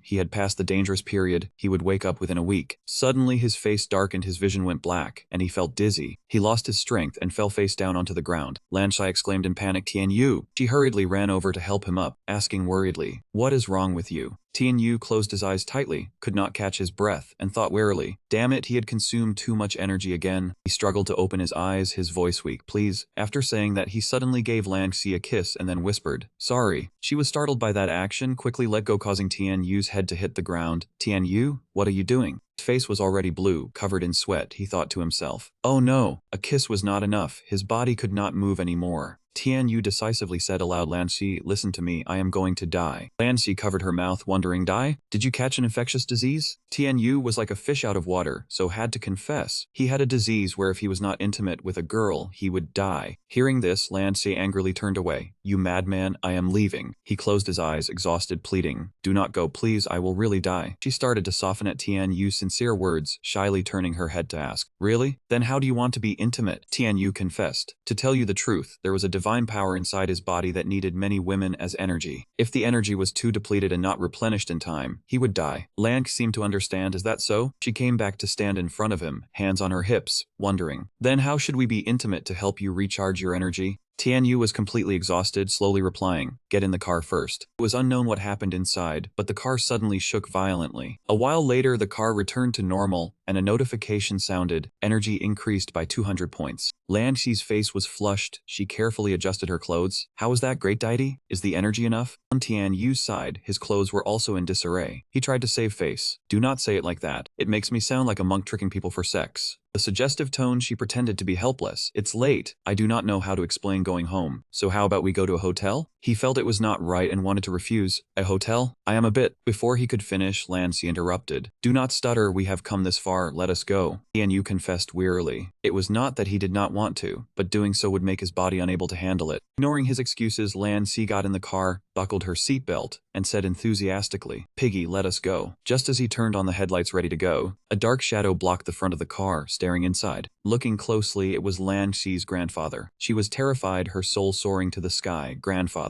He spoke in a scrutinizing tone. "What kind of dance party lasts all day without coming home? What were you two just doing in the car, huh?" Lancy asked in panic. "Grandfather, how long have you been standing and watching?" He thought for a moment, then replied, "About 20 minutes or more." Both of them were shocked, feeling guilty, thinking helplessly. "So you have seen everything, right?" Lanxi's grandfather got in the car, cautioning carefully. "If you two do not take precautions carefully, she could easily get pregnant, you know." This left Tianyu unsure how to react. Tianyu broke out in a sweat, quickly explaining, "No, please let me explain first. This is..." The old man did not intend to listen, and continued to remind them, "Falling in love and this happening is normal, but you must be careful with contraception." He suddenly became agitated, sternly questioning, "What if Lansai gets pregnant? Abortion. Do you know how much an abortion harms her body?" Tianyu was silent, then slowly replied. He pointed at himself and stated firmly, he would definitely take full responsibility. Lansai looked at him, touched Tianyu. Finally, the old man was satisfied with this sense of responsibility. "That is good then." After feeling assured about Tianyu, the grandfather got out of the car himself, waving goodbye. "All right, I will not disturb you anymore. You kids hurry to Helton. And remember to give me a chubby great-grandson." Tianyu's tears streamed down, his heart aching as if cut, muttering, "Grandfather, at least try to stop us from going to the hotel a little. I really cannot take any more." The two arrived at the hotel. Throughout the night, the many activities helped Tianyu recover his energy, the sound of points being added ringing out continuously. Energy was maintained at 200 points. The system displayed a notification that the host's stamina was depleted, asking if he wished to activate the enhancement function. Tianyu looked haggard, his eyes white, unable to speak properly. "Activate." Next day at school, the sky was blue and the sun golden. The scene was truly clear and refreshing. Tian Yu's body was now exhausted, looking utterly miserable, with only his soul left. Dongzi walked by, saw him, and asked with concern, "What's wrong with you? You look terrible." Dongzi looked at Tian Yu's state like a fish out of water and said dejectedly, "You look half dead." He teased, "Truly one man's feast is another man's famine." Tian Yu replied wearily, "The one suffering famine doesn't know the one feasting is about to have a burst stomach." Dongzi suddenly remembered and shared the news. "Oh right, did you know? Someone went to the TV station to propose to Sister Shuping." Tian Yu was stunned, dumbfounded, blurting out in English, "What?" Dongzi smiled helplessly and handed over his phone. "All right, I'll stop teasing you. See for yourself. This is this morning's news." His ears heard it and his eyes saw it, but he still couldn't believe it. Tian Yu asked, "Who is Leng Feng? The most handsome man in Xinhai proposed to Xu Ping with 100 cars?" Dongzi answered without hesitation, "An idol who recently became famous. Apparently his father is a big shot with power." Tian Yu said seriously, "Dongzi, let's go check out the TV station." Dongzi was excited about that idea. When they arrived, Tian Yu saw a line of supercars bumper to bumper. He asked, "That convoy belongs to Leng Feng, right?" Dongzi nodded while reading the news. "The report says Sister Xu Ping has a show today, so Leng Feng has been waiting and hasn't met her yet." He asked curiously, "What exactly do you plan to do?" Before Tian Yu could answer, Dongzi continued, "Even if you drive Leng Feng away, it's useless, because Sister Xu Ping is already at marriageable age." Tian Yu turned to look at Dongzi with suspicious eyes. "What do you mean by that?" Dongzi was annoyed by his oblivious attitude. "You won't let her develop feelings for others, but you yourself can't be decisive with those other girls. You're ruining her chance at love." Tian Yu understood, feeling a bit guilty, and made up an excuse. "I meant to help check things out. What if Leng Feng isn't a good person?" Dongzi sighed, a tone of reproach in his voice. "Is that how you understand your girlfriend? You'd better pray that all her suitors are bad people." Tian Yu spotted a figure of some young man in the distance and quickly called out, "Dongzi, hurry and look." He wondered, "Is that Leng Feng?" Dongzi nodded, "That's him." In the recording studio, despite being tired from work, the director still cheerfully showed concern. "Shooting this late must be hard on you." Xu Ping replied with a bright smile, "It's nothing. You should head home and rest early too."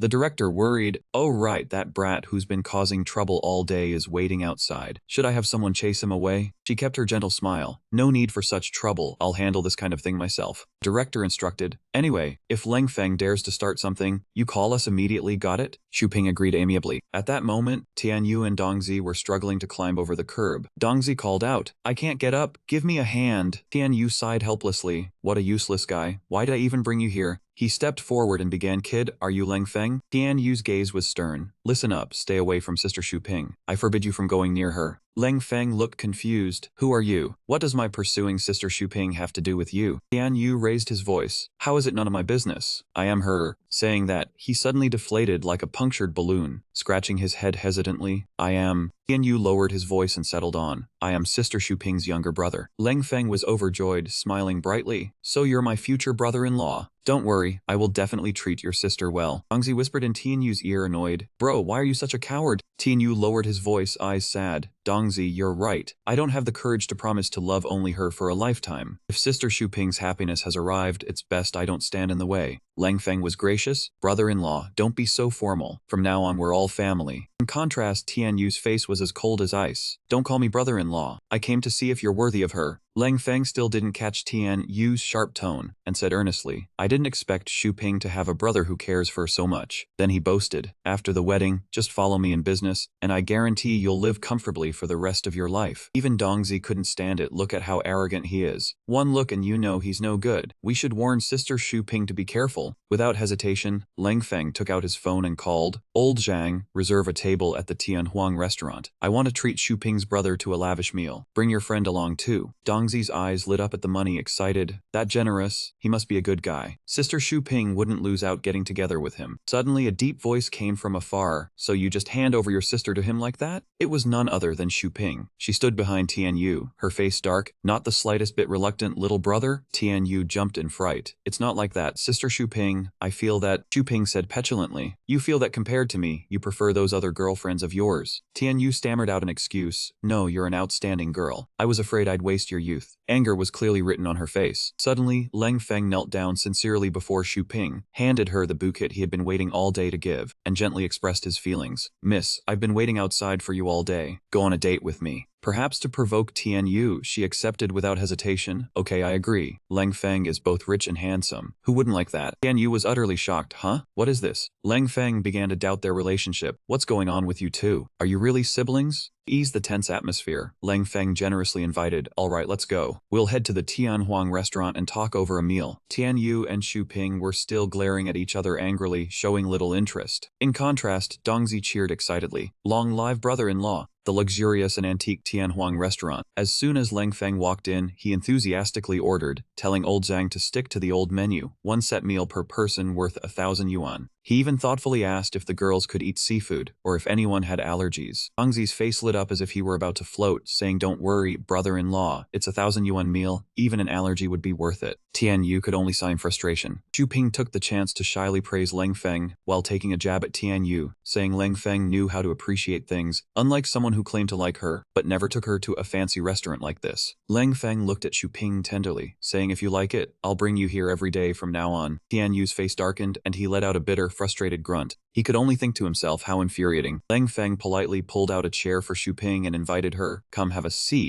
Dongzi's face was gleeful at the prospect of tasting delicious food, for the first time at a high-end Japanese restaurant. He couldn't wait. Xu Ping and Tian Yu were still bristling with hostility, glaring at each other, the atmosphere around them tense and gloomy. Lang Feng had also noticed the unusual behavior of the two. Food was brought to the table, piled high, all of it exquisite dishes. Dongzi ate while exclaiming in admiration, "Oh my god, so good, no wonder it's 1,000 yuan plus meal." Lang Feng couldn't hide his curiosity, so he asked, "Miss, may I ask you one thing? What is your relationship with him?" He asked in a state of unease. "It doesn't seem like siblings, it feels more like..." Xu Ping didn't hesitate, immediately affirming her relationship with Tian Yu, saying, "It's nothing, he's really my younger brother, we're just in a bit of a quarrel right now." Lavish dinner was finished. Dongzi ate until his belly was as tight as a 7-month pregnancy, groaning he was so full, while Tian Yu, on the contrary, had a face that didn't change from start to finish. Lang Feng slowly wiped his mouth with the calm demeanor of a gentleman, smiling and saying today was truly a pleasant evening. He turned and spoke gently to Xu Ping, "Miss, let's make plans again next time." Xu Ping agreed without a moment's hesitation, "Okay, sure."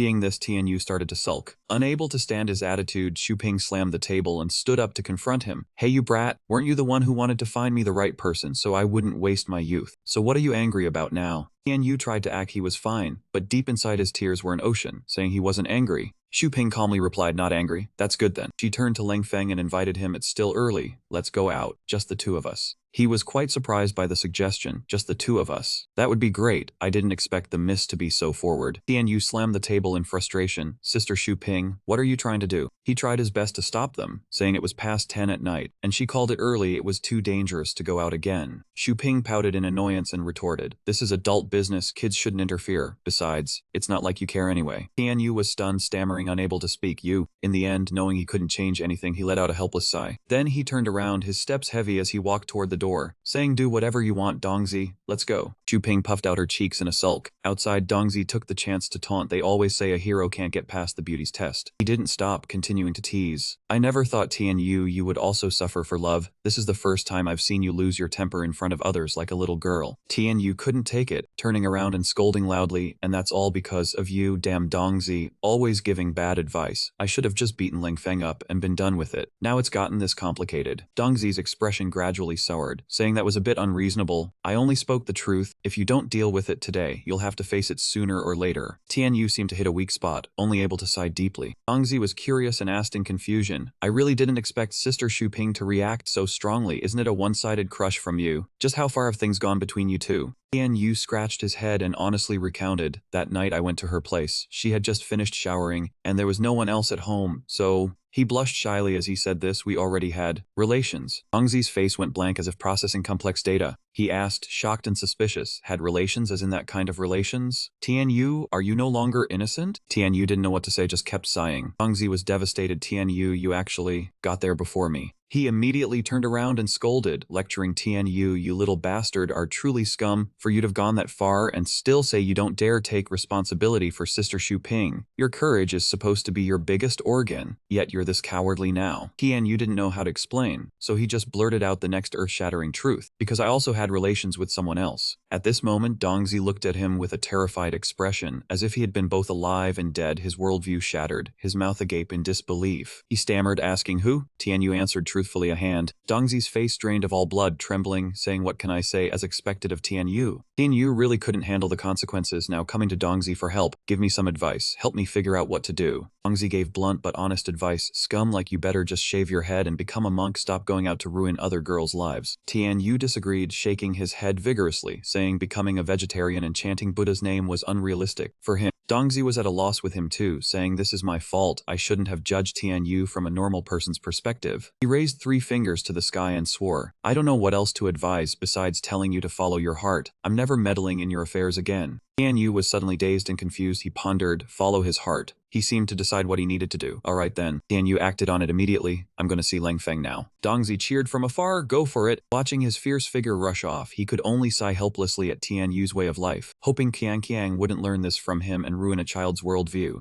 The scene shifted to a karaoke bar. Xuping was happily singing, her voice carrying the lyric, on this new road, the one beside you is no longer me. She asked Lang Feng if he felt more at ease now. He laughed gleefully, praising that he never expected the young lady who was great at hosting to also be such a good singer. Xuping beamed with joy. Brother Feng flatters me too much. After finishing the song, she stood up to excuse herself. Brother Feng, it's past 2 in the morning. I have work tomorrow, so I'll take my leave now. Lang Feng tried to hold her back. Don't go, young lady. His expression changed, becoming perverse and despicable. Since we've gotten this far in the foreplay, you don't need to pretend to be serious anymore. Xuping was flustered. What are you talking about, Brother Feng? I'm leaving now. He arrogantly blocked the door with his foot, thinking he was some handsome, long-legged CEO that girls would flock to. Xuping was taken aback by his sudden action. Brother Feng. When she turned around, she saw something shocking. It turned out Lang Feng had already spread his legs and arms in a prepared stance like that. He smirked conceitedly, his tone extremely sleazy. Brother knows you really want it. Xuping panicked and blushed. Brother Feng, please have some respect. He didn't hesitate to step forward, grabbing her shoulders and forcing her. We've come this far, why keep pretending? He pressed both her hands firmly against the wall. Xuping begged in fear. Brother Feng, don't. She screamed in terror. Don't, please. Suddenly, the door made a loud bang as if someone had smashed it open and burst in. Lang Feng was startled by the unexpected appearance. Tianyu? Tianyu was furious, gritting his teeth in warning. Let go of Sister Xuping right now. Saying that, he kicked Lang Feng directly in the groin. Xuping was surprised to see him. Tianyu, why are you here? He looked at her with deep affection. Brother came to take you home. Lang Feng cursed in anger. You little brat, he shouted to expose them. I've seen you were off for a long time. You two aren't siblings at all. Lang Feng darkened his face, revealing his thoughts. You're clearly a quarreling couple. Did you, big sister Xuping, get all chummy with me just to make him jealous? Xuping blushed and didn't refute it, pondering in her heart, lovers. She and Tianyu weren't at that stage yet. Lang Feng snapped and yelled loudly, don't think I don't know your little tricks. He did his best to badmouth him in front of Xuping. This Tianyu probably has a few other women on the side. Maybe he's already knocked someone up. Tianyu's face turned gloomy and displeased. Lang Feng continued to mock him, calling him a fake gentleman who won't even show basic respect, and saying he doesn't want to waste Xuping's youth, a real hypocrite. Lang Feng stood up and straightened himself, declaring, now that I'm here, Xuping has me to love her. I can bring her happiness. He was bitter about being interrupted right before success and shouted in his face. We were at a critical moment. What do you mean by jumping out, you little brat? During this, Tianyu could only sigh. He declared coldly, I'll say this one last time. Listen carefully. Tianyu pointed a finger at him with gritted teeth. First, you are not worthy of big sister Xuping. He looked at him with a sharp, mocking gaze. Second, big sister Xuping is my woman. Having my love is enough for her. Lang Feng could only grind his teeth and curse. You too. He stood up in agitation and roared. Are you playing me for a fool? Lang Feng pulled out his phone and called his thugs. Where are you guys? Get in here and slash one for me. Instantly, a group of people wielding weapons burst in. The leader stood there and spoke arrogantly. Who dares to hurt our boss, Lang Feng? Lang Feng pointed at Tianyu and signaled, carve up this dog couple for me. Obeying the order, they immediately charged forward aggressively to slash him. The first one to arrive was sent flying far away with a single kick from him. The second one raised a knife and slashed. Tianyu nimbly and flexibly dodged. He spun around, jumped up, and landed a kick aimed at his neck. The leader was kicked, fell flat to the ground, and collapsed. Xuping watched from the side, worried, whispering his name, Tianyu. Suddenly from behind, someone raised a knife intending to slash her. Seeing this, Tianyu panicked and rushed over to shield Xuping. A streak of bright red blood splattered. He anxiously checked on her. Sister Xuping, are you okay? Unexpectedly, that sharp blade had cut deep to his bone, but in that critical moment, he only forgot himself and worried about the beauty beside him. Right then, that thug even deliberately twisted the knife deeper into his flesh. Xuping's face paled, panicked and frantic upon seeing him injured. Tianyu! Seeing this, the others became even more excited, cheering each other on as they charged forward. This bastard is slashed. Attack! Tianyu endured the pain, activating a divine skill technique to strengthen his body. When activated, his body suddenly emitted a blue aura, causing swords and blades that struck him to shatter. The bandit leader showed hesitation and caution, daring not to strike again. He rushed forward, kicking both the man and his weapon away. Lang Feng angrily cursed at them. What are you doing? Didn't you already wound him? Why aren't you attacking? One of them helplessly reported the situation. Boss Lang Feng, this brat's skin suddenly turned hard as iron. We can't cut through it. Lang Feng frowned in thought, a vague sense of unease rising in his heart. What did they mean by not being able to cut through? Blue-haired punk realized the danger with a start. This kid must have practiced iron body arts. Hearing this, Lang Feng also became wary. Iron body arts? Tianyu paid him no heed, charging forward and sending the man flying with a thud. The man was struck so hard that his head was driven deep into the ground. He stood towering before Lang Feng, his killing intent soaring to the heavens. Frightened, Lang Feng ordered his subordinate to charge. He's coming. Stop him now. The blue-haired thug, Zunlin, recklessly charged with his blade, lunging to stab Tianyu. He lightly used his hand to shatter the man's blade. Cold sweat drenched the man's back. He stared blankly at the broken sword. It was shattered. Tianyu finished him off, delivering a dawn-breaking punch to the blue-haired thug's stomach, causing him to suffer psychological trauma and faint on the spot. Lang Feng trembled, collapsing to the ground. Don't come any closer. He spoke with a threatening and warning tone. From now on, I forbid you from having any designs on Xuping. If you do, I will kill you. Lang Feng, terrified, nodded frantically like a chicken pecking rice. Yes. Spare me, great hero. Afterwards, Tianyu quickly led her out of this place. Sister Xuping, let's go. He looked at him worriedly, nodded, and hurriedly followed. When they reached the street outside, the road was completely deserted. Xuping turned to look at him with concern. Tianyu, how is your hand? Are you alright? He smiled, reassuring her, it's fine. I heal very quickly. She was not reassured and insisted Tianyu go to the hospital. How can you say it's fine? You were cut that deep. Come on, let's go to the hospital. He did not want Xuping to worry, so he relented. Alright. He looked quite content going to the hospital, thinking he could save some energy this way. Later at the hospital, Xuping impatiently asked the doctor, what are the results? Is he okay? The doctor reported back, it's not serious. It didn't reach the bone. Apply some medicine and rest for a while. He'll recover. Tianyu had his wrist carefully bandaged by the doctor. The doctor nodded in satisfaction at his work. It's done. He advised carefully. Young man, try to use this arm as little as possible and get plenty of rest. Tianyu understood and nodded. Yes, doctor. After everything was handled, Tianyu quickly went outside, turning back to call Sister Xuping. Let's go. I'll take you home. He said nothing, only quietly agreed. He accompanied her all the way to her apartment complex. Xuping politely expressed her thanks. Tianyu, you can drop me off here. I can go up on my own. He said no more, quietly preparing to leave. Alright, I'll head back then. Suddenly, Xuping called him back. Tianyu, wait. He turned his head in confusion. She hesitated, not wanting this to happen again. She stammered, this time, we both acted too impulsively. We should take some time apart and stop seeing each other for a while. Tianyu was stunned, frozen and unsure of what to say. Sister Xuping, this... She turned her face away, avoiding his gaze. Don't worry. I won't let something like this happen again. Xuping lowered her head, unwilling to face it any longer. We both need some quiet time to think things over. Tianyu reluctantly nodded, accepting it. Alright. He did not forget to remind her, if Lang Feng dares to cause trouble, remember to call me. Xuping nodded silently, indicating she understood. Afterwards, Tianyu said goodbye to her and left. I'm going now. Xuping watched him, politely advising, yes, be careful on the road. A long while passed before he finally returned home. Tianyu stood outside for a moment to calm his mood, then gently opened the door and entered the house. Suddenly, his father poked his head out to look around. Tianyu was startled, his heart nearly jumping out of his chest. Why aren't you at work? His father, with half-closed eyes, asked his rebellious son. Why are you so late? Tianyu stammered, making up a story to get by.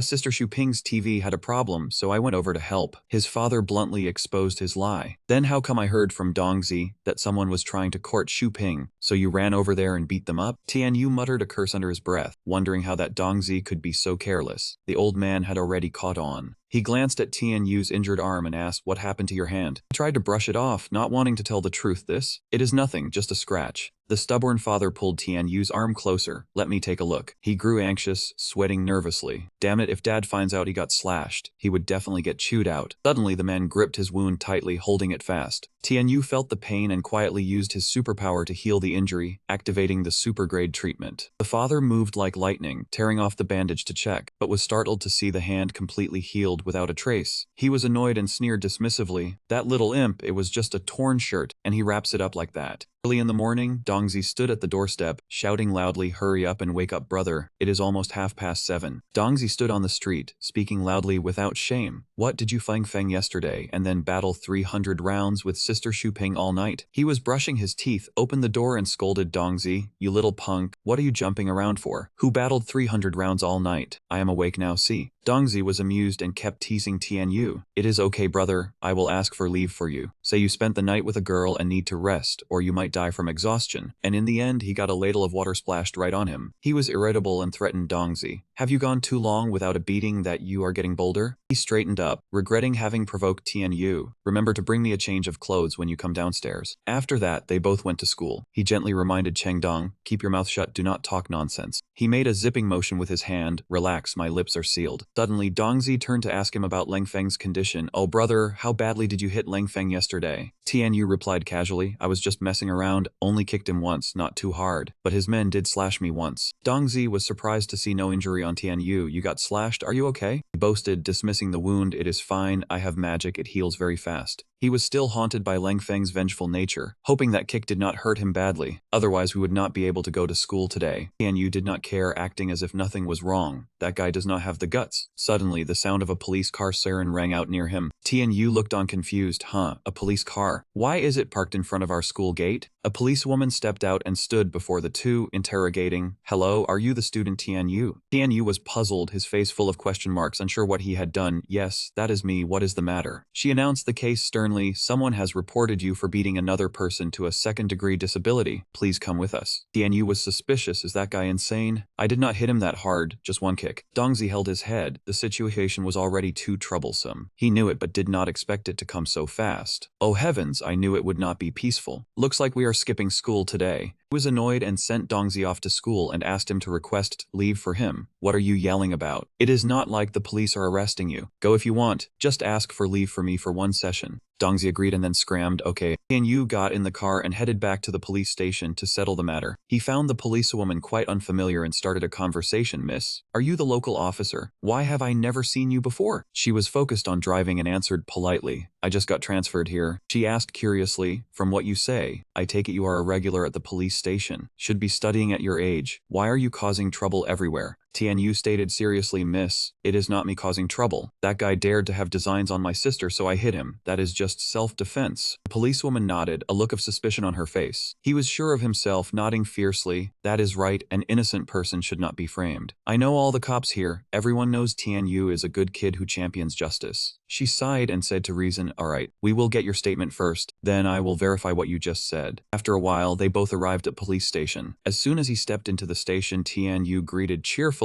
Well, if it is not young Master Lang Feng, I only kicked you once yesterday. How are you now, a second-degree cripple?" He was furious, grinding his teeth. "Tianyu, you are about to die and you still dare to provoke me?" Tianyu reminded him heavily, "Who is about to die? Think carefully. You were the one who made a move on Sister Shuping first, so I hit you." He argued fiercely, "Besides, did you not slash me once? Kicking you once was just reasonable self-defense." Lang Feng was furious and questioned, "One kick? Do you even know the damage you have done to me?" He could not speak, silently handing out a results sheet. "See for yourself." Tianyu read it carefully and carefully. He was shocked and stunned. Testicular necrosis? Tianyu doubted reality and asked back, "No way. Is that part of yours just that weak? I only kicked once and it got necrotic?" Lang Feng boiled over with rage, exploded. "What do you mean, a kick? That kick of yours was like trying to kill someone. You clearly meant to break my balls." He was aggrieved, sobbing uncontrollably. "The Lang family has only one son for 3 generations, and now I cannot have descendants. You are going to jail for this." Tianyu was full of question marks. "How can your logic be so flawed? You were the one lusting after a woman. Why should I go to jail for you?" Lang Feng was dark-faced, tears streaming down, arguing to the end, one thing at a time. "I admit I had designs on Shuping. I will pay compensation or go to jail for that." He furiously shifted the blame. "But you gave me an incurable injury, made me lose my ability to reproduce. That is something money cannot solve." Tianyu was speechless and finally relented. "So what do you think we should do about it?" Lang Feng wailed and screamed, losing all dignity. "I want you to go to jail.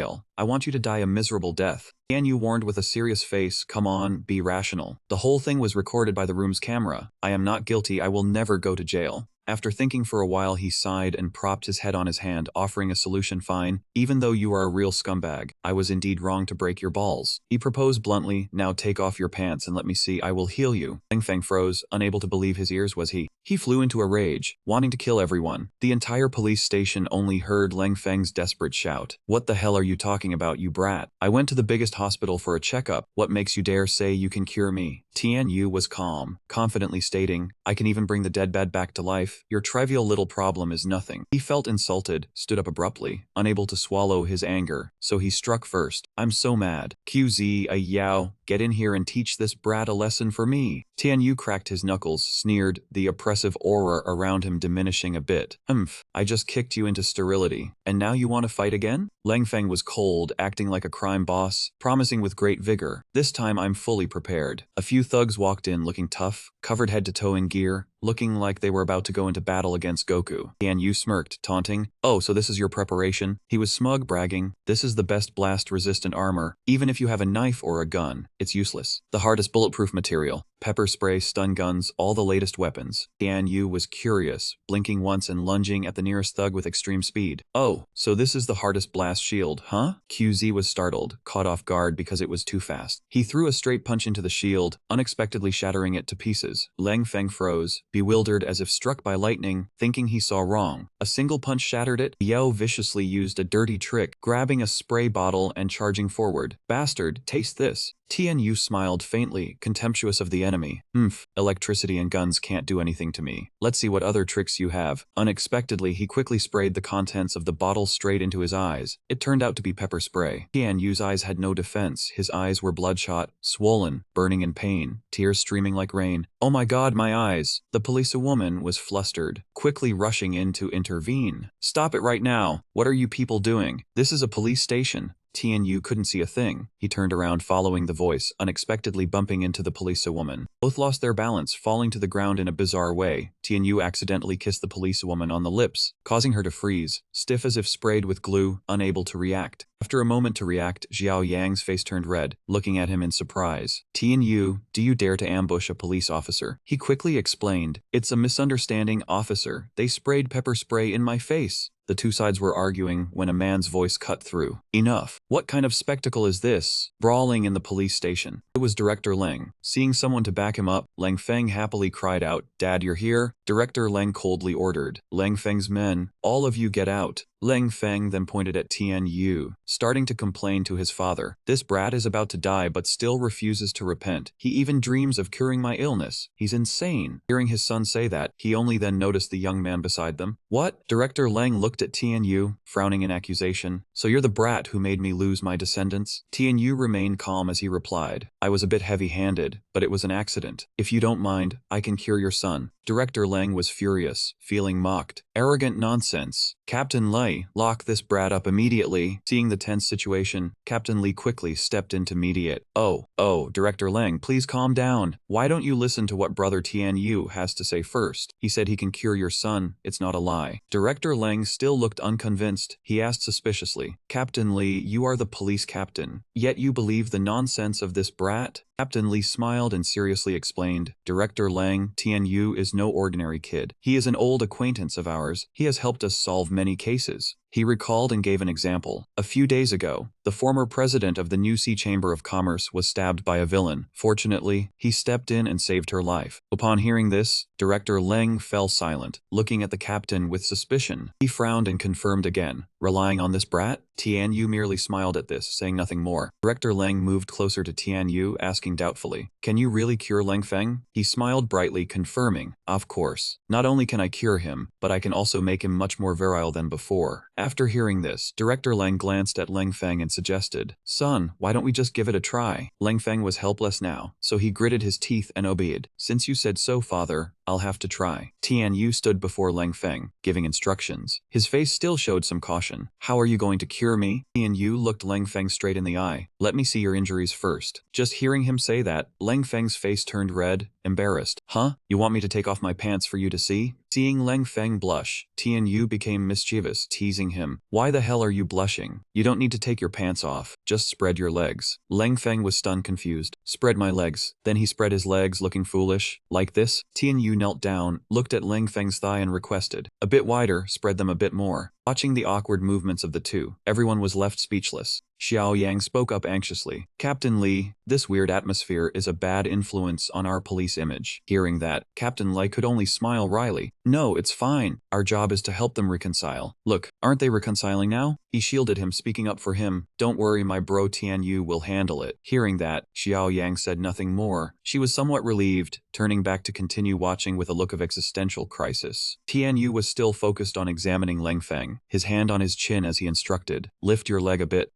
That's right. At this point, Xiao Yang had given up, turning around and walking away. I can't stand it anymore. Ahead, Captain Li still had a look of resignation towards the situation. Tian Yu closed his eyes and muttered, this angle is acceptable. He opened his eyes, having activated the see-through function. Seeing this, Leng Feng became even more flustered, looking at the glowing Tian Yu and asking, so, how is it? Tian Yu frowned as he assessed. Tiesk, the scrotum is very swollen. The left testicle is necrotic from lack of blood, and the right testicle has ruptured completely. Leng Feng's face paled, already worried, now even more so. He stammered, ruptured? It's ruptured, can it still be cured? Tian Yu answered frankly, the right side just needs a few surgical stitches, and it can be saved, but the left side is already necrotic. There's no cure. Hearing this, Leng Feng became even more panicked. What? Do I have to be a one-balled soldier for life? He lost his composure, stood up, and shouted, you said you could cure me. How can I live with only one ball now? Tian Yu quickly calmed him down. Don't rush, I still have other ways. Hearing this, Leng Feng sat back down on the chair and calmed down. Then Tian Yu winked and hinted, the first method is a transplant.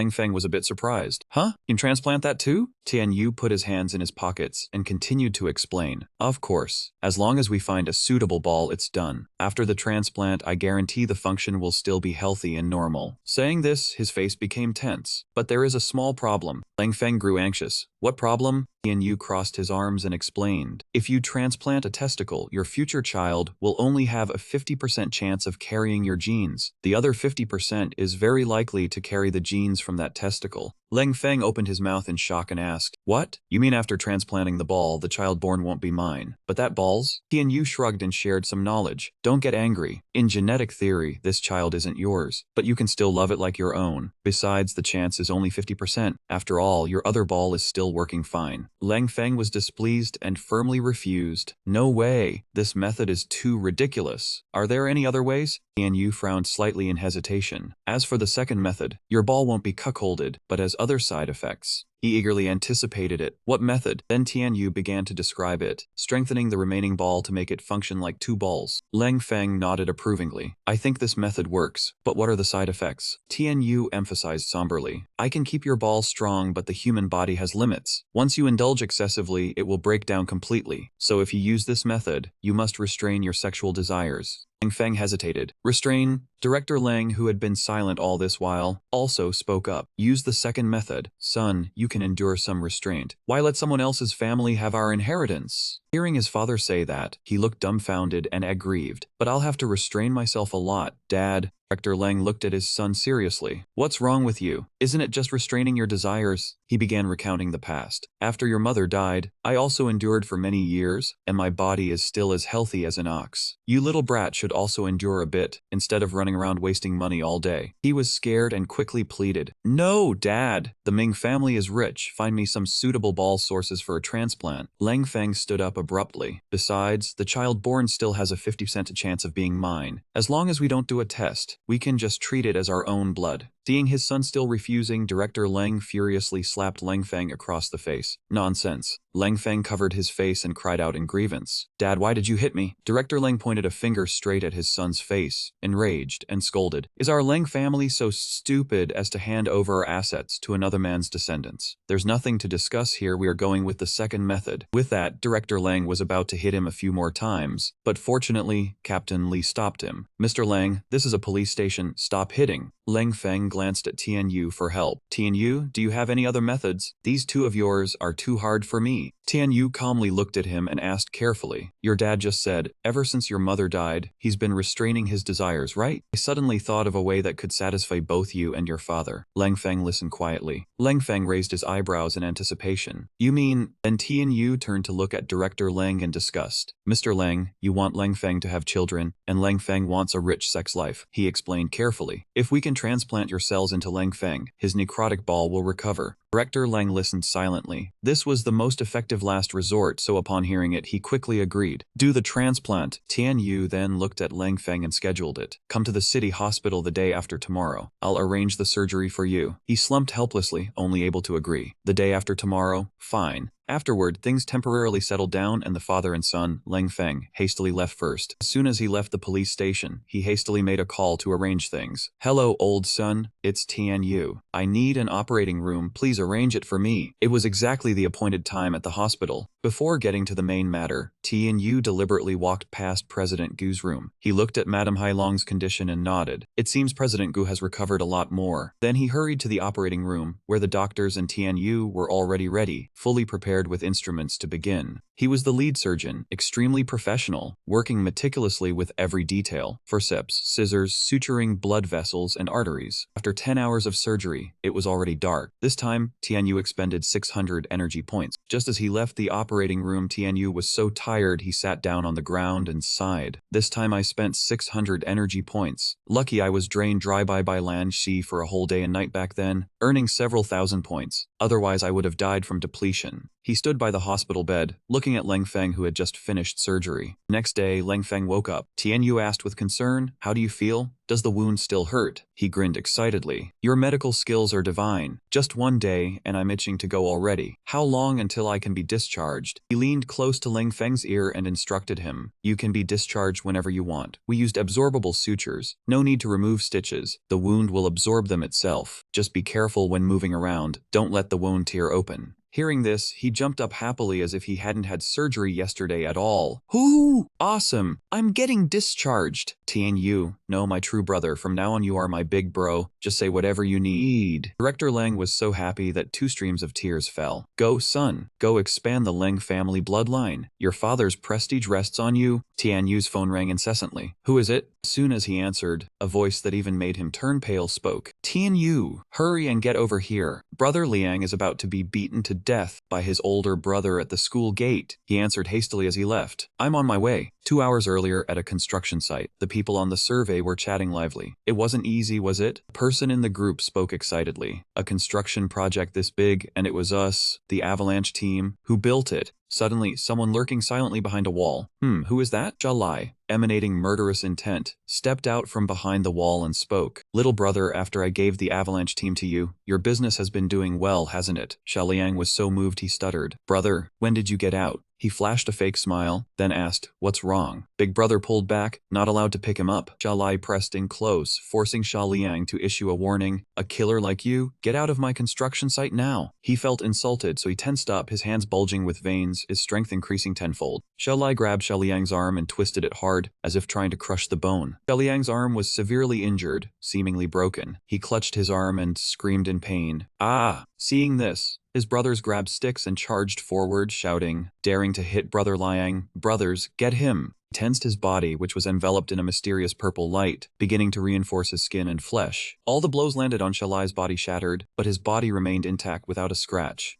Liang frowned in pain, thinking to himself, "How is my brother so powerful? Could he have also received a divine ability like Tian Yu?" He blustered, leading the lackeys behind him, declaring, "I am Shalai. From now on, the Shagang is under my control." Shalai approached, contemptuously stomped on Liang's head, then interrogated him. "Still in a bad mood, little brother? If you obediently admit defeat, how could I bear to hit you? The Shagang is all new faces now, huh? Where did all my old brothers go?" He struggled up in pain, revealing, "They all went to prison. The Shagang now was built by my own hands." He angrily punched Liang in the face, breaking his nose, then asked, "Which prison? I'll go rescue them right now." He lay slumped on the ground in pain, holding his face in shock. "Rescue? Are you planning to raid the prison?" Tian Yu made a cool appearance, coldly asking, "Who dares to mess with the Shagang's territory?" The two faced off and Shalai barked, "Who are you?" He rolled up his sleeves, disgustedly replying, "What do you care who I am? You're the one who beat Shaliang, right?" Tianyu immediately assumed a stance ready to strike. He gave a malicious, contemptuous smile. "So that's it. This brat has a divine ability too." Shalai tensed up, activating his strength enhancement. Tianyu gathered power into his fist, also using strength enhancement. The two punches collided, creating a powerful shockwave, causing earth and rocks to explode, shrouding the area in thick smoke. Both were pushed back a considerable distance. Tianyu's expression changed, realizing this person had an ability identical to his own. He curiously asked, "How did you obtain this ability?" Shalai replied with contempt, "That's none of your business." The moment he finished speaking, Tianyu punched him, twisting his mouth. He laughed triumphantly and sarcastically. "We both have divine abilities, but this guy's fighting skill is nothing." As soon as he finished speaking, Tianyu dashed forward and punched Shalai hard in the stomach. The punch was so strong that he was about to be unable to bear it and had to use his final move. Shalai immediately tensed his body, activating his skin and flesh reinforcement. His body became so hard that it numbed Tianyu's hand. He withdrew his hand and cried out, "Ouch! It's really hard! It's like punching steel!" Tianyu held his painful hand, hissing in pain. He angrily questioned, "You even know skin hardening?" He replied contemptuously, "It seems your divine ability is not yet mastered. You're still a bit inferior compared to me." Hearing this, Tianyu grew furious, using his killing move, opening all his functions. The blue energy behind his back exploded, radiating a power that seemed intent on destroying the person opposite him. Shalai, both frightened and panicked, asked, "What is this?" His eyes were bloodshot, wild with rage. He was so scared that sweat poured down, thinking, "So that's it. Luckily, I met someone with a second divine ability. Only then did I learn the nature of this energy." Tianyu immediately dashed forward, taking the initiative to attack. His face clearly showed hatred. Shalai stood still, challenging, "It's useless. You can't break through my skin hardening." Tianyu smiled smugly, his hand piercing straight through his shoulder, causing him to cry out in pain. "How is that possible?" Tianyu chuckled reassuringly. "Divine energy has its weaknesses too. Don't worry, I won't kill you. Just obediently answer my questions and that's it." Shalai grimaced in pain, clutching his injured arm, and asked back, "What do you want to know?" Tianyu stood before him, interrogating, "Where did your divine ability come from?" Shalai said, "Bring your hand closer, I'll whisper it to you." He was suspicious but still trusted him, lowering his head. He despicably grabbed sand and threw it straight into Tianyu's eyes, making him cry out in surprise. "Ah!" Tianyu rolled on the ground, writhing and screaming. Shalai triumphantly immediately activated his speed enhancement. The moment he finished speaking, he had vanished from everyone's sight in the blink of an eye. He was in so much pain that tears flowed, but he still asked vengefully, "Do you guys know where Shalai will run to?" Xiao Liang thought for a moment and then replied. "Before he left, he asked me about the whereabouts of the old Shagang members. It seems he will go look for his old subordinates." Tianyu glared angrily and asked further, "So where are those old subordinates now? Where will he go to find them?" Xiao Liang carefully explained about a special hideout in the Qingxi district. It was a base that imprisoned the most evil people, very terrifying. At the same time, in a western villa district, two patrolling police officers suddenly detected something unusual. A dark figure rushed over from a distance and took down the two guards in an instant. Shalai was triumphant, laughing heartily.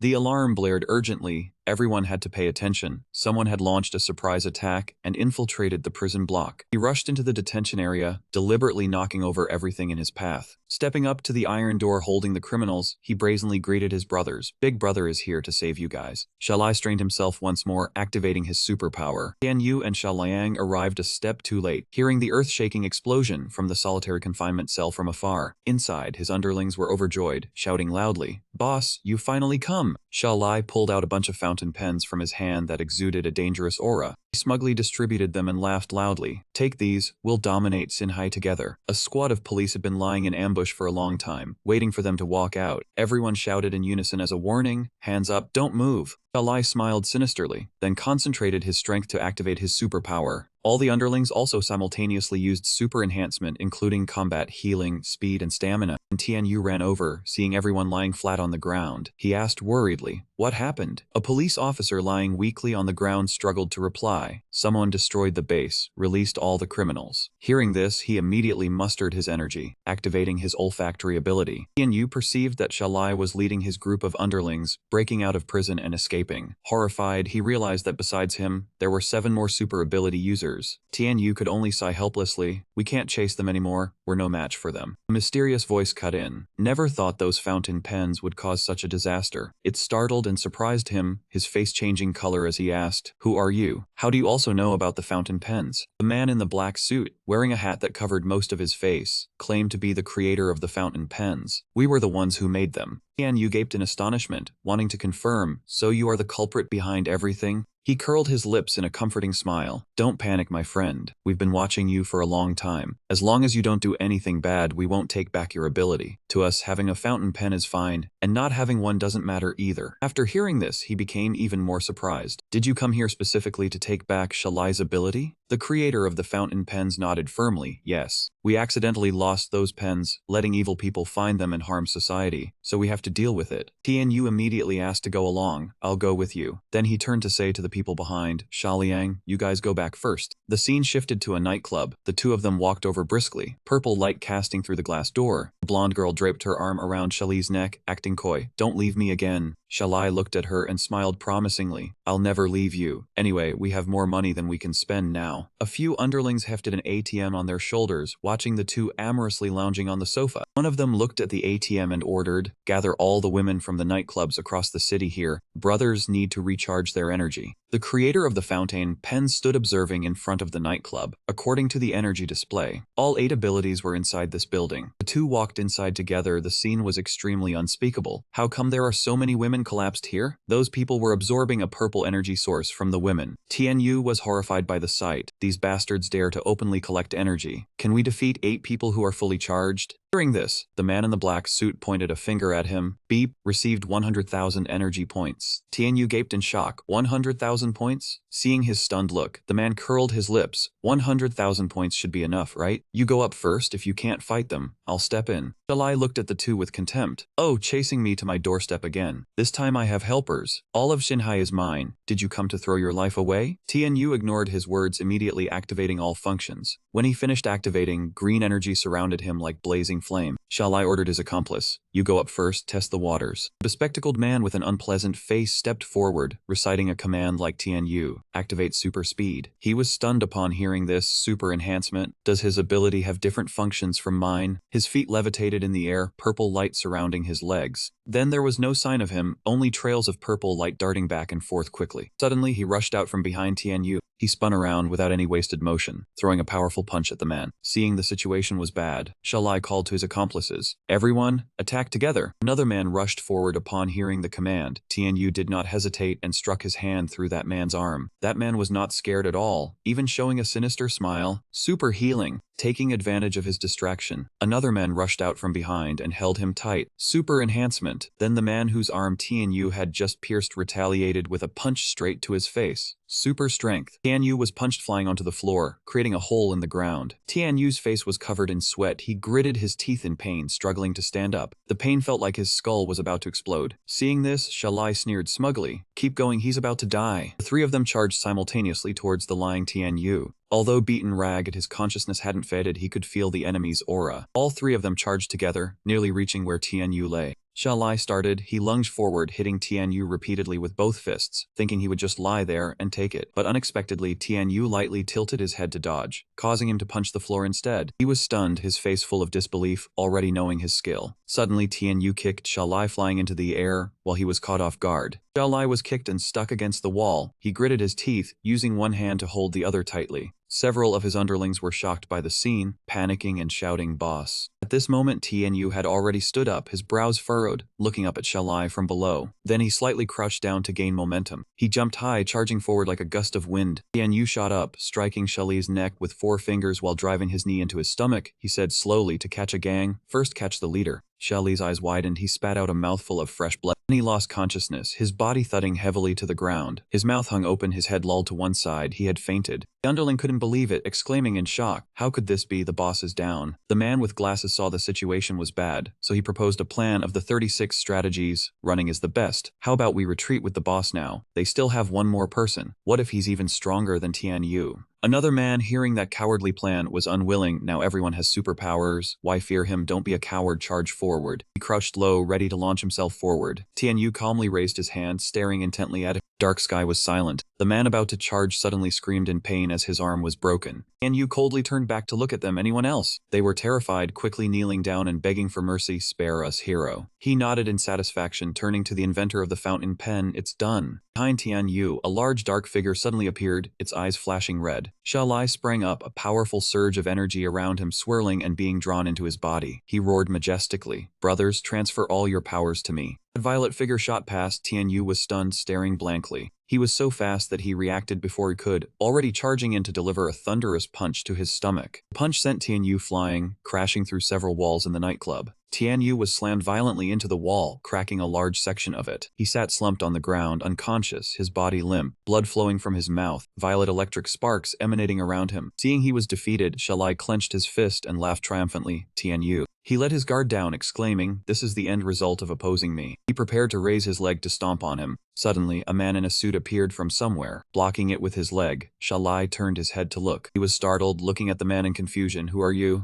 The hat shaded half of his face. Then he smiled. "Want to fight me?" A wave of violet energy surrounded him. Shalai angrily clenched his fists, threatening, "Now that I've gathered everyone's powers, I'm definitely not afraid of you." Shalai punched hard at the man's face, the impact so strong that dust and debris scattered everywhere. That force sent the man's hat flying into the air along with the smoke. Shalai's fist was still pressed against the man's cheek, but he was completely unharmed, even smiling tauntingly. "Is that all?" Shalai was shocked, a bad feeling rising in his heart. He didn't move at all. This is enhanced strength multiply. The man took off his suit jacket and threw it down, his expression serious as he challenged. "If you like it that much, then let's play a bit." Shalai concentrated his power into his hands, bringing both fists forward in defensive stance. He threw a punch laden with violet energy at the man, but the man remained unfazed, lightly tilting his head to dodge. The man's face still held a calm smile as he continued to evade his second strike. Then, he suddenly punched Shalai in the stomach, startling him so he couldn't counterattack. He was sweating, silently lamenting. Tough indeed. Though hit by surprise, Shalai only stumbled back a bit. His eyes bulging, he opened his mouth and shouted triumphantly, "I've gathered all the powers of my brothers." He boasted about his super strength being 10 times that of Tianyu, along with super speed, toughness, and healing ability. Shalai didn't give up. He gathered his strength again and lunged forward to attack him. His strike landed squarely on the man's forehead, the power dispersing to either side. The immense power seemed to tear the space apart, but he was still not defeated. He sneered as if realizing something. "So that's it, I understand." He confidently raised his hand, a small, radiant golden orb enveloping it. He smiled and said, "I'll give you one last chance. Where did you get that fountain pen?" Shalai frowned, gritting his teeth in anger. "What the hell business is it of yours?" As soon as the words left his mouth, he gave him no more chance. Swinging his hand towards Shalai, a massive surge of power struck him, engulfing his entire body. That terrifying power came so suddenly it felt like he would disintegrate on the spot. Finally, Shalai collapsed, his whole body seeming scorched, emitting thick smoke. A moment later, Tianyu's eyes flickered slightly. He opened his eyes, looking dazed, and asked, "Hung, how long was I unconscious?" He was still sitting on the ground, looking around blankly, curious where the mysterious man had gone. In front of Tianyu lay Shalai on the ground, his whole body charred black. He asked in surprise, "How did he get burned like this?" He stared in shock at the charred corpse lying before him. Tianyu was about to reach out and touch it. Suddenly, the skin and flesh of the corpse dissolved into fragments, flowing onto the ground, revealing the skull and ribs. Tianyu was stunned, stepping back in fright, his face full of terror as he yelled, "My God, what is this?" Shalai's two accomplices suddenly felt their bodies burning hot. They screamed in agony. "So hot, our bones feel like they're melting."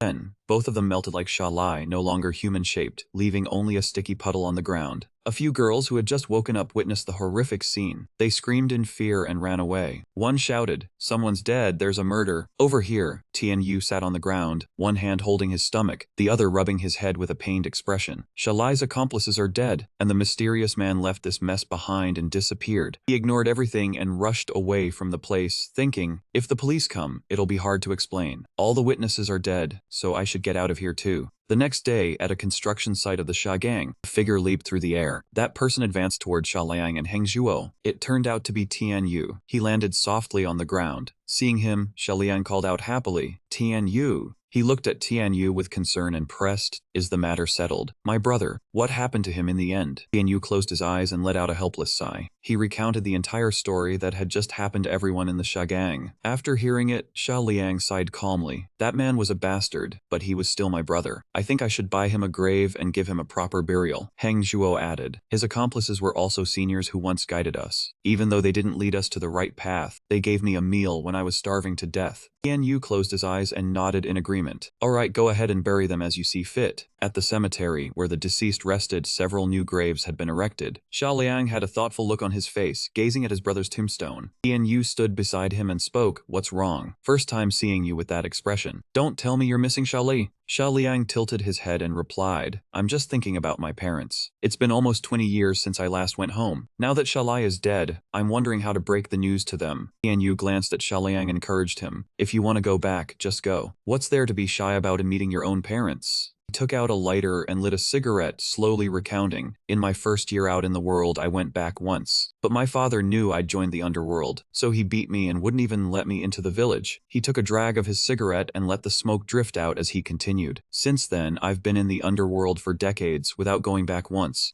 Tian Yu widened his eyes and said, "Forget whether you were in the underworld or the legitimate world before. Now you've turned over a new leaf. You can go back openly to see your parents." Heng Zhuo looked up and chimed in, "That's right, boss. Now that we're on the right path, just go back." Xia Liang calmly closed his eyes as if he had figured something out and replied, let's go back." Back at the school, the sky was clear blue, and sunlight gently fell on the campus, creating a peaceful atmosphere. Tian Yu sat in the classroom and turned to look at Tong Yu. He asked her curiously, "Tong Yu, how long has it been since Kinsu came to school? I haven't seen her around lately." Tong Yu puffed out her cheeks and complained resentfully, "You have the nerve to ask. In a week of 5 school days, you only show up for half a day at most. You're never around." Tian Yu frowned in annoyance and denied it. "Aren't I building a career? This is a special circumstance." Tong Yu closed her eyes helplessly. "Kinsu dropped out last week. I heard it's because her father owes debts, so she had to go out to work." Tian Yu glanced away, thinking to himself, "So that poor girl ended up like this after all." The scene shifted to a shopping center. Xia Liang stepped onto the street with confidence, admiring himself in a mirror. Suddenly, Heng Zhuo behind him teased him. "Oh, brother Liang, not wearing a tank top today?" Xia Liang smiled calmly and replied, "What season is it now? I can't wear a tank top all 4 seasons, can I?" He continued, "Come on, let's buy some gifts. I haven't seen my parents in 20 years. I can't go home empty-handed." Inside the shopping district, it was extremely bustling. Kinsu was busy checking inventory and arranging goods, working very seriously. Suddenly, the manager who had been standing outside watching quietly stepped in when she wasn't paying attention. He gently locked the door. After making sure everything was set, he sneered and spoke, "Kinsu, how's the warehouse cleanup going?" Kinsu was startled with surprise and carefully reported, "Sir, I've sorted out 295 units of the same code. Based on this month's sales, they can be returned to the manufacturer." Before she could finish, he hurriedly interrupted and questioned, 295 units? How did you count that? I clearly remember it was 300 units. Hearing this, Kinsu quickly retorted, "Manager, I checked against the sales sheet. It's exactly 295 units. The manager smiled slyly and twisted the accusation. "I clearly remember it was 300 units. I think those 5 units were stolen by you." Kinsu, being falsely accused, was extremely angry. She shouted, "Manager, I checked against the sales sheet. It's exactly 295 units." The manager ignored her words, smirking sinisterly as he stepped forward, viciously grabbing her collar, frightening her. He repeated, "I clearly remember it was 300 units. You definitely stole them." Tears welled up in her eyes. Though very scared, she firmly denied it. "Manager, what are you saying? How could I steal from the warehouse?" Hearing that, the corners of his mouth couldn't help but stretch up to his ears. He stroked her thigh in a disgusting manner and suggested, "Cooperate with me nicely, and I won't tell anyone about you stealing the inventory." Faced with the manager's perverted actions, Kinsu screamed in panic, "I didn't steal anything. Let me go." But he only got more excited, refusing to let go. "Whether you stole or not isn't up to you. Who would believe a high school dropout?" Kinsu closed her eyes in disgust, helplessly listening to him ramble incessantly in her ear. "I was kind enough to hire you because you're pretty. Otherwise, what place in this society would want someone like you?" A twisted smile appeared on his face. "If you obediently listen to me, I won't pursue anything." At this moment, Xia Liang was strolling outside with Heng Zhuo and Yun Yun to pick out items. He wondered what to buy for the 2 elders when going back home. Heng Zhuo suggested buying clothes for his mother. "Would that work?" Xia Liang nodded in agreement. "Right, my mother doesn't know how to shop online and has never been to the city. Buying a few more sets will surely make her happy." Then he headed toward a clothing store and commented, "The clothes in this shop look decent, dignified and spacious, very suitable for his mother's age." Xia Liang was intently looking into the shop to choose items. Suddenly, a familiar sob came from inside. "Manager, don't."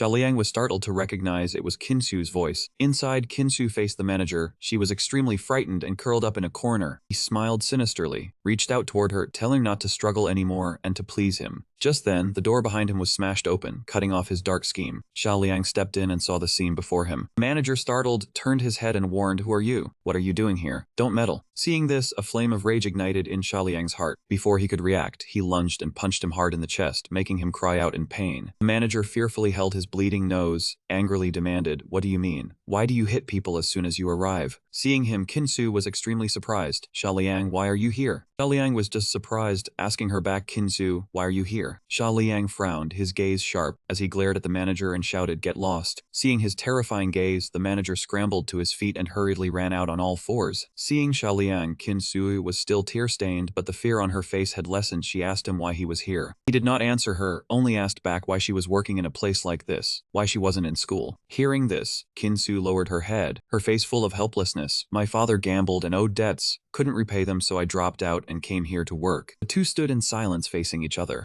Suddenly, Liang spoke up and proposed, "My construction site is short a secretary. From now on you can come work with me." These words made Kinsu visibly relax. Tears fell endlessly. She smiled with gratitude. "Thank you, Liang." Liang led Kinsu out of the shopping area, walking while answering a phone call. Liang carefully asked Tianyu for help. Tianyu, I'm going back home for a few days. Please watch over the construction site." Tianyu cheerfully agreed and reminded him, "Alright, travel safe. You haven't seen your parents for a long time, so make a good impression." Not rushing to hang up, Liang continued to arrange. "Also, there's this matter. I've called Kinsu to work as a secretary. Usually if you see her, don't say much." Hearing this, Tianyu snickered and teased, "Oh, I just heard Kinsu dropped out. Have you two rekindled old flames so quickly?" Liang's face immediately flushed red. Beside him, Kinsu also couldn't hide her embarrassment. "What rekindled old flames? I'm just helping her out of past acquaintance." Kinsu lowered her head, her blushing face impossible to conceal. Knowing the two were shy, Tianyu decisively stopped teasing. "Alright, you're the vice president anyway, you don't need to report this to me. Go and honor your parents. I'm hanging up." The sun was slowly setting, the crimson sunset dyeing a corner of the sky. In Tianyu's house, the pace of life was unusual. He stood next to his father, both with expressionless faces looking at the people before them. Tianyu spoke up first in bewilderment, his face full of question marks. "Dad, why are so many relatives here? It's not another cousin getting married, is it?" His father helplessly replied, "I'll tell you later." After a while, the relatives all left. The living room only had the two standing facing each other. Tianyu asked once more, "Dad, can you tell me now?" His father helplessly rubbed his head. "Your grandfather is turning 90 next month. He wrote a letter in advance to divide the inheritance among the families." Hearing this, he was not too surprised, his expression unchanged. "So it's an inheritance dispute. No wonder the aunts and uncles came to our house." He turned to his father and asked curiously, "So according to grandfather's will, how is the property divided?" He mused and recounted, "Your grandfather said your eldest uncle is diligent, so he will give him the old house tea garden. Your aunt is smart, so grandfather gave her the old house." Tianyu was stunned and puzzled. "The house and land are all divided, so what does our family get?" His father recalled those dusty old books and replied gloomily, "Your grandfather said I have no skill, only know how to fight, so he will leave me a few ancestral military strategy books." Saying this, he folded his arms sadly. "Look, I'm the youngest son, and he only left me a few old books. Your eldest uncle and aunt came this time saying it was to inform me, but really it was to mock me." Hearing this, Tianyu quickly shouted, "Hey Dad, don't underestimate the value of military texts. Grandfather left you the most valuable thing." He did not believe it, hung his head dejectedly. "What value do a few old books have? Don't comfort me." Then he quietly went to his room, not forgetting to tell him, "Stop talking, go to bed early." Tianyu frowned, muttering in confusion, "This isn't Dad's personality. He doesn't believe military texts have value. Why doesn't he go compete for other assets?" His father gently took a sip of tea. His father stammered, unwilling to talk much about the past. "Son, there are some things I can't tell you." Tianyu stubbornly pressed about those stories, wanting to know what he was hiding, what was so inconvenient to say. At this, his father spoke sorrowfully and revealed the whole story about receiving the letter. In the family, only he had served in the army and practiced martial arts. They said to give the military texts to him. Tianyu looked at his father in confusion, filled with doubt. What did this have to do with his father's competition for grandfather's property? He turned his head and interrupted the unfinished story, reminiscing about his youth. "Son, I am this old now. In my youth, I was a war king. If a person blocked me, I killed the person. If a Buddha blocked me, I killed the Buddha. But this time it's hard because they are my own siblings." He sat down heavily on the chair, deep in thought, the awkwardness clearly showing on his face after changing careers. "These years I've taken many detours, and it was thanks to your eldest uncle and aunt's help that I could run the meat shop. I am not in a position to compete with them over these assets. Hearing this, Tianyu somewhat understood the issue. He remained silent, pondering for a while. He cheerfully encouraged his father, "Dad, I think it's fine. Even if they were inconsiderate, we keep our integrity. The old house, the tea garden, not fighting for them is okay too." He smiled, revealing the value of the military manuals. "Besides, Dad, don't think we're at a loss. Don't underestimate our family's manuals. Their value is immense." The old man sighed, not wanting to dwell on it. "I hope so. I have one of Grandpa's military manuals. He gave it to me when I was learning martial arts. I know an expert. I'll ask them to appraise it tomorrow." Tianyu heard this and said nothing more, quietly watching his father. The next day, at his home, Tianyu and his mother were preparing a meal, with smoke curling up from the delicious dishes. His mother found it strange and curiously asked, "Tianyu, you said we have guests today and bought so much food. Who is it exactly?" Soon after, his relatives arrived, his aunt and his eldest uncle. The man walked in and greeted, "Haha, I never expected to eat a feast you prepared." Tianyu narrowed his eyes, making the whole family curious. "Everyone, don't rush. The honored guest will be here soon." Suddenly, footsteps sounded from behind and a cheerful greeting came. "Young Master Qi, if it's convenient, we'd like to come in." The eldest uncle turned around and was stunned to recognize them. You are from the Folk Treasure Hunt program crew." Secretary Song politely thanked Tianyu. "Young Master Qi, you've shown us too much kindness. Not only did you provide a topic for our show, but you're also treating us to such a lavish feast." He politely praised them a few words to enhance the cheerful atmosphere. "Not at all, not at all. You spent money to buy treasures before. I still owe you a favor." Tianyu felt secretly disappointed that Sister Shuping hadn't come. "Last time I said we wouldn't meet, and truly we didn't." He decided to push all those thoughts out of his mind. Now is not the time to think about this. Afterward, Tianyu respectfully invited the program crew to the table. "Master Zhu, please everyone, sit for the feast. I'll go get the treasure." His eldest uncle was surprised. "I didn't expect Tianyu has become capable now. It seems we'll get our names in the newspaper too." A few minutes later, Tianyu brought out the book Grandpa left behind. "Master, this is the treasure I told you about." Master Zhou and Tanbao Huanghuo, after a cursory glance at the book, exclaimed, "This is a legendary martial arts manual." He gently mentioned the book's provenance. "It is indeed a genuine book, sir." The man's jaw dropped in astonishment. "This script, this paper, it can't be wrong. This is the legendary martial arts manual." Tianyu's aunt was also heavily shocked, standing frozen on the spot. "Martial arts manual? Isn't this the tattered book my father left behind?" Not stopping there, Tianyu revealed more. "Books like this, our family has a whole set. It's quite ordinary." Tanbao was overjoyed. "What? 3 generations of good fortune to have the privilege of viewing the original of this legendary military manual. Could you all be descendants of General Qi?" He smiled smugly, quickly getting to the point. "The history of the Qi family needs no further discussion. Expert, please appraise this book." Tanbao put on a serious face and appraised the value. "If it's a complete set, the lowest price would be 20 million. Hearing the price, Tianyu's eldest uncle was startled and exclaimed loudly, 20 million. Just then, his father returned and was also taken aback, unable to believe his eyes. "This thing is worth that much." His mother was stunned, her body trembling.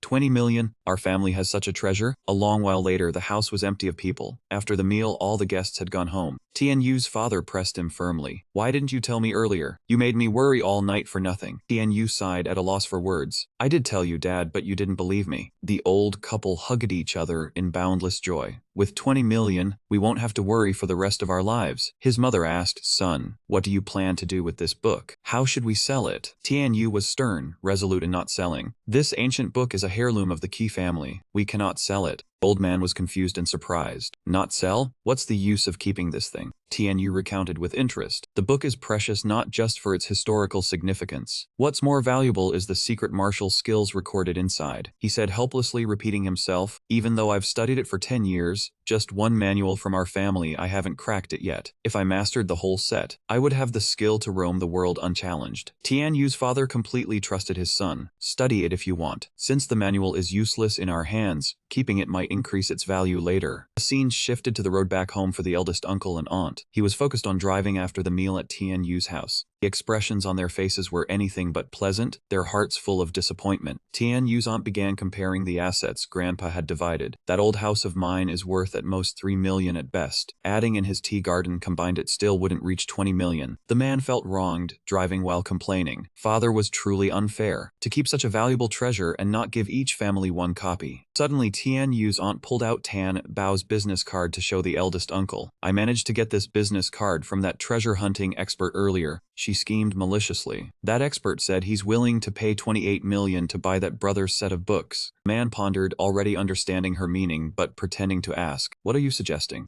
She sneered, deciding on her own to sell the books. Let's sell them. Give 20 million to Kidahai, and we split the remaining 8 million between us. The eldest uncle listened and then agreed. Interesting. Back to the TNU family, he and his father were talking in the living room. The old man changed his attitude extremely quickly, pouting about the birthday gift money. Tomorrow is your grandfather's big birthday. We have to stuff a really thick red envelope. TNU conceded at a loss for words. Just a moment ago you were blaming Grandpa. The next day, the row of closely packed houses looked peaceful. Everyone was shaking hands and greeting with happy faces, cheerfully attending TNU's grandfather's birthday feast. His father smiled so wide he couldn't close his mouth, raising a glass to toast his own father. Wishing you happiness as vast as the eastern sea and longevity as enduring as the southern mountain. The old man sighed. Look at the way you're acting. TNU turned to ask about the book. Grandpa, where is our family's martial arts manual stored? I want to see it. The old man narrowed his eyes, full of expectation. It's in the study. Study it well, TNU. Reviving the key family's martial arts must rely on you. Quickly went into the house to find the military manual. A moment later, he ran out and announced loudly, Grandpa, the military manual is gone. From a distance, his eldest uncle and aunt's faces sank. He had unintentionally admitted to his wrongdoing. That book, they had already sold it. His grandfather, alarmed, immediately asked them, already sold? Then who did you sell it to? Tianyu's aunt still did not realize the disaster she had caused, and cheerfully boasted, Dad, do not worry, we will not mistreat Ki Dahai. She placed the envelope in front of his father, saying, Here, little brother, this is what you get. I have not shortchanged you. He picked up the envelope to look, saw the amount from selling the military treatise. His hands stiffened from shock. Tianyu's father flew into a rage and scolded her. Was it not supposed to be 20 million? Why is it only 15 million? Not only do you casually sell the family heirloom, but you also swallow my share. She pointed at him, brushing it off. The expert appraised it, said the whole thing had flaws. It was only worth that much. Then she put on an air of nobility. The expert only offered 10 million. The extra 5 million I demanded for you. He was furious upon hearing this and shouted, Clearly the expert said the minimum price was 20 million. How did it become only 10 million in your hands? Hearing this, Tianyu's grandfather was so disappointed he could not speak, standing frozen in place. Suddenly he lost his balance and fell. Seeing this, he quickly caught him, his grandfather's face looking visibly haggard. The two who were arguing saw this and stopped, running over worriedly. Tianyu's father immediately used his clairvoyant ability to save his grandfather. After some examination, he discovered a great danger. This is bad. Grandfather is so angry he has a cerebral hemorrhage. Tianyu quickly utilized his new ability, using space manipulation to administer first aid. He began treating his grandfather, using space manipulation to control the blood flow in his brain. At that moment, there was a hole in his brain leaking energy out. The nerves and blood vessels in the brain were perfectly reconnected. The broken parts were regenerated, allowing complete recovery. His father stood by anxiously asking Tianyu, How is your grandfather? After a moment, Tianyu breathed a sigh of relief. He turned to give everyone the good news. He is fine. Everyone, do not worry. His grandfather slowly woke up, looking around hazily. Just as he sat up, he harshly demanded, Where is the book? Where did you sell it? The eldest uncle stammered out the truth, sold it to Master Shu on the treasure hunting show. His grandfather's face darkened as he asked further, his voice making the two wary. How much money did you sell it for? At this moment, the eldest uncle had to tell the truth, 28 million. Tianyu's father shouted furiously, punching him in the face, 28 million. Then you told me it was only 15 million? His father looked at the two uncles with a resentful gaze. Good going. You directly swallowed half of it. At this point, his grandfather had to intervene to prevent a breakdown of family bonds. Stop fighting Ki Dahai. I left the book for you, not for you to sell. He sighed and sternly ordered his children to redeem the book. Ki Dejiang Ki Ti Tianqiao. Take the 28 million, find Master Zhu, and exchange the book back for me. And you did not hesitate, Li and Sufeng, go redeem the military treatise. Grandfather gave it to me, I will go exchange for the book. Immediately after, he rushed to Master Zhu's corporation. As soon as Xu Ping saw him, she asked in surprise, Tian Yu, why are you here? Tian Yu was in a hurry, not paying her any mind, and immediately demanded, Where is Master Shu? I have urgent business with him. She stammered in reply. They are filming the show, first room on the right. Tian Yu hurriedly rushed into the room to find Master Shu. Madame Huang turned around in surprise to look at him. Brother Qi, why are you here? Tian Yu got straight to the point, Master Zhu. I no longer want to sell that military treatise. Here is the money. Please return the book to us. Master Zhou stammered, that book is no longer in my hands. Tian Yu asked urgently, then whose hands is it in? Master Zhou fearfully trembled as he confessed, President Hao of the Treasure Association bought it. I sold it to him for 30 million. Tian Yu immediately turned around, I will go find him. President Hao of the Treasure Association, frightened by him, was forced to confess. I sold it to Zhuan Ping of the Martial Association for 50 million.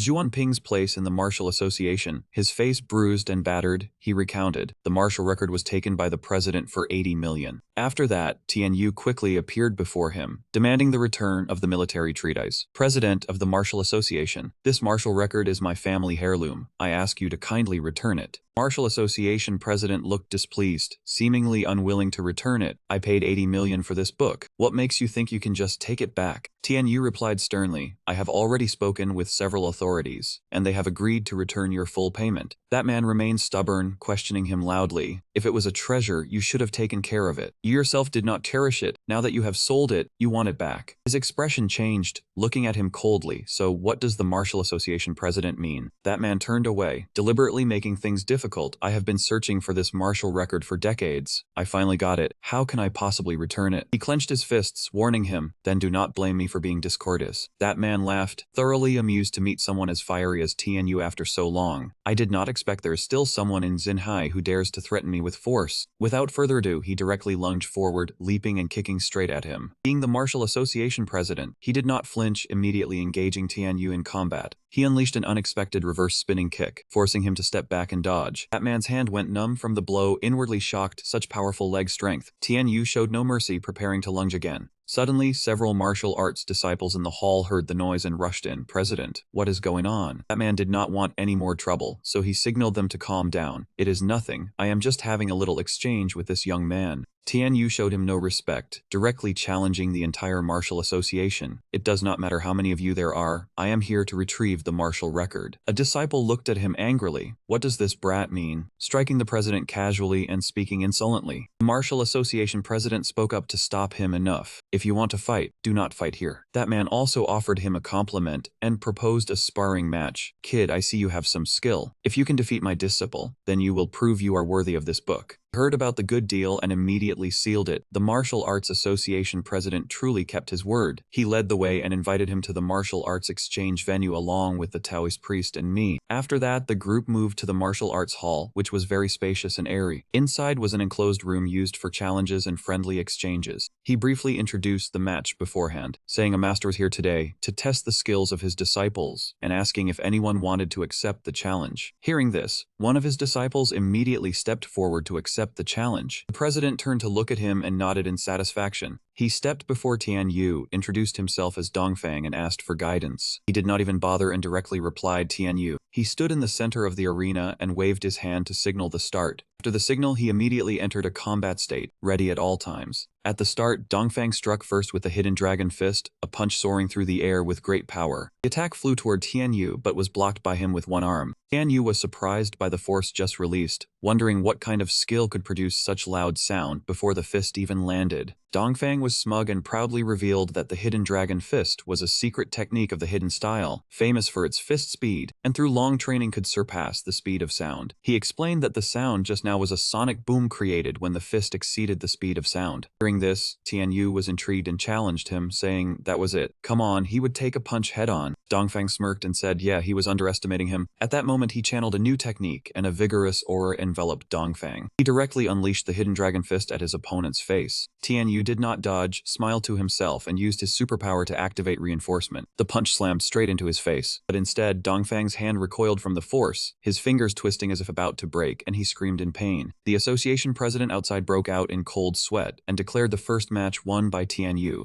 This time, another person stepped up, and he looked at him appraisingly while he signaled for the second match to begin. In the next match, he also stepped forward and introduced himself as Aoyang Shi, asking for guidance. Tianyu said nothing, only silently signaled the start. Aoyang Shi recognized Tianyu's domineering strength and sought a different approach, thinking that this man's golden core was extremely strong, able to counter the hidden dragon fist, so he had to use pressure point strikes. He rushed forward quickly, his face dark and his fingers aimed for pressure points. Tianyu laughed loudly, wriggling ceaselessly, saying stop poking, it was too ticklish. Aoyang Shi was frightened that he could not injure him and exclaimed, what? Tianyu sincerely praised him, saying his skill was very good. It actually made him ticklish. As soon as he finished speaking, he rushed over and slapped him, flying a distance away. Tianyu proudly shouted in challenge, asking if there was anyone else. The disciples were silent, not daring to utter a peep in the face of such terrifying power. Martial Arts Association president was disappointed and had no choice but to compromise, saying he would keep his promise. He should hand over the money, and he would return the book, and the matter would be considered considered settled. Tianyu smiled and thanked him, saying the president was very straightforward. After recovering the military manual, he returned to his grandfather's house. Tianyu happily showed off his achievement, saying, "Grandpa, I got the book back." His elder was so happy he started to cry and said it was good. It was fortunate to have him, Tianyu.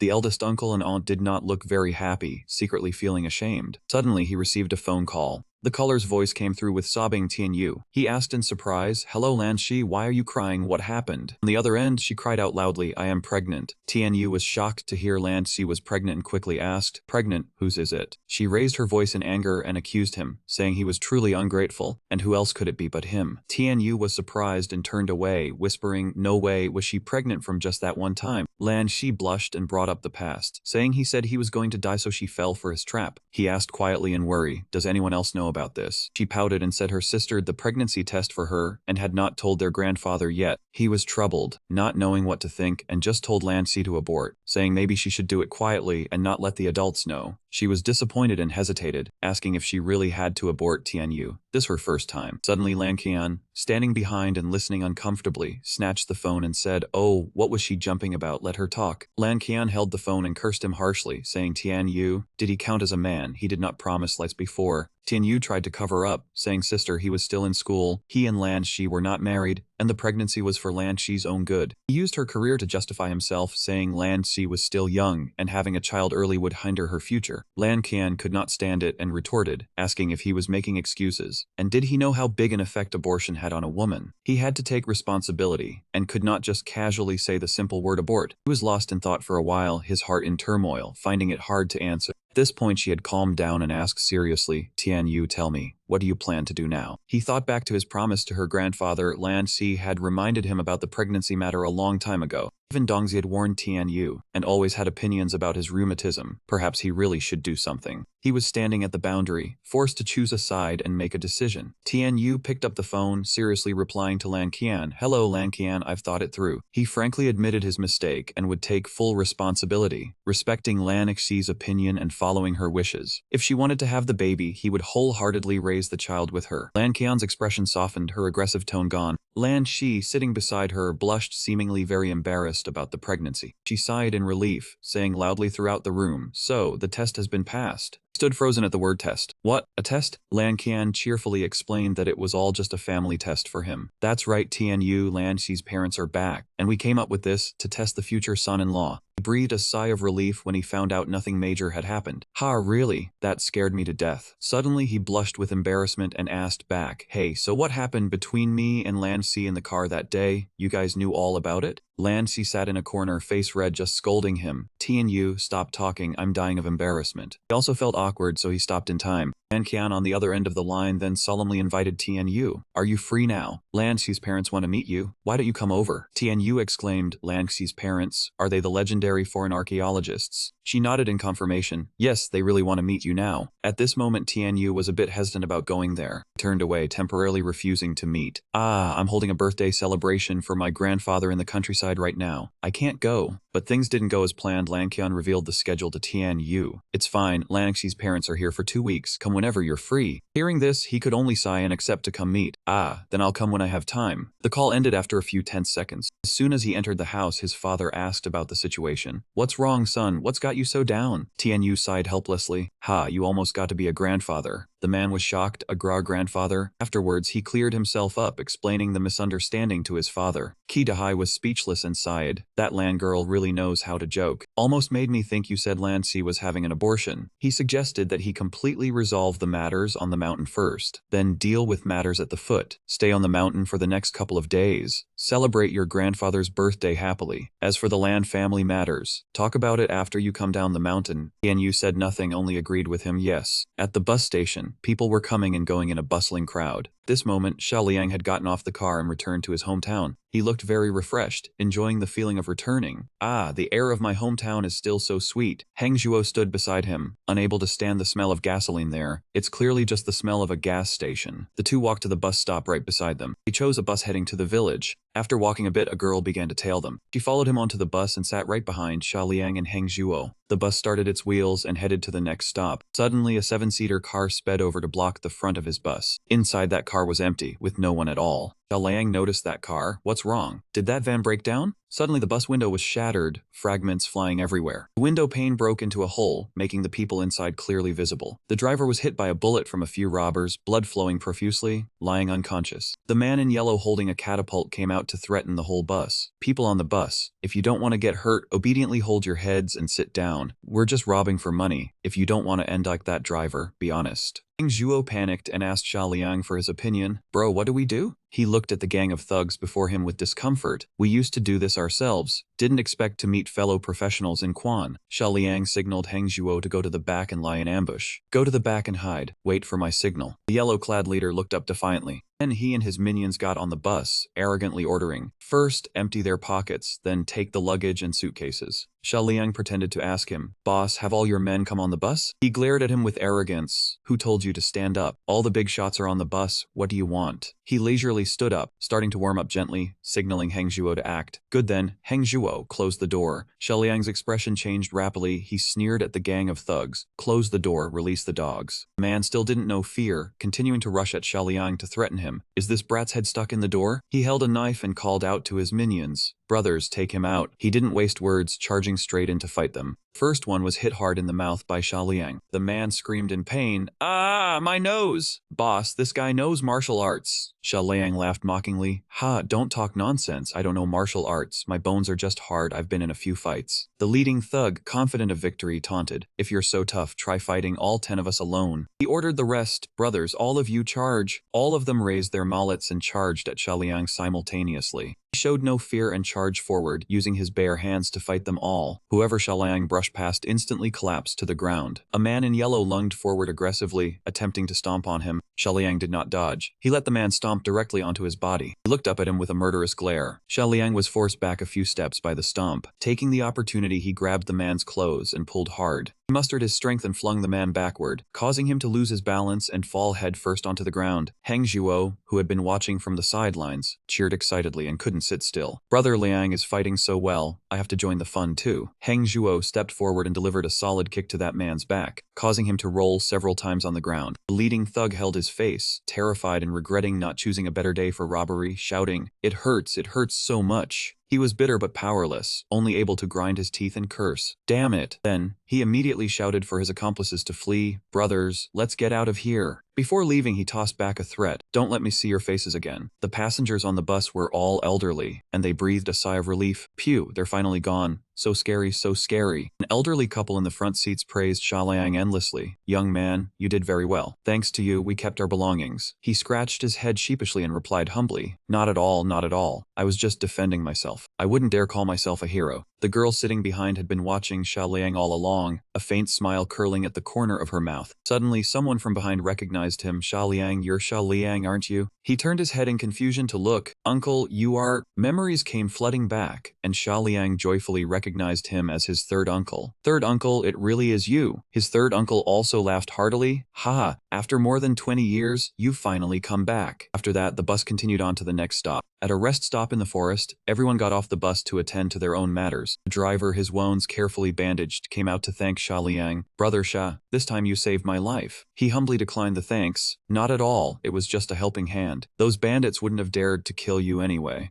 Suddenly, Xiao Liang noticed his third uncle was busy tapping on his phone, about to call someone. He could guess who his uncle was about to call. Third uncle, who are you calling? The man fumbled to find the number while casually answering, calling your father. It's rare for you to come back. Shouldn't we let him know? Hearing this, Xiao Liang quickly stopped him. Third uncle, you absolutely must not tell my father. If he finds out, he won't even let me step through the village gate. The man, with a knowing look, encouraged him. It's been so many years, your father won't stop you anymore. He explained sheepishly. Third uncle, he drove me away back then. Surely he doesn't want me back. His third uncle sighed, still clearly remembering how Xiao Liang and his brother were the biggest troublemakers in the neighborhood. You and your brother really terrorized the village back then. Everyone knew it. Being more experienced, he advised his nephew to go see his father. Your father is just hard-headed. Let me tell you, he often talks about you when you were little. He misses you very much. Xiao Liang stood in a daze as he listened to his uncle talk about his father. After thinking for a moment, he remained firm. Please Please don't call anyway. Once I'm inside the house, I'll talk to him myself. The man smiled, having achieved his goal, and stopped pressuring his nephew. All right, I won't call. Let's go. His third uncle straightened his luggage, took the lead, and said, let's go home. Xiaoliang smiled and quietly followed behind his third uncle. The girl was still following him, staring without looking away. The group all went back to Xiaoliang's home. By the time they arrived, it was already dark. His third uncle sighed wearily. Wish I was home. Upon arriving home, his third uncle entered first. He took off his hat, plopped down onto a chair, and complained, oh my, what a bad day today. Xiaoliang's father saw him sighing and asked curiously, Han, what's wrong?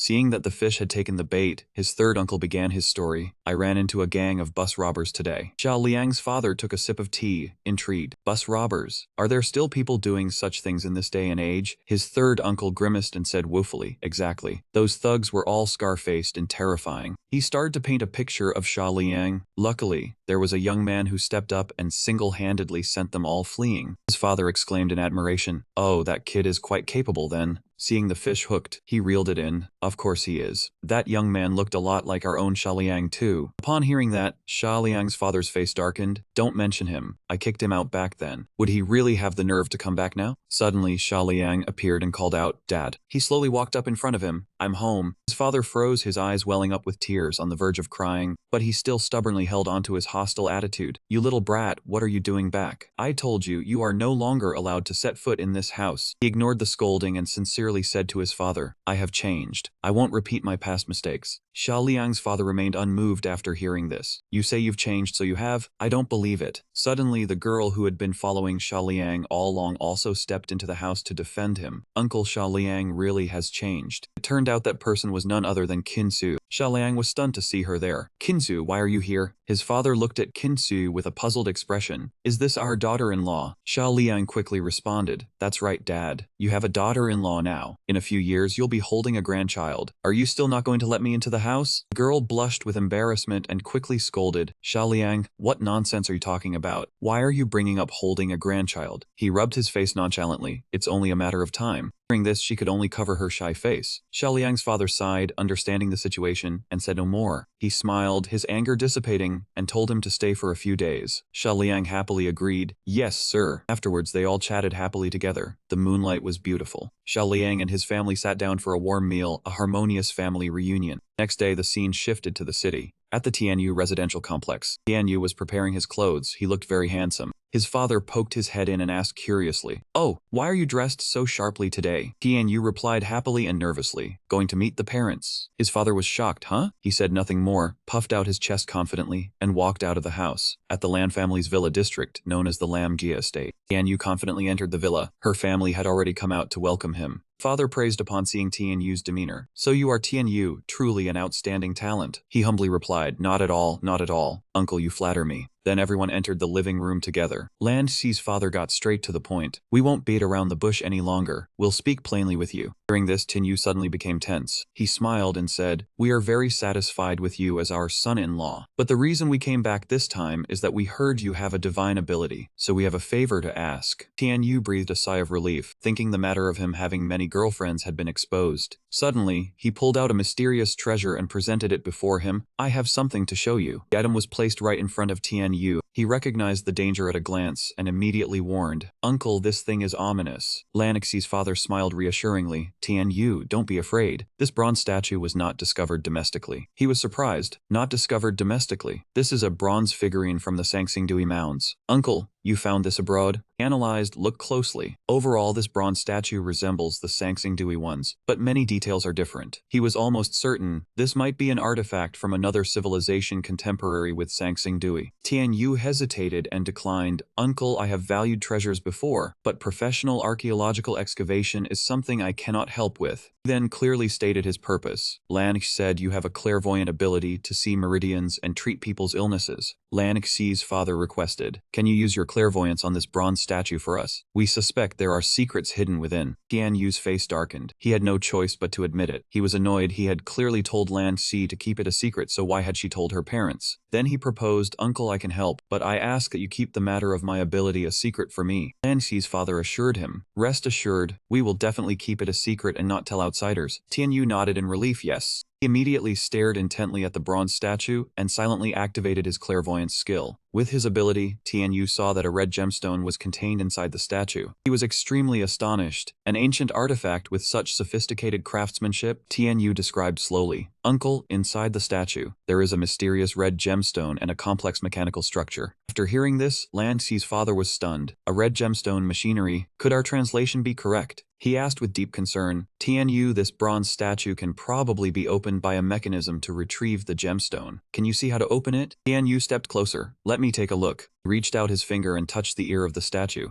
Then he gently pressed down on its two eyes. Shortly after, sounds came from inside the bronze statue. The mechanism was unlocked. Tianyu quickly made the statue's mouth open, revealing the precious red gemstone. Tianyu was astonished and admired, truly miraculous. The ancient civilization had such profound mechanical knowledge. Lan Xi was annoyed. So this is why the two of you came back. It wasn't for me, but for this thing. She picked up the treasure to examine it. What's so special about this gemstone that warrants you two braving the wind and waves to find a geomancer? Lan Xi's father panicked and warned. Lan Xi, put it down quickly. We don't know the composition of this gemstone yet. What if it's poisonous? He had just finished speaking when he held the person tightly, his eyes wide and dazed. When she fainted, Tianyu managed to catch her. He was forced to use his ability, spending 200 energy to activate the healing mode. Lan Xi's father rushed over anxiously and asked, Tianyu, how is Lan Xi? Tianyu replied tensely, I've checked her blood vessels, muscles, and all her organs, but I still can't find the cause. Just then, his gaze happened to land on something. Tianyu discovered her hand had transformed strangely, turning into a bronze-green color. He quickly asked, Uncle, what is the origin of this bronze statue? Lan Xi's coma cannot be explained by medicine. I implore you to tell me the truth. Lan Xi's parents exchanged troubled glances. He closed his eyes to think for a moment, organizing his words. Finally, he replied, Tianyu, we found this statue in unidentified prehistoric civilization in the Mesopotamian basin. The texts of this civilization recorded much knowledge, such as divine powers, incantations, magic. As he spoke, Lan Xi's father's expression grew uglier. Even though science hasn't confirmed it, I believe these magical incantations are authentic. Lan Xi's mother blurted out in panic. It's very possible Lan Xi has been cursed by the statue. Hearing this, Tianyu's face turned pale, and he exclaimed in horror, a curse? Seeing the critical situation, Tianyu yelled, if you knew it was dangerous, why did you bring it back? Isn't that harming Lan Xi? Lan Xi's grandfather suddenly burst in from outside. What happened? Before him lay Lan Xi's body limp on the ground. He stepped forward, grabbed Ting Yun by the collar and demanded, what did you do to Lan Xi? He stammered, she fell under the curse of the relic. Only by entering the ruins and finding it can we get the antidote. Upon hearing this, he was stunned as if his soul had left him. A curse. Tianyu, standing nearby, immediately contacted the system. System, do you have a function to break curses? But to his disappointment, the system replied, knowledge related to magic has never been constructed. Tianyu, worried, blurted out unconsciously, it can't be done. Ting Yun stood beside him, acting mysteriously. The wonder of that ruin cannot be explained in just a few words. He was helpless and could only seek a rescue method. But relying on our strength alone, we cannot go deeper. I hope to borrow Tianyu's divine abilities. Hearing this, Lan Qian was displeased. In a little over a month, Tianyu has to go to university. I will send people with you. However, as soon as she finished speaking, she felt a hand on her shoulder. Tianyu stood before her, declaring with full determination, I understand. No matter how dangerous it is, it's the same no matter how many people go. Said without any hesitation, I'll go with you, uncle. I can miss university and go again. But Lan, she only has one life. Hearing this, Lan Qian's eyes lit up. Tianyu. At this moment, Ting Yun could only stand crying. It's my fault she got hurt. Before long, they were all at the airport. Not wanting his family to worry, Tianyu made up an excuse about studying abroad to say goodbye to his parents. While Lan Xi's mother stayed behind to take care of her, Ting Yun asked worriedly, Tianyu, how long until the assistants you found arrive? He still replied calmly, they're here. At that moment, a group of people strode forward. As soon as he saw them, Tianyu quickly brushed himself off and turned away. Let's go. Though he appeared cold on the surface, he was still very worried inside. Lan Xi, wait for me. As he stepped onto the stairs, he thought, you can definitely cure her. Then the plane took off, heading to a distant place. After some time it landed. Because the distance was far, they continued their journey by helicopter. They traveled for a while until they reached the middle of the forest. Ting Yun and the others quickly landed safely in the forest. He adjusted his glasses and then hurriedly explained, what's coming next might be beyond your understanding. Please don't panic too much. Liu Xiao looked at the scenery and said happily, martial artists like I've seen some strange divine powers before. We won't lose our composure. As for Koa, he calmly analyzed, is there any monster more terrifying than Tianyu? Amidst their chatter, Shaliang's gaze landed on a spider beside him. Due to excitement, he screamed out,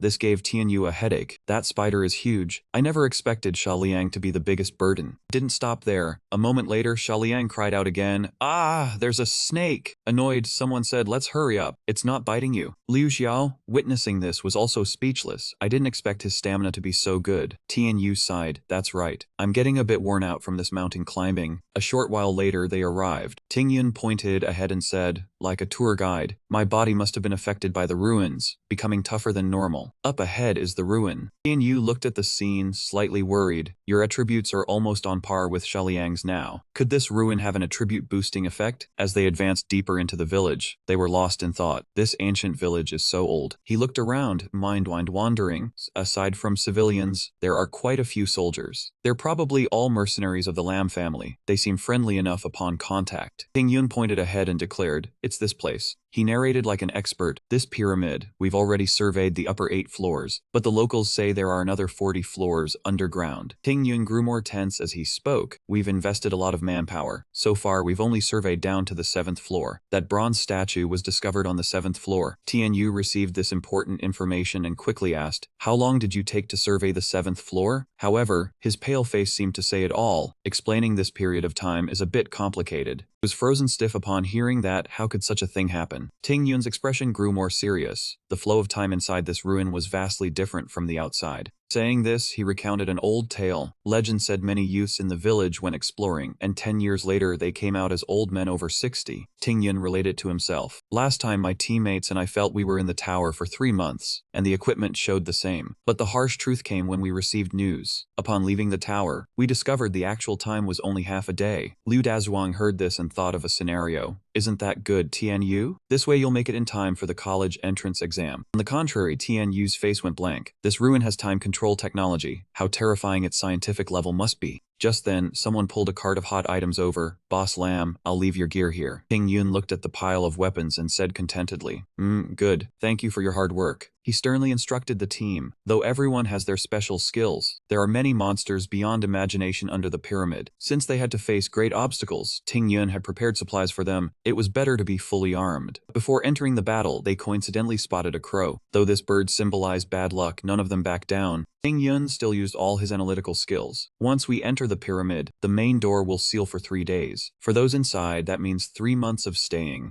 Tianyu listened, paused for a moment, then replied, we're ready, let's set off, everyone. But as soon as they stepped inside, the system's voice rang out. Warning, breaking away from main brain protection range, system shutting down. Just those few words made him widen his eyes. What? The system is shutting down. At that moment, the door behind them slammed shut. Sensing the danger, Tianyu shouted, this is bad. That was also when the system disconnected. System is now offline. Above them, Ting Yun also yelled out a warning. Get ready. The first wave of zombies is coming. The room before them gradually revealed corpses lying scattered on the ground. Seeing this, Tianyu, filled with anxiety, roared, damn it. He fired bullets in rapid succession at them while shouting loudly. We've been set up. Everyone in the group was tense as a bowstring, aiming their guns at the monsters on the ground. They were hit, howling in savage pain. Roar! Roar! Roar! Ting Yun saw the door ahead and pointed it out to everyone. Through that door, the zombies won't chase anymore. But unfortunately, the monsters kept appearing in greater numbers. Liu Xiao, while fighting fiercely, was grabbed by a monster by the leg. De Zhuang also couldn't escape the monsters and was bitten on the shoulder. However, what it got was a mouthful of shattered teeth. Seeing this, he gleefully mocked. Run out of teeth, little zombie? I've got an ironclad defense here. Saying that, Liu Dazhuang didn't hesitate and blasted it with a stream of fire, meaning he triggered the mechanism. Xia Liang, standing nearby, saw this and praised, impressive. Then, from behind him, a monster with pitch-black teeth gradually appeared. It chomped onto Xia Liang's neck while howling. Roar! Roar! Roar! Luckily, Tianyu quickly shot a bullet into its mouth to save him. He shouted in panic to check, Xia Liang, are you okay? But not understanding the situation, Xia Liang screamed frantically. I've been bitten by a zombie. I'm going to get infected. Ting Yun, hearing this from nearby, also yelled in alarm. Don't stop. Whatever happens, talk after we get through the door. Behind them, the monsters were being continuously eliminated. The group gradually advanced towards the exit door. A moment later, a dusty room appeared before everyone's eyes. Tianyu finally dared to relax. We made it through. Meanwhile, Xia Liang was wailing miserably on the side. Tianyu, tell Kinsu that I love her. Take care of my parents. I've been infected. He lay exhausted on the floor, still rambling on. Just let me die in peace. He heard those unlucky words and felt a bit angry. Xiaoliang, you. Tianyu immediately gave Xiaoliang a knock on the head. You've watched too many horror movies. He now seemed enlightened and asked, hey, being bitten by a zombie doesn't mean infection? Liu Xiao, standing opposite, said without hesitation, these things hanging on me don't seem like zombies. Liu Dazhuang also held one in his hand and calmly analyzed. This looks like a robot. Ting Yun, silent until now, finally spoke up to explain. These are mechanical guardians of the ruin, but because they haven't been repaired for a long time and are covered in vines, they just look like zombies. Xiaoliang, embarrassed and angry, argued stubbornly. Why didn't you say earlier they were mechanisms? Calling them zombies just misleads people. However, he paid no attention and pointed ahead. The second door is the safe zone. We set up a forward station there. We can go in and rest for a bit. A moment later, the group arrived at the forward station. From a few tents, a man shouted excitedly, Boss, you're finally back. In the half-month you were outside, we've been waiting here over a year. Ting Yun was happy to see them and said, this time I brought some experts. I believe we can definitely assault this ruin. However, Tianyu was a bit downcast. Too bad, the system is ineffective now. After thinking for a while, he could only pull out a book. Without the system, I'll have to rely on myself. Tianyu sat in the tent reading books to find ways to develop himself, transforming ki into meridians, essentials of gathering ki. Without any hesitation, he hurriedly practiced, and yes, this was the feeling. After a while, Tianyu shouted at the empty can, strange strike art, unorthodox style. The can before him immediately became twisted and deformed. This achievement made his face light up. Success! After practicing strange family fist for so long, he finally mastered it in just one day at the ruin. Tianyu looked at his hand, thinking to himself that this ruin really did have the effect of increasing training speed. Just then, Liu Xiao appeared and said, that is right, brother Tian, my and my brother's golden bell shield also improved rapidly. He raised his arm with satisfaction. Now even without attacking, I can withstand a robot's attack. When I activate the Golden Bell shield, I can even block bombs. King Koa, sitting nearby, also spoke softly. For ambushers like us, the sense of training is very important. Predicting the enemy's position is the key to victory. He suddenly recalled his enthusiastic training moments. Usually I would throw darts blindfolded. But today, my senses have made a huge leap. Blindfolded, I can still clearly perceive the surrounding environment. King Koa covered his eyes, trying to sense the bullseye in the pitch-black room. Tian Yu, standing nearby, just smiled and analyzed. Even though there is no system, the ruin enhances human physical abilities, making everyone seem to have divine powers. It is truly miraculous. However, when he glanced over at Xiaoliang, he was stunned by how fast he had fallen asleep. He looked at the deeply sleeping face of Xiaoliang and silently judged. He is the only one who has made no progress at all. And then time passed very quickly, and everyone soon broke through to the 7th floor. Thanks to their relentless efforts, they had won many resounding victories against the monsters and protected many things. Even the giant snake was easily sent flying. Before leaving, everyone tried to linger for a little while longer. Seeing that scene, everyone felt relieved, and everyone's skills were also growing day by day. Before long, they reached the highest floor. 2 months passed and the group finally arrived at the door of the 40th floor. Tian Yu looked inside, feeling even more unsettled. The treasure that could lift Liangxi's curse was behind this. Ting Yun also said tensely, word by word, it must be behind this. Hearing this, Xiaoliang tried to encourage everyone. Come on, get past this door and we can go back. But before everyone now was just a small box. That box gradually began to shake violently. From within it emerged a 1,000-year-old mummy. Xiaoliang looked at it and remarked, is this all the final boss is? However, King Koa tensely spoke up, do not underestimate the enemy. The very next second, the mummy's whole body seemed to awaken, its eyes glowing red. Without any hesitation, it lunged towards the opposite side. With his rich experience, King Ko immediately raised his gun and aimed at the monster. But unfortunately, he realized right after, no good, even bullets cannot stop it. Seeing this, Liu Xiao and Liu Dazhuang immediately activated the Golden Bell shield. Seeing the mummy, Tian Yu quickly struck. Strange strike art. Tian Yu lunged at the mummy like lightning. He powerfully delivered a blow, distorting its head like a donut. But then Tian Yu sensed something was wrong. This is not right. Is this all the final bosses? Very next second, the mummy's face healed as if by magic. Not only that, its body bulged out with rippling 8-pack abs. With such a muscular body, Liu Xiao and Liu Dazhuang were easily thrown far away. The mummy, neither fast nor slow, created a shiny, sharp object amidst everyone's terrified screams. It has grown big. Calmly pressed that object against Liu Dazhuang's back to threaten him. Seeing that, Liu Dazhuang panickedly raised his arm to resist. However, the mummy destroyed that arm in an instant. Witnessing that scene, Tian Yu shouted in worry, Liu Dazhuang. But the monster showed no mercy, raising the sharp object again to stab. It forcefully thrust that object into his body. However, Liu Dazhuang was prepared and used his iron head skill to shatter that object. He told everyone to just keep shooting. They could not be hurt. Hearing this, the group rained bullets on the mummy continuously. The monster was hit by a barrage of bullets, but was not harmed even a little bit. Those bullets also caused no damage to Liu Dazhuang. Meanwhile, the mummy was riddled with holes like a honeycomb. Xiao Liang observed for a moment and then spoke. This mummy's regeneration ability is very strong. As soon as a new wound appears, the old one has already healed. Hearing this, Tianyu turned and said, "Let me try." Not wasting any time, he immediately used the strange family sky-breaking fist. With just one punch, the mummy was knocked far away. However, it quickly regained its balance and sought to counterattack. Seizing that opportunity, Liu Xiao and Liu Dazhuang quickly charged into attack. The two of them continuously rushed forward to attack the mummy, but it did not back down either, once again summoning a shiny sharp object. But before it could do anything, it was attacked relentlessly again. Tianyu, standing beside him, refused to be outdone, continuously unleashing distant palm strikes. On the other side, Xiao Liang, full of strength, fired arrows at the monster repeatedly. The two people above also attacked fiercely without rest. The entire ancient tomb shook violently from this round of attacks. After a while, the wet creature was crushed flat against the floor. However, it seemed unwilling to give up and immediately sprang back up. Tianyu could not believe his eyes, blurting out instinctively, "No way, it's still alive." After that, not only that, it seemed brimming with life force, roaring incessantly. Then it leaped to the center with such force that the floor cracked. Liu Xiao and Dazhuang were stunned at the sight. He used only one hand to send Liu Xiao flying backward. His arm was merely grazed, yet fresh blood sprayed out. He painfully realized the harsh truth. Damn it, he continued using the golden bell shield, but his stamina was no longer sufficient. Tianyu on the other side also sensed the trouble. His stamina was dropping too quickly. Could this creature not be killed? Kang Ko, standing to one side, could only keep comforting them. "Everyone, try a little harder." He spoke each word tensely. I have sensed his heartbeat. "Attack once more to force an opening." Everyone, upon hearing that, shouted in unison, "Got it!" Without any hesitation, Liu Xiao decided to charge forward with the golden bell shield technique. Tianyu also unleashed a rapid chain of attacks with the sky-splitting fist. At that moment, Kang Ko finally shouted, "I have sensed it." He charged forward while shouting, aiming for the creature's weak point. The monster hit at its vital point, cried out in pain, and then vanished. Seeing this, everyone cheered. "We won, we defeated it." Just then, a strange chest suddenly appeared before them. Tingyun saw the object and his eyes lit up. Tianyu looked at it and said, "This is it, the gem that can lift the curse from Lan Si. Lan Si is saved now." He heard that and simply replied, "Yes." Everyone happily shouted, "Mission complete, time to go home." Shortly after, they returned to the main courtyard. Everyone quickly proceeded to the room where Lan Si was resting. He remained still on the bed like a sleeping princess. Tianyu gripped the small object tightly, speaking anxiously, "Please wake up." Gem, after hearing his words, emitted a brilliant light. From Lan Xi's body, a wisp of black energy slowly rose to her neck. A moment later, she slowly opened her eyes and called out softly, "Tianyu." Seeing Lan Si awake, he embraced her tightly. "Lan Si, you are finally awake." Seeing this, she blushed deeply. Then Lan Si just gently closed her long eyelashes. Everyone witnessing the scene was overjoyed. Yes, that day ended perfectly with a strangely profound happiness. Dongzi ran the hallway shouting, "You are insane, you lunatic." Tianyu saw him acting this way and snapped. "What is it? Going crazy over something again?" Seeing someone ask, Dongzi boasted, "I passed the passing line for a second-tier university in the second mock exam. I have hope of going to college now." He felt happy for the boy's high score. "Good job, let me see the paper." Dongzi hesitated a little at that, then quickly handed over the paper. However, instead of celebrating, Tianyu pointed out a bunch of errors. "Teach.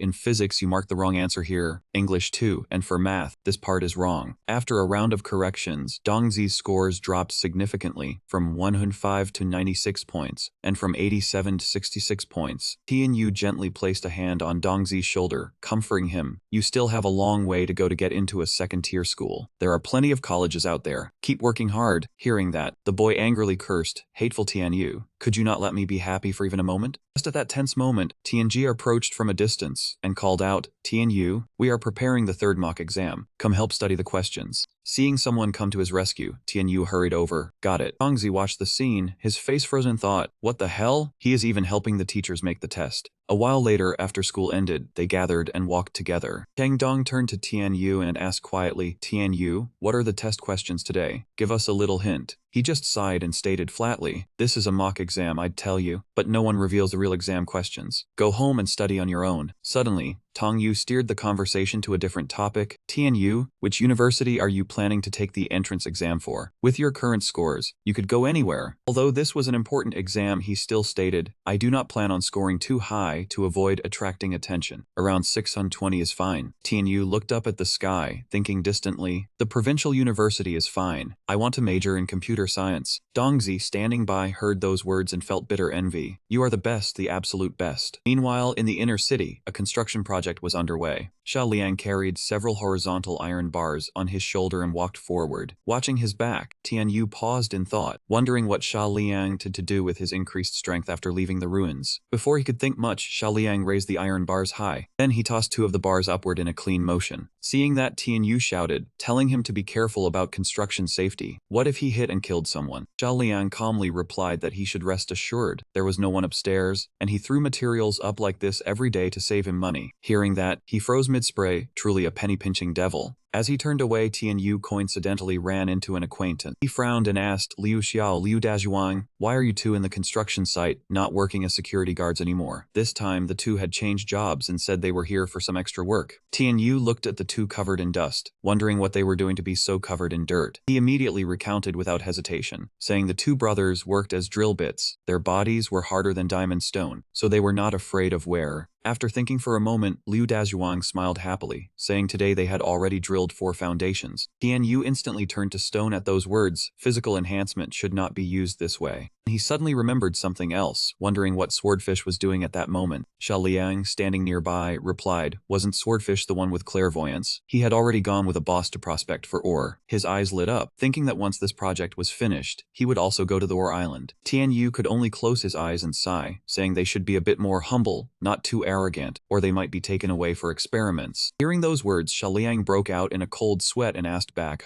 experiments? He did not comfort him but instead scared him further, saying their bodies now had special functions, and being taken to a lab would surely not end well. Xia Liang froze, feeling there was truth to that. After thinking for a moment, he picked up his phone and called Heng Shuo, call the crane team back tomorrow. Soon, time passed, and the next day arrived. The 12th grade students were rushing through their 3rd mock exam. Just then, Tianjia walked into the classroom from outside and called out loudly, Tianyu, the principal wants to see you. However, Tianyu frowned and said, Miss Tian, I am still taking the exam. She heard that and cried out to the heavens, it's all your fault. What are you still competing for? Get to the principal's office right now. He heard that and had to accept the truth. 2. You still want to practice controlling your scores. A moment later, he was at the principal's office. Principal, you called for me. Principal Ding saw Tianyu ask and replied, that's right, I want to know which school you have in mind. While talking normally, he suddenly shouted, is it Tsinghua or Peking University? But Tianyu said calmly, I want to stay here. I don't want to go far. Xinhai Normal University is fine. The answer disappointed Principal Ding. With these grades, you should at least break the school record. Going to Xinhai Normal would be such a waste. Yet he laid out his plan. I plan to control my score, not break the record to avoid unnecessary attention. He heard that and was even more surprised. Control your score. The school only hopes you'll break the record this year to apply for funds to build a branch campus. Tianyu still said calmly, then that has nothing to do with me anymore. I just want to live peacefully. Those words broke Principal Ding's heart. Don't, just name your condition. Whether you want a house or a car, I can provide it. No matter how he coaxed, he still wouldn't accept. That's too small a gift, Principal. Time passed and the 3rd mock exam ended. As soon as the exam ended, Ahua clutched her stomach in pain and ran to the restroom. Oh, Tong Yu saw her friend like this and asked with concern, what's wrong, Ahua? She saw someone ask and told them, during these 2 days of mock exams, my period came. It hurt so much I couldn't even finish my essay. Tong Yu heard that and gently comforted her, it's okay, it's just a mock exam, don't worry too much, your health is what matters. Right then, Ahua turned and asked Tong Yu, how come you're always bouncing around like that? When your period comes, doesn't it hurt? Only then did she confess the secret she had kept for so long. It hurts like hell. Just then, an idea flashed through her mind. Maybe I should buy some painkillers. Without hesitation, she thought of the infirmary and soon arrived at the pharmacy. When she left, her hand only held a small paper packet. Inside was the medicine the doctor prescribed, which had pain-relieving and fever-reducing effects. That evening, in her small rented room, Tong Yu lay on the bed, writhing in. She had been lying down for a long time. She could not sleep at all. What is this? Why is it so painful this time? Is it some strange illness? Tong Yu's whole body was drenched in sweat. Maybe I should go to the hospital and have it checked out? But she was still stubborn. No, the college entrance exam is tomorrow. If I go to the hospital, I'll be delayed. Having no other choice, she comforted herself. Maybe I'll be better when I wake up tomorrow. I absolutely cannot tell Tianyu. He will worry. The next morning at the schoolyard, teacher Tianjia stabilized the class. Everyone line up, don't wander around. She announced before boarding the bus, this time we will rest at Tanda one day early. In the evening we'll do the third practice exam at the rest stop. On the bus, Dongzi chattered excitedly. The exam day is really here. I'm so nervous. Tianyu helplessly advised him, just stay calm and do your best. Review the questions I gave you. You will definitely pass the university exam. He teared up and hugged him tightly. I'm counting on you entirely, Teacher Qi. Suddenly Tianyu glanced to the side. He saw Tongyu with her head down, holding her stomach. Worried, he approached and called to her, hey, study representative, the university exam is here. She woke up groggily and immediately shouted, I don't want surgery. The loud shout made the whole class curiously look toward Tongyu. Tianyu asked her in panic, surgery. Tongyu, what are you talking about? Tongyu, face red, finally explained, nothing, I was just talking in my sleep. Dongzi, witnessing this, laughed uncontrollably and teased, haha, things are progressing fast. Are you already dreaming of giving birth to Teacher Qi's child? Tianyu angrily knocked him right on the head. Cut it out with those words. He warned his friend in a low voice, it's clear Tongyu is unwell, the exam is tomorrow, leave her alone. Dongzi fell silent, knocked out by the blow just now. Tianyu paled and blamed himself, damn it, I trained the key fist technique but forgot to control my strength, I almost killed the kid. By evening, the class bus had arrived at the hotel. Teacher Tianjia held the hand out and announced, we will do the third practice exam, Tongyu and Dongzi will be left in Tianyu's care, everyone rest assured. At the rest room, Dongzi was still unconscious, with a bump on his head. Tianyu saw he was still breathing and felt relieved, it's fine, just a mild concussion, he'll wake up by tomorrow. On the other hand, he was more worried about Tongyu, unsure what was wrong with her, maybe he should try taking her pulse. Before he could touch her, she grabbed his hand tightly. Tongyu opened her eyes wide and demanded, what are you trying to do? Tianyu was startled, stammering, I was gonna take your pulse. She sat up abruptly, declared firmly, I'm fine, I don't need you to worry, go study now. I can take care of Dongzi. Tianyu had a puzzled expression, Tongyu, if something's wrong, just tell me. Tongyu, without another word, resolutely pushed him out. I'm fine, you go. A night passed very quickly. In the hallway, teacher Tianjia angrily scolded, what? Yesterday you left Tongyu and Dongzi in the same room and went off to study yourself. Tianyu reassured her thoughts, that Dongzi had been hit on the head and would not wake up until nightfall, so there was no need to worry about anything happening between the two of them. As for Tongyu, he said in a low voice, she looked unwell, so he did not want to disturb her and let her rest. Ms. Tianjia sighed, what was done, you sure trust your brothers. Quickly call them over.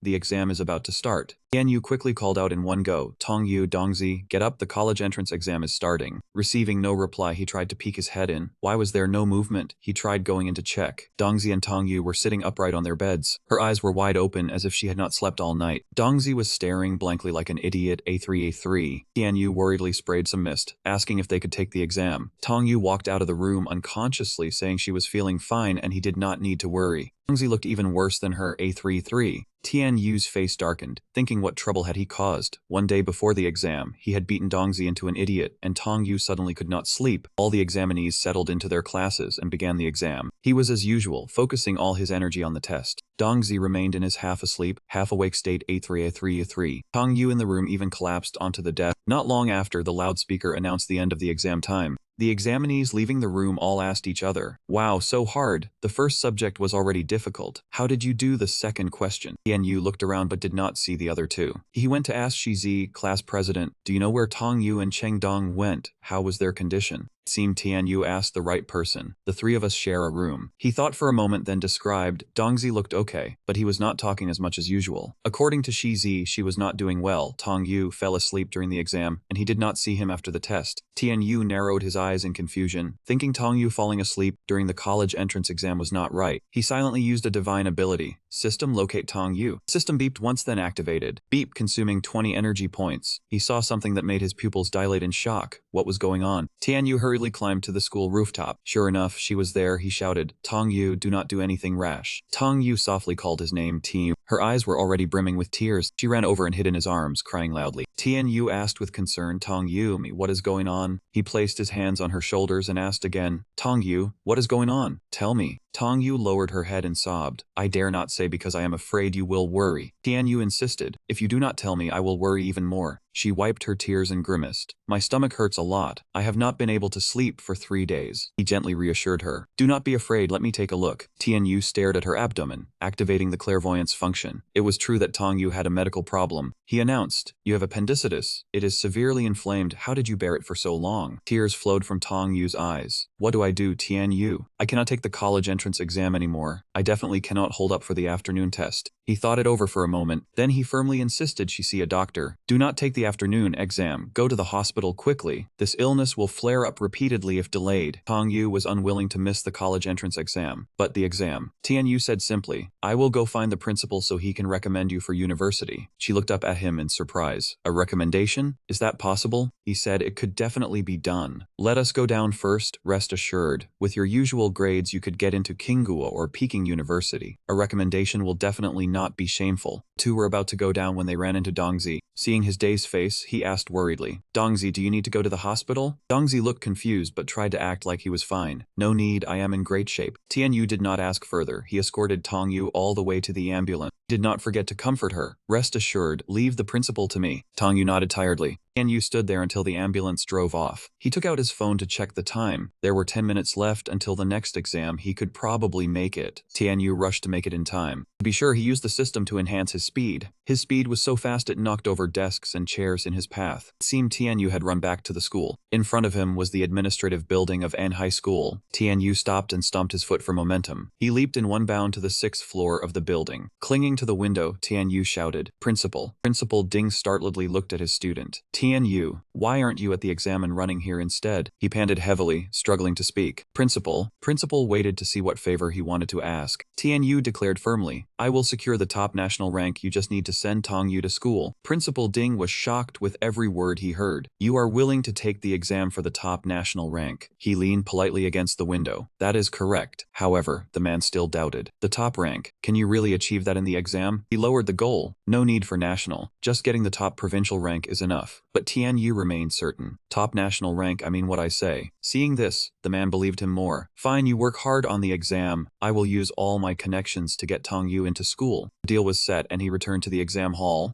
Tianyu treated each subject like a monster, especially English. He effortlessly conquered the chemistry exam. Finishing everything, Tianyu wore a satisfied smile. The exam hall bell rang, signaling the end. Students flooded the field like a horde of soldiers cheering. The exam is over. We are graduating. Dongzi, with his silly expression, also burst out laughing. Ahahaha. Tianyu met up with his friend. The exam is over. Why do you still have that look on your face? Brother Tang lightly slapped his face. Snap out of it. You are not really stupid now, are you? It worked. Dongzi returned to normal. Huh, the exam. No, where am I right now? Only then did Tianyu breathe a sigh of relief. Finally recovered. Dongzi, now sober, was puzzled. No way, weren't we on a bus? He had to explain. You fell on the bus, probably hitting your head causing a concussion, and now the exam is over. Dongzi was dumbfounded. I had a concussion for 3 days, so the exam is already over. Tianyu nodded in confirmation. Yeah, that is how it is. Immediately, Dongzi wailed. No, I clearly got into a regular school, but now the exam is already over without me even taking it. Tianyu chuckled to comfort him, saying it was fine. With his skill level he might even perform better if he ran into a few problems. Dongzi felt wronged and wanted to cry, complaining that since Tianyu was so almighty, why didn't he help him out earlier, only letting him wake up after the exam was over? Tianyu had to add the story of Tongyu's appendicitis, saying the situation was too urgent so he couldn't look after his buddy. Dongzi was utterly devastated and cursed Tianyu for being a terrible friend who valued women over bros. He watched as his friend grumbled in anger, acting just like an elementary school kid. Tianyu watched him run off, thinking that this time he had let Dongzi down. He would make it up to him when they worked together later. Just half a month later, the exam results came in. Tongyu was in her private room checking her phone. She exclaimed that the results were out and urged him to check quickly. She glanced at the screen and saw the new notification appear. On the screen was an honorary notice congratulating Tianyu from their school for scoring first place nationally. Tongyu brightened up with joy, but below that was another honored name, congratulating Tongyu on being selected for a study trip to the north. The scene shifted to the next morning at school. A banquet was quickly organized to congratulate Tianyu for bringing honor to the school. All the classmates looked at Tianyu with admiring eyes. Tianyu helplessly complained to Dongzi that the principal was making a big fuss, even though he had clearly told him to stay modest. Seeing his friend grimacing like a monkey, he asked what's wrong. Dongzi, what score did you get? He lowered his head and mumbled that he didn't dare check his score. Tianyu was shocked because time was tight. How could he not have checked yet? Today they had to fill in their preferences. He didn't dare look at anyone, saying he never held out hope and was thinking of repeating the year or following Master Lufu Hu. He could only comfort his friend to be confident. It wouldn't be that bad. At the teacher's office, they went to see Miss Tianjia. She asked if Dongzi and Tianyu had arrived. Seeing his friend's dejected expression, Tianyu explained for him that he was afraid of a bad score and didn't dare look. Miss Tianjia couldn't help but laugh heartily as if she had hit the jackpot. Tianjia handed Dongzi his result notice along with a thumbs up, and he looked at the admission notice. Not only Tianyu but also Tianjia came to congratulate Dongzi. He did a 180, jumping for joy and hollering, "Grandpa, I got into university." His language grew increasingly unhinged, laughing haha, wailing hoo-hoo, cackling caca. Tianjia asked Tianyu if he had decided which school to apply for. Tianyu was surprised and pointed himself preferences. Of course, he would choose a university near home. Tianjia was shocked. Why, with your academic level, you should choose a top university? Tianyu shook his head. His ability was the same anywhere, so what was wrong with choosing a place near home? To stop that troublemaker Dongzi from causing chaos, she shouted and asked Chengdong if he chose Tanhai. What about him? Dongzi was too happy to think clearly. If the big boss was going to Tanhai, then he was going too. Tianjia handed the preference form to the two of them, telling them to fill in their phone numbers.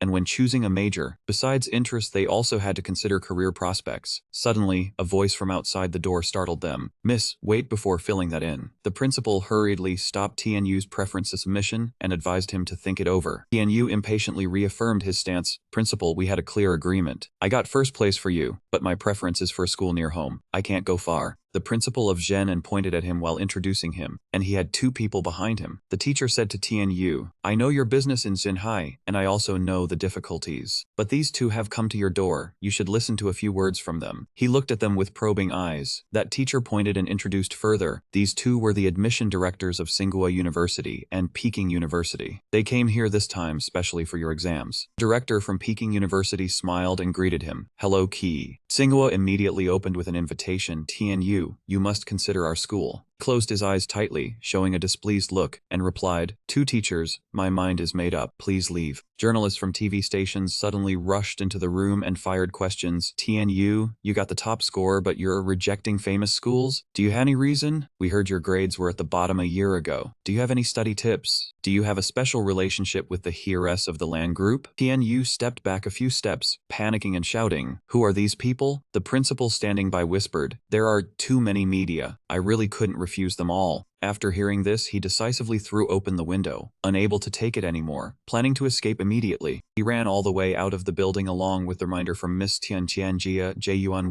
"What about your application form?" Tianyu replied while fleeing, "I'll fill it out tonight and give it to you." The evening when the moon was high in the sky, Tianyu snuck into the school quietly, thinking that since it was so late, the reporters had probably all gone. He placed an A4 sheet of paper on the desk of the homeroom teacher, Tianjia. On it was written clearly 4 words, Xinhai University. Tianyu's father, who was cleaning in the kitchen, asked, "Did you fill in Xinhai University?" He simply answered to get it over with yes. He also went along with his son's decision. "Yeah, close to home is good too." Tianyu's mother sighed regretfully. With these scores, not going to Tsinghua or Peking is such a waste. Tianyu silently went back to his room, leaving his father to defend him. Tianyu earned those scores himself, choosing his own school as his business. His mother did not object, only said, "I understand. I just feel a bit uneasy in my heart." In his room, he sat dejectedly in front of the computer screen, thinking that the exams were finally over. He had wanted to be a little humble, but never expected such a commotion. He went online to see if the heat had cooled down any. The top hot searches were all his name. Tianyu top scorer in the city's college entrance exam. Tianyu is director of many real estate companies. Son-in-law of the Lan family. Tianyu reluctantly became a blazing hot topic, exclaiming, "This is awful. How did I become a celebrity? From now on I have to be humble in everything I do." Suddenly his social media had a beeping notification. It turned out to be Dongzi sending a message. Something new had happened. The image displayed on the screen was news. Tianyu kisses female police officer. Tianyu's eyes went wide to the point he wanted to curse, and at that moment his phone rang. He groggily picked up the phone and asked, "Who is it? Who's calling at this hour?" The voice on the other end answered urgently, "Hey, Brother Qi. It's Xiaoluan." Xiaoluan from the police station summarized the situation online. "A news story about you and Xiao Yang, the new female police officer at our station, is spreading. Reporters have surrounded the police station." Tianyu was worried and quickly left the house to ask again. "Your police station allows reporters to surround it too. Where are the station leaders?" "Wait a moment, I'll be right there." When he arrived, the police station was tightly surrounded by a crowd of reporters. He shouted angrily to attract their attention. "The police station is a vital place for maintaining public order. A rabble surrounding this place without a drop of water leaking through. Do you want to destabilize the city's public order?" Countless reporters turned around as if they had struck gold, shouting in unison, "TNU is the top scorer for university, he's here." Dozens of questions immediately came flooding in. "TNU, what is your relationship with Officer Xiao Yang? Are you engaged to Land C? Is this behavior considered cheating?" Blood rushed to TNU's head. He pointed his finger and roared, "You nosy reporters. The more the merrier. You don't report news beneficial to society. You only know how to dig up this gutter gossip, twisting right and wrong, fabricating lies." He raised his phone screen to clarify. "Earlier I was handling personal matters at the police station and accidentally fell onto Officer Yang. Someone with ulterior motives took a picture and even photoshopped it." In TNU's hand was the picture posted when the two of them bumped heads. But there were still traces left on the stairs. This picture had clearly been photoshopped. The background part hadn't even been erased cleanly. Some reporters had already noticed the issue. "It does seem like Photoshop, the traces are too obvious." But a particular guy was still very stubborn. "So what if it's Photoshopped? Isn't it a fact that you two were touching lips?" TNU lowered his head with his eyes tightly shut. "Can't I talk to you all properly?" He cracked his knuckles as a warning. "Don't blame me for getting physical." Someone in the crowd dared to speak up. "Oh? Do you dare to hit a reporter?" TNU's face was full of murderous intent. "Do you think I wouldn't dare?" Luckily, Xiaoluan ran over in time to stop him. "Brother Qi, don't get worked up," he announced loudly to everyone. "Everyone, the blogger has deleted the post. The heat of this matter has died down. Please stop disturbing our work." The reporters all checked social media and cried out, "It's deleted. It's really deleted. Are they messing with us?" As expected, they finally left, having lost their interest. Let's go, fake news." TNU asked him in bewilderment. "Officer Xiaoluan, why did the blogger delete the post? Did you call to warn him?" But Xiaoluan really didn't know. "It wasn't us, maybe some other master helped." He led the way for him into the police station, saying as they walked, "This incident scared Xiao Yang half to death. Brother Qi, you should help us comfort her too." He naturally agreed. "Okay." TNU raised his voice to reassure her. "Xiao Yang, if something like this happens again in the future, you have to be tough. Don't be polite to those reporters." Xiaoluan beside him also added, "That's right, they only know how to make things up. They should be arrested." Xiao Yang quickly wiped her tears with her hand and said with emotion, "Captain Xiaoluan, thank you all for your concern. I'm fine." Seeing this, Xiaoluan immediately suggested, "Yeah, then go home early and rest. Adjust your state well." Suddenly a hand was placed on his shoulder, along with praise. "Good job, Officer Xiaoluan."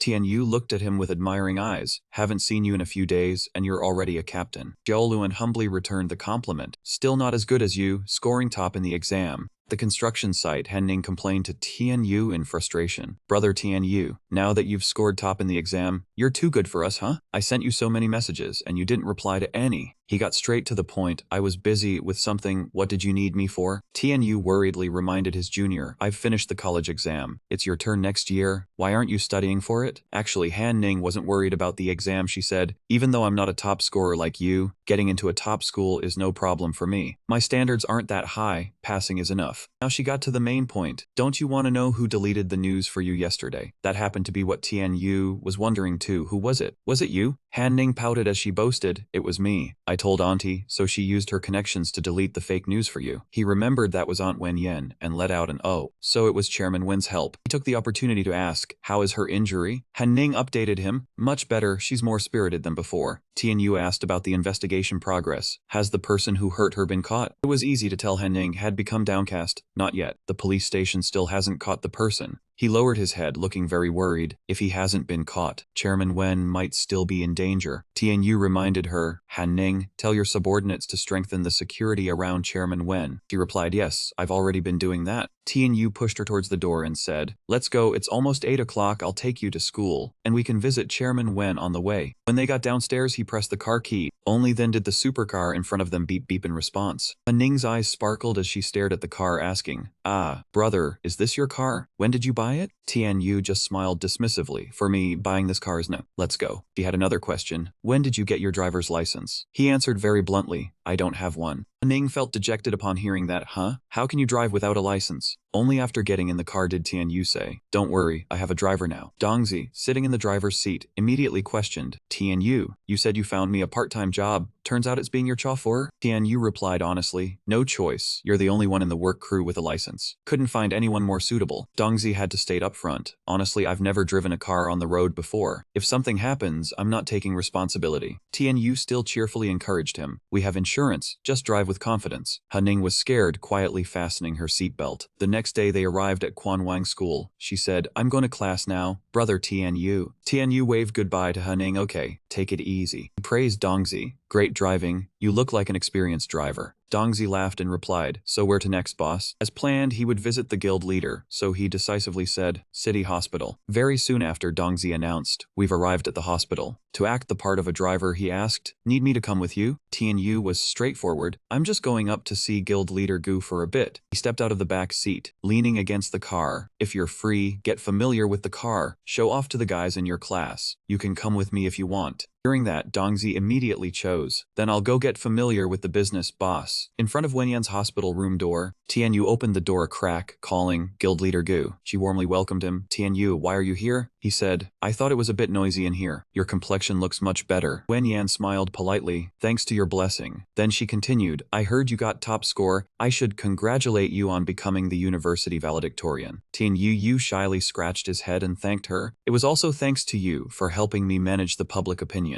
Guild Leader Gu, having been in the hospital for days, suggested, since you're here, come take a walk with me. I've been cooped up in this room for days, didn't dare go anywhere. Tianyu was puzzled. I just got here and you dare to go out now? Wenyan said bluntly, with you protecting me, what danger is there left in this world to fear? He smiled and replied, you flatter me, Guild Leader. Guild Leader Gu stepped out the door. Let's go. Tianyu followed behind. Where to? She replied casually, Moonlight Square. There's a restaurant there I've been craving for a long time. In the hospital hallway, he called Dongzi. Wait a moment, I'll call my driver to bring the car around. She crossed her arms and praised, oh, Tianyu is getting more imposing by the day. Tianyu was modest again. I'm considered a boss now, this bit of presence isn't too much, is it? In just a few minutes, they were seated in the supercar. Tianyu said, Dongzi, go to Moonlight Square. Accustomed to the task, he replied, okay. As the car started moving, a figure stood in a corner observing. He reported to his teammate over the phone, the target has left the hospital. They were the ones tailing Guild Leader Gu. Finally, the opportunity had arrived. In the dark corner, they silently signaled each other. Brothers, move out. One man used binoculars from a high vantage point, saw the car's route was to Moonlight Square, and immediately ordered, initiate Plan 1. Two other men carefully concealed themselves. They will set up on the nearby road. Hurry, the car is almost here. Set up, then withdraw quickly. Withdraw quickly. Tianyu's supercar was speeding forward, only inches from the mine. His gaze turned malicious. Hey, this is a high-grade mine, can flip even a tank. Miss Wenyan, no matter that you have a great golden immortal beside you this time, blow to pieces for me. The wheel was now right in front of the mine. Suddenly, Dongzi made a sharp turn, narrowly avoiding the trap. The car jolted violently. Tianyu panicked. Dongzi, what are you doing? Dongzi's face was pale as he explained, no boss. There was a turtle on the road. I almost ran over it. Everyone thought that mine was a turtle. Tianyu regained his composure and scolded. You dodge like that. What if it caused a bigger accident? Dongzi defended himself. A turtle is a life too, boss. He turned to ask Wenyan. All right, guild leader, are you okay? She smiled awkwardly. I'm fine. Only then did Tianyu feel relieved. Ordered, continue driving. The car sped down the road. Chengdong's kindness had saved everyone, but no one knew it. One of the assassins shouted in anger, why do we use a green mine on an asphalt road? The other was speechless. The manufacturer only has this type. At the restaurant in Moonlight Square, Dongzi's eyes lit up. This is the restaurant Guild Leader Gu likes. It's really high class. Tianyu quietly looked around. Guild Leader Gu is a merchant guild leader. Can her taste match yours? The restaurant manager came out to greet them. Miss Gu, long time no see. Heard you were sick? Nothing serious, I hope. Wenyan, a regular here, replied, no problem, I'm still the same. Bring 2 ribeye steaks for these 2 young men. Tianyu was polite. Guild leader is spending too much. Dongzi next to him was drooling with anticipation. Steak again. Following Tianyu really brings good food. Wenyan asked seriously, Tianyu, on the way here, didn't you sense anything? He remembered, oh, I vaguely sensed a few killing intents, but they all passed quickly so I didn't pay attention. Guild leader Gu affirmed, I understand. He made a phone call, Zhen, oh, they have made their move. Start setting up the encirclement. Only then did Tianyu realize, oh, I was wondering why the guild leader invited us out for steak. Turns out you wanted to catch the big fish. Dongzi stared blankly. Catch fish? The guild leader warmly invited. You two just enjoy the delicacies. I'll handle the rest. Fragrant steaks had been placed on the table. To Dongzi, the food seemed to emit a halo. Wow, is this the legendary ribeye steak? He carefully picked up the knife and fork. The tender steak split into 2 perfect halves. He looked with sparkling eyes. Wow, this fresh and delicious taste is absolutely mind-blowing. Finally, Dongzi brought it to his mouth to enjoy. Dongzi felt as if he was floating, the rich aroma of oil spreading in his mouth, the soft meat fibers massaging the tip of his tongue like they were frolicking on a meadow. Tianyu also praised it endlessly. That was right, the steak at this small shop was even better than at a high-end restaurant, truly worthy of the former president's taste. Wen Yen laughed at their expressions. Tianyu sure knew how to flatter. Dongzi, having settled his stomach a bit, soberly asked,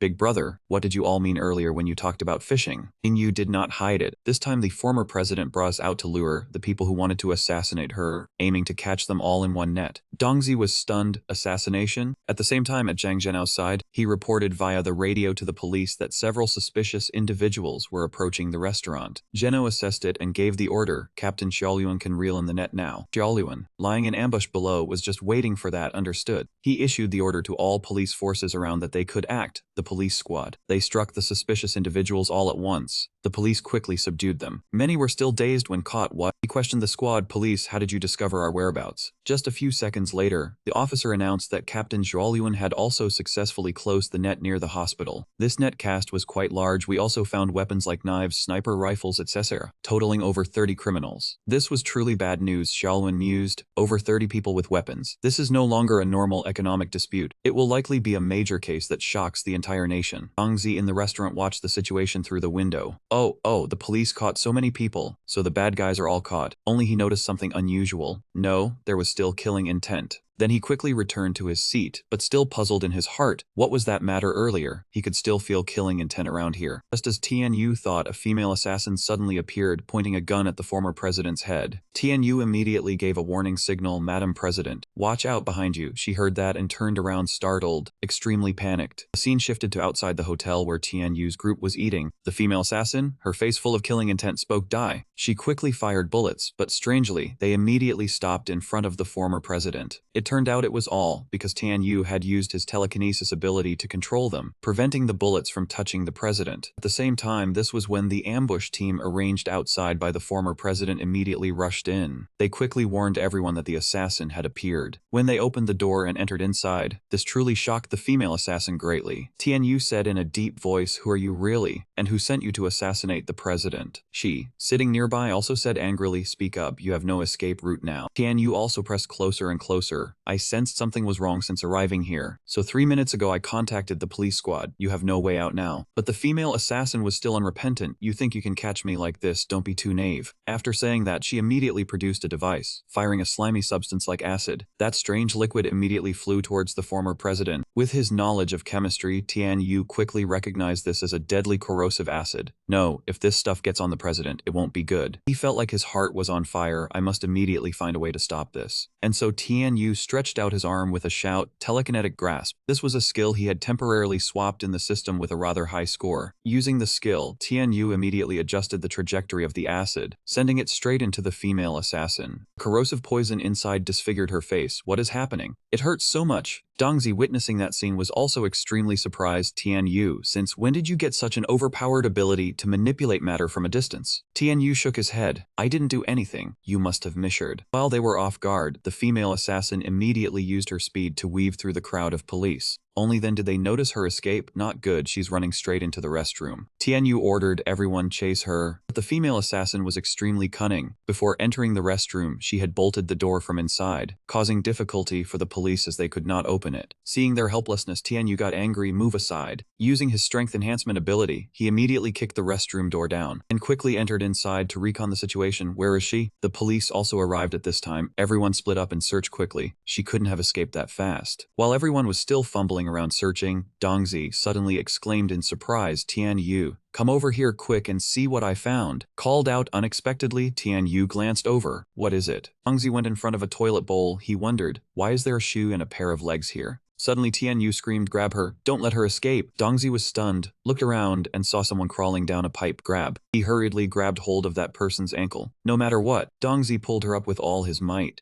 Yelled, his hand still holding tight.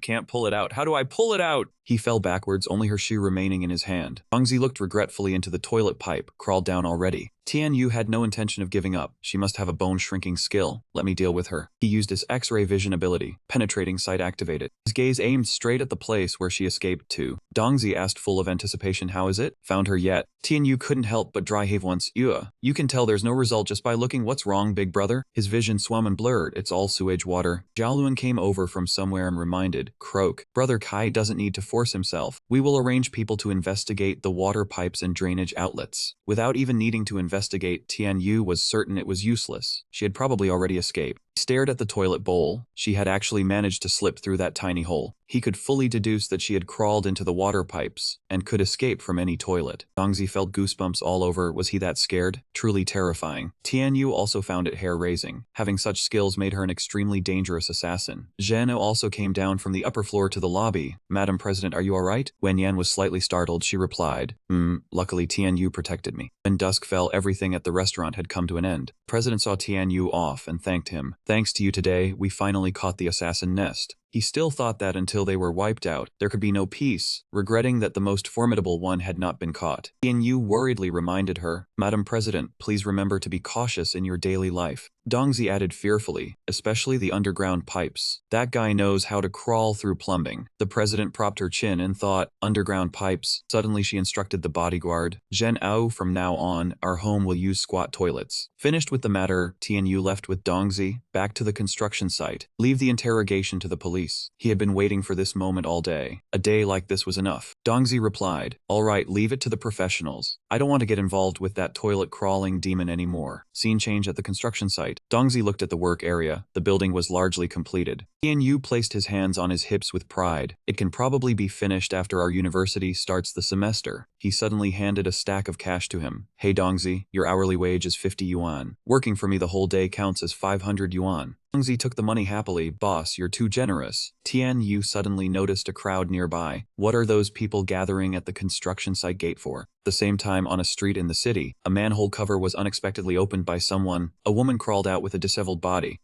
It was the assassin who had just escaped through the toilet pipe. Damn it, it's Tianyu, right? Just you wait for me. Back at the construction site, Tianyu approached and asked the workers, the sun is setting, why aren't you all going to eat dinner? Gathering here instead? Worker recognized the familiar voice. Manager Key, you're here. He summarized the situation for Tianyu. Old Liao unearthed a cultural relic while installing the water pipes. Both he and Dongzi were shocked. A cultural relic? Tianyu quickly pushed through the crowd. Let me take a look. In the small pit was a green jade-colored bronze dragon head. Dongzi praised it repeatedly. Wow, such an exquisite dragon head. The relic looked a bit dusty but seemed very valuable. Tianyu quietly used his heavenly eye, activating the relic identification function. However, he received a notification. The target is too incomplete, cannot be identified. Tianyu was a bit worried. Even the system can't identify it. Dongzi remembered his divine ability and reminded him, Boss, don't you have a divine ability? Can you see what kind of treasure this is? He could only shrug helplessly. This dragon head is too incomplete. Not being whole means even my divine ability is stumped. Old Liao smiled and said, Manager Key, I've already contacted the Bureau of Cultural Relics. They'll send an expert to appraise it right away. Dongzi pouted in regret. Huh? So we have to hand it over to the higher-ups? He immediately turned to persuade Tianyu, not to mention how much money this antique could fetch. If it's a real relic, it means there's a tomb under the construction site. This thought suddenly flashed through his mind. Then won't our project be screwed? Tianyu got a bit angry and corrected him. What kind of talk is that? If there's really a large tomb, that's a major discovery for archaeology. They'll compensate us with land. This is a good thing for the country and the people. Don't just focus on immediate gains. Dongzi only stammered in reply. Fine, you have the bigger vision. I guess I won't be your driver for long. A construction worker suddenly called to him, Manager Key, the people from the Bureau of Cultural Relics have arrived. The person from the Bureau extended a hand. Manager Key, hello.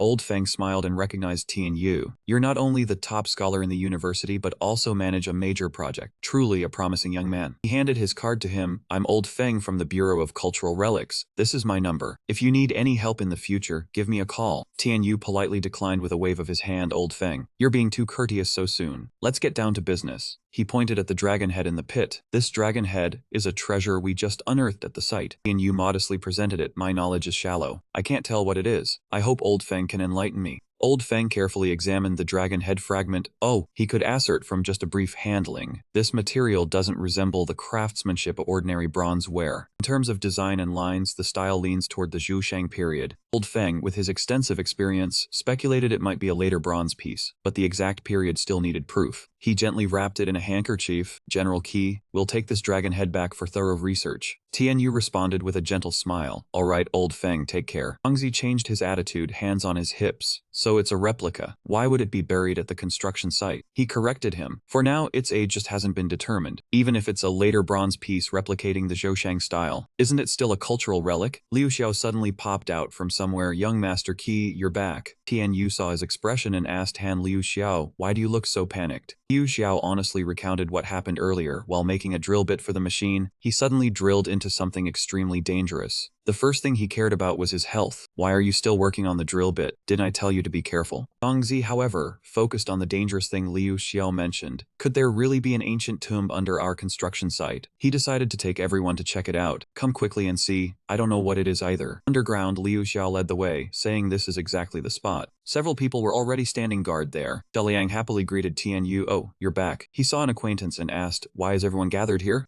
Xiao Liang stared at the concrete layer ahead. If an ancient tomb is dug up under the construction site, wouldn't the project be over? With such a big issue, how could he not come to see? Tianyu took the initiative to push forward. Let me take a look first. He carefully examined this suspicious barrier. Is this strange stone what you dug up? Xiao Liang nodded and raised a doubt. That's right. So deep yet having man-made traces, how could it not be strange? Guangxi also had to speculate. This stone looks like cement. Couldn't it be an old building foundation? But that thought was quickly refuted by Zhuang. This land was always barren before. Where would an old house come from? Tianyu decided to use his divine ability. Step back. Let me use clairvoyance to check. He quietly focused his power, activating his clairvoyance ability. Tianyu softly described what he saw. There are lights inside, and the items are very orderly. He saw a hunched old back. This is... He slowly moved closer to see better. There is someone. Suddenly the old man turned his head, his face hollowly illuminated by the light. Oh! Tianyu was startled into a daze. Hey! Xiao Liang worriedly asked about the situation. What's wrong, Tianyu? What did you see? He was sweating profusely from the shock. There is a corpse demon down here. Guangxi's face turned green after hearing that. Huh, a corpse demon, is it alive or dead? Suddenly a knocking sound came from the other side of the stone slab. An aged voice sounded from within. Who is outside? Guangxi panicked, tears and snot streaming. Oh no, there really is a living person inside. Tianyu softly calmed everyone's spirits. Shh, everyone be calm. He mustered his courage to reply, old sir, we are from the construction site above. May I ask what you are doing underground? The old man calmly asked, oh, what year and month is it now? Tianyu timidly answered, June 2015. He was somewhat surprised by that number, 2015. What rain period is that? He repeated hesitantly, it is the rain period. Guangxi behind him was almost holding his breath. Could this really be some old monster inside? The Taoist took a moment before nodding. Oh, I understand. The great king is gone. He then inquired further about the current time. Young friend, may I ask what dynasty rules now? Guangxi replied half jokingly, there's no dynasty. He must have lived over 200 years. Tianyu seemed to realize something. Sir, the feudal system has been overthrown. Now is the era of the people. Finally, he made some connection. Oh, now you follow the Western ways too? Zuo Zongsak murmured in a deep tone. That makes sense. 300 years have passed. He squinted at the door in front of him. It seems it is time for me to emerge from seclusion. Suddenly, a crack appeared in the middle of the stone slab. It split in two, opening a path for the Taoist inside to step out. Zuo Zongsak, wearing a set of King Dynasty clothing, stood behind the smoke. Tianyu couldn't help but ask, old sir, may I ask who you are? The old man coldly looked at him, a Taoist, surname Zuo, given name Zongsak. Suddenly, Miss Zhu sensed something. Oh! Through Zongsak's filter, Tianyu had blue light, Xiao Liang had orange light, and Liu Xiao had yellow light. You young friends also possess divine abilities. He appraised Liu Xiao's yellow light, diamond body, unmatched strength. Xiao Liang also has a divine ability, strange strength to knock down willows. As for Dongzi with the dark green cap, his mind shines as brightly as the sun. He helplessly pointed at the lamp on his forehead. Ah, this is not a divine ability. Where I'm from we call it a light bulb. Zuo Zongsuk approached to get a closer look at Tianyu. As for this young friend, his divine ability can change 1,000 times. He was stunned by the old man's ability. Old sir, can you see all of our divine abilities? Mr. Zuo only said one sentence to display his power. I have been in closed-door cultivation for 300 years. I still possess this little bit of spiritual sense. He grew even more curious about this Taoist. Oh, it's pitch black here. Let's go outside to a brighter place and talk. The old man followed behind them. All right, I am also curious about how the world has changed. At the same time, at the Cultural Relics Bureau, in the research room, the bronze head was being appraised. It cannot be wrong. This craftsmanship is too exquisite. The man lifted the artifact and affirmed, finally found you, Zuo Zongsak, the last hidden immortal. Let's go back to Zongshuo's place. Here it is. He looked up at the modern high-rise buildings, wondering what they were. His mouth hung open. Headley could not contain himself. Could buildings really be built this tall, and cars move on their own? Tianyu stood behind him, smiling, and said, "Welcome to the modern world." Soon Tianyu took him to enjoy himself. It was truly wonderful. The two lay relaxing in a massage parlor. His eyes closed as he sighed. We Taoists always exaggerate the matter of inner cultivation and outer practice. He told them about the ancient Taoist way of relaxing, which relied on retreating to focus the spirit for introspection, unaware that the outside world was so marvelous. 300 years ago, it took 1,000 years of cultivation to fly, and now humans have created vehicles. You use your wisdom to invent tools, easily surpassing 1,000 years of bitter cultivation for cultivators. Not to mention the advanced airplanes and rockets. Their speed is so fast that even a golden core cultivator might not be able to keep up. It could be said that Zhang Shuo had his eyes opened to nuclear weapons by an admirer. If the power was truly that great, even a nascent soul cultivator would find it hard to withstand. Old man Zuo spoke up, saying to Tianyu, "Young friend, I have a request." He smiled warmly, as if he would refuse nothing, and said, "Please go ahead, old sir." Old man Zuo wanted to explore the modern world. "Could you let me experience what you mentioned? I want to see which path, science or cultivation, is the true way." Tianyu thought for a moment, then said honestly, "Airplanes and pistols are no problem, but I cannot do nuclear missiles." Zhang Shuo did not ask for much either. "Just take some ordinary, easily available things. I will not make things difficult for you." Just as the massage finished, he cheerfully suggested, "All right, let's go back to the construction site." At the construction site, Tianyu led him to a simple house and asked, "Is Q here?" Q. He was woken up and looked out the window irritably, saying, "What are you doing disturbing people's sleep in the middle of the night?" He pointed and introduced Zhang Shuo. "This gentleman is a cultivator. He knows about our divine skills and wants to find you to experience firearms." Q. He was a bit suspicious of the other party. A cultivator wanting to experience firearms. He quickly agreed, "All right, I set up a shooting range not far from here, follow me." After walking for a short while, the outdoor shooting range came into view. Tianyu handed the pistol to Zhang Shuo, saying, "Here you are, old sir, this is a pistol." He held the gun, carefully examining it. "Oh, an SP gold pistol. I saw this back when I was in seclusion." The look in his eye changed, saying, "Today's pistols are nothing like the SP gold from the Qing dynasty." When he asked Q he to demonstrate the power, Q he show the old sir. He took the gun side and said, "Phew, this really is torment for others." He fired 4 shots in quick succession at the steel target. Zhang Shuo stared blankly at the impact points, exclaiming, "Terrifying, such a small object the size of a palm has such great power, piercing through the steel plate." He saw the muzzle still emitting smoke. The accuracy and speed were beyond words. Q he laughed with a mix of smugness and arrogance, saying accuracy depends on long-term training. Hitting every shot is not easy. Old man Zuo excitedly made a suggestion, "Young friend, I have something I want to try." Tianyu and Q he looked at each other, waiting. Old man Zuo stepped forward, smiling until his eyes narrowed. "Try shooting at me?" Q he broke out in a cold sweat and asked for Tianyu's opinion. "Tianyu, what about this?" He was also scared but reassured him. Q he, "Rest assured, this master Zuo has seen our divine skills, so he must have the capability. Let's fulfill his wish." Hearing this, Q he also chose to trust. "All right, old sir, I'm firing." Zhang Shuo stood steadfastly in front of the gun muzzle. The bullet flew out from Q he's gun. It shot straight towards where old man Zuo was standing. When it was just a few centimeters from his face, he raised 2 fingers to catch it, but the bullet suddenly sped past his hand. His eyes widened in shock. Zhang Shuo immediately fell backward, saying, "Oh. Tianyu and Q he's faces turned pale with fear. "Master Zuo." Q he shouted in accusation, "Tianyu, didn't you say he had divine powers?" Old man Zuo raised his hand to calm them, saying, "I am fine, young friends, do not worry." Tianyu came over to look. He had already been shot back. He sat up with a hole in his forehead, saying, "Strange, how come I can't catch this thing anymore?" Q he did not understand his bullet catching technique, but said, "It's normal that you couldn't catch this bullet." But Zhang Shuo realized something was wrong. "My cultivation seems to have been affected." He frowned and asked suspiciously, "Did you young friends dig up any jade artifact?" "And you found it familiar, jade. We did dig up something that looks like bronze." Old man Zuo looked up and asked, "Was its shape a dragon head?" He was quite surprised that he guessed correctly, saying, "Yes, it's a dragon head." He had to deliver bad news. We handed it over to the Cultural Relics Bureau for research. Old man Zuo proactively explained about the jade piece, that to aid my cultivation, I sealed my power into it. Zhang Shuo looked up warily at the sky, saying my cultivation should have returned when I emerged from seclusion, but it hasn't. I'm afraid the jade piece was damaged. He admitted the bullet-catching incident was extremely dangerous. Luckily my body is strong enough, otherwise that shot would have killed me. The 3 of them went together to dig a small pit. Inside was a hexagonal jade block with a dragon head at each vertex. It was indeed his jade block. He keenly noticed one vertex was missing, saying, "Indeed, the dragon head has been removed." He said in a hoarse voice, "We must find that dragon head. We cannot let my cultivation fall into the wrong hands." Tian Yu knew this was an important matter. He said, "Fine, then let us go right away." The whole group went together to the antique shop. Tian Yu knocked heavily on the door and asked if anyone was there. Old Man Feng on the bed woke with a start, muttering as he rushed out, wondering who could be coming at this hour. As soon as he opened the door and saw Tian Yu, he asked in surprise why he was here. Tian Yu cut straight to the point and said he wanted the antique he had given him that afternoon back. Old Man Feng's face clearly showed a mocking expression. "Ha, you want it back?" He showed a reluctant attitude, saying the item was still under research, and since he had already submitted it, how could it be retrieved? Tian Yu had to explain carefully, "Brother Feng, we made a mistake. That ancestor head is not an antique, its owner is still alive." Old Man Feng was startled, his mouth hanging open. "How could that be? That thing is at least 300 years old." Tian Yu knew it was a real antique, that is correct. It is indeed from 300 years ago, but its owner came with us. He pulled Zong Suo forward, pointed at him and said, "This old man here is the real owner of that item." Old Man Feng observed and silently pondered about this person's hairstyle. Then he looked at the clothes on his body, which were truly very strange. Old Man Feng's eyes widened to their fullest. Could it be that he is truly a man from the Qing dynasty? Old Man Feng broke out in a cold sweat, hurriedly evaded, and said it was already late, to come back tomorrow if there was anything. Tian Yu firmly stated his attitude. "Without getting the jade artifact back, we are not leaving," he retorted in a loud voice, scolding Tian Yu for speaking unreasonably and not knowing his place. Just then, another person stepped out from behind him and said, "Old Feng, stop arguing with them." That person lowered his voice as if threatening, "Whoever wants to play unreasonable games here should not blame us for being impolite." Zong Su sensed an unusual killing intent and asked, "You are..." His gaze turned cold as he looked at that man, the one who killed Sha Liang. The man smiled slyly, adjusted his sunglasses, and said to Tian Yu, "Just like old times, huh?" Old Zuo warily asked Tian Yu, "This person is no simpleton. Do you know him?" Tian Yu clenched his teeth, showing clear worry. "Uncle Zuo, to be honest with you, my supernatural abilities all came from magic tools he gave me." It was only then that Zong Suo understood, so that was it, he was an artifact refiner. The man clasped his hands in greeting to Taoist Zong Suo, saying he had long admired him, never expecting to meet the last living immortal master like him. Old Zuo frowned, not understanding his words, and asked back, "What about Nan Long and Bai Hu? Did they not come out of seclusion earlier than I did?" The man lowered his voice, curling his lips slightly into a smile. "Those two, well." Then he declared a sentence that left the entire room speechless. "They have been refined by me."